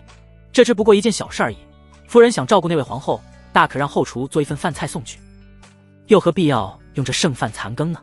林毅对于这点小事自是应允，不过对于那周皇后，他并没有收留的想法。他收留戴太后，是因为这戴太后来祈求了自己。他认为一个阶下囚就应该有阶下囚的态度，像那周皇后都成阶下囚了，依然想维护着自己尊严，这种女人他是不会收留的，除非哪天她也来祈求自己。妾身谢过大将军。戴太后高兴地坐在了林毅腿上，林毅神情闪过一丝异样，随即便轻轻推开戴太后，他起身对士兵道：将这些剩菜残羹都收拾好了，先不要扔，交由戴夫人处理。说完，林毅又强装镇定对戴太后说道：夫人想给那周皇后送饭菜，让人吩咐御厨好了，本都还有事要去书房一趟。说完，林毅便往偏殿走去。戴太后看着林毅有些仓皇的背影，心里感觉奇怪，都说太监能坐怀不乱，可他感觉到刚才林毅坐怀乱了。戴太后心下疑惑，他不是太监吗？不过他也没有多想，他让士兵将剩菜残羹装好，等随他一起送去关押妃子公主的房间。这些虽是吃剩下的，但是有鱼有肉，对那些妃子公主来说已经是佳肴了，毕竟剩鱼剩肉比菜叶子汤要好万倍。随后戴太后又吩咐御厨做了一份一品官宴，烩人米粥、桂花鱼条。戴太后让3个奴婢端着，领着他们往关押妃子公主的房间走去，身后跟着2名士兵抬着装好的剩鱼剩肉。书房里，林毅平复了一下躁动的心，苦笑了一下，刚才差点暴露了自己的长处。对于戴太后，他还谈不上任何感情，他也能感觉得到戴太后对他也没有什么情谊，只是单纯的畏惧与依附。他不喜欢在这样的情况下彼此深入交流，所以他刚才推开了戴太后。至于舒皇后，一开始他也是被迫的，后面2人的交流都是投入感情的。坐在书桌位置上，林毅开始研墨，执笔写军报奏折。现周国基本上已经是囊中之物，他要向刘宪禀明情况。他先将各个将领所立的军功都写上，头等功自然是吕承廷，接着便是马七牛皋，之后才是成千始王3刀2人。接着在奏折里写下治理周国的方案，设置内阁，由吕、承、王、马4人以及6名周国文官组成，处理一切政务。6名周国文官的推选，林毅暂定。秦国忠、赵大寿、张陵、李文若、王昭德、孙明诚，让秦张2人入阁，只是安抚他们，其余4人林毅暗中派人考察过，都还算得上是为民为国的好官。同时设立司礼监，由10名太监组成，人员从北镇抚司衙门的太监中选，一定要挑选忠于皇上、忠于朝廷的太监。司礼监的职责是监督内阁，内阁处理的大小政事都要经司礼监批红，重大的事务需上报朝廷，由皇上圣裁。除此以外，司礼监要将通过的决策做成月报，送回京城由皇帝审核，通过便在北镇抚司存档，否决便打回众议。对于周国官员的任用，主要官员留任，其他官员考核后再做去留，以方便治理。在周国各州设驻军，由本朝将领统领，同时派北镇抚司衙门太监任监军，监督军队。写完这些后，林毅又加上几句：望皇上祖爵赵不韦与徐从哲举荐官员赴州任职的条陈。我大汉上到朝堂大员，下到地方县官，皆为赵不韦与徐从哲之人。周国刚纳为我大汉疆土，切不可再由他2人把控啊。林毅如此做，自然是不想赵徐2人插足周国，将周国完全掌控。写完后，林毅在封面朱笔标注吉字，随后林毅将信交由士兵，让其800里加急送往京城。此时关押周国妃子和公主的房间门前，戴太后一身华贵的凤袍，身后跟着3名端着菜品的奴婢和抬着剩菜的士兵。戴太后胸口高昂，气质高贵，恢复了往日太后的威严，与前几日阶下囚的落魄潦倒的模样完全不同。将门打开，我要进去看看他们。戴太后丰厚的红唇轻启，声音磁性又带有威严。是，夫人。值守的士兵点头应声道，如今皇宫中早已传遍，周国的戴太后如今已是大将军的人。士兵打开房门，阳光射入阴暗的房间，里面一股恶臭扑面而来。戴太后玉指眼鼻，秀眉微蹙，里面的女人们被突如其来的光线刺得睁不开眼，纷纷抬手遮挡。她们凌乱地跪坐在地上，头发凌乱，甚至上面还有菜渣子，脸色憔悴，身上脏兮兮的，身上散发着浓重的臭味，就犹如街上的疯婆子一样，很难将她们与皇室妃子公主联系在一起。待他们看清门口站着的戴太后时，所有人都愣住了。太后娘娘，一位妃子难以置信的喃喃道。其他妃子同样满脸惊讶，几日前戴太后还同为阶下囚，如今却是富贵华丽的站在他们面前。值守的士兵将坐在地上的妃子驱赶到两边，分出一条道来。戴太后缓步走入房间，绣着金线的裙摆扫过肮脏的地面，她环视一周，目光最终落在与陈瑜并坐在椅子上的周皇后身上。此时的周皇后与其他女人不同，她头发仍然整洁，身上的衣袍虽有些黑脏，但依旧整齐。好几日关在阴暗发臭的房间里，让她气色已变得有些苍白难看。但是即便这样，她依然挺直腰背坐着，保持着皇后的尊严。倒是她旁边的陈馀，整个人萎靡不振，坐在椅子上蜷缩着身子，低垂着脑袋。这时，周皇后与戴太后对视，眼中没有惊讶，只有平静。雅瑜妹妹，戴太后柔声唤道，示意奴婢将食盒放在周皇后面前。哀家给你和陛下带了些吃的。周皇后看着眼前精致的菜肴，无动于衷，又抬头看向戴太后，冷漠地说道：多谢太后的好意，臣妾绝不食屈身换来的食物。她心里明白，自己的这位母后已经投身敌国的大将军了。菜肴的香味在房间里飘散开来，其他的妃子和公主们都直勾勾地盯着，垂涎欲滴。若不是有士兵拦着，他们早就像恶狗扑食一样去抢了。陈馀闻着味儿，馋得直咽口水，一时竟忘了自身处境，伸手便要去抢婢女端着的菜肴。士兵见状，一脚便将其踹倒在地，呵斥道：大胆！夫人还未发话，你竟敢抢食！陈馀被踹得四仰八叉，也不顾得身上疼痛，翻身爬跪到戴太后脚下，祈求道：母后，母后，朕求求你，求你赏朕一口吃的吧，朕已经多日没进过油水了。戴太后看了一眼像条狗一样摇尾乞怜的陈馀，心中一阵快意，往日陈馀可从未尊重过她这个名义上的母后。戴太后不理会陈馀，看向周皇后，仍是柔声劝说道：雅瑜，像这样的亡国之君，没有半点骨气的人，你又何苦守在他身边呢？周皇后虽然心里同样看不起陈馀，但她是大周皇后，她要有一国之母的气节。太后，臣妾是大周皇后，与陛下共患难也是本分。况且我大周京城虽为汉军所破，可我大周还有6州之地，还有番兵大军，亡国之言还是过早之论。戴太后苦笑了一下，这个女人还真是天真啊，也只好说出残酷的现实，说道：皇后，你说的秦王番兵已经投降汉军，而且汉军主帅已派3路大军去攻打6州之地，不出数月，整个周国都将为汉军掌控。周皇后听了，脸上并无过多惊讶，只是心底叹了口气。她对秦王的番兵本没抱多大希望，可番兵竟如此不堪一击就投降了汉军，这让她很是失落。爬跪在地上的陈馀听到这话，直接瘫坐在了地上，最后的希望也破灭了，他成了真正的亡国之君。完了，朕的大周彻底亡了。陈馀双目失神，嘴里喃喃自语。其他的妃子公主们听到这消息，也同样彻底绝望了，她们这一生都将是阶下囚，永远翻不了身。戴太后轻叹了口气，继续劝说道：雅瑜，你看你这几日都消瘦了好多，何苦带着这种阴暗恶臭的环境折磨自己？收起你心中那所谓的国家大义吧，我们都只是一个女人而已，没必要将忠义的枷锁强加在自己身上。听母后一句劝，跟随哀家一起投靠汉军的主帅，他会像接纳母后一样接纳你的。况且汉军的主帅对待哀家很好，尊哀家为夫人。你若是现在不投靠到大将军身边，日后去了大汉，就是想要他救你，他也救不了。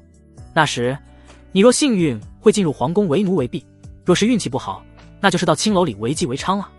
你可想到这样的下场？戴太后实在不想看着周皇后在这种环境里受罪。周皇后缓缓站起身，尽管是阶下囚的身份，却依然保持着皇后的威仪。她声音清冷道：太后不必多言，臣妾虽为女子，却也知忠义2字，大周虽亡，气节不灭。她目光扫过地上瘫软的陈馀，眼中闪过一丝怜悯，却很快转为坚定道：陛下可以苟且偷生，但臣妾宁可站着死，绝不跪着生。房间里的妃嫔们闻言，有的羞愧低头，有的暗自垂泪，就连看守的汉军士兵也不禁露出敬佩之色。戴太后被周皇后的固执气到了，胸口剧烈起伏，语气不快道：真是油盐不进，你自己再好好想想吧。这些菜品哀家放这里了，吃不吃由你。说完，戴太后拂袖转身离去，走到门口时停下脚步，回头一看，除了周皇后正襟危坐，里面其他的人已经在疯抢食物。陈馀抢到一碗桂花鱼条，躲在一个角落，将碗紧紧地抱在怀里，双手护食。他整个脸埋在碗里，狼吞虎咽起来，就连鱼刺都搅碗吞咽下去。很快食物就被一抢而空，周皇后却无任何举动，仍是笔直地坐在椅子上。戴太后见周皇后无动于衷，任由他人抢菜肴，又气又心疼。她深吸一口气，对身旁的士兵吩咐道：将箱子抬进去，把剩余剩肉分给他们吃。是，夫人。士兵应声道，随后将箱子抬进门内，把里面的剩余剩肉倒在地上，像喂猪狗一样。里面的女人又开始疯抢起来。戴太后望向里面的周皇后，语气也变得有些冷漠道：既然你不肯吃屈身求来的佳肴，那就吃这些剩菜吧，可别饿死了。说完，戴太后便领着婢女离开了。其实她的这句话里有更多是气话的成分，并不是真的恶言相向。戴太后回到大德宫侧殿，林毅正好从书房里出来。林毅便询问了他卖紧身裤的番邦商家所在的具体位置。得知后，林毅便差亲兵去将那个番邦商家带到大德宫来，并与其达成交易协议，日后店里所有的紧身裤都只能卖给他，有多少就要多少。那番邦的商人高兴得手舞足蹈，嘴里呱唧呱唧地说着番邦语言，但林毅能听懂，因为这个番邦商人说的是英格尼式，大概的意思便是感谢将军，他一定会从他的国家运更多的货过来。林毅将番邦商人店里的紧身裤全部弄到宫里来，随后又请来长阳城最好的裁缝，林毅画出现代瑜伽裤的模样，让裁缝按照图画在紧身裤的基础上改进。花了10天的时间，裁缝做出了100件瑜伽裤，林毅将其收好，准备带回大汉。接下来的日子，林毅基本上待在大德殿里，或是批阅吕成王3人传回的军报，或是让马期训练京师，同时也锻炼身体。他现在就是一个字，等吕成王3人攻下6州之地，等大汉朝廷的旨意。2个月后，事关周国的军报送到了大汉京城，这个时候已经入冬，天气寒冷。当军报急递送到宫里时，小皇帝刘宪还正在万贵妃的袍窝里，在他的温柔乡里。小太监进来禀报是大将军林毅的急递，刘宪让小太监拆封宣读。当得知林毅已经攻占周国京城，俘虏周国皇帝后，刘宪大喜过望，连忙从万贵妃丰腴的身上翻爬起来。他边穿衣服边吩咐小太监道：“去，立即召集文武百官到乾清宫议事。”半个时辰之后，乾清宫里，刘宪一身龙袍坐御座上，让太监当着文武百官的面宣读了一遍林毅的喜报。朝堂顿时哗然，众官员反应有喜有悲。徐从哲一派的官员神情严肃，根本开心不起来。徐从哲更是一副心事重重的模样，眉头紧锁，被这份喜报气得胸口仿佛压了块巨石，喘不过气来。他针对林毅的阴谋又一次落空了，一开始把林毅逼到琼州的战场上去，以为他会死在周军的刀下，可没想到他歼灭12万周军精锐，收复9县，立下大功。这次征讨周国，以为林毅会大败而归，锒铛入狱，最后会斩首示众，可结果又再次让人失望，林毅竟直接灭了周国，为大汉立下了开疆拓土的功劳。试问日后还有谁能撼动其在朝堂上的地位？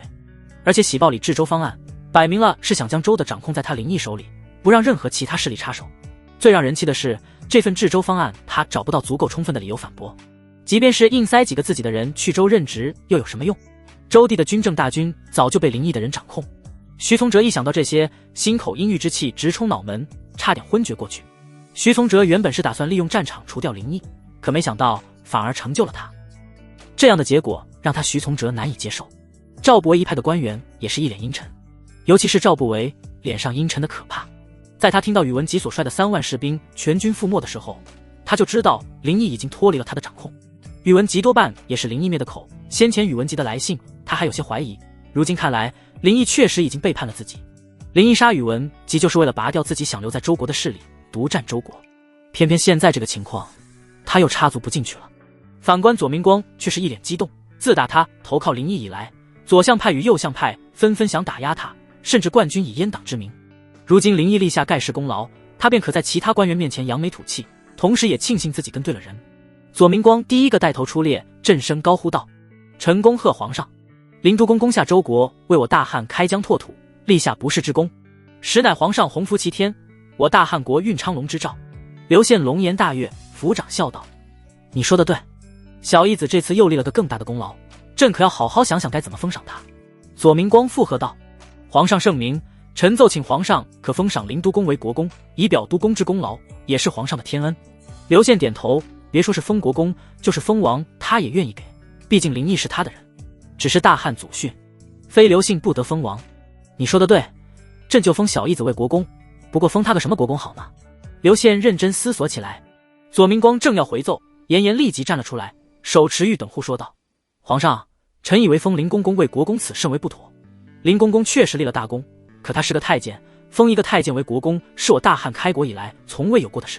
更何况太祖祖训宦官不得干政，让林公公掌管户部以为祖制，若再封他为国公，岂非乱了祖法？所以臣奏请皇上只需赏赐林公公黄金绸缎即可。”啊，这……刘宪嘴笨，又见严颜搬出祖宗之法，一时不知如何反驳了。这时左明光冷哼一声，与严颜对峙道：“严大人此话差也。林都公虽是宦官，可做的哪一件事不是有功于我大汉？祖宗之法所说干政是为防止乱政，林都公不仅没有乱政，更是辅政，又有何为祖宗之法可言？严大人一个寸功未立之人，靠祖辈恩荫才得以在这朝堂之上，又有何颜面在此殷殷狂吠，如狂犬吠日，定论灵都公功劳。你！严颜气得全身颤抖，指着左明光说不出话来。徐从哲见严颜被对得哑口无言，便自己站了出来开口道：皇上，老臣以为封林公公为国公确实不妥，林公公虽立大功，也当封赏，可封国公不合礼法，也会让先帝一朝有军功的老臣心有不服，都来找皇上讨要国公，这岂非乱了套？所以老臣以为可封林毅为南阳侯，以表其功。徐从哲可不想让林毅封国公，这样只会扩大林毅在朝堂的影响力。他让刘宪封林毅为南阳侯，目的是让林毅远离京城，远离权力中心。赵不韦明白徐从哲的意图，立即附和道：皇上，老臣也赞同徐相所言。这个时候赵不韦要与徐从哲统一战线了，这刘宪又为难起来了。面对两位丞相的奏请，他不知道如何反驳，只好拿眼向左明光望去。左明光心里跟明镜似的，当然知道赵徐二人打的算盘，也知道有这两老东西的阻挠，林都公是封不了国公了。但他要为林毅争取，就像是封侯，至少也不应该是偏远的南阳侯。左光明灵机一动道：皇上，臣以为林都公可以封侯，但绝对不能是南阳侯。南阳离京城甚远，皇上又需要林都公伺候陪伴，若是去了南阳，1年才能见皇上几面。所以臣认为皇上可封林都公为平洛侯，因为平洛县就在京城旁边，离得近啊。刘宪连连点头道：对，可不能把小义子弄去南阳了，朕想他陪着朕，就封他为平洛侯吧，离朕近。徐从哲与赵不韦心中仍是不甘心，可他们也没什么好理由去改变了。散朝之后，徐从哲与赵不韦并肩而行。赵相，看来你的算盘是落空了，这林毅不是你的人吗？怎么还把你在周国的势力给除掉了呢？徐从哲出言嘲讽道。赵不韦反击道：徐相不也是千方百计想除掉他，反而成就了他，这个强敌徐相恐怕不好对付吧？徐从哲冷哼道：如今这林毅可不只是老夫的敌人，也会是你的对手。赵不韦看了一眼徐从哲，嘴角上扬道：既是如此，你我不如联手，老夫却之不恭。由中书省拟旨，里面写了对林毅和各个将领的封赏，并同意林毅的治州方案，最后是令林毅即刻回朝。圣旨虽有徐赵二人参与，但这次小皇帝刘宪要过目审阅，他们也不敢做手脚。圣旨拟好后，由太监送刘宪阅览，然后有50名太监送往周国。坤宁宫，淑皇后一袭红色长袍站在门前，遥望着南方。此时的她身孕已有半年，腹部隆起的弧度显而易见。婢女仙儿来到淑皇后身边，轻声提醒道：娘娘，外面天寒，还是回屋里去吧。淑皇后摇了摇头，轻吐一口热气，说道：不必，屋里闷，本宫想站着这透透气。屋里烧着熏炉，待的时间长了自然会闷。仙儿知道自己的主子在想什么，便俏皮地问道：娘娘是想林总管了吧？淑皇后被猜中心事，心里激荡起一丝涟漪，表面上装着平淡说道：胡说，从哪里看出本宫想他了？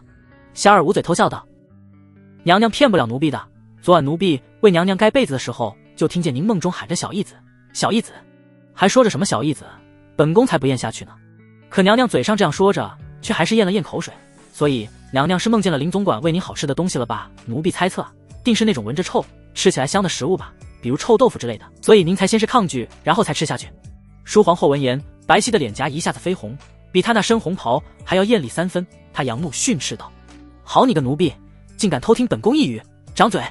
仙儿吐了吐舌头，调皮道：娘娘思念林总管是人之常情呢，大大方方承认就可以了，现在除了奴婢，没有外人理。淑皇后长叹了一口气，有些忧虑道：也不知道小义子什么时候回来。周国大德殿寝宫，此时已是晚上。周国地处南方，冬季并没有大旱那种寒风刺骨，但屋外的冷风也能让人直打哆嗦。林毅刚从书房回到卧房，一个婢女便迎了上来，她跪在地上扶手迎接道：奴婢恭迎大将军，太后已恭候大将军多时了。林毅认识这个奴婢，是在太后身边之前就一直伺候她的宫女，叫春桃。之前戴太后被董虎所抓，这春桃便走散了。2个月前，在得知戴太后成了大汉主帅的人，便又主动来伺候了。戴太后对这春桃的伺候也满意，加上救人用着也贴心，便把她留在了身边。林毅闻言愣了一下，这2个月来都忙着练兵、处理军报、考虑官员的任用，基本上回到寝宫倒头就睡，更没有时间照他事情。今夜没想到他会主动过来。林毅挥退婢女，来到床边，只见戴太后正躺在床榻上，睡在床尾这边。她身上盖着丝绸被，露出白皙滑嫩的双肩和丰润的锁骨。由于刚沐浴，脸颊泛着红晕，身上散发着香味。戴太后看着林毅，妩媚一笑，柔声道：将军恕妾身不能起身迎接，只因妾身身上未着片缕。林毅疑惑道：“夫人这是做什么呢？”戴太后面色潮红，带着丝羞意道：“将军，妾身知道你是太监，妾身无法以身伺候，可妾身日夜念着将军收留的恩德，自己又不知如何报答，常常夜不能寐，心有所愧。如今气候转凉，妾便想到过来给将军暖床，以报恩德。”戴太后这些日子一直想着过来伺候林毅，可林毅是太监，她又不知如何才能服侍好，再加上又没有林毅召见，所以一直不敢过来。可她又觉得不服侍林毅一次，自己会失宠，所以最近天气一转凉，她便有了暖床这个主意。林毅倒是来了兴趣，饶有兴致地问道：“那不知夫人如何给我暖床呢？”戴太后坐起身子，露出光滑的后背，她一手抓住被子遮住胸前，另一只手将床头位置的被子掀开一半。她娇滴滴地说道：“请将军脱了外袍躺下，被里已经被妾身温热。”林毅脸上露着笑意说道：“有点意思。”随后林毅脱了外袍，只穿着里衣，在床头这边躺下，脚伸到床尾。戴太后将掀开的丝被盖在林毅身上，随后将林毅伸过来的脚抱在胸口，这才躺下身子，盖好被子。戴太后的这一番动作，让林毅不禁想起了大明王朝1566里丫鬟给严嵩暖床的场景。不同的是，严嵩的脚在丫鬟身上隔着布，而林毅的脚是零接触。“将军，暖和吗？”戴太后小心翼翼地问道。林毅嗯了一声，很快就进入了梦乡。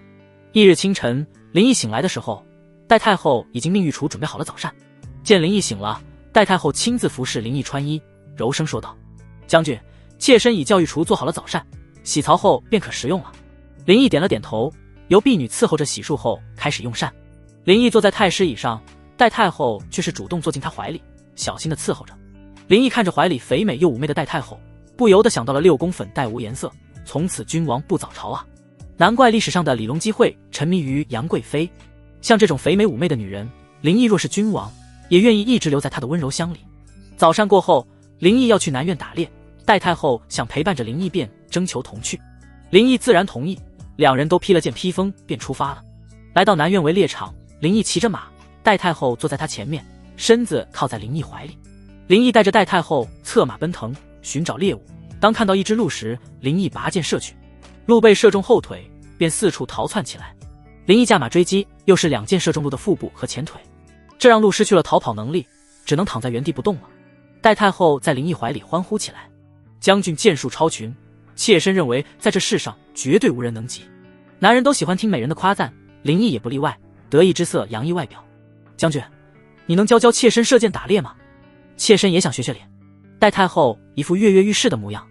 林毅被夸得心情太好，自然愿意教他。林毅将弓箭递给戴太后，握住她柔软的手，以树为假想的猎物，耐心教导她如何拉弓瞄准。戴太后学得认真，却故意装作笨拙的样子，时不时不小心将身子往后靠，紧贴着林毅的胸膛。“将军，妾身怎么总是射不中呢？”戴太后娇嗔道，眼中却闪烁着狡黠的光芒。林毅被她这番小动作逗乐，索性将她整个人圈在怀里，双手附在她手上，带着她一起拉弓。这样，瞄准，放，箭矢破空而出，正中树干上。戴太后惊喜地回头，红唇不经意间擦过林毅的脸颊，两人四目相对，气氛顿时暧昧起来。“将军！”戴太后双眸含春，丰厚的红唇慢慢地向林毅的嘴唇靠近。林毅也有些心动，但还是用手指挡住她的红唇。林毅认真地问道：“夫人如此，是因为惧我讨好我，还是因为心中的情谊？”戴太后怔了一下，随后深情地望着林毅道：“之前是为了生存而讨好，现在妾身是因为爱慕而讨好。在这个时代，一个女子对男人倾心，无非就是相貌、才华、地位，这3样林毅全占，所以对于戴太后爱慕上林毅，也在情理之中。”林毅得到这个满意的答复后，手指离开戴太后的丰唇，给了她激烈的回应。来时正是旭日东升，晨光熹微，此时已经接近午时，两人也从马背上来到了地面的草丛里平躺着。戴太后依偎在林毅怀里，好奇地问道：“将军，你为什么会是假太监呢？”林毅正闭目养神，也不想过多解释，只是撂几句话：“小时候进宫，阉割之人怜悯我，便没让我受刑，就放入了宫中。”戴太后眼神不由有些幽怨地看着林毅道：“将军既是真男人，这2个月来又为何迟迟不照妾身事情呢？害得妾身日夜思念，一番苦等。”此时的林毅哪还想多言，胡诌了一个理由道：“假太监这个秘密事关本都的生死，自然不能轻易让人知道。夫人若只是为了活命而屈身，本都自然不敢暴露身份，以防日后成为威胁。可若是对我有情意，假太监身份被你知悉也就无妨了。”戴太后这时从林毅怀里撑起身子，嘴角上扬，狡黠地笑道：“其实妾身也猜到你是假太监了。”林毅有些意外，好奇问道：“你是怎么猜到的呢？”戴太后一脸的意道：“因为对于真太监来说，即使美人在怀中，也定能坐怀不乱，但是你却乱了。”林毅被当面说破，倒有点不好意思起来，否认道：“本都可没有乱。”话音刚落，旁边的马儿立即摆动头颅起来，发出不满的叫声，以示反驳。若是马儿也会开口说话，他一定会来上一句：“你有没有乱，我还不清楚吗？”戴太后扑哧一笑道：“你看，马儿都不相信你。”林毅只好尴尬一笑，转移话题道：“夫人，时间也不早了，我们回去吧。”戴太后却是撒起娇来：“妾身想要你抱着回去呢。都说18、19岁的少女撒娇才可爱，可28、9成熟女人撒起娇来也别有一番风味。”林毅将戴太后横抱起来，虽说戴太后体态丰腴，但林毅这些日子经常锻炼，早已一身腱子肉，抱着戴太后也是一脸轻松。时间一晃，便又过了2个月。吕承廷、程千成、王三刀3人攻下了6州之地，带着亲卫回到了长阳城。至此，周国所有地方政权都归降大汉，整个周国也正式成为大汉疆土。同时，50名太监带着圣旨也到了长阳城。大德殿正殿里，林毅站在龙翼前，殿上左边站着秦国忠等周国官员，右边站着吕承廷等将领，以及50名太监。这50名太监都是小多子从北镇抚司衙门精挑细选出来的。林毅先是让一个太监宣读圣旨，众人下跪高呼吾皇万岁万岁万万岁。太监开始宣读圣旨：林毅攻取周国，为我大汉立下开疆拓土之功，振兴甚伟，特封林毅为平洛侯，10亿千户，赐黄金1000两，锦缎1000匹。吕承廷、程千成、王三刀、牛浩、马期等将领各升3级，赏黄金100两。圣旨洋洋洒洒数百字，不仅封赏了林毅和众将领，还完全采纳了林毅提出的治周方案，并且周国的官员任免全由林毅一个人定夺。最后，圣旨命林毅即刻返京述职，臣等领旨谢恩。林毅起身接过圣旨，对于只封自己为侯，他也能猜到是赵徐2人从中作梗，不然以他这功劳，封个国公也不为过啊。他也不过多计较这个，坐在龙椅上开始自己的安排部署。50名太监中选了10名组成司礼监，其余的太监分配到各州县任监军。接着又宣布内阁之事，吕承廷为内阁首辅，马期、王成2人，秦国忠为次辅，其余为阁员，全权处理周国一切政务。安排好这些后，林毅也就放心回京了。3日后，林毅回京的队伍来到长阳城门口，吕承廷等人以及周国在京所有官员前来送行。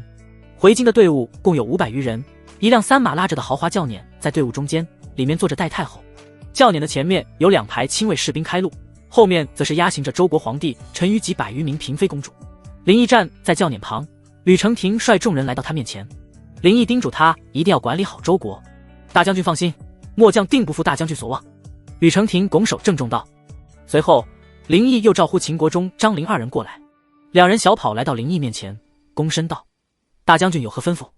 林毅警告道：“你2人现为我大汉官员，切不可再有贪污，否则本都立即罢黜你们官职。”秦张2人连忙点头道：“下臣不敢，绝对不敢。”接着林毅又招手叫来马期道：“若有任何异动，立即书信密报于我。”是，督公。马期是锦衣卫出身，林毅更信任一些。随后林毅上了轿辇，队伍出发。吕承廷率众人跪送：“臣等恭送大将军。”洛阳城赵府邸中，府里正厅，赵不韦与徐从哲面对而坐，正在围棋博弈。这2个老东西自成为对头以来，已经有10余年未同坐在一起了。如今他俩必须要联盟，将林毅的崛起扼杀在摇篮。徐从哲落下一颗白子，开口说道：“韦中兄，那林毅马上就回朝了，你可有什么计划？”赵不韦落下颗黑子，笑道：“东哥兄，实不相瞒，老夫已派死士去半路拦截。这回京路途遥远，出些意外也是常理之事。”徐从哲落子的手顿了一下，又问道：“若是他侥幸逃过一劫，活着回到了京城呢？”赵不韦冷冽一笑道：“若是他能回来，我们将其朝中的势力拔掉，也一样可以让他成为阶下囚。”徐从哲皮笑肉不笑问道：“那位中兄打算如何做？”赵不韦微眯着眼，缓缓说道：“自然是先从他的锦衣卫开始了。老夫在林毅不在这段期间，已在北镇抚司衙门里安插了自己的人，锦衣卫有一半是老夫的人，只要能将那锦衣卫指挥使张武拉拢过来，便可架空林毅。”徐从哲点了点头，他也是如此想的。林毅能在朝堂起事，锦衣卫帮了很大的忙，所以控制了锦衣卫就折断了他人翅膀。可是这个张武会为我们所用吗？徐从哲皱眉问道。赵不为哼声道：只要许以高官厚禄、金钱美人，还有拿不下的男人。徐从哲摸了摸白须，目光如炬道：若是能拉拢张武此人，我们便可以从他口中知道北镇抚司藏银子的地方，再让他将银子偷运出来，没了这些银子，老夫看他如何充盈国库。到时奏明皇上，治他个欺君之罪，再加上当时他殿前立过军令状，他不死也难。以前林毅抢了他几百万两银子，让他损失惨重，他一直怀恨在心，这个仇他一定要报。哈哈，东阁兄果真高明，老夫佩服啊！赵不为哈哈大笑起来，随即也不示弱道：东阁兄，老夫也再献一计。听闻后宫皇后娘娘已产下皇子，可据老夫所知，皇上多年宠幸万贵妃都未怀上，这皇后只被杏林一次便怀上了子嗣，这其中必有蹊跷。而且据老夫的眼线情报，皇后怀孕前林毅带她出过宫，我们可以借此做文章，就说林毅私带皇后出宫借种，如此诛九族大罪，只要他不能自证清白，必死无疑。徐从哲眼前一亮，随即又微微皱起眉头道：此计虽好，可是关皇家颜面，若是没有证据，我们反而会被扣上污蔑皇后的罪名。赵不为因侧一笑道：此事不需要我们出面，只需让人放消息给宫中的万贵妃便可，他会尽全力为我们去做这事件的。徐从哲闻言不由拍手赞叹道：韦中兄啊，论谋略，老夫还是远不及你啊。哈，东阁兄，彼此。赵不为哈哈大笑起来。洛阳城最富丽堂皇的酒楼天香楼，一间上等包厢中，里面坐着两个男人喝茶，一旁的歌枕跳舞唱曲。茶桌右手边的男子笑着开口问道：张兄，考虑的怎么样了？只要你肯拜入赵相名下，保你荣华富贵，平步青云，你会有比这锦衣卫指挥使更高的地位。这个男子是赵不为安排进北镇抚司衙门的，叫田光，现任指挥副使。张武玩转着手中茶杯，一副犹豫思索的神态，看似在考虑，实则是装出来的。这个田光10日里已经找他3次了，他不知如何应对，便给林毅去了书信，正等待答复。田光见其犹豫不决，便语重心长地说道：张兄，那林毅不过是一个太监，而你堂堂7尺男，岂能屈居之下？正所谓大丈夫生于天地之间，岂能郁郁久居人下？张兄，只要你投靠赵相，这10名歌姬立即送到府上服侍你，还有这箱子里的100两黄金也归你。而且只要林毅一死，赵相保举你做兵部侍郎，日后晋升尚书。张武佯装一脸动心，迟疑一会儿后道：田兄，请再容我考虑3天，不过这100两黄金我要先收一半，还有10名歌姬我现在就要。说完，张武目露色光，垂涎欲滴地看着10名身姿曼妙的歌姬。他故意这样表现，目的就是让田光误认为自己是个贪财好色之人，也能打消田光对他的怀疑。再者说，送上门的便宜谁不占啊？田光见状哈哈大笑道：当然可以，张兄，3日后我等你肯定的答复。说完，田光拉过一名歌姬，粗暴地扯下其腰带，一把推到张武怀中，肆意淫笑起来。另一边，林毅回京的队伍已到襄州平阳县，再有10日的路程便可到达京城洛阳。平阳知县得知林毅路过，立即在城门口迎接，热情地请到衙门好生招待起来。休息了半天，补充了些食物和水源，给马匹喂好草料。林毅与戴太后同浴，换上干净的衣裳，又继续上路。林毅坐在轿辇里，戴太后依偎在他怀里。这些日子，两人在马车里如胶似漆，好生快活。这让跟在轿辇旁边的婢女春桃很是奇怪。有时道路明明很平缓，但是轿辇却颠簸得厉害，轿辇的顶盖帘子也是晃动的时急时缓，好生让他疑惑不解。轿辇后面那些被绳子绑着双手的嫔妃中，倒是有人明白是怎么回事。特别是陈瑜，荒淫的他心里明明白白，可现在的他也只能干看着了。夫人，你这丝巾上都写着什么呢？林毅发现戴太后6里放着一张丝巾，上面还有些字样。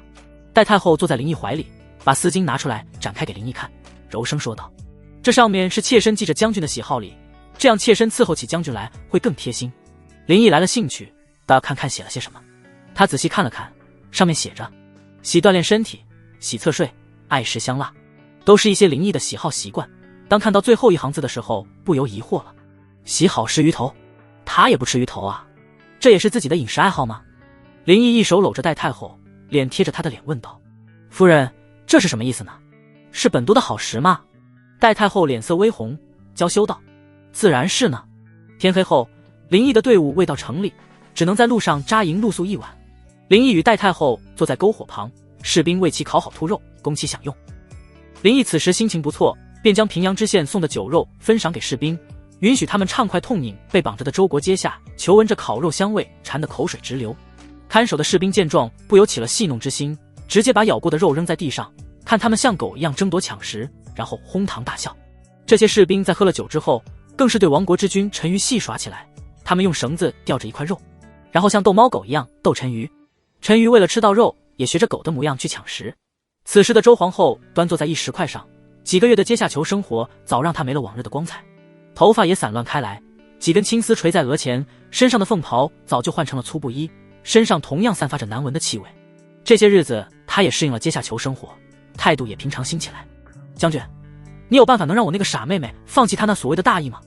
戴太后望着周皇后所在的位置，有些惆怅道：像她这样性子的女人，只能是她自己想明白了。林毅对于这种女人倒没多大兴趣，相比于固执刚烈，他更喜欢温顺的女人。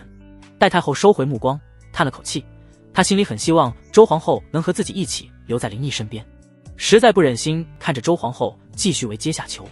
这时周皇后忽然神色有些异常，她起身往树林黑处走去。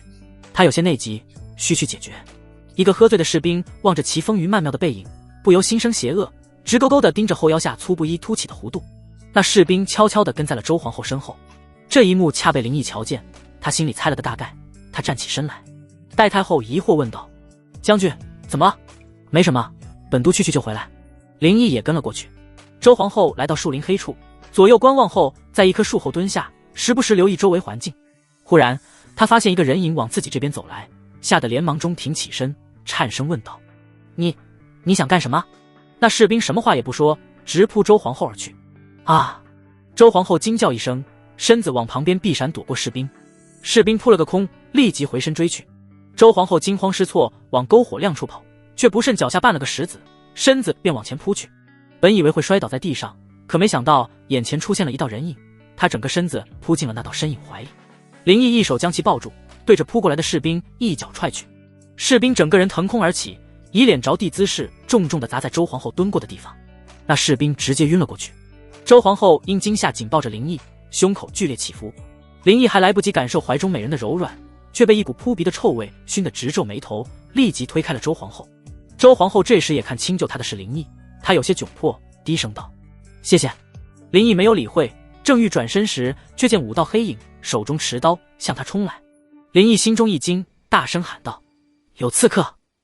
随即拉上周皇后往亮处跑去。这时篝火处的士兵听到林毅的喊声，立即拿上刀剑警惕起来。虽说喝了酒，但军人的本能让脑袋很快清醒过来。领头先让几十名士兵将戴太后保护起来，他领着其余士兵前往树林黑处救援。这时林毅拉着周皇后刚冲出几步，5名黑衣刺客已从4面8方包抄而来，寒光闪烁的刀刃在月光下泛着冷冽的光芒。躲在我身后。林毅一把将周皇后护在身后，同时拔出腰间佩剑。5名刺客围攻而上，林毅剑法凌厉，瞬间隔开3把袭来的长刀。但对方人多势众，又有2人从侧面偷袭，小心！周皇后惊呼一声。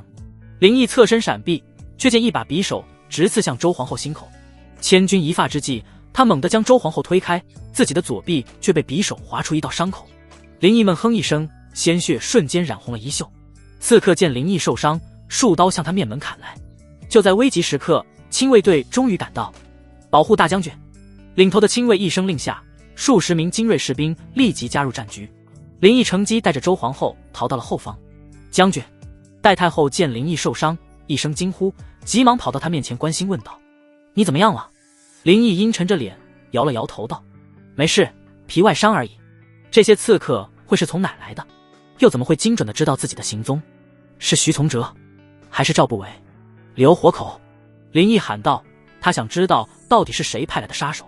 很快5名刺客全部被制服，但是不等林毅过去询问，他们已经全部抹了脖子。林毅明白这些人都是死士，那也就是说赵不韦要杀自己，也只有他府上才养了这些死士。林毅心道，看来赵不韦知道了是我杀了宇文吉，背叛了他，所以才想把我除而后快。日后在朝堂之上，他要面对赵徐2人的打压报复了。包扎好伤口，林毅坐在搭建好的营帐中，戴太后在一旁一脸担忧。林毅安慰他没事。这时周皇后走了进来，她看着林毅低声道：多谢你救我，你的伤严重吗？他犹豫了好一会儿，才决定进来向林毅道谢。林毅为救他才受伤，他心中有愧。林毅看着这女人冷声道：周皇后，既然知道是本都救了你，而你又是懂大义之人，你说又该如何报答本都？”周皇后怔了一下，这是她没想过的，她只是来道谢而已，只好反问道：“那不知大将军又想妾身如何报答？”林毅冷哼道：“自然以命还命了。本都救了你一命，你就欠本都一条命，日后留在本都身边，待本都什么时候要你的命了再去。”周皇后为难起来，要他留在灭自己国家的主帅身边，那他不就与屈身求荣的戴太后一样了？可他又没有什么理由拒绝。林毅所说在理，他反驳不了。明理之意是他处事和做人的标准，林毅刚好利用这一点把他架住了。林毅又继续说道：“你不必现在回答本都，在到洛阳之前，你好好想想，出去吧。”周皇后只好躬了躬身，退了出去。10日后，林毅的队伍终于到了洛阳城。赶路的这段时间，林毅收到了张武的密信，上面说了赵不韦欲拉拢他的事。林毅给张武回复，让他假装答应投靠赵不韦，好及时知道赵不韦和徐从哲的动向。到了洛阳城，林毅第一件事自然是进宫面圣，所以林毅把戴太后暂时安排住在一家酒楼。周皇后最终还是答应留在林毅身边，她是一个认死理的人，既然欠林毅一条命，那他就要还上。至于国家大义，这么多月的阶下囚生活也让他淡化了不少，毕竟人的想法总是会随时间变化的。其实在周国被关了4个月后，周皇后的坚守就薄弱了很多，心中所谓的国家大义和仇恨也淡化了很多。只是戴太后自那次劝说之后再也没来找过他，而他性子刚烈，自然拉不下脸自动求人，所以那晚林毅的一番话也正好给了他台阶下。见周皇后答应跟着自己，林毅便把他跟戴太后安排住在一个房间。他可不敢让刘宪这小子看见他们，不然以刘宪喜好丰满成熟女人的癖好，搞不好就让自己戴绿帽了。安顿好两女后，林毅骑在马上，带着队伍前往皇宫。此时皇宫永定门前，刘宪率文武百官前来迎接。林毅来到永定门，一看这阵仗，心里有些意外，小皇帝够意思啊，给他这么高规格的礼遇。刘宪站在主道上，身后停着龙辇以及一干婢女太监，除了赵不韦和徐从哲，还有6部堂官以外，其余官员皆跪在两侧迎接。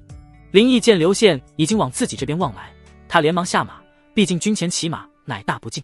当然年羹尧就是太嚣张了，点面子都不给雍正，才被群臣参奏，最后雍正无奈只能杀了他。林毅可不想学他，落他人口时，特别是徐从哲和赵不韦，正愁找不到机会除掉他。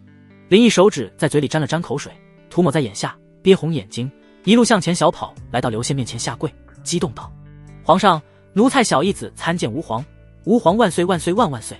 刘宪双手扶住他，高兴道：“小义子，你可算回来了，朕挺挂念你的。”林毅蹲着身子，让自己个子不超过刘宪。他假模假样的气声道：“皇上，奴才也想念您。奴才虽远在战场，但时时刻刻都惦记着皇上，每日每夜都在为皇上祈福。奴才能收回琼州9县，能攻下周国，都是托皇上鸿福。有皇上天威加持，奴才才能战无不胜，攻无不克啊！”千穿万穿，马屁不穿。刘宪听了，心中一阵感动，眼眶一红道：“小义子，难得你有这份孝心啊！”说完，刘宪望向跪在两旁的官员道：“你们听听，都听听，什么是忠心？小义子，这就是忠心。”跪着的官员一部分连连点头称是，一部分面露鄙夷之色，特别是严颜等几个右相派官员一脸不屑。徐从哲站在刘宪右手边，面上不动声色，心里知道赵不韦的刺杀失败了。左手边的赵不韦表情严肃，微皱眉头，暗道：“这小子命道真大。小义子，朕已经在太和殿为你赐宴，随朕走。”刘宪拉上林毅就往龙辇上去。林毅忙是拒绝道：“皇上，奴才可不能上龙辇，又岂敢与皇上同驾呢？”刘宪笑道：“无妨，小义子，你立了大功，与朕同驾也是应该的。”说着，刘宪把林毅拉上了龙辇。林毅半推半就下，与刘宪并坐一起，心中一阵暗爽。林毅又回头故意挑衅地看了徐从哲和赵不韦一眼，脸上尽显得意之色。徐从哲和赵不韦两人一脸阴沉。龙辇往太和殿驾去，跪着文武百官起身跟上。严颜来到徐从哲身边，气愤道：“相爷，你看他都嚣张成什么样了？您与赵相都是徒步，他一个太监竟敢坐上皇上的龙辇。”徐从哲仍是沉着脸，没有理会严颜，而是看向赵不韦问道：“韦中兄，消息放出去了吗？”赵不韦冷哼一笑道：“已经传到万贵妃耳中去了。”太和殿宴设摆席，刘宪坐在御座龙椅上，林毅坐在一旁，其他官员在殿上以官职高低次第坐之。刘宪拉着林毅的手，亲切地说道：“小义子啊，你也知道朕给你的封赏了吧？平洛侯。按理来说，你这功劳封王也不为过啊，只是组织非刘姓不得封王，而且群臣也有意见，但朕觉得亏欠你了，所以朕给你增10亿，5000户，4000亩良田。”林毅一听，这可真是给了他的大惊喜啊，激动起身行礼道：“奴才谢主隆恩。快起来，小义子，你虽封了侯，但这些日子多陪陪朕，日后去了平洛县，也要记得经常回宫来。”刘宪心里可舍不得林毅离开他身边，奴才只想留在皇上身边，哪儿也不去。林毅虚情假意伪地感动道。这时左明光从席位上恭祝道：“下官恭贺侯爷，喜增10亿2000户。”随后6名官员也跟着起身拱手恭贺起来，他们都是新投入左明光门下的，但大部分官员都坐着未动，他们都是徐从哲和赵不韦的人。各位爱卿，今天是个大喜之日，朕甚是高兴，诸位也不用讲君臣之礼，席桌上的菜肴可尽情享用，不必拘谨。刘宪满脸笑容举杯道。众人连忙双手端起酒杯敬上，道：“臣等遵旨，敬皇上。”大家共喝一杯。说完，刘宪一饮而尽，脸上尽是美妙的笑意。众人等刘宪放下了酒杯后，这才一饮而尽。林毅放下酒杯，开口说道：“皇上，奴才此次回京，还将周国的皇帝和一众嫔妃公主也押解了回来，皇上想见他们吗？”刘宪心悦大笑道：“哈哈，小义子，朕还没见过他国的皇帝呢，快让人带上殿来，让朕瞧瞧，看看这其他的皇帝长什么样。”奴才遵旨。林毅让侍卫将带着镣铐的陈馀与一众嫔妃公主押到了殿上。在进宫之前，林毅让士兵将他们冲洗了一遍，所以他们身上已经没了臭味。刘宪看着跪在地上浑身颤抖的陈馀，哈哈大笑道：“小义子，这个人就是周国的皇帝，肥头大耳的，简直就是头肥猪啊！”众官员也跟着哄堂大笑。林毅嘿嘿一笑道：“皇上，你说的没错呢，这周国皇帝就是一头猪，不信皇上可以朝他扔一块肉试试。”刘宪来了兴趣，便要试上一试，将一块肉扔到了陈馀面前。几个月的阶下囚生活，陈馀早就被训练得像猪狗一样了。只见他四肢爬跪前进，手脚上的镣铐被脱得光光直响，就如同一只带着链条的狗一样。陈馀一口叼起地上那块肉，冒着头像狗进食一样吞咽了下去。刘宪看的是精彩连连，拍手叫好：“有趣，有趣，真有趣！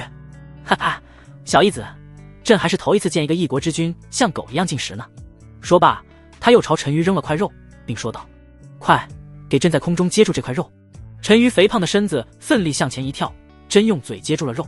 这番行为逗得刘宪龙颜大悦，他便说道：“朕见你有趣，就封你个猪王，留在宫里供朕取乐解乏。”陈馀连忙叩首谢恩道：“多谢皇上，多谢皇上。”他知道自己的命保住了，做猪总比没命要好。刘宪系弄够了陈馀，目光又停留在那些嫔妃公主们身上，他好奇问道：“小义子，这周国的后宫怎么尽是瘦弱的女人啊？”林毅给他解释道：“皇上，奴才听闻是因为周国皇室酷爱娇小女子，所以挑选的都是娇小的女人入宫为妃。皇上，这些嫔妃公主该如何处置？是冲入后宫为奴为婢，还是挑选几个伺候皇上您呢？”刘宪对这些女人一点兴趣都没有，摇头道：“朕不喜欢娇小瘦弱的女人，小义子可有丰腴美人？”林毅摇头道：“奴才不敢欺瞒皇上，周国的后宫嫔妃都这了，没有丰腴美人。”刘宪失望道：“那就将这些当中20岁以下的冲入宫中为奴婢，其他的发教方思为娼。”是，皇上。侍卫将陈馀和众女带了下去。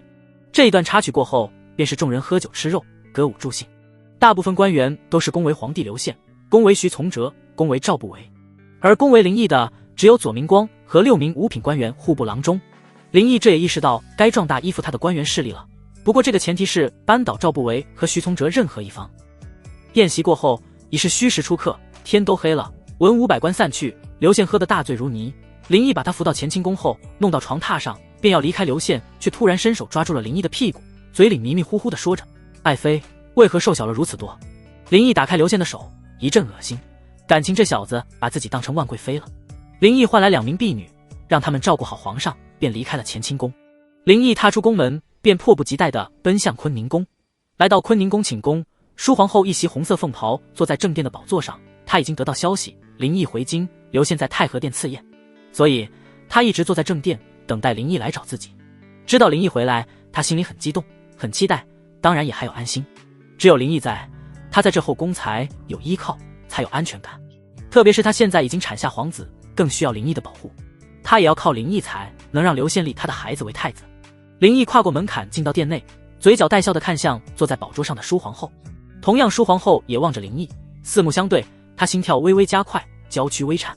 两人对视无语好一会儿。奴才小义子参见皇后娘娘，娘娘万福金安。林毅率先行礼开口道。舒皇后平复了一下情绪，语气恢复平日的威仪道：起来吧，小义子。林毅起身，嘴角上扬，这小妮子给自己装生熟书呢。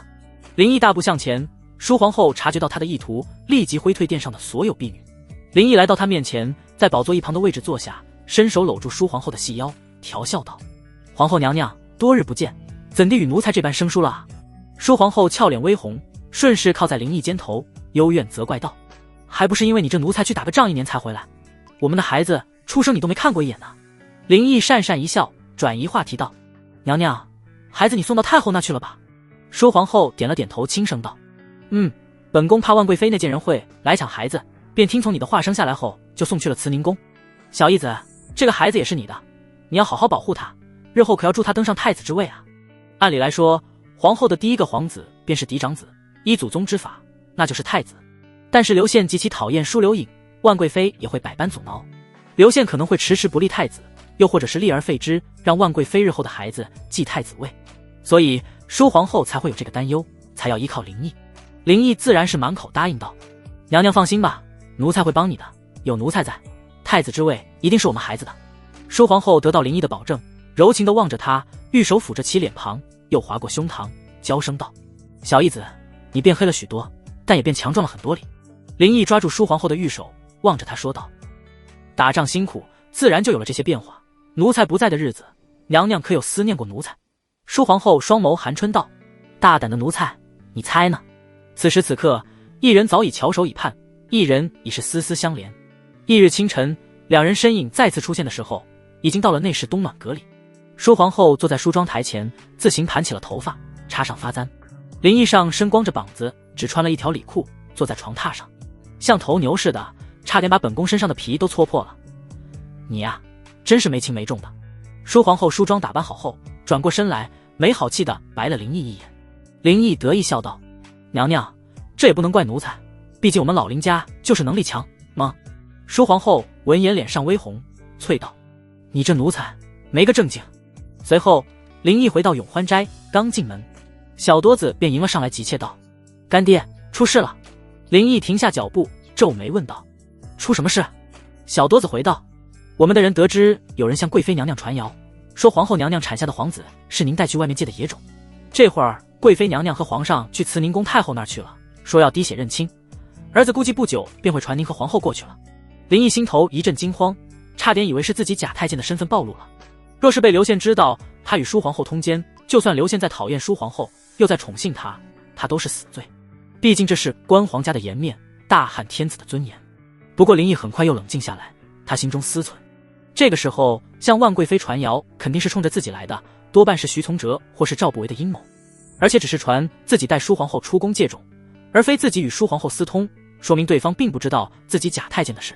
再说了，滴血认亲这种事，林毅要比这些古人更懂得如何操作。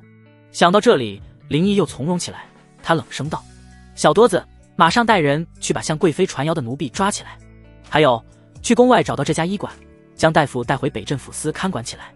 说完，林毅写了个地址给小多子，是当初林毅带舒皇后出宫把脉的那个医馆。是干爹，儿子这就去办。小多子前脚刚走，后脚一个太监就来传旨了：林总管，皇上让奴才来传旨，让你马上过去慈宁宫。林毅让小太监带路往慈宁宫走去。此时慈宁宫中，正殿里，大汉朝太后漱玉节端坐在正中宝座上。漱太后一袭绛红色织金凤袍，裹着丰腴有致的身段，广袖垂落，腰间玉带青束，玉发衬得胸前饱满。她的身段与万贵妃一般高挑丰腴，但气质却与万贵妃截然不同。万贵妃一脸妩媚风情万种，而这漱太后面若银盘，肌肤胜雪，却不见半分柔媚，冷艳无比。凤眸微垂，浓睫下眸光如深潭静水，不起波澜，却又暗藏生机，叫人不敢逼视。漱太后右手边坐着刘宪，左边坐着万贵妃。此时的刘宪与往日的吊儿郎当完全不同，一脸严肃。他心中有气愤，也有痛心，毕竟小义子是对他最忠心也最有孝心的奴才，他不敢相信林毅会做出这样背叛他的事来，所以他心里还存一点希望。他希望林毅待会能为自己辩解，毕竟他对林毅还是有感情的。万贵妃则是一副得意洋洋的神情，他这次把握十足，定能让舒皇后身败名裂，被赐白绫自噬。这次的消息，他是从左赵不韦安插在宫中的眼线那得来的。那奴婢向他保证过，此乃千真万确的消息。这时，舒皇后来到慈宁宫，她跨入正殿里，见皇帝和万贵妃都在，不由一怔，心中升起不祥的预感。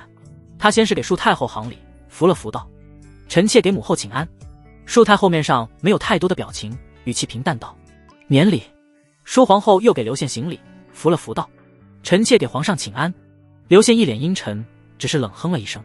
舒皇后心中咯噔一下，有些不安起来。平日里刘宪虽讨厌她，但在太后面前也会装装样子，给她应有的尊重。可现在刘宪在太后面前对她如此冷漠，必定是发生了什么大事。臣妾给皇后请安。这时万贵妃从座位上起身，向舒皇后扶了扶行礼。舒皇后见她一脸不怀好意的笑容看着自己，似乎要看自己的什么好戏，这让她心中更是紧张起来。一时之间，她的手心出了细汗。皇后，皇上和万妃来哀家这里说，你与太监总管合谋到宫外借怀野种，以冒充龙种，可有此事？舒太后不动声色，缓缓地说道，语气虽平静，却给人一种上位者的压迫感。舒皇后全身一颤，如遭雷击，惊慌之下竟以为她与林毅的丑事被发现了，顿时吓得脸色苍白，欲要跪地求饶。好在这时刘宪又开口说道，朕令人去核查了禁军都督府的详细出宫记录，你与小义子在去年5月确实出过宫，推算起来与你怀孕时间吻合，说明就是在那个时候借的野种。你可还有什么话好说？舒皇后一怔，这才反应过来，并非是她与林毅的奸情暴露了，只是被发现了出宫。她便镇定了许多，脑子飞快运转，马上为自己辩解道，皇上母后，这定是宫中有人要诬陷臣妾，臣妾却与小义子出过宫去，可那也只是去宫外寻找神医，求得一副助孕仙药，请皇上母后明察秋毫，为臣妾做主，严惩散播谣言的奸佞之人啊。刘宪本来脑子就不太灵光，舒皇后这番话弄得他感觉这好像也说得过去。万贵妃见状冷笑道，皇后，你这话漏洞百出，既然是为求药，又何须出宫？请入宫中便是。再者，若真是求药，那就请皇后拿出药方来。舒皇后反应极快，哼声道，那老神医身体有疾，只能卧榻在床，故需本宫亲自上门拜访，至于药方，乃是他家传秘方，岂可外传？你！万贵妃气结，没想到舒皇后这般伶牙俐齿，一时让她反驳不了，不过又随即一笑，胜券在握说道，皇后，饶是你再如何狡辩，不是龙种就不是龙种。说完，万贵妃向舒太后作揖说道，太后，请让皇上与那孩子滴血认亲，如此一验便知道皇后生的孩子是野种还是龙种了。舒太后颔首道，皇后，哀家不会相信你与万妃任何一方的一面之词，这滴血认亲便可验出真相。舒皇后闻言全身一震，脸色微变，原本已平静的心再次紧张起来，孩子本就不是皇帝的种，这一验不就全完了吗？她开始惊慌害怕起来，只觉嗓子发干，不自觉地咽了咽。这时舒太后让身旁的婢女去内室抱孩子，接着又让太监给舒皇后搬来一张椅子，让其坐下。趁着这个时机，万贵妃给身后的奴婢使了个眼色，那奴婢会意，走出宫门，打了盆水进来，放在中央已经准备好的桌子上，用来滴血认亲。万贵妃望着盆里的水，不由嘴角上扬，她在里面偷偷放了醋，待会流现的血与孩子的血定不能相容。这也是赵不韦所安排的眼线告知她的。坐在位置上的舒皇后心急如麻，一双手紧紧地抓住腿上的衣裙布料，忐忑难安，额上紧张地挤出一丝丝细汗。她心里不停地念叨着，怎么办？怎么办？这可怎么办呀？她的孩子是林毅的种，肯定不能与皇帝的血相容，如此一来，天人皆是死罪。小义子啊，小义子，这次我们可都难逃一死了。就在孩子被抱出来的同时，林毅被小太监带到了慈宁宫。林毅跨过门槛，进入正殿，立即下跪行礼，躬声道，奴才小义子叩见皇上，叩见太后娘娘，叩见皇后娘娘，叩见贵妃娘娘。给皇上、太后、皇后、贵妃娘娘请安。起来吧。舒太后平淡地说了一句，她对这个林毅印象并不深刻，只知道皇帝很宠幸她。谢太后。林毅站起身来，望了一眼舒太后，这还是他第一次见大汉太后，脑海里不由冒出4个字，雍容华贵。万贵妃看着林毅嘴角露着冷意，心下有些气愤，这个狗奴才不帮自己，反而与舒建人合谋，这下就让你和贱人一同去死吧。而舒皇后眼中满是惊慌之色，向林毅递去求救的目光。林毅此时自然不能与其对视理会。小义子，你来的正好，朕得到消息，说你与皇后合谋，在宫外借种冒充皇嗣，可有此事？刘宪一脸严肃，极其郑重地问道。林毅装着刚知情这事，吓得满脸惊恐，随即扑通一声跪在地上急道：皇上，奴才冤枉啊！奴才对皇上忠心耿耿，天地可鉴。皇上对奴才也是皇恩浩荡，奴才岂敢做出如此大逆不道、猪狗不如的事？请皇上明察。刘宪听林毅说的情真意切，心下一软，语气缓和道：小义子，朕也不太相信你会做出这等狼心狗肺之事，所以朕会与孩子滴血认亲。若是血能相容，朕便为你做主，还你清白；倘若血不相容，朕绝不姑息。皇上放心，奴才定不负皇上信任。林毅站起身来，表现得一脸从容，好似真相他就是被冤枉的。可在舒皇后眼里，林毅这只是在强装镇定。随后，刘宪宇抱着婴儿的奴婢来到盆前，一名太监用细针先是刺破刘宪手指，挤出一滴血滴入盆中，接着又将婴儿的小手刺破，挤入一滴血。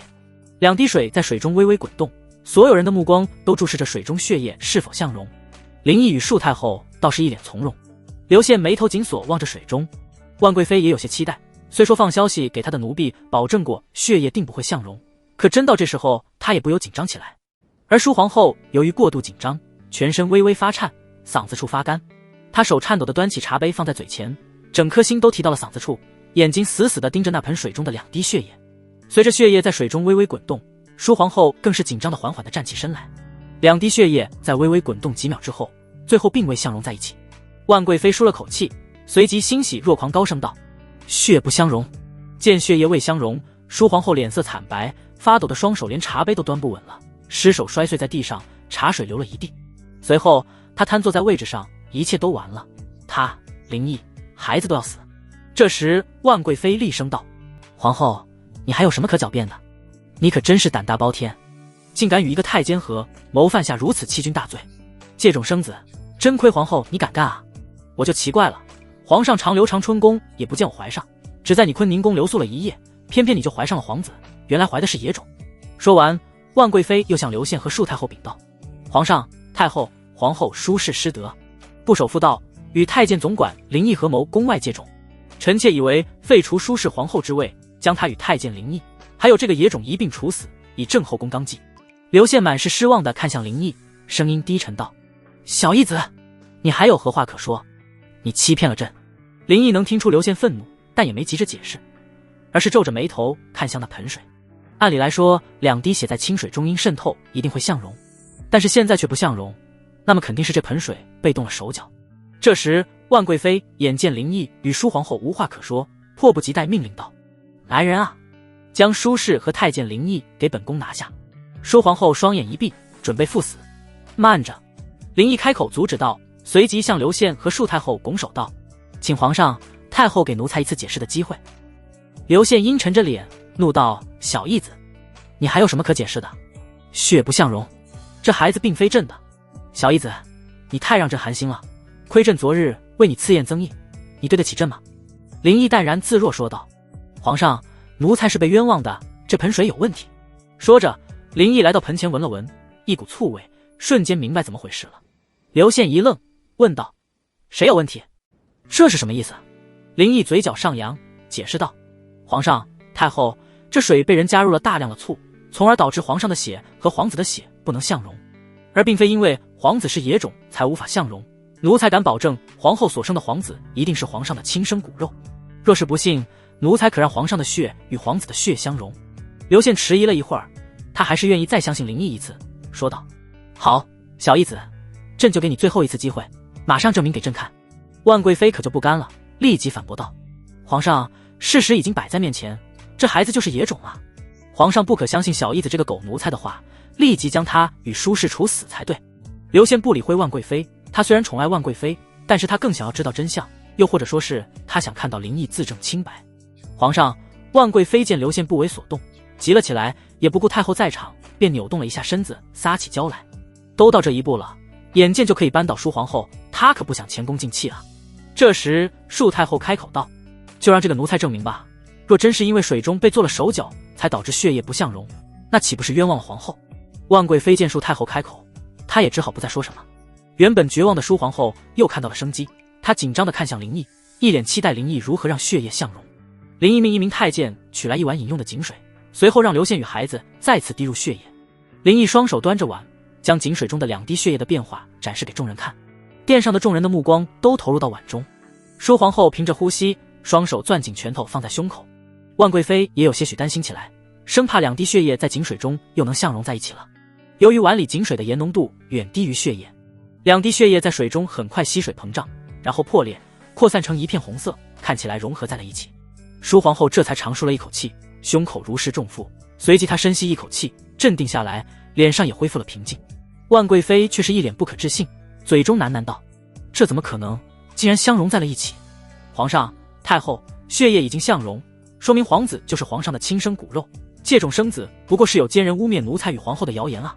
林毅看着碗中已经融在一起的2滴血，向刘宪和太后说道：“如此看来，借种生子乃子虚乌有之事，皇后生的孩子却为皇上子嗣。”恕太后仍是处事不惊的从容说道。她又看向万贵妃，缓缓道：“万妃，你可还有其他的话说？”万贵妃虽心有不甘，但也无可奈何。她总不能说即使相融了也不能证明血亲关系吧？若是那样，就相当于否定了滴血认亲的权威性，那之前的不相容同样也不能说明什么了。刘宪脸上恢复了往日的笑容，高兴道：“小义子，朕就知道你忠心耿耿，又怎会背叛朕呢？不过朕有些好奇，为何2滴血能在井水中能相融，在加了醋的水中不相融？”刘宪问完这句话，恕太后、舒皇后和万贵妃都看向林毅，他们也想知道这其中缘由。林毅自然不能以现代知识给他们解释，毕竟滴血认亲是没有科学依据项，所以他的解释必须要维护滴血认亲的权威性。他将手中的碗放下后说道：“回皇上，血亲之血在纯净的净水环境中能相融是自然现象，然而加入醋后，水不再纯净，也就有了变数，这也就会使自然现象异常，从而血亲之血也无法相融。”刘宪若有所思地点了点头。这时舒皇后站起身来，脸上已经恢复了往日的神气，道：“皇上、母后，既然事情已真相大白，还请皇上母后为臣妾做主，严惩造谣污蔑之人，还臣妾一个清白。”说完，舒皇后冷眼看向万贵妃。刘宪有点为难起来，今天的兴师问罪皆因万贵妃起，可真要处罚万贵妃，他又舍不得。恕太后倒是要秉公处理，他目光转向万贵妃，语气平缓却又不失威严道：“万妃，借种之事是你与哀家来说的，你可知罪？”万贵妃丰腴的身子一颤，连忙起身跪在恕太后面前，急道：“太后，臣妾也是听信了一奴婢谗言，这才一时糊涂，蔑污了皇后，还请太后开恩。”恕太后不怒自威道：“愚蠢！堂堂一个贵妃，竟去听信奴婢之言，诬陷皇后皇子，险些酿成大错。哀家若不罚你以尽孝优，岂非纵容其他嫔妃也都学你？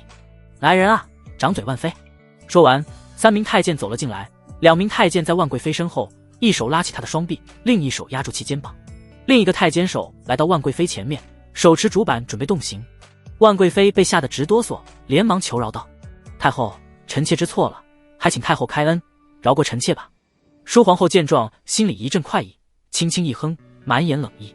刘宪看着心疼，便起身拱手道：“母后，儿臣恳请母后从轻惩罚。”恕太后见皇帝求情，自然要给一个面子，便说道：“既然皇上为你求情，那就免去掌嘴，但要罚半年俸银，以惩辱过。”谢太后，谢太后。万贵妃悻悻起身，小心翼翼地坐回位置。舒皇后没看到万贵妃被掌嘴的样子，心中些许失望。林毅见万贵妃没供出幕后黑手赵不为，他便立即开口说道：“皇上、太后，奴才来慈宁宫之前，已将传谣的奴婢抓捕，得知他是左相赵不为安插在宫中的眼线，奴才认为赵不为此举有违臣子之道，与奸臣无二，诬陷皇后皇子更是其行可诛，所以奴才以为应严惩不贷，以除祸害。既然赵不为想要以诬陷来整死他，那他也可利用此事对赵不为的势力动手。”刘宪对此事根本做不了主，他也没办法惩罚赵不为，于是只好拿眼向恕太后望去。恕太后闻言闪过一丝亮光，说道：“赵相乃朝中重臣，又是先帝留下的老臣，此事不大是他所为，若真是他指使，你又可知他在朝堂的地位与势力。”恕太后这句话的重点在后面，他的意思是你有办法对付他。林毅自然会意，拱手躬声道：“太后、皇上若是能信任奴才，奴才愿挺身而出，为朝中除恶惩奸。”恕太后微微动容，她深知如今朝堂几乎被赵徐二人把持，若是如此下去，恐怕皇帝迟早会成为二人手中的傀儡。他虽身居后宫，但对朝堂局势一清二楚，他早就想对付赵徐二人，奈何刘宪平庸好玩，一点也指望不上，他也只得隐忍。眼下这个奴才小义子灵机聪明，也许可以用他对付赵徐二人势力。想到这些，恕太后又说道：“小义子，你有这份忠心，哀家和皇上都很开心。只是此事非同小可，你可有把握？”林毅保证道：“只要皇上太后全力支持，奴才有10成把握。”恕太后语气微微激动道：“好，小义子，你放手去做，有什么难处可与哀家和皇上说。但是哀家也得警告你，此事只许成功，若是失败了，哀家与皇上也保不了你。”林毅能听明白，若是败了，自己就会被推出去当替罪羊。奴才定不负太后厚望。林毅震声回道。随后众人离开了慈宁宫，淑皇后和万贵妃各自回了宫。林毅陪着刘宪去斗了一番诸王后，便回了乾清宫。刘宪坐在玉座上开始画画，林毅趁机离开，去了一趟坤宁宫。林毅刚一跨入正殿，淑皇后便扑入了他怀中，犹如惊吓后的小鸟，心有余悸道：“小义子，我好害怕。”林毅轻抚他后背安慰道：“娘娘，有奴才在，不必害怕。而且这事也过去了，以后再也不敢有人质疑我们孩子的身份了。”淑皇后这才抬起头，疑问道：“对了，小义子，为何赵儿的血会与皇上相容？”淑皇后的孩子起名叫刘兆。林毅故意调笑道：“皇上的种肯定能相容啊。”淑皇后没好气啐道：“是不是龙种你不清楚吗？”林毅嘿嘿一笑，也没解释。淑皇后也没追问下去，她双手圈着林毅的腰，脸贴在林毅胸膛，忧心道：“小义子，刚才在慈宁宫里，你向太后保证要去对付赵不韦，我虽从未过问朝局，但也知道赵不韦的势力，你若是有个3长2短，你让我们母子可怎么办呀？”林毅抚着她的青丝宽慰道：“娘娘放心吧，我有10足的把握。况且我现在与赵徐二人已经是死敌，我不对付他们，他们也不会放过我。”淑皇后紧了紧搂住林毅腰的手臂，柔情道：“小义子，一切都要小心。”离开坤宁宫后，林毅又回了永欢斋。小多子已经将传谣的奴婢关了起来。林毅让小多子封锁宫中关于诬陷皇后的消息，以来麻痹赵徐二人。随后林毅将奴婢带回北镇抚司衙门，关进牢里。一开始那奴婢十分嘴硬，在经过酷刑骑木驴后，那奴婢便一一招供，承认是赵不韦指使。接着林毅又威逼其指认左相派与右相派重要官员也参与诬陷案，最后让其签字画押。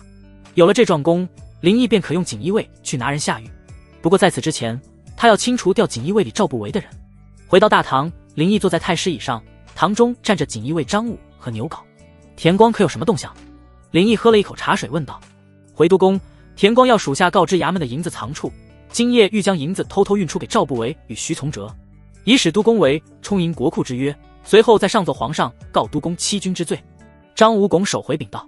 林毅一声冷笑，徐从哲这老东西看来是想报以前抢他银子之仇，既然如此，那他就将计就计，让徐从哲和赵不韦偷鸡不成反蚀把米。林毅吩咐道：“张武，今夜你答应那田光将衙门的银子装箱运出，但在每个箱子中却装入泥土中，只在最上面铺一层银子。还有，你以保密为由，让田光叫上他所有的自己人与你一起押送箱子，然后本督再带马期在路上将其抓捕，清除调赵不韦安插的势力。”都公英明。深夜，张武按林毅的部署装了50箱，随后带着人将箱子抬出北镇抚司衙门。在一条巷道中，田光领着100余人已在等候多时。张兄，运出这么多箱子，没被发现吧？田光打开一箱子，看着发亮的银子，满眼放光。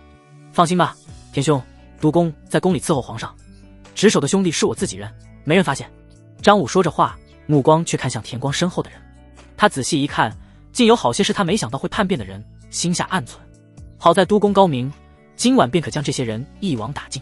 哈哈，那就好，张兄这次立了大功，相爷定更加器重你的。说着，田光让手下装车，准备分批送到赵府与徐府。张武与其同路，并沿路留下标记。此时林毅已在北镇抚司院里召集好300锦衣卫，出发。林毅一声令下，300锦衣卫飞鱼服、绣春刀，整齐出动。沿着张武留下的标志，林毅率锦衣卫一路追去，很快便在一处偏僻的巷口截住了田光一行人。什么人？田光见前方突然出现大批锦衣卫，顿时大惊失色。林毅缓步上前，月光下他的面容冷峻如刀，冷声道：“田监护，深夜押着这么多箱子，是要去哪里？”田光脸色煞白，看向身旁的张武质问道：“张兄，这是怎么回事？你不是说林毅在宫中吗？”张武抽出绣春刀，便架在了田光的脖子上，哼声道：“田光，你以为我张武真会背叛都公？田光，你偷运北镇抚司衙门50箱银子，其罪当诛。田光这才知道自己上当了，咬牙切齿道：张武，你敢背叛相爷！兄弟们，不用管我死活，给我杀！一定要将箱子送回府去。林毅冷哼一声，手一挥，马骑便律身后300名锦衣卫冲上去，与田光的手下拼杀在一起。但是很快，田光的手下死的死，逃的逃。马骑脸上沾着血渍，来到林毅身边说道：督公，有推着箱子逃走了，不过跑不远，要追吗？林毅嘴角上扬，摇头道：不用，本督就是要他们把箱子带回去。说着，林毅又吩咐道：马七，你带着那奴婢的供词，去将上面涉及到诬陷案的官员通通抓捕，关进北镇抚司牢里。是，督公。林毅又吩咐张武道：张武，你去通知左明光，让他连夜写奏书，明日早朝参赵不为，指使人诬陷皇后，并且密谋偷运国库存银。是，督公。随后，林毅将田光押回北镇抚司，关入牢里严刑拷打，将对付女人的骑木驴也给田光来了一遍。最后他无法忍受，答应明日朝上指证徐赵二人。此时逃跑的几个人将箱子带回赵府。赵不为在得知情况后一脸阴沉，不过好在银子到手上，至于田光的生死他不会管，而且他也可以把罪名都推到田光身上。赵不为让人将箱子打开，看着银子嘴角一笑，然后等他拿起锭银子，看到下面的泥土时，脸色立即阴沉下来。相爷，这10几个箱子该如何处理？相府管家小心翼翼地问道。赵不为脸上阴晴不定，思索片刻后沉声道：将这些箱子马上拆毁，然后扔到柴房都烧了。是，相爷。管家唤来府上数名下人，开始动手。就在这时，一名仆人慌慌张张地跑进前院，来到赵不为身前禀报道：相爷，大事不好了，锦衣卫去工部侍郎和刑部侍郎府里拿人，将杨大人和许大人都抓去了北镇抚司衙门。赵不为脸色微变，工部刑部都是他的人，这是要对付他来了。随即他又轻蔑冷笑道：林毅啊林毅，想对付老夫，你还嫩了点。这时徐从哲坐着轿子来到了赵府，赵不为在正堂接见了他。徐从哲一脸严肃，微皱着眉头说道：东阁兄，林毅开始对我们动手了，他令锦衣卫将吏部、礼部、兵部侍郎都捉拿去了北镇抚司衙门，罪名是诬陷皇后，造谣皇子非皇上亲生骨肉，企图动摇国本。赵不为不以为然道：为中兄，他是想借诬陷皇后一案反过来诬陷我们，用如此稚嫩的手段，未免太小瞧我们了。明日你我上朝，联合给皇上施压，让林毅将人都放了。对于今晚的事，赵不为只是遗憾他对付林毅的计谋未能成功，至于林毅要对付他，他还未太过放在心上。徐从哲却是缓缓摇头道：为中兄，不能小瞧了这个林毅，你我针对他的手段都被他一一化解了。如今不论是偷运北镇抚司银子，还是诬陷皇后，他都可以用来在我们身上做文章，而我们已然是处于被动的局面。徐从哲在林毅手上吃过大亏，所以对林毅今晚的动作很是谨慎。赵不为仍然认为林毅翻不起什么浪，说道：东阁兄，以你我在朝中的地位与势力，他即便再怎么做文章，我们都可以把罪名推到田光和那奴婢身上。徐从哲沉默不语，心中总有些莫名的不安。翌日，长春宫里，刘宪还和万贵妃躺在床榻上，他早上便兴致勃勃，对万贵妃要使功夫，势必要亮剑一番。林毅来到长春宫，跟刘宪说自己在乾清宫里准备了一场有趣的游戏。刘宪一听，玩心大起，剑也不亮了，扔下万贵妃就跟林毅走了，气得万贵妃大骂林毅狗奴才破坏她的美事。到了乾清宫，林毅跟刘宪交代了昨夜的事情，并说等上朝时要他配合演一场戏。一听要演戏，刘宪就来了兴趣，他是一个爱表演的人。于是两人在林毅的指导下排练了一遍。半个时辰后，早朝开始。刘宪坐在龙椅上，与林毅对视一笑，点了点头，示意自己准备好了。今日在这朝堂之上，他与林毅君臣二人要演一场好戏。林毅站在御座一旁，尖着嗓子喊道：跪！殿上的文武百官哗啦的一声齐跪的叩首道：吾皇万岁万岁万万岁！众卿家平身。刘宪虚手一扶，百官起身，各自站好位置。让人意外的是，又向徐从哲进称病没来上朝。赵不为倒是来了，而且一脸神气从容。对于徐从哲的缺席，赵不为心中不由暗愁，老东西竟派一个阉宦，没出息。这时林毅率先对刘宪拱手上奏道：皇上，昨日宫中有奴婢传播谣言，诬陷皇后皇子，奴才奉命审纳奴婢，竟得知背后有惊天大阴谋。哦，刘宪配合演戏道：小义子，你查到了什么阴谋啊？林毅故坐镇惊道：回皇上，原来那奴婢是受赵相指使，而且背后还有宫、兵、吏、礼、刑部侍郎合谋参与，其欲意借皇上之手废后杀子，为赵妃谋取皇后之位。赵妃是赵不韦孙侄女，赵不韦将其送入宫中，也是为了更加巩固自己的地位。刘宪闻言大为愤怒，看向赵不韦沉声道：“赵相，你作如何解释？”赵不韦从容的出列，手持玉壶向刘宪道：“皇上，绝无此事。”说完，赵不韦冷眼看向一旁的林毅道：“平洛侯，你好大的官威啊！仅凭一个奴婢之言，竟敢诬陷本相，还令锦衣卫抓了5个侍郎，你是想干什么？眼里可有王法？”皇上，平洛侯私抓官员，不遵王法，请降罪严惩。刘宪哦了一声，说道：“赵相，你搞错了，小义子可不是私自抓的，他是奉朕的旨意去办的。”这……赵不韦愣了一下，平日里在朝堂上的事，刘宪对他和徐从哲从来都是言听计从，现在却站在了林毅那边。他心下忖道：莫非皇上也想借此打压自己和徐从哲？不可能，皇上昏庸无能，绝不会想到这种政治手段。赵不韦看向林毅，只见他一脸得意，现下有了皇帝为他撑腰，赵不韦想反指罪林毅就行不通了。赵不韦只好说道：皇上，请勿听信平洛侯谗言，定是他对那传谣奴婢屈打成招，欲诬陷老臣，请皇上为老臣做主啊。刘宪又是哦了一声，说道：那个赵相，你又搞错了，小义子没有对那奴婢屈打成招，是在朕与太后审讯下招供的。这赵不韦被弄得一脸窘迫，一时无话可说，冷汗直冒，只好下跪道：皇上，老臣是冤枉的，绝对是有人要谋害老臣，请皇上明察。刘宪仍是哦的一声，说道：那赵相的意思是朕与太后冤枉了你，要谋害你？这老臣绝无此意。老臣……赵不韦额上冷汗直冒，刘宪突然的聪慧让他猝不及防。当然并不是刘宪便圣明了，这些都是林毅预先教好的。刘宪看着赵不韦吃瘪的模样，心中一阵痛快，暗呼有趣有趣。以往在朝堂上他嘴笨，说又说不过，总是被赵不韦和徐从哲的满嘴大道理牵着鼻子走。现在能把赵不韦弄得一脸窘迫，他只觉扬眉吐气了。于是刘宪和林毅对视一笑，还偷偷的给林毅竖了个大拇指。看着跪地惶恐不安的赵不韦，林毅嘴角上扬：老东西，你也有这般狼狈的时候。他还要给赵不韦一击，说道：皇上，奴才还有一事要上奏。刘宪很是配合，庄严肃道：小义子，快说。林毅躬身说道：皇上，这赵相不止指使人诬陷皇后，他还打国库存银的主意。昨夜赵相指使锦衣卫副指挥使田光偷运北镇抚司衙门的银子到他自己府上，那可是奴才从周国运回来预存进国库的钱啊。啊！刘宪故作一脸震惊，随即问道：小义子，那北镇抚司衙门丢了多少银子？林毅一副认真盘算的模样，随后回皇上，奴才虽追回了一些，但还丢了500万两银子，想必这会儿还在。说着，林毅故意看向赵不韦。赵不韦心中一惊，暗道不好，林毅这阉狗要打他银子主意，岂有此理！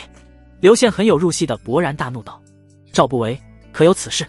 赵不韦现在已经完全处于被动局面，只能喊冤道：皇上，老臣冤枉啊！偷运国库存银全是田光一人所为，老臣并不知情啊。这……刘宪刚才太过沉浸扬眉吐气的痛快中，一时竟忘词了，只好拿眼求助林毅。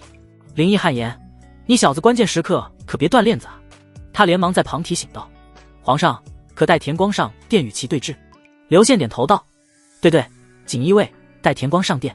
不一会儿，2名锦衣卫提溜着田光来到殿上。田光脸色惨白，跪在赵不韦身旁虚弱道：罪臣参见皇上，吾皇万岁万岁万万岁。刘宪直接问道：你当着朕和百官面前说说，昨夜是不是赵不韦指使你偷运国库银子的？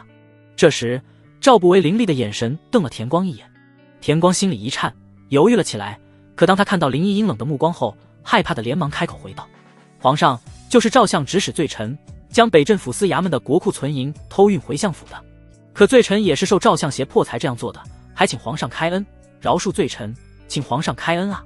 赵不韦身体一颤，对于田光的指证，他立即为自己辩解道：皇上，老臣冤枉啊！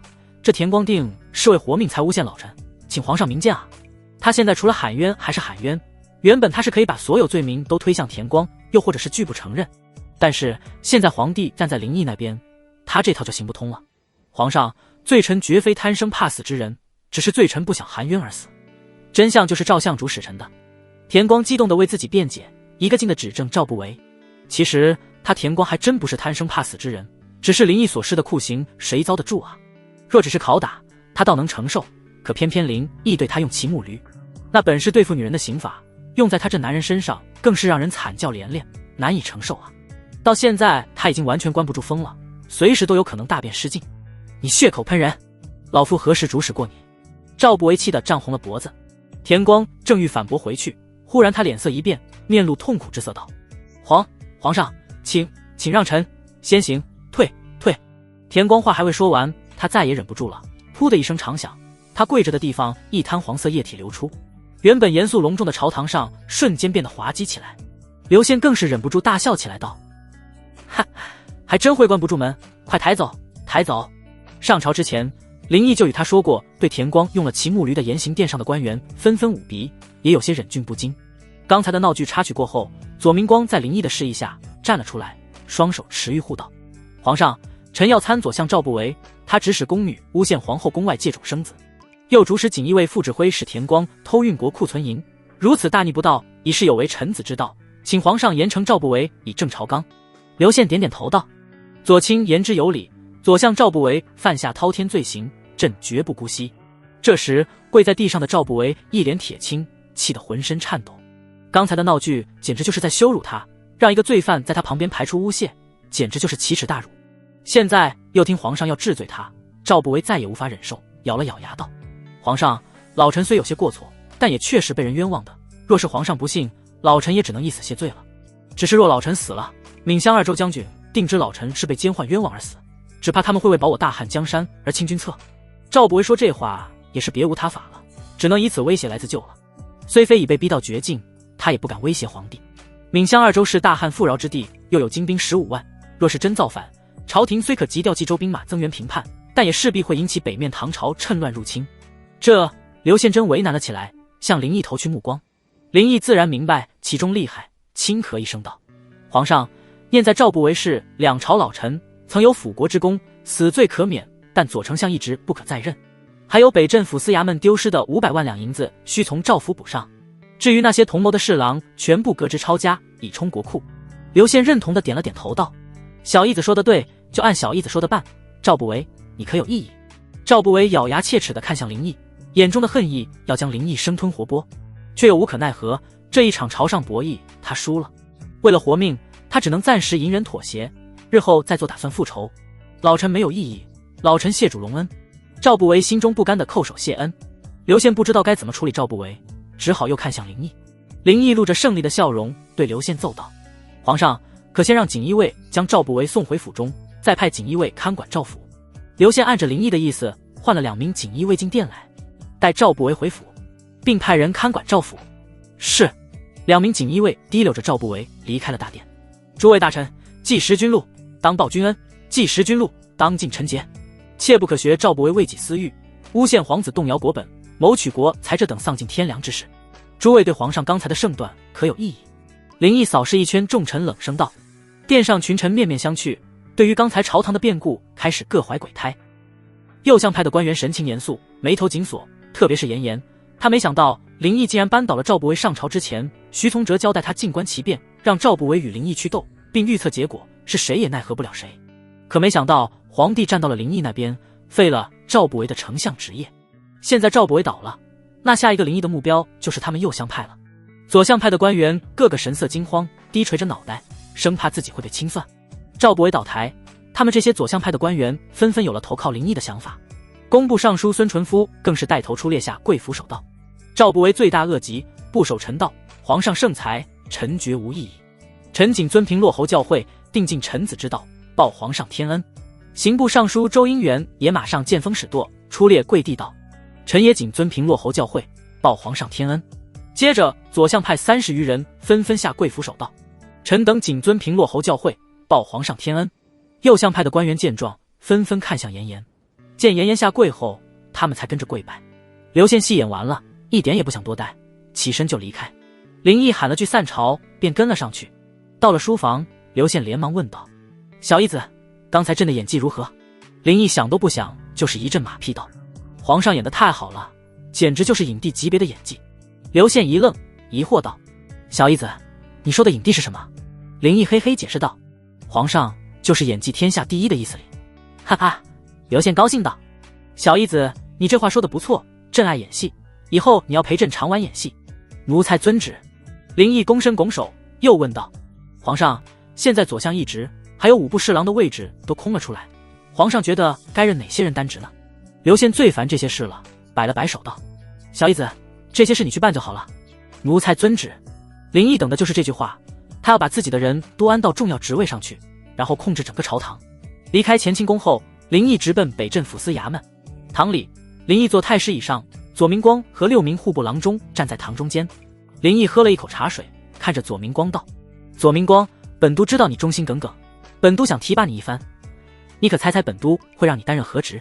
左明光强压着内心的激动，说话的声音都有些颤抖道：都公，下官现任户部侍郎一职，都公可是对下官提拔尚书一职？从户部侍郎提到尚书，这是正常的晋升，所以左明光自然会这般想。林毅放下茶杯，轻笑道：尚书，直接左丞相啊！左明光一愕，随即狂喜，跪地俯首，激动道：都公，您可真给了下官一个天大的惊喜啊！下官日后誓死效忠都公，愿做都公手下一条忠犬，为都公赴汤蹈火，以报都公大恩。起来吧！林毅嘴角上扬，他日后需要一条狗去咬右相派的官员，这个左明光听话又有些头脑，推他做左丞相的位置比较合适。左明光心中的狂喜让他想要肆意的大笑一番，但在林毅尊前自然不能放肆。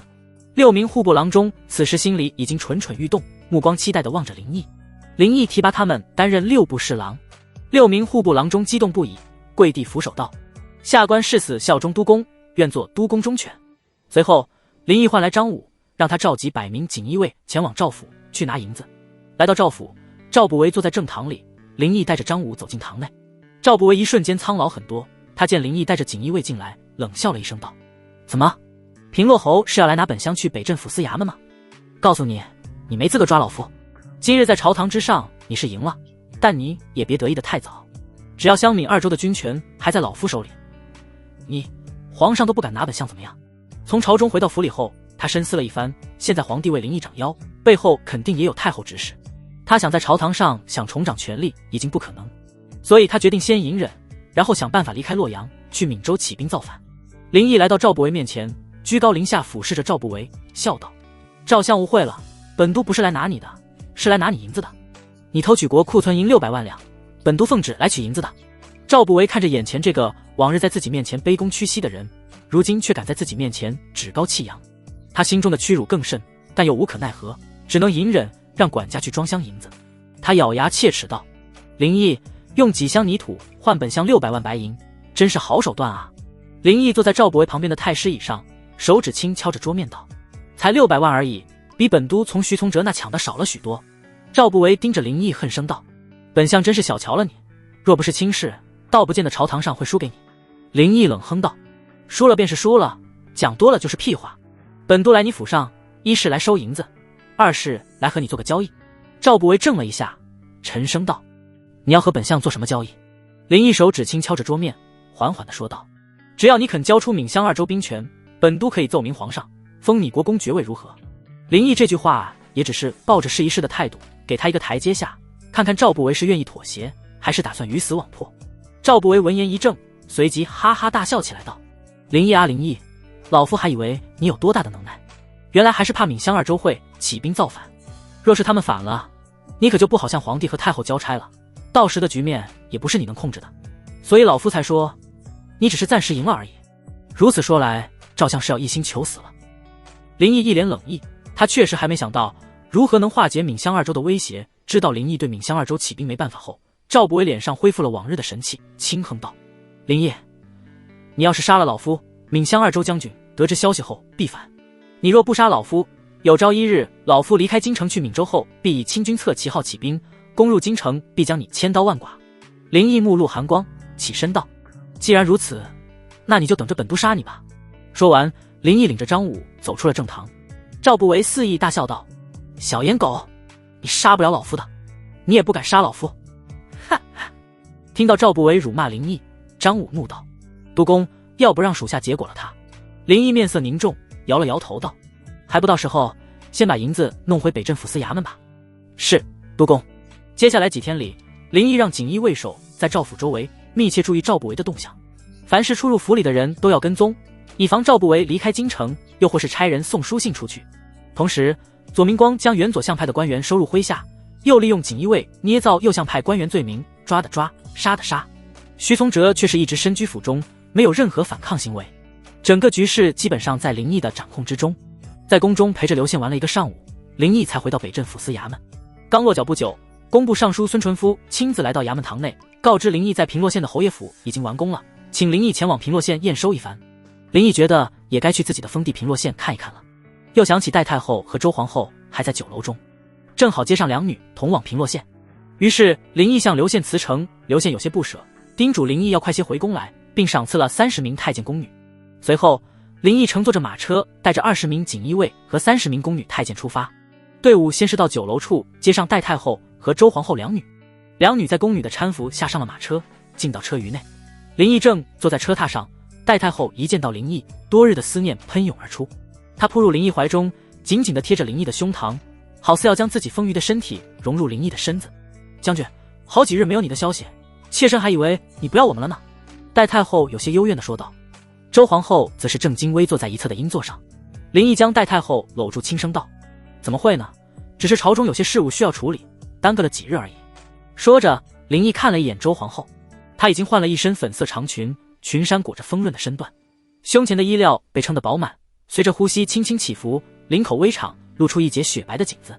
见林毅看向自己，周皇后朝林毅微微低头，轻声行礼道：妾身见过大将军。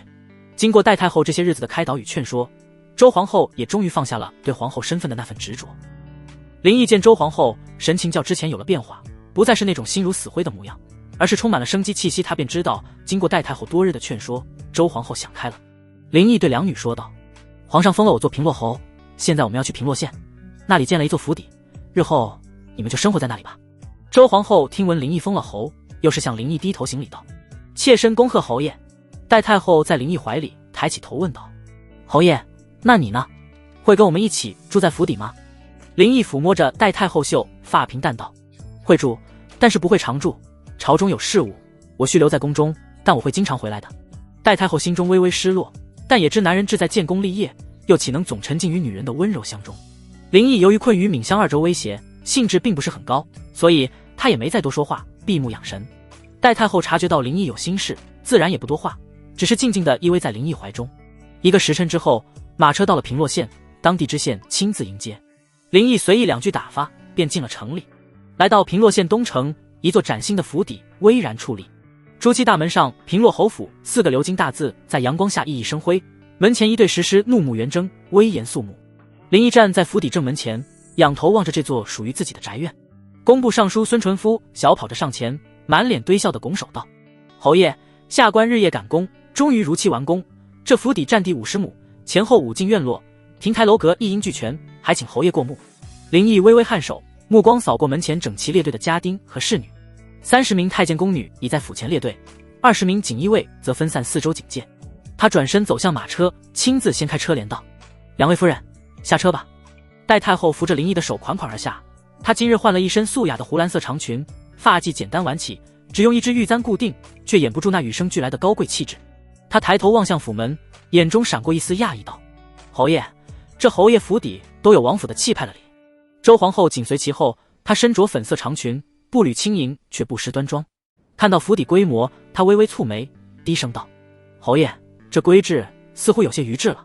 林毅轻笑一声道：周夫人不必担忧。林毅心中也能猜到是工部尚书孙纯夫为拍自己马屁才建成这般规模的。林毅领着戴太后和周皇后往府里走去，穿过3丈高的朱漆大门，迎面是一面巨大的猛虎影壁，栩栩如生。绕过影壁，眼前豁然开朗，一个占地数亩的前院展现在眼前，青石板铺就的甬道直通正厅，两侧是修剪整齐的松柏和精心布置的假山流水。这前院是按照南方园林风格建造的。孙纯夫在一旁介绍道：假山用的是太湖石，水池中养了锦鲤，都是从琼州快马运来的。戴太后走到池边，看着水中游动的锦鲤，脸上露出笑容道：妾身挺喜欢的。孙纯夫见戴太后欢喜，立即讨好道：能让夫人满意，下官真是荣幸。他现在要极力巴结林毅来保住自己的尚书职位，所以对林毅身边的人自然也是极力讨好。他听得戴太后唤林毅义弟，林毅又叫其夫人，2人关系必定亲密。虽说太监是无根之人，但是终归是半个男人，想通过女人找回一些男人的尊严，也在情理之中。所以孙纯夫也就将戴太后看成了林毅的枕妾。不过话又说回来，如此极品丰腴的美人还真是人间少有，可惜跟了一个太监，真是暴殄天物了。众人来到正厅，厅内陈设极尽奢华，紫檀木家具上雕刻着精美的纹饰，地面铺着地毯，四壁挂着名家字画。离开正厅，穿过一道月亮门，便进入了第二进院落。这里比前院更加私密，两侧厢房分别是书房和会客厅。院中一棵百年银杏亭亭如盖，树下设石桌石凳，清幽雅致。第三进是主院，供林毅和两女居住。林毅住在正房，戴太后住东厢房第一间，周皇后住东厢房第二间，与戴太后挨着。第四进是后花园，占地最广，园中假山叠嶂，亭台点缀，一条人工小溪蜿蜒流过，几座小桥横跨其上。最深处有一座2层的水榭，四面环水，只有一条9曲回廊与岸相连。最后一进是下人区和厨房等附属建筑，虽然不如前面几进华丽，却也整洁有序。逛完整个府邸后，又回到了正厅。林毅高坐太师椅，两女坐在两侧，孙纯夫站在中间，弓着身子，一脸谄媚笑意讨好道：“侯爷，不知对这府邸可还满意？”林毅点了点头，淡然道：“孙大人用心了。”孙纯夫连忙道：“不敢不敢，侯爷劳苦功高，能为侯爷尽一份孝心，下官不辞劳苦。”林毅不再理会，示意其退下。然而孙纯夫仍站在原地不动，脸上一直僵笑着。他想从林毅口中得到一个承诺，能让他继续担任工部尚书，毕竟他原是赵不韦的人。如今赵不韦被林毅扳倒，谁知道林毅会不会清算他？可他一时又不知该如何开口，便有些尴尬地处在原地。林毅皱眉，沉声道：“怎么？你还有事？”孙纯夫知道再不说就没机会了，为了能保住官职，也顾不得什么颜面了。他扑通一声就跪在了地上，双手作揖，一脸诚恳道：“侯爷，下官入仕以来，虽官至尚书，但也如履薄冰，只恨未逢明主。侯爷若不嫌弃，下官愿拜为义父。”此后纯夫为义父上刀山下火海，赴汤蹈火在所不辞。说完，孙纯夫俯首在地，等候回复。他此举虽丢失了文人风骨，但为保住官职，尊严又算得上什么？人一旦拥有过权力，就很难再放下了。林毅一愕，随即嗤笑一声：“这孙纯夫都40岁了，竟拜自己这个20几岁的人为义父，如此滑稽的行为，真让人想笑，也真是厚颜无耻了。”不过想到他是为保官位，也就在情理之中了。明朝天启时期，权势滔天的魏忠贤不也是义子遍地？对于投靠自己的朝中大员，林毅自然不会拒绝，轻咳了一声道：“孙大人起来吧，既然你有这份孝心，也就认了你吧。”孙纯夫喜形于色，抬起头来朝林毅作揖一拜，憨笑道：“义父在上，请受纯夫一拜。”随后他又朝戴太后和周皇后一拜，作揖憨笑道：“义母在上，请受纯夫一拜。”戴太后被孙纯夫憨态滑稽逗得扑哧一笑，轻捂着嘴笑道：“起来吧，妾身还是头一次见你这么老的义子脸。”周皇后倒是对此嗤之以鼻，心中鄙夷。林毅也忍俊不禁，止不住嘴角上扬道：“你既拜本都为义父，工部尚书的职务你就接着往下干吧。义父都认了，林毅自然也要给个好处了。谢义父，谢义父，纯夫定肝脑涂地，以报义父大恩。”孙纯夫重重地叩了个响头。好了，下去吧。林毅挥了挥手，示意退下。纯夫这就走，这就走。孙纯夫站起身来，猫着身子，恭恭敬敬地后退出去。夜里用过晚膳后，林毅直接回了主院正房。堂屋里，林毅坐在太师椅上，闭目思索着如何才能解除闽襄2州那些将军的兵权。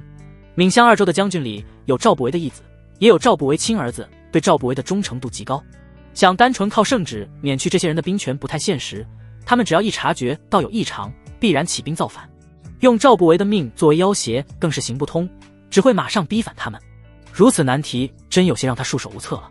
第一间东厢房堂屋里，戴太后和周皇后坐在一左一右的太师椅上。戴太后轻抿了一口茶，眼中带着几分促狭的笑意：“雅瑜，今晚就把侍寝的机会留给你吧，你可要好好把握。”既然他们已经与林毅生活在一起，戴太后自然也想周皇后能成为林毅的人。而且她与周皇后虽进宫多年，但从未被宠幸过，那种独守空房的苦楚她深有体会。所以戴太后想让周皇后体验做女人的快乐。周皇后闻言，手中的茶盏微微一颤，茶水险些洒出。她强自镇定地将茶盏放回桌上，轻咳了一声道：“请母后莫要取笑。再说了，侯爷是宦官，妾身又如何去侍寝？”周皇后并不知林毅是假太监，戴太后还没告知她。哎呀，戴太后掩嘴轻笑道：“宦官又如何呢？侯爷体魄强壮，手臂有力，也不比那些真男人差哩。周皇后面色微红，别过脸去道：母后若是想去，自去便是，何必拉上臣妾？她虽然已经想明白，放下了皇后身份的执着，也愿意留在林毅身边，心里也把自己当成了林毅的人，不然也不会跟着在平洛府住下。只是心中的矜持让她放不下身段，主动去侍寝。戴太后拉过她的手，轻轻拍着手背，柔声道：雅瑜，不必害羞，你迟早会经历这种事的。放心吧，侯爷虽然平常看着不苟言笑挺严肃的，可是到了榻上呀，就变得很温柔呢。就是你扎他的嘴，他也不生气，还乐在其中里。周皇后听得芳心颤动，可矜持的她对这种事还是做不到主动。她轻咬了一下红唇道：母后，臣妾做不到。说完面色绯红，起身便落荒而逃了。戴太后望着周皇后匆匆离去的背影，摇头轻笑道：这妮子都到这份上了，还放不下架子。她放下茶盏，起身整理了一下衣襟，自言自语道：罢了，既然雅瑜害羞，那今晚就由妾身去吧。她款步走向主院，月光如水洒在她丰腴的身姿上，衬得她愈发妩媚动人。主房内，林毅仍在闭目沉思，手指轻轻敲击着桌面，思索着如何解决闵香二州的兵权问题。忽然房门被轻轻推开，一阵幽香飘入。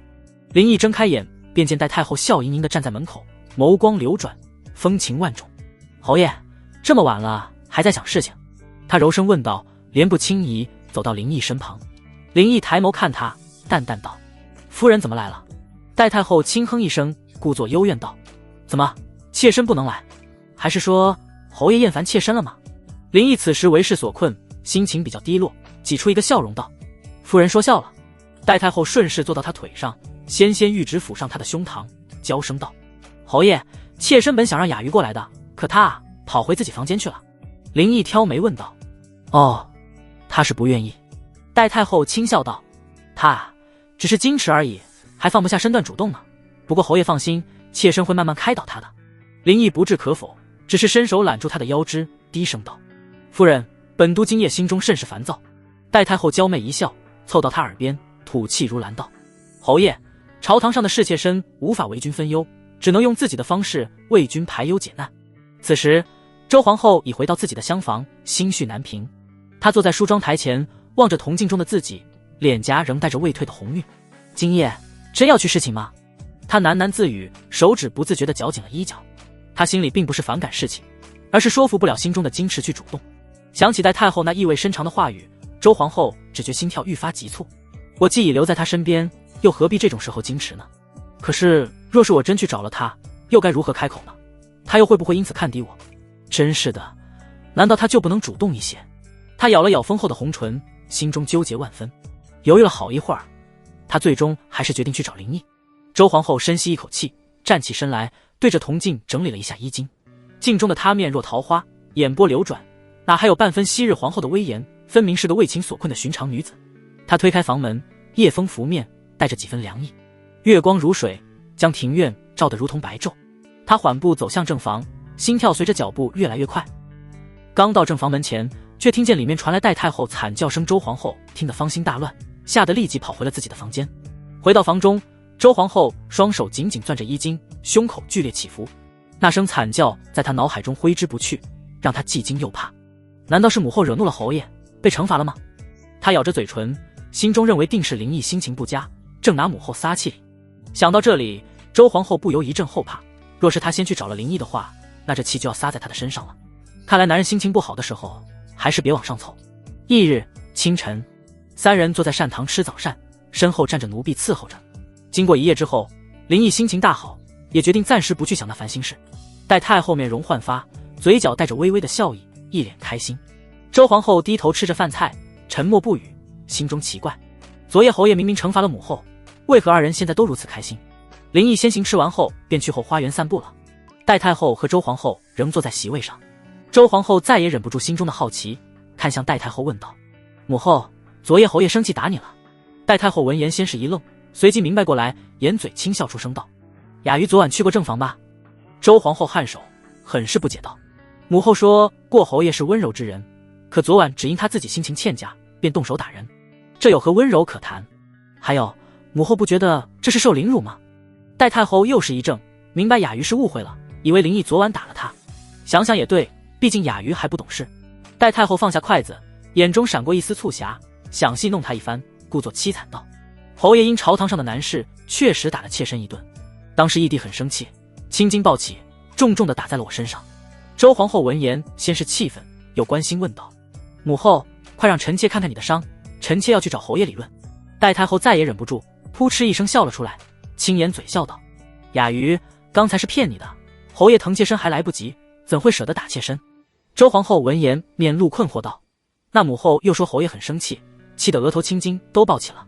戴太后凑近她耳边，压低声音道：傻妹妹，青筋暴起也不一定是额头呀。周皇后不明所以，但知道林毅并没有打母后，她也就放下心来了。若是林毅是那种暴虐之人，那他与母后就是跟错人了。两女吃过早膳后，戴太后便去后花园找林毅了。周皇后要先回房里换一身衣服再过去。后花园里，林毅站在三面环水的水榭中，望着水面上的荷花，上面栖息着青蛙，不由想起一位大帅的诗，念道：大明湖，明湖大，大明湖里有荷花，荷花上面有蛤蟆，一戳一蹦跶。林毅刚念完，身后便传来戴太后赞誉的声音：侯爷真是好文才呢，刚才的诗念得真好，虽语言朴素，不堆砌辞藻，但好在易懂，朗朗上口。毕竟是林毅念的诗，即便很普通，戴太后也会称赞一番。男人也是要哄才会开心的。林毅有些汗颜，刚才念的完全就是打油诗，有个屁的文采啊！林毅装着一脸淡然道：夫人过奖了，只是即兴念了一首。戴太后款步走到林毅身旁，脑袋轻轻依靠在他肩上，柔声道：侯爷文韬武略，妾身爱慕不已。林毅被他这番吹捧弄得有些尴尬，轻咳一声，转移话题道：夫人，周夫人呢？雅瑜回房间换衣裳了。戴太后抬起头来，望着林毅眼波流转，轻笑道：妾身告诉侯爷一个好消息。哦。林毅挑眉：雅瑜啊。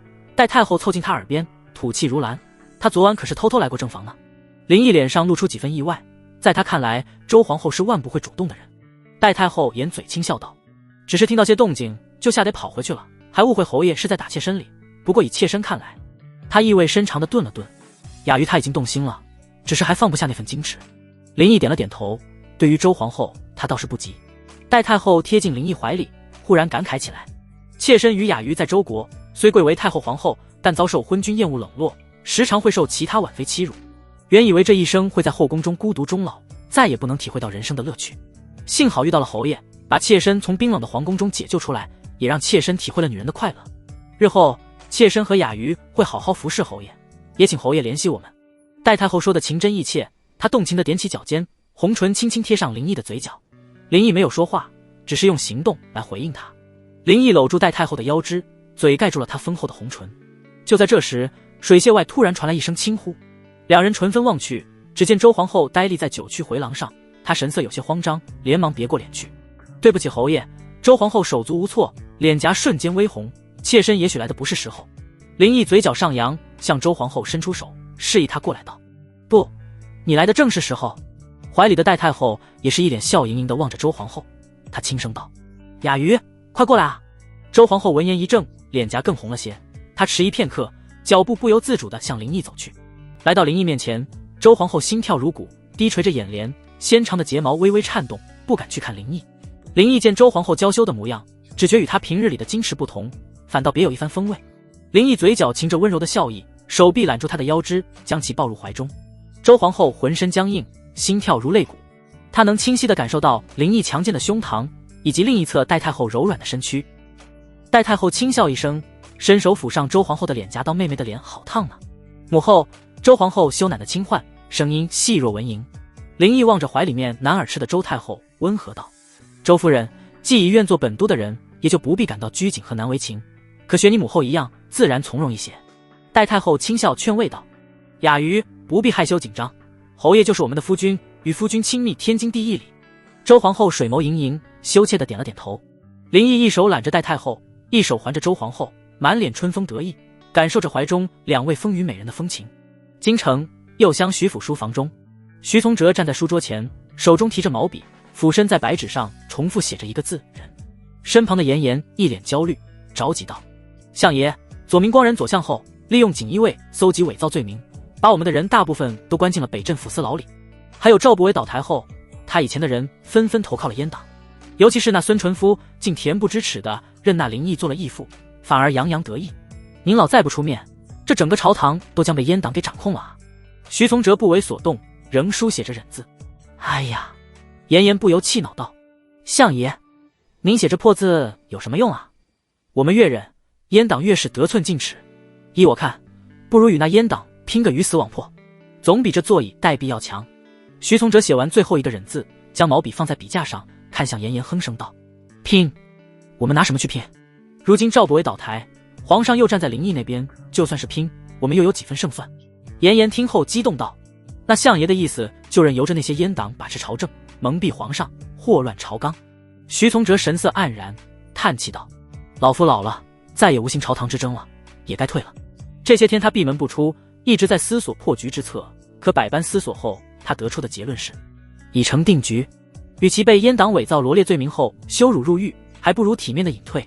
严颜一听，这怎么能行呢？连忙劝说道：“相爷，您这个时候可不能向阉党妥协，而且我们也不是没有任何胜算。赵不韦虽已倒台，可闽襄2州的军队都听命于他，而且我们手中也有1万湘军，可以联合赵不韦清军策啊。湘军就是地方杂牌军，负责京城外围治安。”徐从哲眼中闪过一道亮光，随即又暗沉下来。严颜见徐从哲还是不为所动，仍不甘心道：“相爷，难道您就甘愿放弃手中的权力吗？多年来呕心沥血经营的朝堂势力，就眼睁睁地看着被他人瓦解。相爷，午门城防统领周毅是下官挚友，下官可劝说他为我们开方便之门，冲入皇宫，大事便成。”徐从哲终于动容了，他原本就不甘心放弃手中的权力，只是无奈形势不得不退出来明哲保身。可经严颜一番劝说，他内心还是重新燃起了对权力的执着，他决定放手一搏，走一步险棋去赵府一趟。徐从哲心中笃定，联手赵不韦清军策。严颜听后面色一喜，他知道徐从哲这是决定放手一搏了，这是他最想要的结果。若徐从哲不出面，他们右相派不过是一盘散沙，迟早都会被阉党全部收拾了。其他的人也许还有投靠阉党的退路，可他严颜死也拉不下脸去求林毅，这也是他极力劝说徐从哲与阉党作书死一搏的原因。1刻钟后，徐从哲带着严颜来到赵府。此时的赵府早被锦衣卫严加看守。徐从哲来到府门前，一名锦衣卫将其拦下，喝道：“任何人不得进入赵府。”身后的严颜见阉党的爪牙竟对徐从哲如此无礼，怒斥：“大胆！这位可是右丞相徐老，就算是你们的督工林毅也不敢如此无礼，你竟敢阻拦！快给本官散开！”那锦衣卫哪管你什么徐老李老的，他们只认林毅和皇帝，抽出绣春刀来，冷声道：“我等奉皇上旨意，不得任何人入内，你们若不离开，休得我刀不长眼睛！”你！严颜气得直呼气，正要开口大骂，被徐从哲一个眼神制止了。随后徐从哲一脸淡定自若道：“老夫只不过是来见一见昔日的好友，并无他意。你不过是一名小卒，老夫也不为难你，去找张武过来，老夫就此等候。”那名锦衣卫犹豫了一会儿，便让另一名锦衣卫去通禀指挥使张武了。不多时，一身飞鱼服的张武来到了府门前，向徐从哲行了个礼道：“下官见过相爷。”徐从哲不怒自威道：“张大人，老夫不过是想进去找魏忠兄喝茶聊天，却被你的锦衣卫拦下。这锦衣卫可真是威风啊！一个小卒竟敢拦老夫的路，可还有尊卑礼法。”张武笑了笑道：“还请相爷见谅，他们也是奉旨行事。既然相爷想要与赵不韦叙旧，下官自然不敢阻拦，不过只许相爷一个人进去。”张武，你这是什么意思？严颜一脸愤怒，瞠目瞪着张武。徐从哲一个眼神让严颜闭嘴，随后对张武道：“那就多谢张大人了。”等徐从哲进入府内，张武一个眼神换来锦衣卫道：“跟上去，他们说了什么话都记下来。”“是，大人。”此时书房内，赵不韦坐在中堂的太师椅上，头顶上挂着字画，他面色憔悴，眉头紧皱，这些日子夜不能寐。虽说林毅不能拿他怎么样，但他也无法离开京城，也无法将书信送出。他连试多次都被锦衣卫拦截下来，根本无法与闽襄2州取得联系，这让他陷入了僵局。“韦忠兄，别来无恙啊！”徐从哲在下人的带领下跨进书房，朗声唤道。赵不韦见徐从哲到来，神色一愣，随即皱眉道：“东阁兄，你来做什么？是来看老夫的笑话吗？”徐从哲自顾坐到赵不韦旁边的太师椅上，笑着摇了摇头道：“老夫过来是想与韦忠兄喝喝茶水，比比书法的。”赵不韦嗤笑一声，他这会哪有这份闲情逸致，冷声道：“那就要对不住东阁兄了，老夫没那心情，东阁兄请回吧。”徐从哲瞟了一眼门外守着的锦衣卫，站起身来，一边走向里侧屏风后的紫檀书桌，一边自顾自地说道：“韦中兄都没比过，又怎知没有雅兴呢？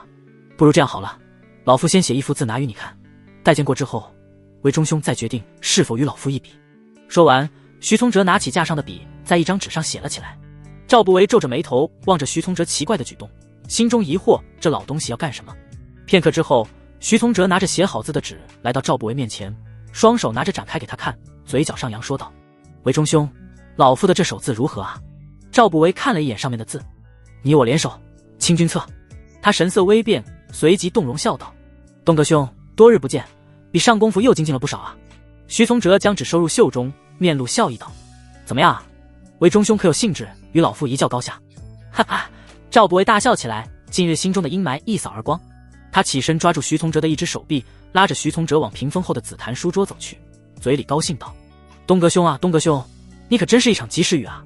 老夫看了你的字，不由好胜心大起，今日定要与你一较高低。”两人来到紫檀书桌前，对向而坐，会意一笑。赵不韦口中说着：“东哥兄，你我就各抄一份诗仙的诗，再行比较，如何？”然而手提着笔，却在一张纸上写道：“东哥兄，可有计划？”“就依为中兄。”徐从哲嘴上回道，手也在另一张纸上写道：“老夫会召集1万乡兵，做好准备，买通午门城防，统领周易。20天后，令湘军入城，打清君侧旗号，杀入皇宫，控制住皇上、皇后和太后，再杀林毅。后以昏庸失德为由，逼皇上退位，扶婴儿皇子登位，将皇权掌控在我们手中。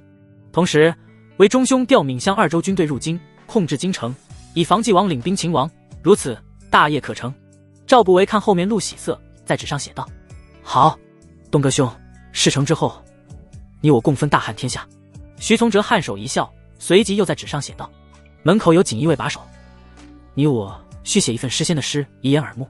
这刚才所写的内容必须销毁，但又不能让锦衣卫起疑心。韦中兄可有好的办法？”赵不韦皱眉思索片刻后，眉头舒展，想到了一个办法。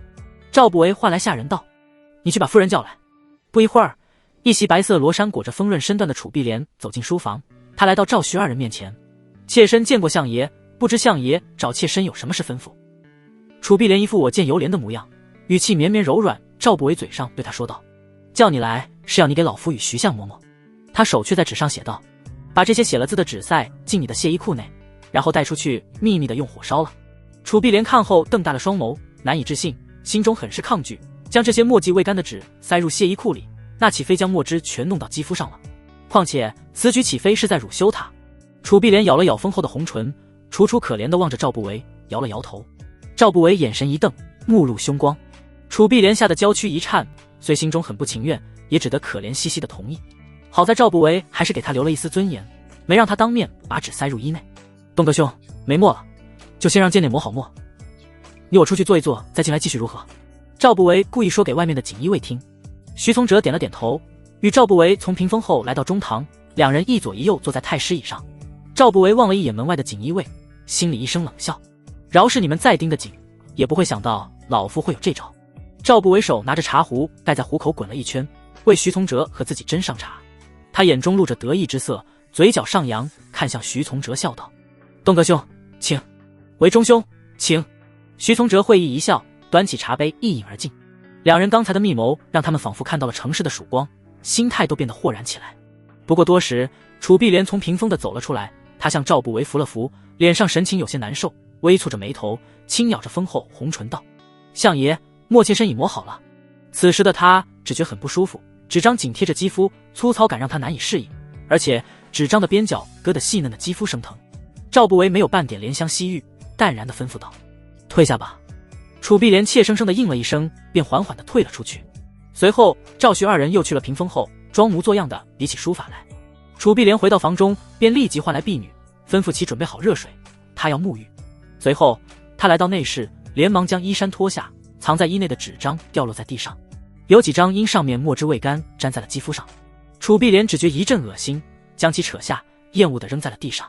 她顿感心中屈辱，不由眼中泪水打转，快要落下。楚碧莲心里恨赵不韦，对他从来都是粗暴相加，甚至羞辱他。他很思念林毅，却也埋怨林毅。他虽身居府中，但也听闻林毅大胜而归，被皇上封了平洛侯，而且近日又在朝堂上扳倒了赵不韦，还来府上缴收了银子，却没有将他带着。这个青梅竹马的义弟是否早已将他忘了？当初在府上对他的诺言是否早已抛之脑后？想到这些，楚碧莲眼中的泪水滑落，轻声啜泣起来。1刻钟后，婢女进入在屏风后躬声道：“夫人，热水已经放好了，请移步预防。”知道了。楚碧莲擦拭掉脸上泪水，看了一眼地上的白纸，正要让奴婢拿去柴房烧了，可由于好奇心驱使，她捡起一张白纸平铺在桌上，便看到上面控制皇上、皇后、太后在杀灵异的字样。楚碧莲大惊失色，连忙又将地上所有白纸捡起放在桌上。她一一阅览后，吓得脸色苍白，胸口剧烈起伏。赵不韦和徐从哲要密谋造反，要杀义弟。楚碧莲慌张地将桌上的白纸收好，随即又穿上了衣衫，将数张白纸又塞回了衣内。她也顾不得身上还有墨汁污渍，也不管被纸张的粗糙割得肌肤生疼，她要马上去找灵异，把这个惊天阴谋告诉他。楚碧莲从屏风后出来，急忙地往屋外走去。婢女一脸奇怪，连忙跟在身后，小心翼翼地问道：“夫人，谁已放好？您不去沐浴了吗？”楚碧莲停下脚步，回身让婢女自行处理，令其不要再跟着，随后加快脚步往府门口走去。可在半路又停了下来，若是就这样离开，必然会引起赵不韦的怀疑。他思索片刻后，又往书房走去。这个时候，赵不韦和徐从哲正好写完书法，两人互相吹捧一番后，又来到中堂。徐从哲拱手道：“韦中兄，今日就到这吧，改日再来府上切磋书法。”赵不韦做了一个请的姿势，笑道：“东哥兄请回，老夫就不远送了。”徐从哲点了点头，转身离开。不久之后，楚碧莲来到书房，赵不韦坐在太师椅上，询问的目光盯着他。楚碧莲低着眼睑，轻轻地点了点头，示意已将纸张烧毁。赵不韦这才淡淡地问道：“夫人来找老夫有何事啊？”楚碧莲柔声道：“相爷，妾身想出府游试。”赵不韦也没多想，挥了挥手道：“去吧去吧。”他现在哪会关心楚碧莲干什么？他心中想的都是事成之后的喜悦。多谢相爷，妾身告退。楚碧莲面露喜色退了出去。这时门口的锦衣卫进来，赵不韦一脸冷漠，任其进入屏风后搜寻。徐从哲来到府门口，一直守着的严颜迎了上去。徐从哲朝着也在门口的张武用神色打了个招呼，便与严颜上了马车离开了。不一会儿，府里出来一名锦衣卫向张武禀报道：“大人，他们只是在书房练了练书法，并没有异常。”张武点了点头，也准备上马车离开。此时楚碧莲来到府门口，他急步往外冲，被锦衣卫拦下，斥声道：“干什么？”楚碧莲双臂抱胸，怯声道：“妾身要出去游试，还请通融。”锦衣卫看向一旁的张武，征求意见。张武点了点头，又换来2名锦衣卫跟着楚碧莲。楚碧莲让府上下人牵来马车，坐进车厢内，车夫驾马离开。2名锦衣卫骑马尾随在后。楚碧莲坐着马车在闹市上没有太久的停留，便直奔平洛县而去。跟着的2名锦衣卫一直尾随其后，一探究竟1个时辰之后，马车来到了平洛县。进入城内，楚碧莲心也安定了下来。他让车夫停下，找了个人询问平洛侯府邸的位置。得知侯府在东城，楚碧莲让车夫快马直奔而去。身后跟着的锦衣卫一脸疑惑，这个赵府美妇是去找侯爷的。到了东城，马车快速行驶在街道上，一个转弯便见前方有几人围着一个乞丐拳打脚踢。车夫一惊，连忙拉住缰绳，将马车停了下来，险些撞上。那几人显然是酒楼的伙计，乞丐因溜进酒楼偷食被打了出来。一顿拳打脚踢后，乞丐偷食的东西都吐了出来，几个酒楼伙计这才停手离去。楚碧莲在车厢内受到了颠簸，撩开帘子问道：“发生什么事了？”车夫指着地上的乞丐回道：“夫人，有个乞丐挡在了路中间，小人这就下去将他驱赶开。”说着，车夫来到乞丐面前，又是一顿猛踹道：“死乞丐，快滚一边去！”楚碧莲见被打的乞丐可怜，不由心生怜悯之心，他走下马车，开口制止道：“停手吧。”“是，夫人。”车夫这才停下，站到一旁。楚碧莲款步来到乞丐面前，离着一定的距离。那乞丐身上脏兮兮的，身上衣衫破烂，头发凌乱不堪。乞丐扑在地上，用手撩开遮挡在眼前的乱发，寻找到地上刚呕吐出来的食物。他像条恶狗一样，嘴盖在呕吐物上，滋溜一声，又全部吸食进去。楚碧莲见到这一幕，只觉一阵恶心，轻掩着嘴，微蹙眉头后退了几步。他吩咐车夫道：“去买几个包子给他吃吧。”“是，夫人。”一会儿，车夫买来5个包子，捂着鼻子来到乞丐面前，蹲下身子，把包子放在乞丐眼前道：“这是我家夫人施舍给你的，拿着包子快闪一边去，别挡我家夫人的路。”乞丐见到包子，连忙将其护在怀里，滚坐到一旁，脏黑的手拿起一个包子就往嘴里塞。咽下一个包子后，乞丐这才抬头看向施舍他包子的人，只见眼前站着一袭素白广袖流仙裙的绝美女子，静立在前，似瑶台玉树，风神绰约。乞丐愣住了，他从未见过这般美得不可方物的女人，不由痴痴道：“天仙娘娘。”楚碧莲也扫了一眼乞丐，神情不由一怔，下意识惊呼道：“相爷！”但随即又淡定下来，知道自己认错了。赵不韦怎么会这个时候出现在平洛县？况且还是这副模样，只是这个乞丐长得像赵不韦罢了。楚碧莲转身上了马车，车夫驾马而去。乞丐望着马车，脑海中仍停留着楚碧莲一袭白衫的绝美容颜，嘴里痴痴念道：“天仙娘娘。”平洛侯府庭院里，林毅正扎着马步锻炼身体。这时，一名太监小碎步来到林毅身旁，猫着身子躬声道：“督公，有一女子求见，名字叫楚碧莲，说是有要事找你。”林毅闻言一愣，楚碧莲，赵不韦的小妾，这个时候来找自己做什么？他直立起身子说道：“带她去正厅见我。”是，督公。对于楚碧莲，林毅不太想面对，她是之前那个林毅的相好，一见面就要缠着自己，不由感觉到有些麻烦。来到正厅，林毅坐于主位太师椅上。不多时，一名太监领着楚碧莲跨过门槛，来到堂内。她一袭素白广袖流仙裙，裹着丰腴身段，如雪堆琼脂，浓鲜合度。她站立堂中，衣袂垂落如云纹铺展，腰间丝绦轻束，勾勒出饱满曲线。义弟，楚碧莲眼神幽怨地望着林毅，柔软低声道。林毅轻咳一声道：“夫人来找本侯有何事？”楚碧莲一副我见犹怜的模样，悠悠道：“义弟，为何回京后不来找我？现在义弟已贵为侯爷，朝堂上也扳倒了赵不韦，是否就忘了昔日在府上的诺言？”林毅确实已经忘了，被这一提他倒是想起来了，不过当时也只是为了脱身才许的承诺。林毅不想去提那诺言，只想知道楚碧莲有什么要事。夫人到底有何事？若只是来埋怨本侯，那本侯只能表示歉意。本侯事务繁忙，有时候说过的话可能就忘了。义弟当真忘了吗？你说过扳倒赵不韦后就会把妾身留在身边的。楚碧莲见林毅态度冷淡，泫然欲泣，泪水在眼眶里打转，就要落下，只觉自己来找林毅好似一厢情愿，对方还不领情，心中一阵委屈。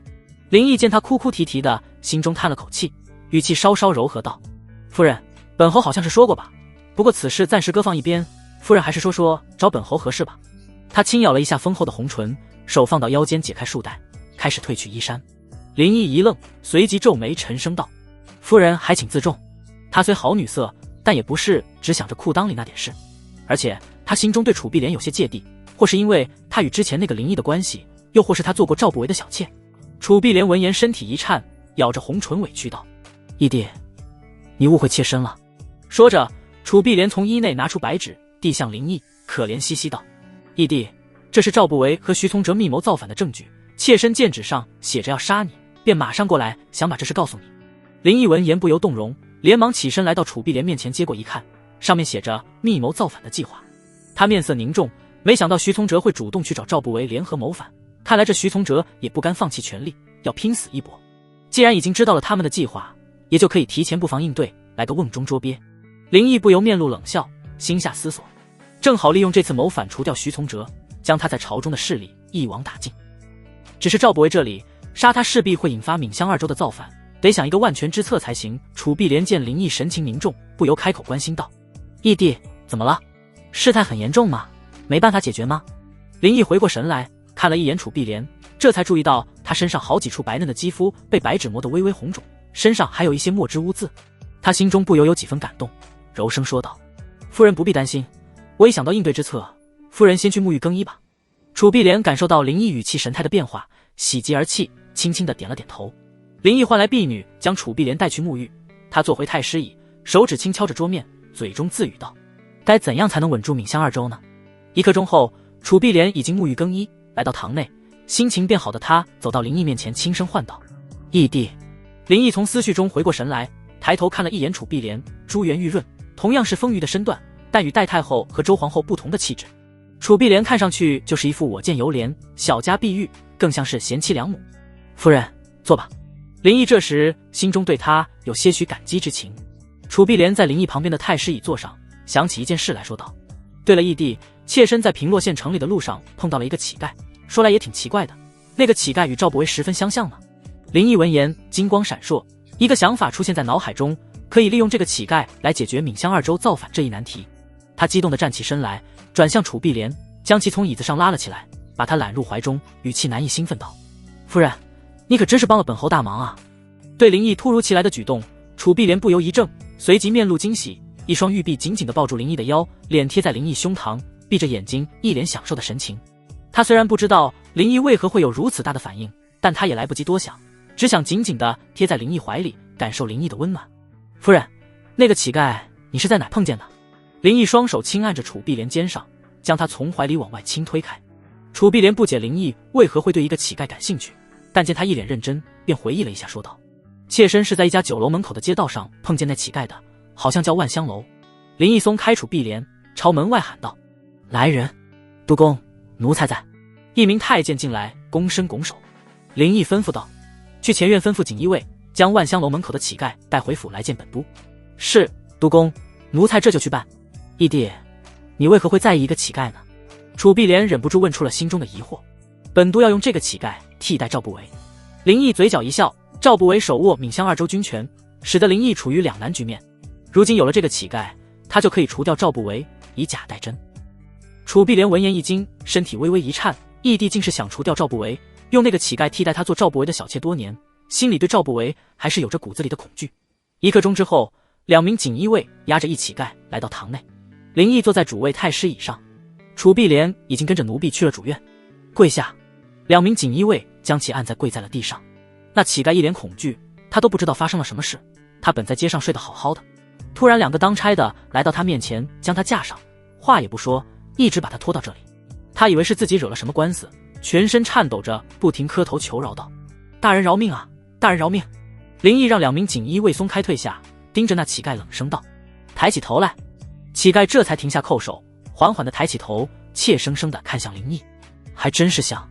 林毅有几分惊讶，这邋遢的乞丐在长相与身高上都和赵不韦相差无几，只是这乞丐在体型上瘦太多了，再一个便是年龄，赵不韦有50多岁，可这个乞丐30几岁的样子。当然这些不重要，只要长相像就行了。乞丐被林毅威严的目光盯着直哆嗦，颤声道：“大人，不知小人犯了什么罪？”林毅冷声问道：“你叫什么名字？”“小人叫遛狗。”乞丐由于太过害怕，说话结结巴巴的。“遛狗，你想要荣华富贵吗？”林毅不怒自威，沉声问道。遛狗愣住了，不知眼前这个官爷是什么意思。他遛狗做梦都想有肉吃，有女人睡，可他是个乞丐，一辈子注定是风餐露宿，睡街上吃残羹。回话。林毅眉头一皱，斥声道。遛狗被吓得回过神来，连忙点头说道：“小人做梦都想要荣华富贵，只是小人一个乞丐。”说着，遛狗羞愧起来。林毅手指轻敲着桌面，嘴角上扬道：“如果说本侯给你金钱地位，你敢要吗？”遛狗一怔，一脸不可置信地看着林毅，他都以为自己出现幻听了，眼前这个官爷要给自己荣华富贵，可自己只是一个乞丐啊，这位官爷为何对自己这般好？转念一想，他一个乞丐也没什么有利可图的，能有荣华富贵的机会，他怎能不去把握？遛狗从思绪中回过神来，激动地叩首道：“小人要，大人赏赐，小人很感激，定当听大人的话。”他本想说忠心耿耿，奈何没什么文化，也就只好说得直白了。随后林毅唤来下人，把遛狗带下去洗涮一番。遛狗从下人口中也得知了林毅的身份，大汉的平洛侯，这让遛狗心里又惊又喜。他虽说是乞丐，但也知道侯爷是多么大的权贵，这可是平洛县的主，就是县太爷见了侯爷也要下跪。遛狗心中不由得一起来，自己能跟着这侯爷身边，绝对少不了吃香的喝辣的，想不到我遛狗这辈子也能翻身了。到时候老子天天去那万香楼喝酒吃肉，让万香楼那帮伙计孙子伺候着。沐浴更衣后的遛狗再次来到堂内，他畏手畏脚的朝着林毅跪下俯首道：“遛狗叩见侯爷。”林毅让遛狗抬起头，看着已经干净的遛狗，就像是一个年轻的瘦弱的赵不韦跪在自己面前。林毅满意的笑了笑道：“遛狗，本侯答应许你荣华富贵，那你又该如何报答本侯？”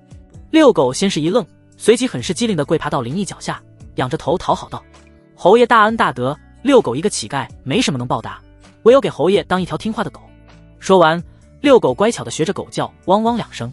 林毅很是满意，他要的就是一条听话的狗，让他替代赵不韦，再慢慢的将闽襄2州的兵权掌握在自己手中。随后林毅吩咐下人带着遛狗在前院的厢房住下。并且大鱼大肉招待着。遛狗从来没有见过琳琅满目的佳肴，很快就大快朵颐起来。林毅这样做是要将遛狗喂胖，让它在体型上与赵不韦相似。同时，林毅又找来人教遛狗达官贵人的礼仪，也教他认一些字。反正赵不韦和徐从哲还有20天才行动，林毅还有时间训练遛狗。这些日子里，至少要将遛狗训得丢掉身上乞丐的气息，不然乞丐出身的遛狗，在他人面前，特别是赵不韦的儿子义子面前，很容易就会被识破。安排好这些后，林毅来到了后花园。三女正在水榭之中谈笑风生，想必在林毅与遛狗说话的这段时间里，他们已经互相熟悉。戴太后和楚碧莲坐在美人靠上，满是笑意地诉说着各自与林毅相识的经过。周皇后坐在石墩之上，一脸静雅，只是时不时地答上一句话。林毅站在回廊看着三女，身段都是丰腴高挑，珠圆玉润，只是戴太后和周皇后稍高于楚碧莲。戴太后一袭胭脂色罗衫，扮演着学府，一双含情带媚的杏眼惹人心动。罗腋下的身段丰盈有致，那束腰的杏红汗巾又勒出3分风流态。周皇后一袭素绢襦裙，裁得极是贴身，腰间松松系着爱绿丝绦，衬得身段丰润有致。她神色淡然，教人想起画上捧着净瓶的玉女。楚碧莲已经换了一身衣裳，杏粉色的襦裙束出圆润的腰身，与戴太后交谈时低头浅笑，总是一副我见犹怜的楚楚动人。三女各有千秋，戴太后妩媚似火，周皇后清雅似水，楚碧莲我见犹怜。林毅走向水榭，出声说道：“三位夫人，聊得甚欢呀。”三女接起身迎接：“侯爷，义弟。”林毅来到水榭，坐在榭中的一张罗汉床上。戴太后很是自然地坐在林毅腿上，身子躺靠在林毅怀里。周皇后见外人在场，仍有些矜持，只是坐在了石墩上。楚碧莲站立在罗汉床前，看着戴太后亲昵地依在林毅怀里，不由心生羡慕。她手中紧绞着丝巾，眸中含雾柔声道：“义弟，妾身可以像二位姐姐一样住在府上吗？”林毅此时心情大好，自然答应。况且他还要楚碧莲对遛狗进行一番训练。楚碧莲在赵不韦身边多年，自然是很清楚他的习性。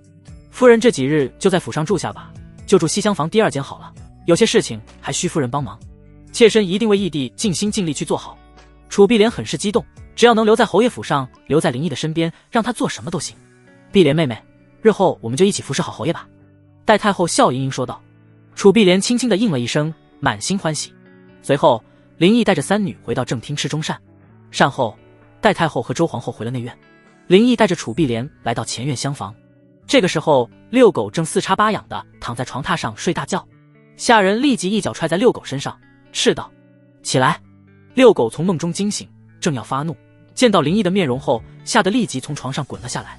他马上爬跪到林毅面前，擦了擦哈喇子，惊慌道：“遛狗叩见侯爷，叩见侯爷。”“起来吧。”林毅淡淡的说道。遛狗起身，微微抬头一看，不由一愣，只见林毅身旁赫然站着那日送给他包子的绝美女子。遛狗不由脱口出道：“天仙娘娘，大胆，竟敢直视夫人！”下人上前便是一巴掌，狠狠地打在了遛狗嘴上。遛狗吓得连忙低下了头，跪在地上求饶道：“侯爷饶命，侯爷饶命！遛狗不知这天仙娘娘是您的夫人，请侯爷恕罪啊！”林毅有些疑惑地看向楚碧莲，楚碧莲马上解释道：“义弟，妾身只是给了他几个包子，妾身也不知道他为何唤我天仙娘娘。”林毅对这倒也不放在心上，严肃道：“遛狗，这些日子本侯会亲自训练你，你可要认真学习，若是一点成就也无，本侯立即令人将你乱棍打死。”遛狗吓得身体一颤，连连叩首道：“遛狗知道，遛狗知道，遛狗一定认真学，认真学。”于是楚碧莲将赵不韦主要的关系网、一些重要的事迹以及赵不韦的一些习惯写了一部分在纸上。而遛狗在知道林毅是要他替代当朝丞相时，吓得腿都软了，直接跪地求林毅道：“侯爷，求你放过我，我不要这荣华富贵了，求侯爷饶命啊！本侯给的富贵，岂是你想不要就能不要的？你现在拒绝，本侯立即让你死无全尸。”林毅目光寒意，威胁道。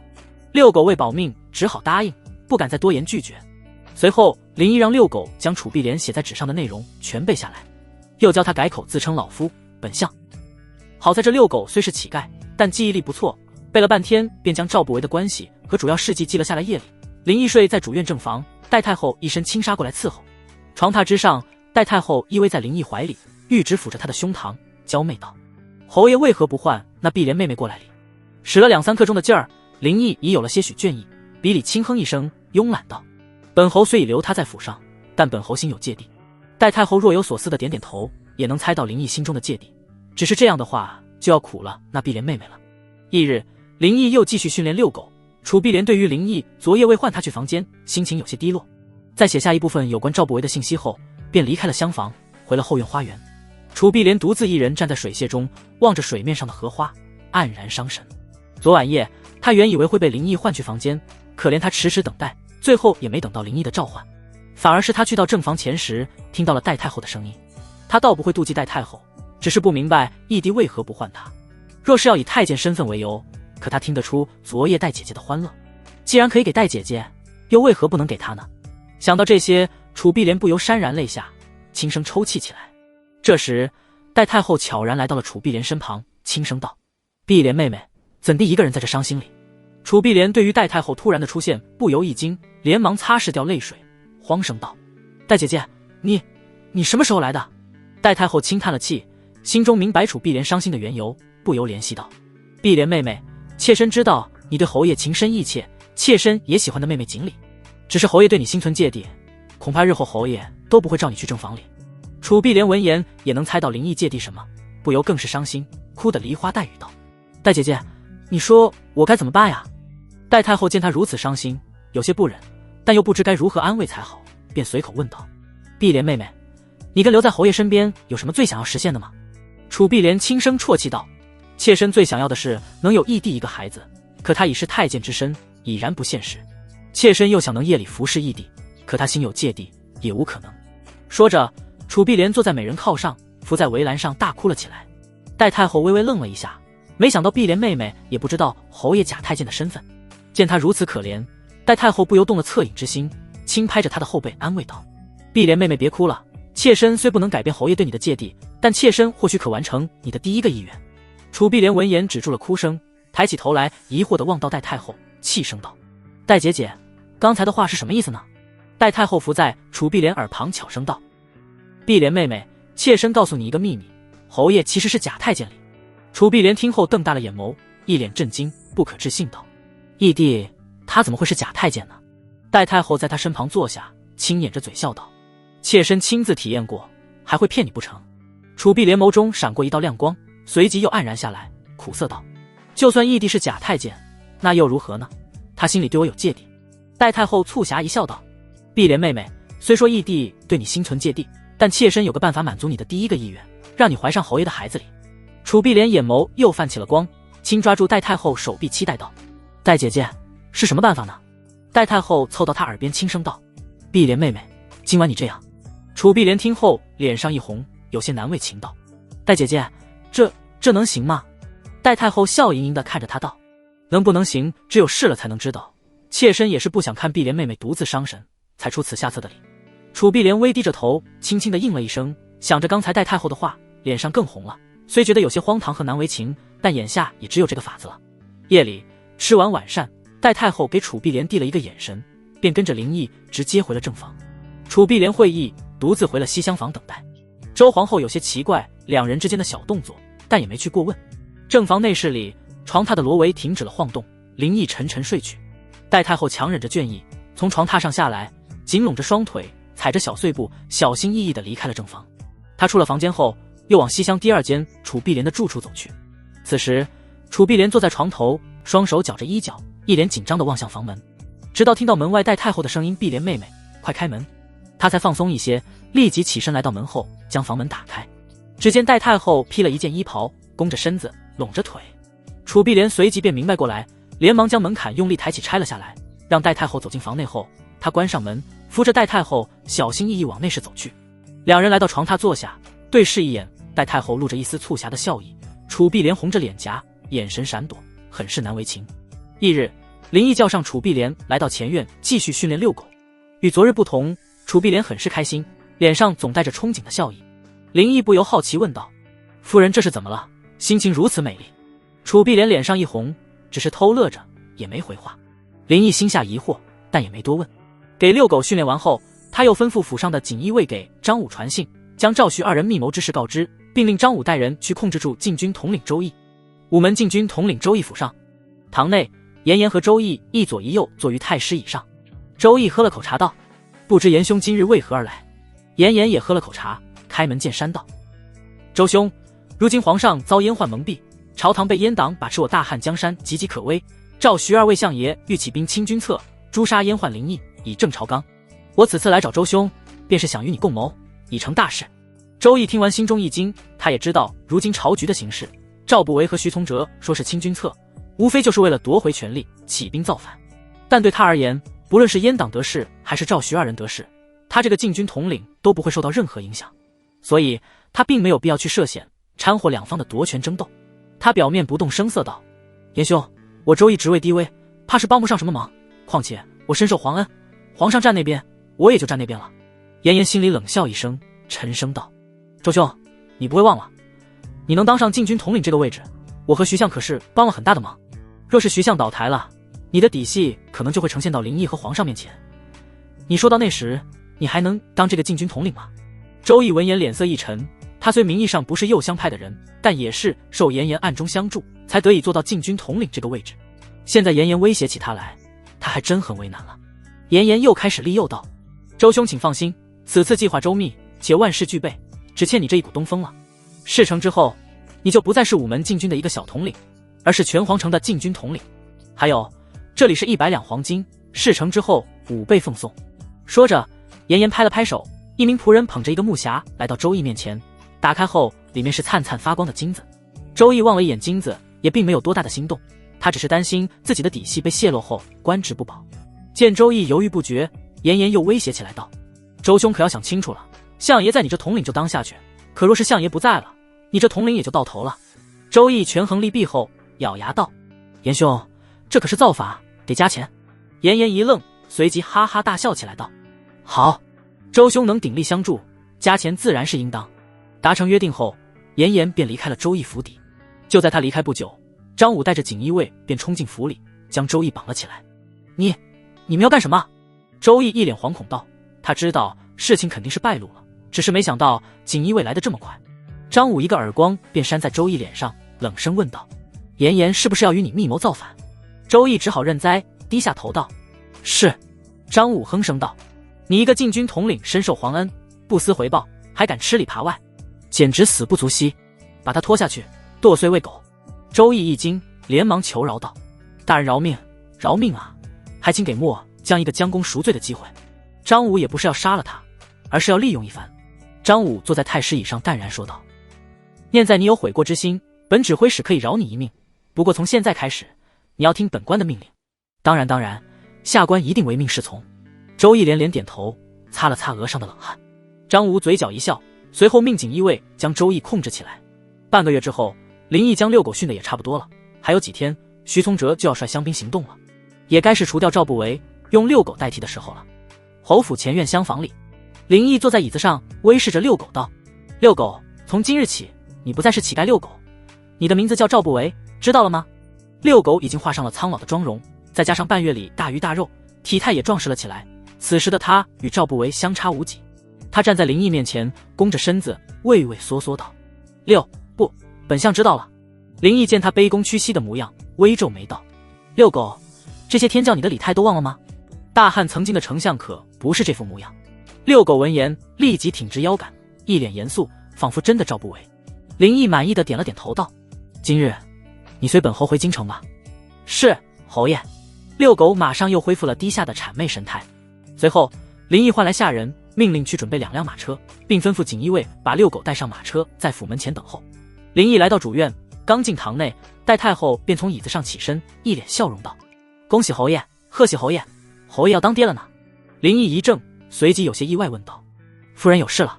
戴太后却摇了摇头，凑在林毅耳边轻声道：“不是妾身，是碧莲妹妹里。”林毅闻言又是一怔，皱眉疑惑道：“她怎么会有喜了呢？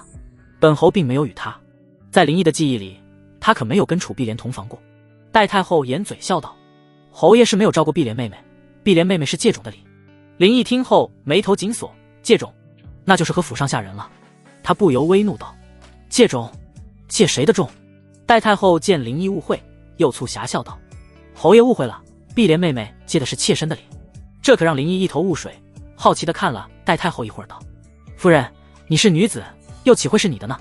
戴太后扑哧一笑，也不再戏弄林毅了，解释道：“妾身自己是没有，但妾身有侯爷的呀。林毅一愣，随即便明白过来，这也行。他沉声道：夫人，这件事你可算是自作主张了。以为林毅生气了，待太后立即贴入他怀里，抱着齐腰，娇媚动人道：妾身还不是见碧莲妹妹可怜，才出此下策的礼。说着，他又将楚碧莲的意愿给林毅说了一遍。夫人，本侯没有怪罪的意思。林毅倒没有生气，只是这种事有点荒唐。他又问道：夫人，你们出去就诊，可有暴露长相？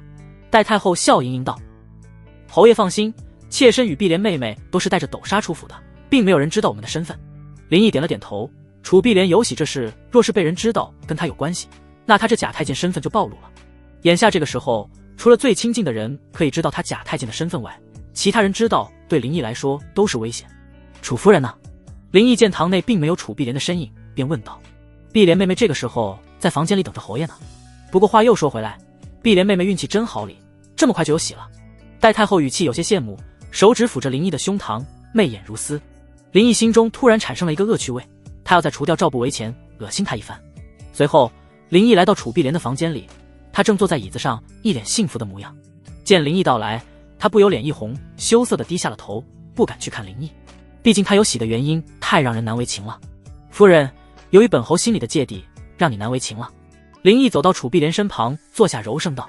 楚碧莲抬起头来，小心翼翼问道：义弟，你不责怪我吗？林毅现在心里想的是恶心赵不为，对楚碧莲有喜这事倒没那么在意。夫人既有此意愿，本侯又如何会怪罪？楚碧莲扑入林毅怀中，喜极而泣道：义弟，妾身竟真有了你的孩子，妾身好开心，真的好开心。林毅搂着她柔声道：夫人，今日本侯要带遛狗回京去，这次要除掉赵不为，用遛狗代之。还有，本侯需要你能配合我一番，夫人需要这样。楚碧莲乖巧地在林毅怀里点了点头。随后林毅带着楚碧莲出府，同坐一辆马车，遛狗坐在另一辆马车上。马车前后都有10名锦衣卫骑马护卫。回到京城，林毅的马车直奔赵府。此时赵不为正在书房间练着字，这半个月来他心中胜券在握，脸色一时神清气爽。这时楚碧莲走进书房，唤了一声道：相爷。赵不为见是楚碧莲，眉头一皱，这些日子他几乎在书房也没在意过楚碧莲的行踪，所以他只知道楚碧莲昨日不在府上，以为是去游市了。而且在赵不为心中，就是给楚碧莲100个胆子，楚碧莲也不敢背叛他。赵不为停下笔，从屏风后走到中堂来，坐在太师椅上，淡然问道：昨日游市去干了些什么？楚碧莲面对赵不为还是有些惧意，低头轻声道：妾身去看大夫了。赵不为皱眉道：怎么不舒服？楚碧莲心里紧张，手中紧绞着丝帕，壮着胆道：不是，妾身是有喜了。赵不为神情一滞，还以为自己听错了，侧过头将耳朵向前道：你说什么？楚碧莲咬了一下丰厚的红唇，提着嗓道：妾身有喜了。赵不为脸色瞬间阴沉下来，他在那楚碧莲为小妾的时候已经因伤不能人事，楚碧莲这个时候说有喜了，那必定是偷野汉子去了，给他戴了顶绿王八帽。他立即怒火中烧，猛地一拍桌子，起身死盯着楚碧莲骂道：臭婊子，说谁是奸夫？楚碧莲娇躯一颤，害怕的往后退了几步。相爷，你觉得奸夫会是谁呢？这时林毅一脸玩味的笑容走了进来。楚碧莲见林毅进来，立即扑入他的怀里，颤声道：义弟。赵不为阴沉着脸，厉声道：是你。林毅搂着楚碧莲笑问道：你说呢？赵不为冷哼一声，讥笑道：你一个没中的太监，有那能力吗？林毅坐在一张椅子上，让楚碧莲坐在怀里，嘴角露着冷意的笑容道：谁说本侯是个太监了？赵不为一怔，随即明白过来，皱眉道：你是假太监。林毅不语，脸上肯定的神情不言而喻。赵不为气得浑身颤抖，怒极反笑道：好，好得很，你们这对奸夫淫妇。随即他又反应过来，不由厉声道：林毅，你竟敢欺君，老夫要面见皇上，赐你死罪。来人啊，来人。林毅淡然地看着赵不为说道：不用喊了，整个襄府的人都被本侯清理了。你觉得本侯为什么会把这个秘密告诉你？赵不为一愣，心中升起不好的预感，皱眉沉声道：你要杀我？说完他又连连摇头，哼笑着说道：不会，你不敢杀老夫，若是老夫死了，你没办法解决闵襄2州的兵变。林毅冷声道：赵不为，你与徐从哲密谋造反，本侯手中证据确凿，如此卑逆大罪，杀你又如何？赵不为闻言脸色一变，随即明白是楚碧莲泄的密，暴怒而起，吼道：“你这个贱人，老夫要杀了你！”说着，赵不为怒不可遏的大步走来。楚碧莲被吓得紧抓着林毅的衣襟，往怀里缩了缩。林毅起身，抽出挂在腰间的绣春刀，架在了赵不为脖子上。赵不为停下脚步，头脑瞬间冷静下来，眼色也清澈了许多。他心中有丝惧意，色厉内荏道：“你敢杀我吗？敢吗？”林毅手中的绣春刀向上一挥，从赵不为头顶平砍过去，削掉了他的冠颈。赵不为吓得瞪大了眼睛，脸色一阵苍白，身子猛地抖了个激灵。他只觉身体有些发僵，后背直冒冷汗。林毅收回绣春刀，朝门外高声唤道：“进来吧。”不一会儿，一身锦衣的遛狗走了进来。见到与自己一模一样的遛狗，赵不为瞳孔猛地一缩，大惊失色，随即明白了林毅的意图。林毅要用这个人代替自己，如此一来，闽襄二州威胁可解，自己也就没了活命的筹码。想到这里，赵不为立即向门外跑去，但是被进来的张武一脚踹倒在地上。张武抽出绣春刀，挑断了赵不为的脚筋啊！赵不为痛得直咬牙，额上冒着冷汗。林毅看向遛狗，冷漠地命令道：“遛狗，杀了他，你便是赵不为了，就有享不尽的荣华富贵了。”这时，张武将绣春刀递向遛狗。遛狗从未见过血腥的场面，更别说杀人了，吓得直发抖，哆嗦道：“侯爷，小的不敢。”林毅目光凌厉一瞪，遛狗吓得连忙接过张武手中的绣春刀，双手紧握刀柄，喉咙处咽了咽，步步逼近倒在地上的赵不为。赵不为这时彻底恐惧了，颤声道：“林毅，不，平洛侯，有什么事都可以商量。你不能杀老夫，老夫好歹也曾经对你有恩，你不能杀老夫。”他一边说，一边用手撑着身子，艰难地往后退。林毅一脸冷漠，嘴中只吐出一个字道：“杀！”遛狗大喊一声壮胆，双手握着刀向赵不为胸口刺去，刀尖没入赵不为的身体，鲜血很快染红胸口处的衣裳。赵不为双手抓着刀刃，瞪大眼睛，死不瞑目。这位曾经权倾朝野的大汉丞相被一个乞丐结束了性命。遛狗看着赵不为的死状，吓得立即松开了刀柄，后退2步，瘫倒在了地上。楚碧莲不敢去看，一直躲在林毅怀里。林毅安抚了一下楚碧莲，随后对遛狗说道：“你以后就是赵不为了，是这座府邸的主人了。不过本侯要警告你，本侯能给你的也能收回来。”遛狗惊魂未定，爬到林毅脚下道：“侯爷放心，小的一定对侯爷忠心耿耿，做一条听侯爷话的狗。3日后，徐从哲会找你密谋造反，你可知该如何应对？”林毅瞥了一眼遛狗，淡然说道。遛狗连忙保证道：“小的会听从侯爷的安排，按侯爷说的去做。”随后，林毅让锦衣卫将赵不为的尸体秘密处理，又在府上安排锦衣卫为下人，以便监视赵府一切动向。由于遛狗对赵府一切都不熟悉，林毅便把楚碧莲暂时留在府里，带着遛狗熟悉环境。安排好这些后，林毅又马不停蹄地坐上马车进宫。他要把徐从哲造反一事告知小皇帝刘宪。来到乾清宫，刘宪正在西暖阁里画画。等他画完后，林毅才进去行礼道：“奴才小义子参见皇上。”刘宪见是林毅，一脸开心，绕过御桌来到林毅面前笑道：“小义子，你可算回宫了，朕这几日没有你陪玩甚是无趣，快陪朕玩玩。”林毅嘿嘿一笑道：“皇上，奴才在回宫的路上呀，就想到了一个有趣的玩法呢。”刘宪闻言立马来了精神，兴致盎然道：“快给朕说说是什么有趣的玩法。”林毅笑着回道：“皇上，奴才这个游戏叫扮演被逼宫的皇上，皇上觉得好不好玩呢？”刘宪拍手叫好道：“有趣有趣，小义子，那你快去准备吧。”皇上，这个游戏不用奴才准备，又像徐从哲已经为我们准备好了。林毅一副卖关子的神态说道。刘宪愣了一下，徐从哲向来都是左一个江山社稷，右一个黎民百姓，怎么会为他准备玩乐？他疑惑道：“小义子，你是不是糊涂了？徐相会为朕准备玩乐？”林毅这才低声解释道：“皇上，徐从哲在3日后要率乡兵谋反呢。”啊，这可不是玩乐啊！刘宪被这消息吓着了，他最怕的就是敌国来犯，有人造反。林毅赶紧说道：“皇上放心，奴才都已部署好了，只等请君入瓮，瓮中捉鳖了。”听到这话，刘宪才放心下来，知道没危险后，刘宪胆子也大了起来，道：“好，朕就好好扮演一回被臣子逼宫的皇帝。”赵府里，楚碧莲已经带着遛狗熟悉了一府里的环境。回到堂内，楚碧莲坐在主位太师椅上，遛狗微低着头站在堂内，他悄然抬了抬头，偷看了一眼楚碧莲，不由一阵心动，暗呼天仙娘娘。但一想到这个天仙娘娘是主子侯爷的人，遛狗心头一颤，赶忙低下头去。楚碧莲坐在家主之位，回想起往日都是赵不为坐在这里，他站在中间，不免一种上位者的权势油然而生。遛狗，这府上日后你多熟悉熟悉，本夫人累了，你退下吧。楚碧莲一脸威严，如今赵不为已经死了，整个赵府又都是他义弟的人，他就是这座府邸的主人了。他在林毅面前虽是我见犹怜，但在遛狗这等下人面前，他自然要表露出主人的气势。遛狗连连点头道：是，小的这就退下。遛狗弓着身子后退出去，到了门口后，他又回身一望，看着楚碧莲和旁边的太师椅，他竟冒出个大胆的想法，如果他是真的赵不为，那太师椅上的位置就是他坐的，这个天仙娘娘也就是他的小妾了。不过这个想法也只是一闪而过，一想到林毅，遛狗身子下的打战。3日后，徐从哲和严颜出城，不久后，两人换上盔甲，骑在马上，领着1万乡军兵临午门，与遛狗率领的20府兵会合。遛狗告知徐从哲已派人前往闽襄2州，让他的儿子义子们领兵进京。徐从哲闻言，只觉胜券在握，控制皇帝，诛杀阉宦林毅在此一举。此时，午门禁军统领周毅开城门放行。进城。徐从哲一声令下，大军进城。1万湘郡加上1万禁军踏过金水桥，穿过太和门，来到了太和殿广场。徐从哲令军队在太和殿前停了下来。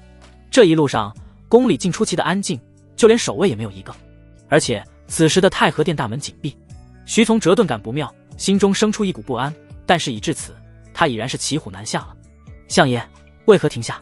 严颜来到徐从哲身边问道。徐从哲皱眉道：本相总觉得有些奇怪。严颜一心想着诛杀林毅，催促道：相爷，你多虑了，直接杀入乾清宫，抓了皇帝，再杀林毅。这时一旁的周毅为打消他顾虑，开口道：相爷，这太和门和广场上的守卫早被卑职清理干净，故而我们才畅通无阻。遛狗也开口道：东哥兄，到了这个时候，你就别前怕狼后怕虎了，杀进后宫，擒皇帝，杀林毅。遛狗学得有模有样，与真的赵不为神似。徐从哲下定决心，一声令下，大军冲向太和殿。就在这时，太和殿的大门被推开了，刘宪一身将军铠甲走了出来，旁边跟着同样身穿铠甲的林毅。徐从哲见状，立即停了下来，大军也跟着停下。徐相，今日并无早朝，又带如此多的士兵进宫，意欲为何啊？刘宪高声朝徐从哲喊话道。徐从哲见刘宪和林毅只有2人，不由一愣，与严颜等人面面相觑一番。刘宪的反常让他们疑惑起来，以刘宪的昏庸来看，知道有人造反后应该吓破了胆才是，可现在刘宪一脸从容，还与林毅穿上了铠甲，这让徐从哲不得不怀疑，这其中会不会有诈？但是严颜可管不了那么多，喊道：刘宪，你昏聩无道，听信宦官谗言，欲残害忠良，愧为我大汉皇帝。今日我与徐相率兵入宫，一是清君侧诛杀阉宦林毅，二是请皇上退位。刘宪听后面露惊恐之色，抓着林毅手臂急道：小义子，这可怎么办呀？他们要逼朕退位，还要杀你。林毅心里有点佩服刘宪这小子了，真是一秒入戏啊。他配合道：皇上别急，我们还有禁军，可保皇上安全，诛杀这些乱臣贼子。刘宪松了口气道：那就好。说着他又朝严颜和徐从哲喊道：你们2个乱臣贼子，朕还有禁军护卫。严颜得意道：昏君，你说的是周将军吗？他早已归顺我们，你立即写下退位诏书，不然别怪我们不念昔日的君臣之情。刘宪一脸震惊，后退几步，好似遭受了晴天霹雳的打击。他有些绝望地看向林毅道：小义子，我们已被逼到绝境，朕别无他法，只能受这些乱臣贼子胁迫退位了。但朕是一名有骨气的帝王，朕岂能受他们凌辱？所以朕唯有一死，以捍卫天子的尊严。说完，刘宪真抽出佩剑架在了自己脖子上。他这一举动惊呆了所有人。这还是那个无能的刘宪，只有林毅在憋笑，这小子演戏真上头啊。严颜回过神来道：昏君，既然你要以死谢罪，也正好省了我们动手，快点吧。慢，朕突然又不想死了，怕疼。刘宪一脸戏，说着就把刀放下了。这让徐从哲和严颜懵了，这是闹哪出啊？我们可是在谋反逼宫啊，能严肃点吗？徐从哲摸不准刘宪和林毅的心思，恐其中有埋伏，但又见只有他们2人，心也就放了下来。而且如果真有埋伏，刘宪也不会磨蹭这么久。然而徐从哲怎么也想不到，刘宪是在演戏玩乐。他沉声道：老臣并非要逼死皇上，只是要诛杀皇上身边奸宦林毅，再请皇上退位，让皇子登基。刘宪听后叹气道：这还不是要逼死朕吗？朕还是有尊严的死去吧。说着，刘宪又把刀架在了脖子上。就在徐从哲以为他真要自尽时，刘宪又说道：慢，朕还是下不了手，朕演不下去了。说完，刘宪把手中的刀扔地上了，这让徐从哲和严颜差点一口老血喷口而出。徐从哲脸色一沉，冷声道：皇上，闹剧也该到此为止了。说完，徐从哲给严颜使了个眼色。严颜会意，领着10几名士兵上前要将刘宪和林毅二人抓获。刘宪这时一脸从容地对林毅道：小义子，朕也演够了，虽说有趣，但朕真演不下去了，接下来的事就交给你了。是，皇上。林毅神色一冷，手一挥，太和殿的各扇门都被打开，整个殿内早已埋伏好的锦衣卫倾巢而出。同时，原本跟随在湘俊身后的禁军将湘俊团团围了起来。周易抽出剑来，架在了严颜脖子上，而遛狗也将剑架在了徐从哲脖子上。这突如其来的变故让徐从哲和严颜大惊失色，难以置信。周易，你这是什么意思啊？严颜满脸愤懑道。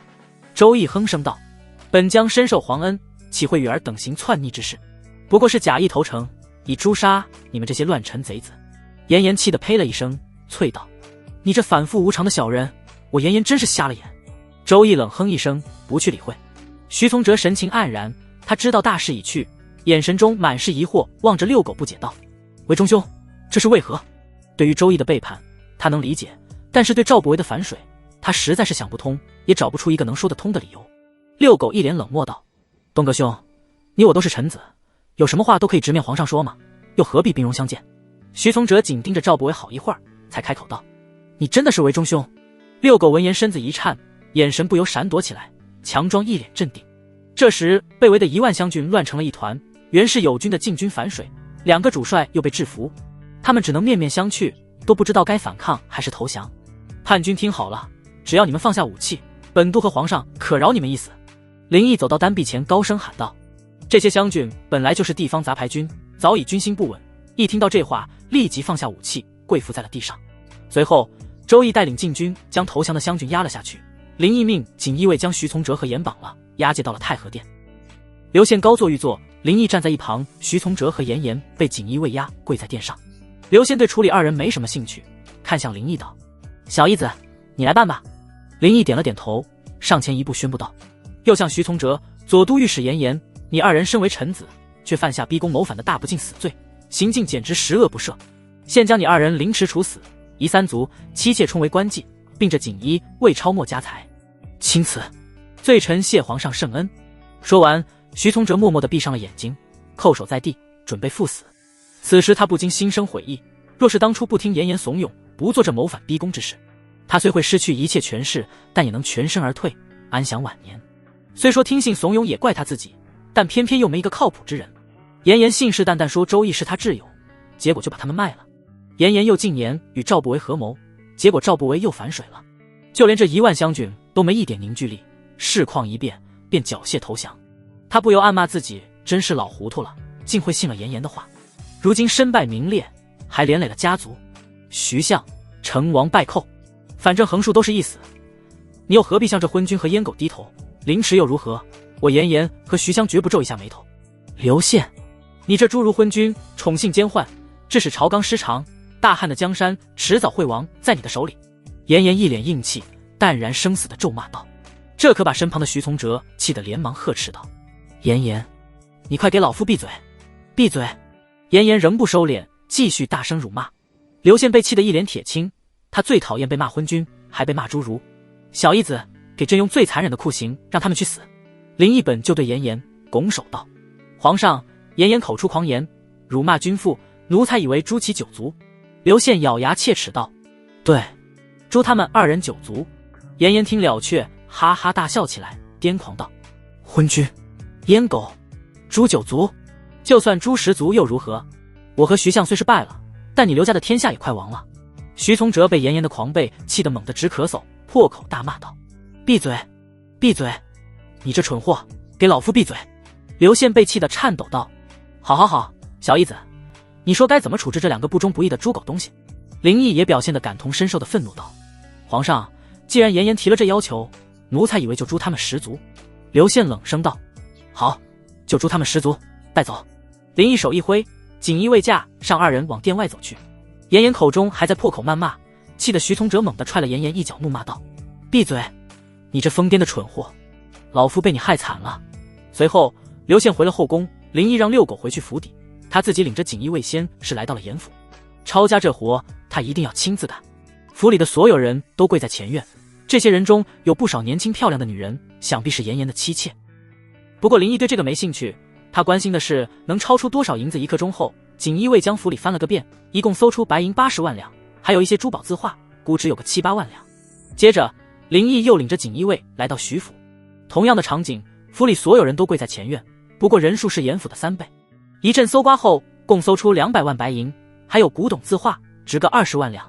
这时一名锦衣卫指挥千士来到林毅身旁，躬身拱手道：“禀督公，属下已全部点清，算上严府的财产共计为280万两，加上珠宝字画古董，共计308万两，可封调存国库。”一旁的张武听后看了一眼久不回应的林毅，他一巴掌拍在了那千士脑袋上，斥道：“可有算仔细了？”张武可是很清楚自家督公抄家的性子，那千士头脑也机灵，立即反应过来，颤声改口道：“回督公，刚才是属下看错了，总计是80万两。”林毅这才点了点头道：“立即封条，押送户部银库。”“是，督公。”那千士退下后，林毅对张武低声吩咐道：“将剩余的白银送平洛侯府。”“是，督公。”林毅如今有了自己的府邸，自然会有一笔开支需要银子。抄完家后，林毅便回公父址去了。回到乾清宫，天色已黑，刘宪刚从御殿沐浴完，他坐于座上，竟挑灯看起了书来。林毅一愣，这小子什么时候改姓了？来到刘宪面前轻唤一声：“皇上，奴才奉旨抄完了严府和徐府。”刘宪把书盖在桌上，抬起头来问道：“小义子，那你共抄出了多少家财？”林毅一脸认真回禀道：“回皇上，奴才共抄没白银80万两。”啊！刘宪有些意外，问道：“怎么这么少呢？”林毅面不改色道：“奴才不敢欺瞒皇上，是共计80万两。奴才以为40万两可入国库，40万两入皇上的内堂。”刘宪哪知道林毅贪了几百万两，他露出笑容，满意的点了点头道：“小义子，还是你最忠心啊，对朕有孝心。”林毅笑道：“皇上对奴才皇恩浩荡，对皇上尽孝尽忠是奴才本分。”刘宪又是一阵开心大笑，拿起书本继续看了起来。林毅偷偷一看，这才发现是本风月书籍，也难怪会看得这般起劲。刘宪发现林毅伸着头调笑道：“怎么，小义子也喜欢看此类书籍？”林毅嘿嘿一笑道：“奴才喜欢看里面的插图。”刘宪听后哈哈大笑起来道：“小义子，你一个太监能看得明白吗？”林毅挠了挠头道：“皇上，奴才也能看明白呢，就是看了难受。”哈哈，刘宪又是一阵开怀大笑。就在这时，慈宁宫里来了小太监，请刘宪过去，说是太后有事要与刘宪商议。刘宪随小太监走后，林毅正欲去一趟坤宁宫，却被长春宫的一名奴婢拦下：“林公公，我家贵妃娘娘请您走一趟。”林毅眉头微皱，万贵妃，这女人找自己会有什么事？上次这女人听信谣言，搞出个滴血认亲，想整死自己和舒皇后，要不是她是妃子，自己非得给她2大耳光。不过顾虑到她还是最得宠的妃子，林毅也不好直接拒绝，便让那奴婢带路。来到长春宫堂内，万贵妃一身轻纱遮体，斜倚在软椅上，丰腴的身段若隐若现，肌肤白皙滑嫩，丰厚的红唇如媚似火，一双勾魂摄魄的狐狸眼看得人难以心动。“贵妃娘娘，不知你找奴才有何要事？”林毅站在堂内中间，朝万贵妃行躬身拱手礼。他现在是侯爷，也就不必再行跪拜礼了。万贵妃坐直身子，轻纱之下的曲线撩拨人心。“小义子，本宫思来想去，实在不知道你为何要帮皇后，还有你为本宫的出谋划策，没有一件是成功的。”万贵妃怒气冲冲道。林毅不亢不卑道：“娘娘，奴才并没有帮皇后，是娘娘要害奴才，奴才帮皇后是自救。至于策略没有成功，正所谓谋事在人，成事在天，这也怪不得奴才。”“你！”万贵妃气结，这奴才说的一套一套的，他还真无法反驳，于是耍起赖道：“本宫不管，现在皇后都产下了皇子，本宫的肚子还一点反应都没有，本宫要你想法子，让本宫也马上怀上隆重。”林毅一阵无语，气笑道：“娘娘，你的肚子不争气，也怪不得奴才啊。再说了，奴才一个太监，哪能让你怀上龙种啊？你要找也是找皇上去。”万贵妃不依不饶道：“本宫要是找皇上有用的话，还用得着你吗？本宫就是要找你。那日本宫记得皇后说是你陪她出宫求得仙药，才得以怀上龙种。既是如此，那你肯定也知道那神医所在，你给本宫也弄一副药来。林毅心说，哪有什么狗屁神医，老子就是那神医，总不能现在给你打一针吧。他面上还是耐心回道，娘娘都说是家传秘方了，奴才又怎会知道呢？本宫不管，要是你不答应寻药，本宫就将你狠狠地打一顿。来人啊！话落，4个小太监拿着长棍从门外冲了进来，将林毅围住。林毅冷笑一声，根本就不把这些小太监放在眼里。小义子，你答不答应？万贵妃颐指气使道。林毅冷声道，要是不答应呢？给本宫打！万贵妃气得颤抖，咬牙切齿道。4个小太监一拥而上，但他们哪会是林毅的对手？林毅3下5除2就把他们撂倒了，倒地呻吟。林毅转身，目光寒意看向万贵妃，步步逼近。万贵妃被吓得一颤，她没想林毅身手这么好，见林毅越来越近，她不由害怕起来，身子往后缩了缩。小义子，你想干什么？本宫可是贵妃。万贵妃色厉内荏，说话都结巴了，胸前也由于恐惧而剧烈起伏。林毅走到万贵妃面前，居高临下的看着她，真想抽她2大嘴巴子，不过真打了她，肯定会跑去小皇帝耳边告状。忽然林毅脑中冒出个恶趣味想法，这女人不是要找神医，要怀龙种吗？那老子就成全你。林毅咧嘴一笑道，娘娘，奴才答应替您去寻神医，去寻仙药。万贵妃一愣，林毅突然的转变让她一时不知如何接话。缓过神来后，万贵妃勉强的斥声道，小义子，你靠得太近了，退下去。林毅后退几步，与他拉开了距离道，娘娘，奴才会尽早寻得神医仙药，告辞。说完，林毅离开了长春宫。万贵妃立即又恢复往日的神气，抓起椅上的软靠，狠狠地扔在地上，骂道，该死的狗奴才，本宫迟早有一天要教训你一顿。慈宁宫里，恕太后坐在堂内宝座上，刘宪坐在一旁的太师椅上。皇上，今日逼宫之事，哀家已经知道了，是小义子平定了叛乱。这些日子，哀家也命人打探了关于这个小义子的一些事迹。他是一个人才，既有军事天赋，也有朝堂上的谋略。皇上若是能用好他，或许能完成5代先帝遗愿，一统东华大地。但是皇上也要防着他，不可让他权力过大，否则这人啊就会有野心，窥视地位。恕太后语重心长地说道。刘宪对这话根本就没放心上，他相信小义子的忠心，但碍于太后面前，也只好装样子道，母后教诲，儿臣谨记。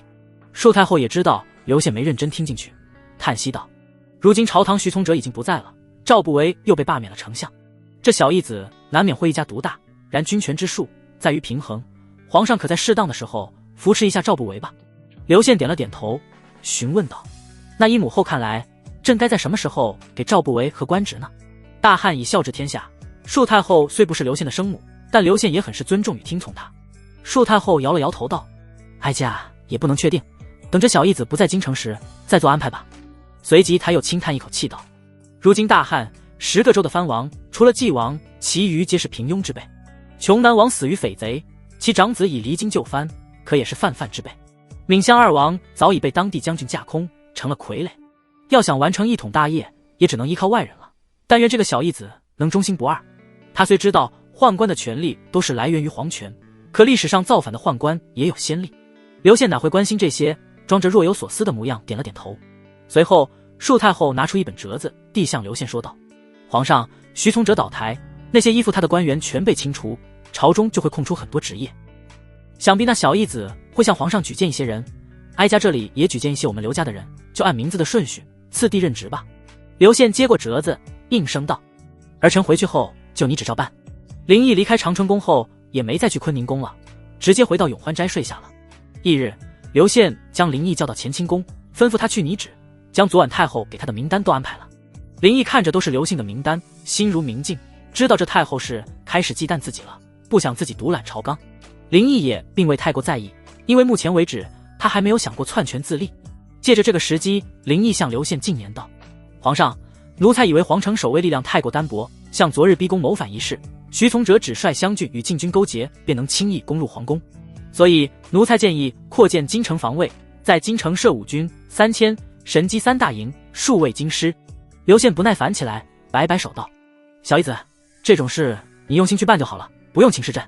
林毅嘴角上扬，这样一来，京城的防卫也就握在他手里了，而且他也准备研发火药了，到时候给军队配备火器，攻城略地便会如虎添翼。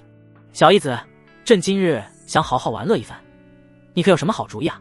刘宪不想画画了，想找点新鲜的乐子。皇上，要不奴才陪您扮演上阵杀敌？林毅试探性问道，他心思还在火药研制和3大营建设上。不玩，朕早就腻了，再想一个。刘宪摆手道。林毅迟疑了一下，又回道，那要不扬车选飞？腻了，小义子，你若不想个令朕满意的玩法，朕可就要治你的罪了。刘宪一脸不高兴，皱眉说道。林毅有些为难了，这小子要找新鲜感，宫里的事务肯定都玩腻了，那也只有宫外了。想到这里，林毅凑近刘宪耳边说道，皇上，要不来玩个微服私访，怎么样啊？刘宪一愣，疑惑道，小义子，什么叫微服私访？林毅嘿嘿一笑道，皇上，就是奴才陪着您出宫，您隐藏身份，体恤民间之乐。刘宪闻言，眼里冒光，来了兴趣道，好，朕喜欢，今日就玩微服私访。嘿嘿。林毅心说，果然皇帝都喜欢这调调，不过他要先安排一些事情，于是说道，皇上，这微服私访晚上更有乐趣，所以奴才以为等天色黑了再陪皇上出宫。刘宪拍手叫好，一脸期待道，言之有理，小义子，那就晚上再出宫。是，皇上。离开乾清宫后，林毅到了北镇抚司衙门。堂内，林毅坐在高位，面前站着工部尚书孙纯夫、兵部尚书崔成焕。之前的兵部尚书袁中尧因徐从折谋反牵连下狱，这个崔成焕是左明光提拔上来的，是林毅的铁杆追随者。孙纯夫，给你2个月的时间，本督要在黄东城建一座军器局、织造局以及3000住坊。林毅开口吩咐道。孙纯夫一脸谄媚，拱手讨好道，义父放心，纯夫一定日夜监工，如期完成。林毅又看向崔成焕吩咐道，崔成焕，你负责招募2万军队，就在东城扎营。是，督公。部署好后，林毅这才又回了皇宫。夜幕降临，华灯初上，林毅换上一身朴素的灰布长衫，站在宫门外等候。不多时，刘宪穿着一身锦缎华服从侧门溜了出来，脸上带着孩童般的兴奋。小义子，朕这样穿可还合适？刘宪转了个圈，眼中闪烁着新奇的光芒。林毅睁眼拍下屁道，皇上气度非凡，这身打扮真是雄姿英发。刘宪哈哈大笑，拍了拍林毅的手臂道，走，带朕去看看这京城夜景。林毅叫住刘宪道，皇上，到了宫外，你可不能再自称朕了，改称我，还有奴才就叫您公子，以免被外人知晓您的身份，这样玩的才有趣味。哈哈，小义子，还是你想的周到。走吧。2人走在繁华的街上，一主一仆，暗处有10余名锦衣卫保护刘宪安危。虽说刘宪衣着华丽是主子的打扮，林毅衣着朴素是仆人的打扮，但是单论气质，林毅更像是公子，刘宪倒像是个书童。由于从未出过宫，刘宪对周围的一切事物都充满了好奇。他一会儿停在唐人摊前看一人捏面人，一会儿又被杂耍艺人的表演吸引，活像个没见过世面的孩子。小义子，宫外竟有这么多有趣的东西。刘宪兴奋地说道。林毅有种看乡巴佬的感觉，微微一笑道，这还只是一部分，更有趣的还在后头呢。2人在路过宜春院时，刘宪被吸引住了，只见门前和楼上的姑娘都在热情地招揽，她们个个花枝招展，嘴里风骚叫喊着客官快进来玩呀。刘宪哪里见过这种场面，这些女子虽比不上万贵妃漂亮，但是她们与后宫的妃子不同，满嘴的淫词秽语，神态轻浮，充满挑逗。小义子，这里面是什么名堂？刘宪心痒难耐地问道。林毅心道，果然啊，自古以来，男人对风月场所总是情有独钟啊，皇帝也不例外。皇上，这是妓院，里面的都是妓女，和官妓一样的身份，但她们更风趣一些。林毅凑在其耳边解释道，有风趣的妓女，朕喜欢，走，小义子，进去瞧瞧。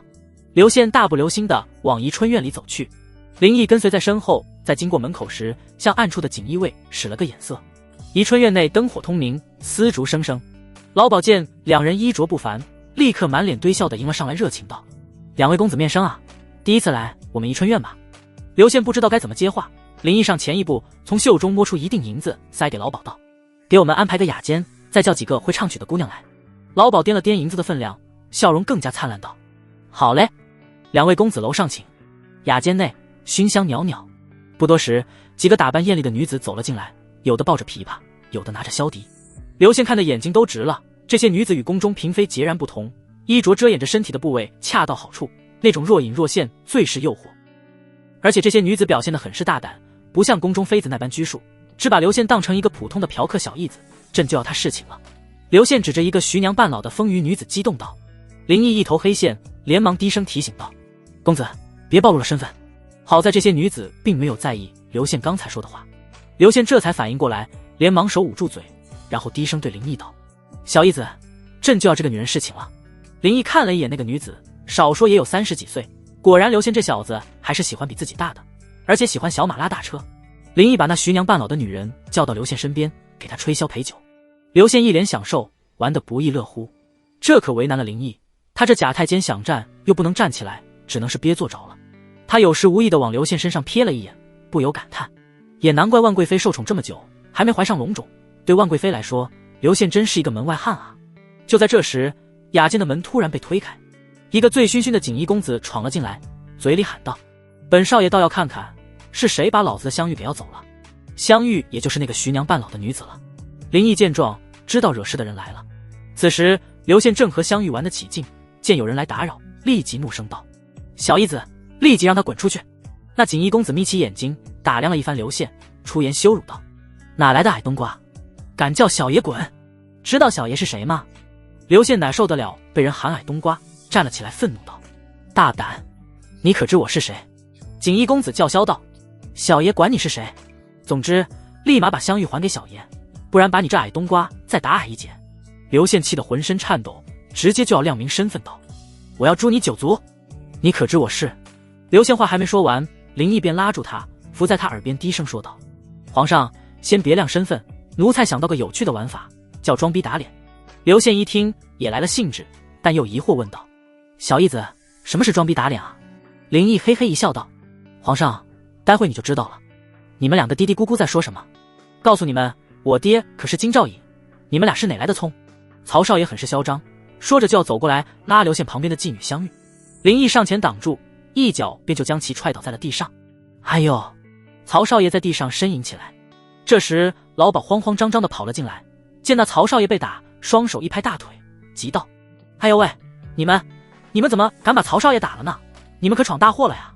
林毅一脸淡然地看着那曹少爷：“你敢打我？”曹少爷捂着肚子，满脸不可置信：“我爹是金兆尹，你们死定了！我这就回去，叫我爹带人来把你们都抓回衙门牢房里去。”林毅冷眼地看着曹少爷，哼声道：“我们在这等着你。”曹少爷连滚带爬地跑了出去。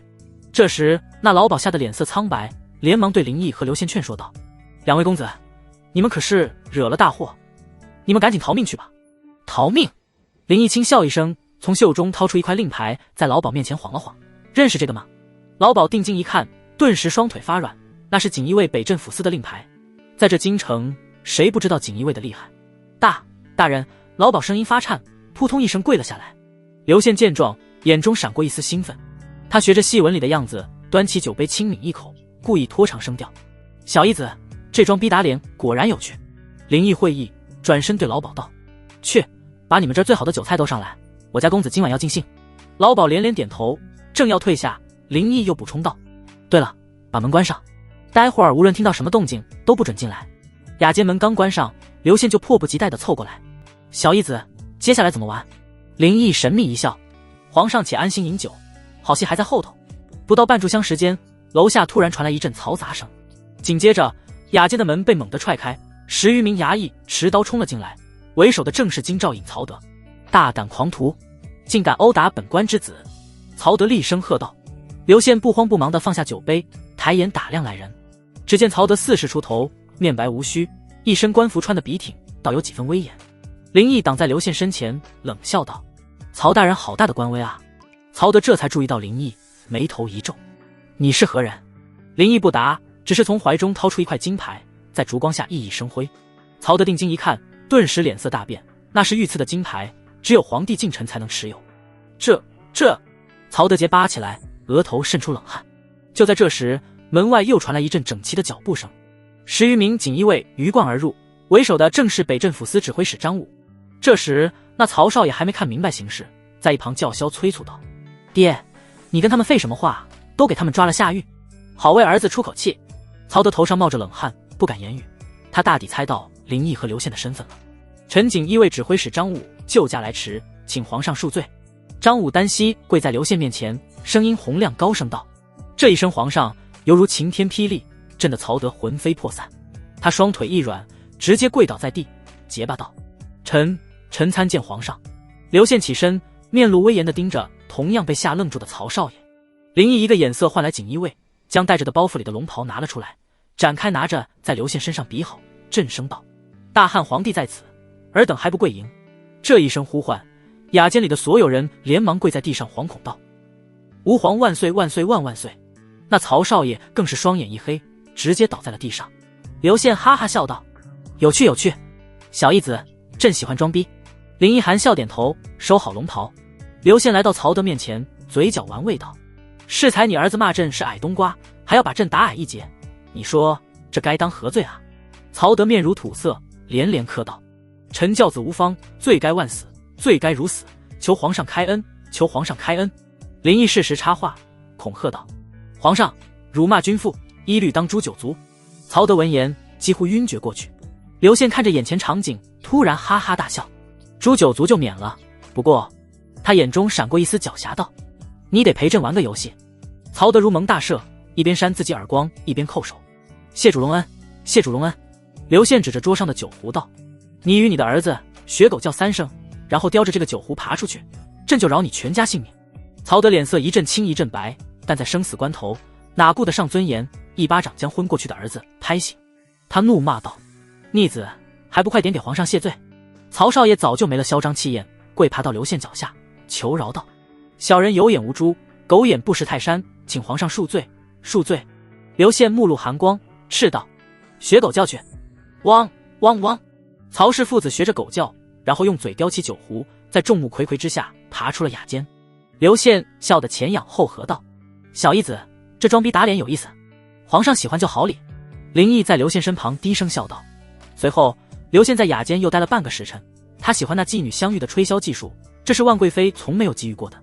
而那妓女香玉在知道刘宪是皇帝后，一开始对刘宪很是害怕，可在摸清刘宪的喜好后，胆子也就大了起来。特别是几杯酒下肚后，更是大胆，将刘宪的身份也暂时抛之脑后。他的言语奔放大胆，不拘礼节，只把刘宪当作嫖客服侍，这让刘宪很有新鲜感，对这妓女香玉喜欢的紧。临走之时，刘宪说要把香玉带回宫去，要封她为妃子。香玉一听，激动的欣喜若狂，她从没想过有一天能从野鸡变成凤凰。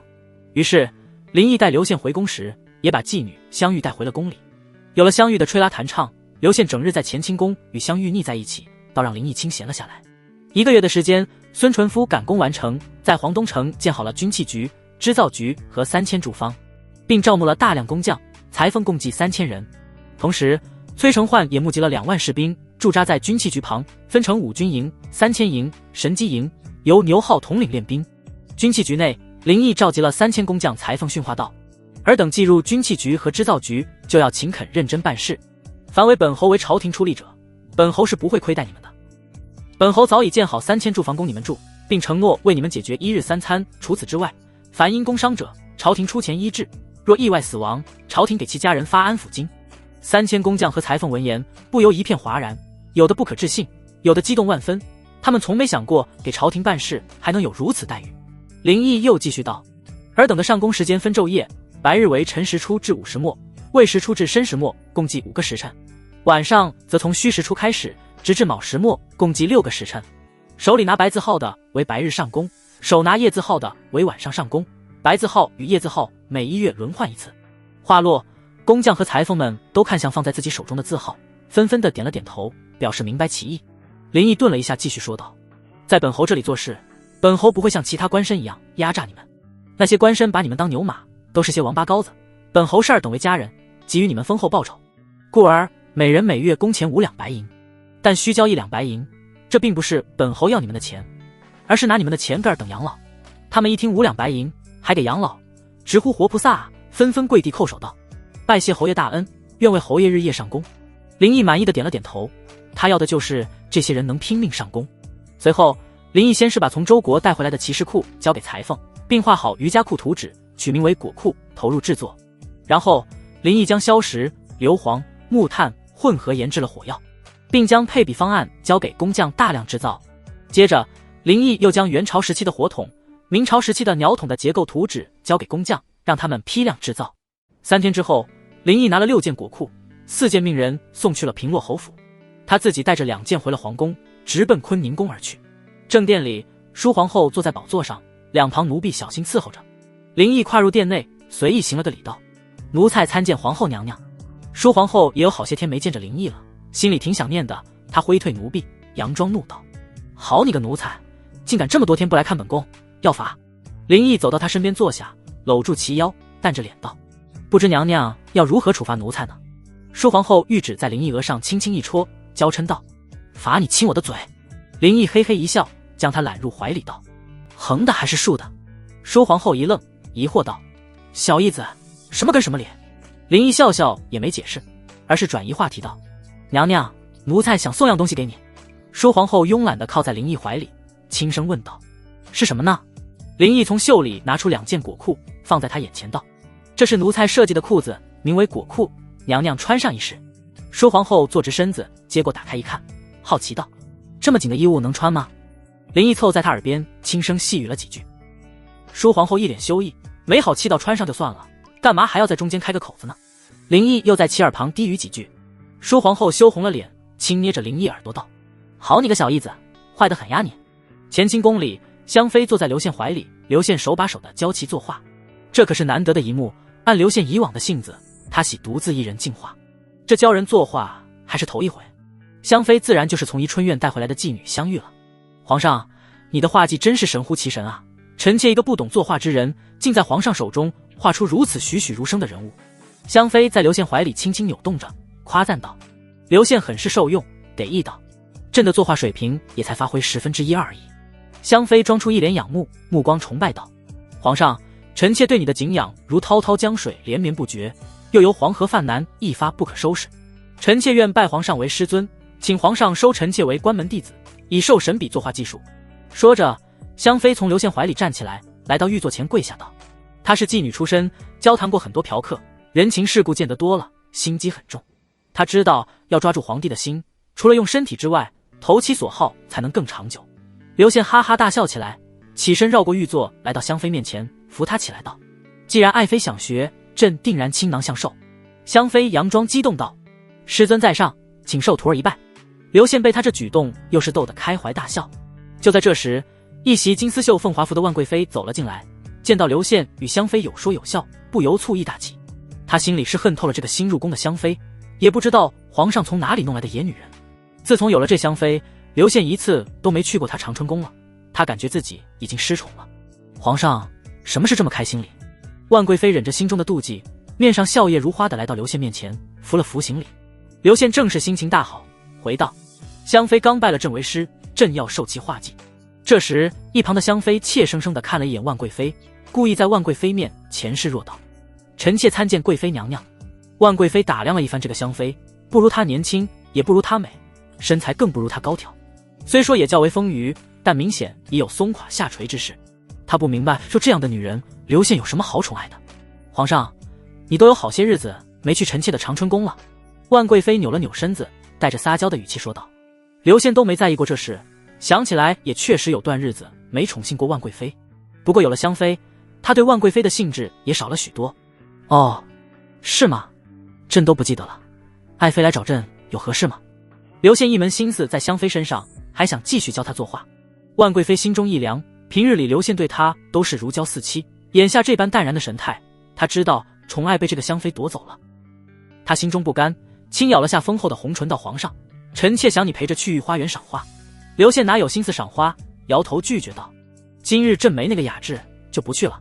爱妃就一个人去吧。”万贵妃闻言仍是不甘心，上前一步，俯身挽起刘宪的手臂，撒娇妩媚道：“皇上，你就陪陪臣妾嘛，朕有要事在身，真不能相陪了。”刘宪轻轻抽出手臂来，走到御座坐下，又拿起了笔，对香妃笑道：“爱妃，快过来，朕继续教你。”“是，皇上。”香妃娇柔地应了一声。这一幕气的万贵妃都快炸了，胸前剧烈起伏，恶狠狠地盯着香妃。此时香妃并没有立即过去刘宪身边，而是来到万贵妃面前，一副娇弱的模样，柔声细语安慰道：“贵妃姐姐，皇上这几日只是在教妹妹作画，这才忘了去姐姐寝宫的，等妹妹学会了作画，再让皇上去姐姐那里便是。”说着，香妃故意要去抓万贵妃的手，以示亲近。万贵妃听了这话更气了，彻定怒不可遏了，抽袖一甩，怒道：“你少在本宫面前假惺惺！”啊！香妃惊叫一声，顺势便自顾地倒在了地上，可怜兮兮地看着万贵妃道：“贵妃姐姐，妹妹只是好言安抚，想与姐姐亲近一番，姐姐不领情也罢，为何要推倒妹妹呢？”说完，她便梨花带雨地望向了刘宪：“你，本宫什么时候推你了？”万贵妃一惊，随即明白这是要在皇帝面前诬赖她。她怒火中烧，瞪着地上的香妃厉声道：“你这贱人，敢在本宫面前耍心机，看本宫不撕了你的嘴！”说着，万贵妃就要对香妃动手。香妃装着一脸恐惧，连忙向刘宪求救道：“皇上！”刘宪眉头一皱，对万贵妃呵斥道：“住手！在朕面前就要殴打妃子，这成何体统？”万贵妃愣住了，手也停在了半空中。这还是第一次刘宪训斥她。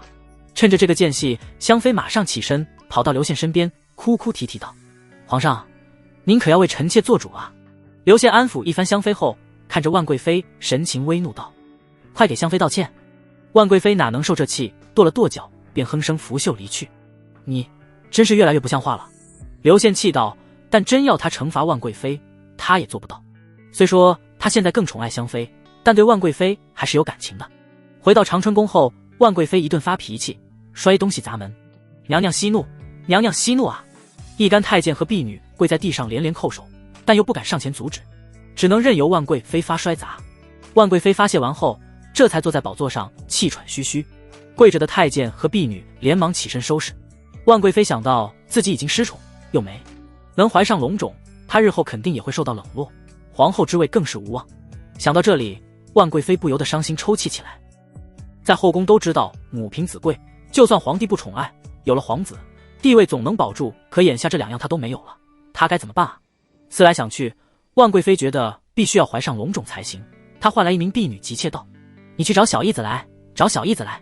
林毅刚从坤宁宫出来，一个奴婢扑通一声便跪在他面前，祈求道：“公公，奴婢求公公去长春宫一趟，贵妃娘娘正急着找您。”林毅也能猜到万贵妃找自己是什么事，无非就是想让自己帮她找到神医仙药。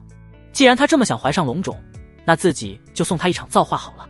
林毅嘴角露出冷笑，让奴婢带路去了长春宫。长春宫正殿里，万贵妃在宝座前来回踱步。林毅跨进殿里，只是嘴上行礼道：“奴才参见贵妃娘娘，不知娘娘找奴才来有什么事要吩咐？”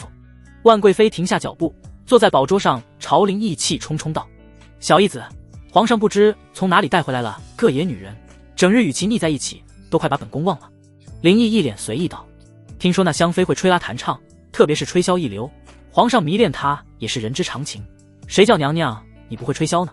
万贵妃闻言起身激动道：“本宫就算是不会吹箫，也比香妃那心机贱人要有魅力万倍。”林毅见她这般模样，看来那香妃确实让他感受到了威胁，不如娘娘也去学一学吹箫，以娘娘丰厚的双唇，肯定要比那香妃吹得更好。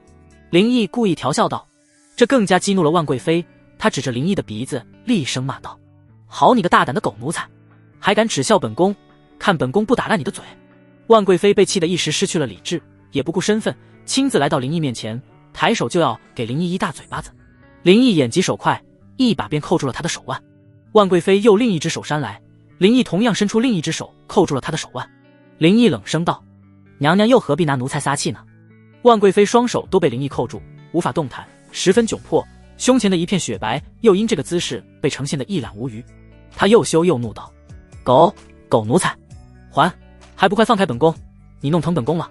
林毅看着羞怒的万贵妃，他胸前剧烈起伏，脖颈上戴着的玉坠时而被深褐淹没，时而又冒出。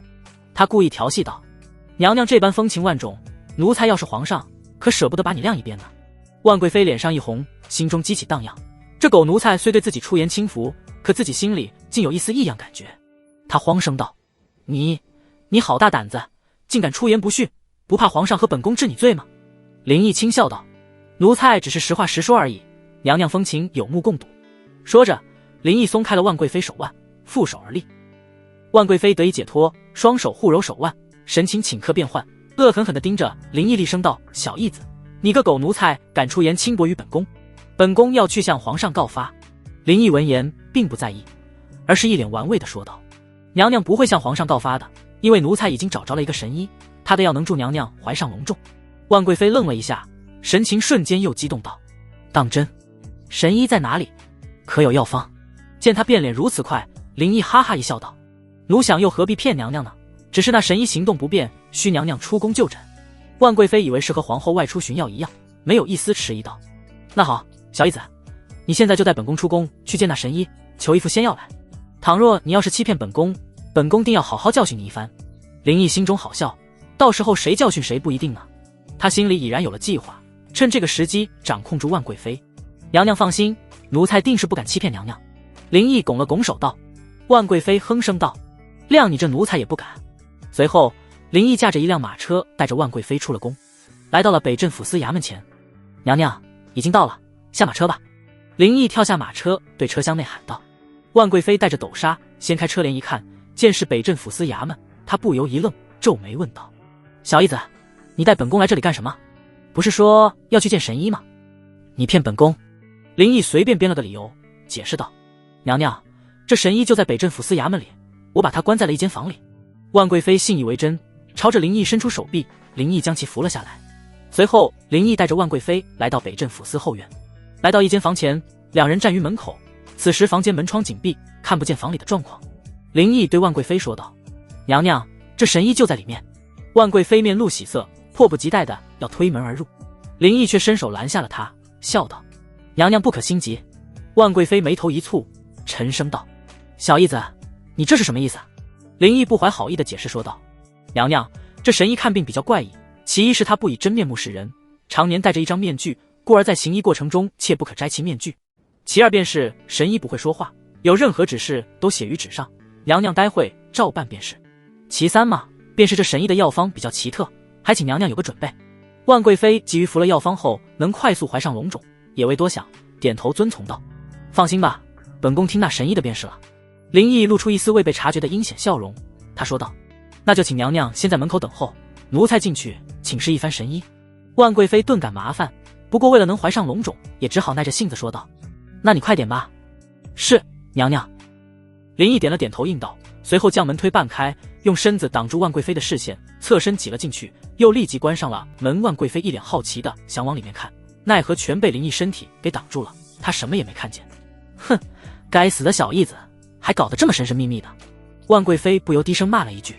房内一桌圆桌，一张床榻，除了林毅之外并没有什么神医，都是林毅编出来的，目的自然是以此来掌控万贵妃。林毅取来笔墨纸砚放在圆桌之上，然后开始自导自演起来。他装模作样的对着圆桌空位上拱手道：神医，宫中有个贵人，想找您开一副助孕良药。说完，他又坐到那空位上，用笔在纸上写道：既是宫中贵人，又是侯爷举荐，杨某定当看诊，先让他在外等候片刻，杨某也准备一番，待1刻钟后再进来。写好这个后，林毅又扮回自己，朝着空位拱手道：那本侯这就出去告知他。说完，林毅退出了房间。娘娘，神医说了，让娘娘在门前等候1刻钟方可进入。林毅对万贵妃传话道。万贵妃闻言不由哼声道：这个神医好大的架子啊，还要本宫在门外等候1刻钟。林毅一脸严肃道：娘娘，你最好是听从神医之言，这是他的规矩，若是坏了他的规矩，他不给娘娘看了，就算是杀了他也无用。见林毅一脸认真，万贵妃被唬住了，权衡利弊后只得答应道：好吧，本宫就在这门前等他1刻钟。林毅嘴角一笑，他要1刻不钟的时间，是为了方便自己装扮成神医。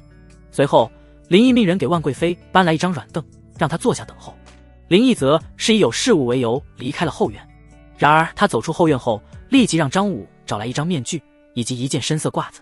他戴上面具又换好褂子后，悄悄地溜回了后院。趁万贵妃一个不注意，他绕到房间后面，翻窗而入。林毅正襟危坐在圆桌旁，赫然有一股大夫的气质。外面的万贵后等得已然是急不可耐，好几次都想破门而入，但都忍了下来。1刻钟一到，他迫不及待地便推开了房门。只见圆桌旁确实坐着一个如林毅所描述的神医。万贵妃紧盯眼前的神医，由于其戴着面具，她看不见任何容貌，所以她怎么也猜不到面具之下的真实身份。这时神医在纸上写道：娘娘请坐，让杨某为你把脉。万贵妃在神医面前坐下，伸出手臂放在桌面上。神医装模作样的为她把了一番脉，然后又在纸上写道：娘娘，您的状况杨某已了然于胸，需调理一番即可。万贵妃面露喜色，急切道：还请神医开药方。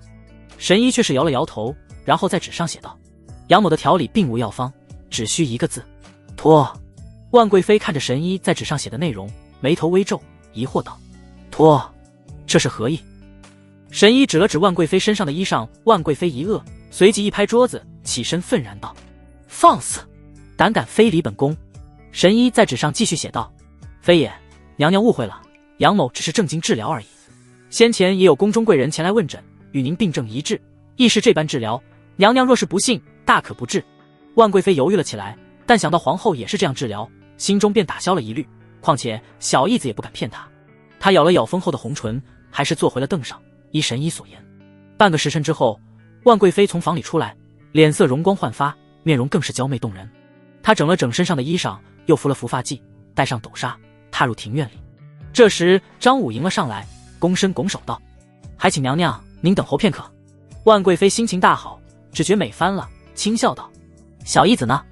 叫他来见本宫。”张武回道：“回娘娘，督宫事务繁忙，还请娘娘移步堂内稍作休息。”万贵妃点了点头道：“也好，本宫正有一些话要与他说。”于是张武领着万贵妃去了正厅堂内。这时后院里，林毅从房间里出来，摘掉面具，从后门离开衙门，然后再绕到前门，在前院里换好原来的衣裳，这才往堂内走去。来到堂里，万贵妃正坐在太师椅上，此时斗纱已经摘下。“奴才参见娘娘，娘娘感觉如何啊？”林毅跨入堂内，满脸笑容道。万贵妃不由回味一番，嘴角带着意犹未尽的笑容道：“神医医术高明，替本宫开了一副药方，将其熬成药汤后喝下，入体温热，身体畅通。”林毅听着万贵妃胡说八道，心中不由憋笑。他刚才扮神医哪开了什么药方，所做之事终其而约，不过就是一个字而已：困。不过他表面上还是回道：“即使如此，娘娘服了这等良药，怀上龙种也是迟早的事。”万贵妃掩嘴轻笑起来，随即她向林毅招了招手道：“小义子，你过来，本宫有句话要跟你说。”林毅上前几步，来到万贵妃面前，俯下身去，将耳朵侧向万贵妃。万贵妃凑到林毅耳边低语道：“狗奴才，你好大的胆子！原来皇后怀的皇子真是借种而来的，还敢欺君说什么神医仙药？小义子啊，你胆子可真大！”林毅转过头来，两人的嘴唇不过半指的距离，都能感知到彼此的呼吸。林毅玩味的笑道：“娘娘所言，奴才没听明白。奴才只知道皇后是服了仙药才生的皇子，若是日后娘娘也生了皇子或公主，那也都是仙药的功劳。既然你与皇后都拜仙药所赐，那就应该和睦相处，不然就别怪奴才不讲情面了。”万贵妃能听明白林毅话里的意思，无非就是要他与皇后和睦，不然就以此事来要挟。反正他的目的到达了，与皇后怎么相处也就随便了。放心吧，本宫还没那么傻。万贵妃哼声道。林毅直起身子，双手附在身后道：“如此甚好，时间也不早了，奴才送娘娘回宫吧。”万贵妃却是一脸留恋，随即有些羞涩起来道：“小义子，能让神医再为本宫瞧瞧吗？”林毅一怔，随即拒绝道：“娘娘，今日既已看过，再看也无济于事了，还是先回宫去，10日后再来复诊吧。”这万贵妃可真是求医若渴啊！林毅可没那么多时间应付她。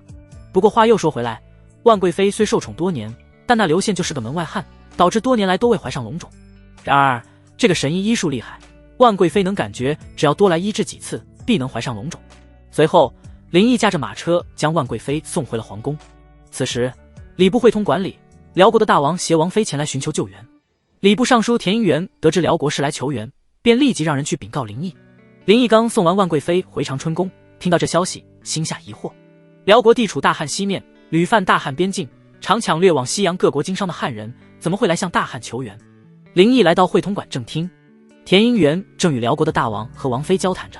见林毅到来，田英元立即从座位上起来，来到林毅面前，躬身作揖道：“下官参见侯爷。”林毅看了一眼田英元，30多岁的模样，是由左明光新提拔上来的。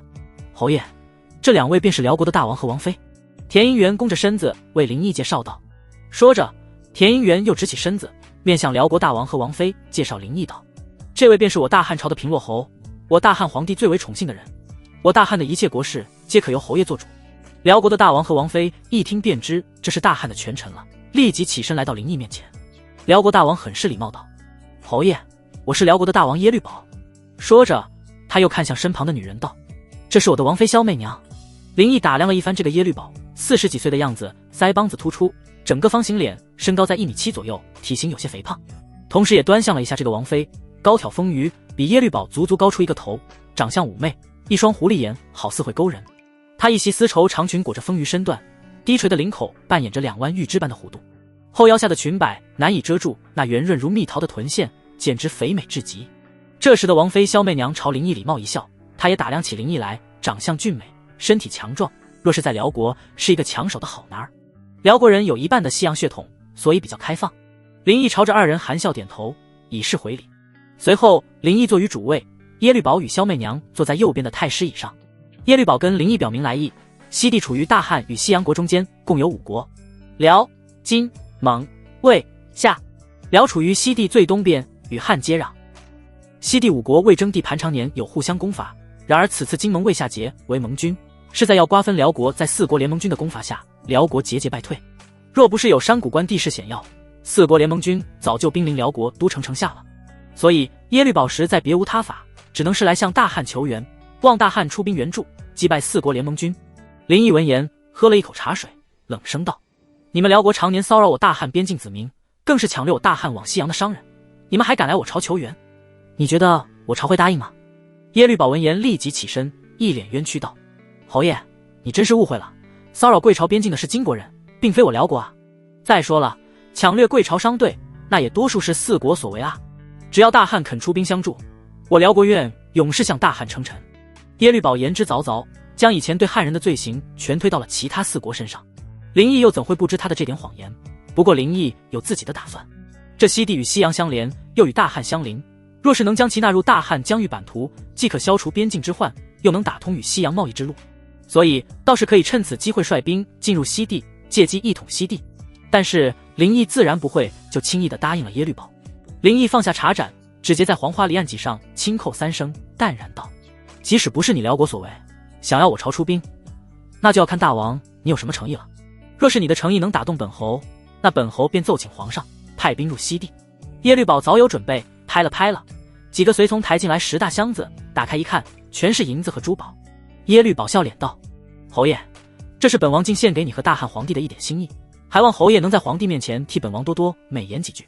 林毅看了一眼后缓慢摇头道：不够，就这点诚意还不够我朝出兵。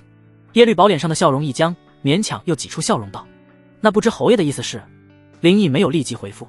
此时一直莫说话的王妃萧媚娘忽地媚笑道：侯爷若是觉得诚意不够，那再加上妾身这个筹码，陪你睡一夜如何呀？林毅一怔，被这突如其来的放浪之言弄得有些好笑。有一半西洋血统的外族女人果然是胆大奔放，这当着丈夫的面要给丈夫戴绿帽子的女人还是头一次见。林毅看了一眼耶律宝，只见他脸色阴沉下来。耶律宝瞪了萧媚娘一眼，呵斥道：不得无礼！侯爷身份尊贵，岂能看上你这般没羞耻的女人？快些闭嘴！他可不敢再让萧媚娘说下去了，毕竟作为自己的王妃，他很清楚萧媚娘的浪荡可不只是嘴里说说，而且他又管不住。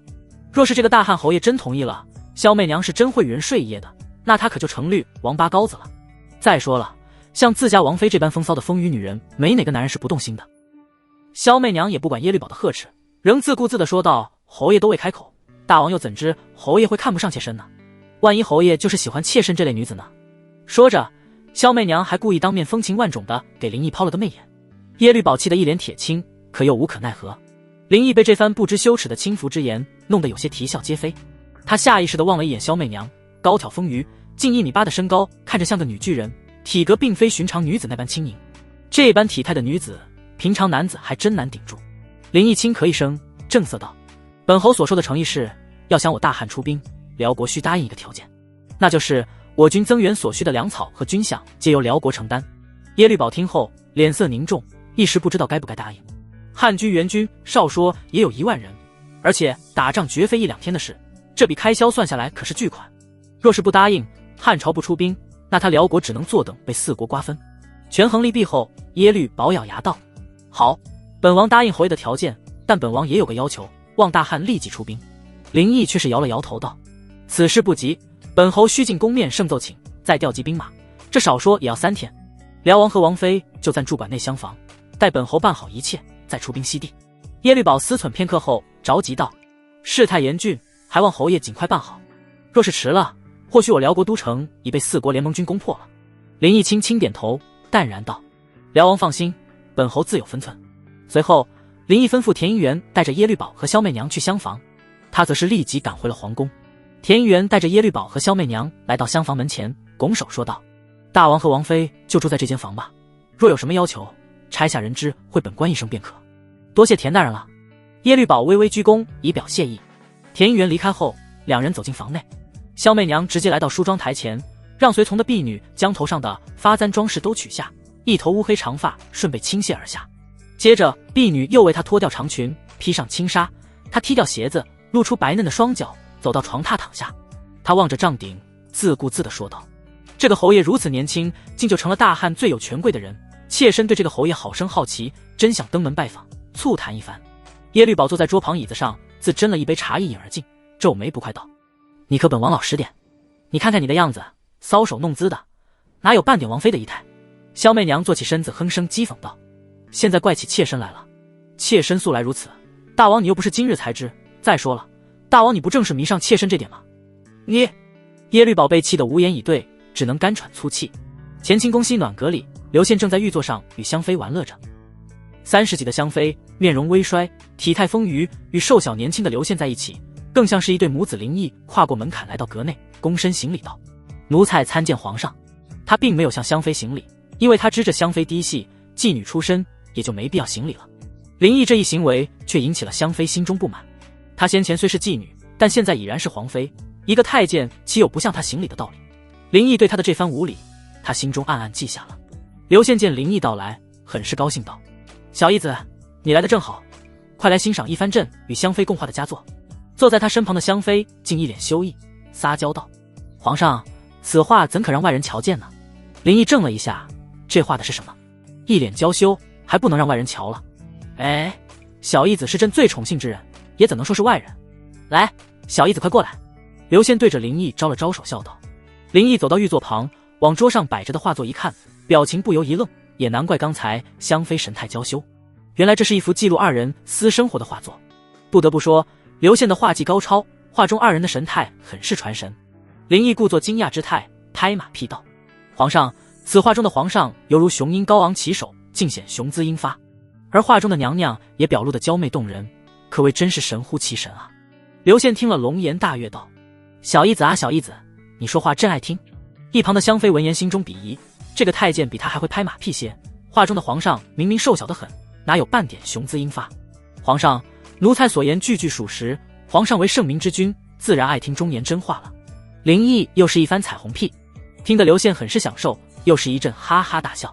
随后林毅一脸神情认真，开始说起了正事道：“皇上，辽国的大王协同王妃来了京城，说是请求我大汉出兵西地，帮他辽国抵抗其他4国的联盟。奴才也安排他们在会馆住下，特回宫来请示皇上。”刘宪对于出兵打仗之事一窍不通，更不懂得决策，只是随意问了句道：“辽王既来求援，可有贡品进献，以示诚意啊？”林毅摇了摇头道：“皇上，辽王与王妃只带了随从而来，他们的诚意就是我大汉出兵助援取胜后，辽国勇士向我大汉称臣。”刘宪听了摆摆手，拒绝道：“这些都是虚的，没送钱来，朕不想帮他们，让他们滚回去吧。”林毅心说，这小子什么时候也成财迷了？不过钱他都收了，自然要促成这事了。他劝说道：“皇上，奴才以为我大汉应该出兵，借此机会一统西地，既可除边境之患，又能打通与西洋的贸易之路。可是我大汉的丝绸陶瓷茶中之物远销西洋各国，换取白银，充实国库。”刘宪对此战略狗屁不通，只听得林毅说有好处，便又答应道：“小义子，既然如此，那这事就全交由你去办吧。”“是，皇上，奴才这就去办，奴才告退。”林毅退出西暖阁后，又直奔东城的军器局，询问得知已造50支元带碗口火筒，也就是小型的火炮，以及600支鸟筒，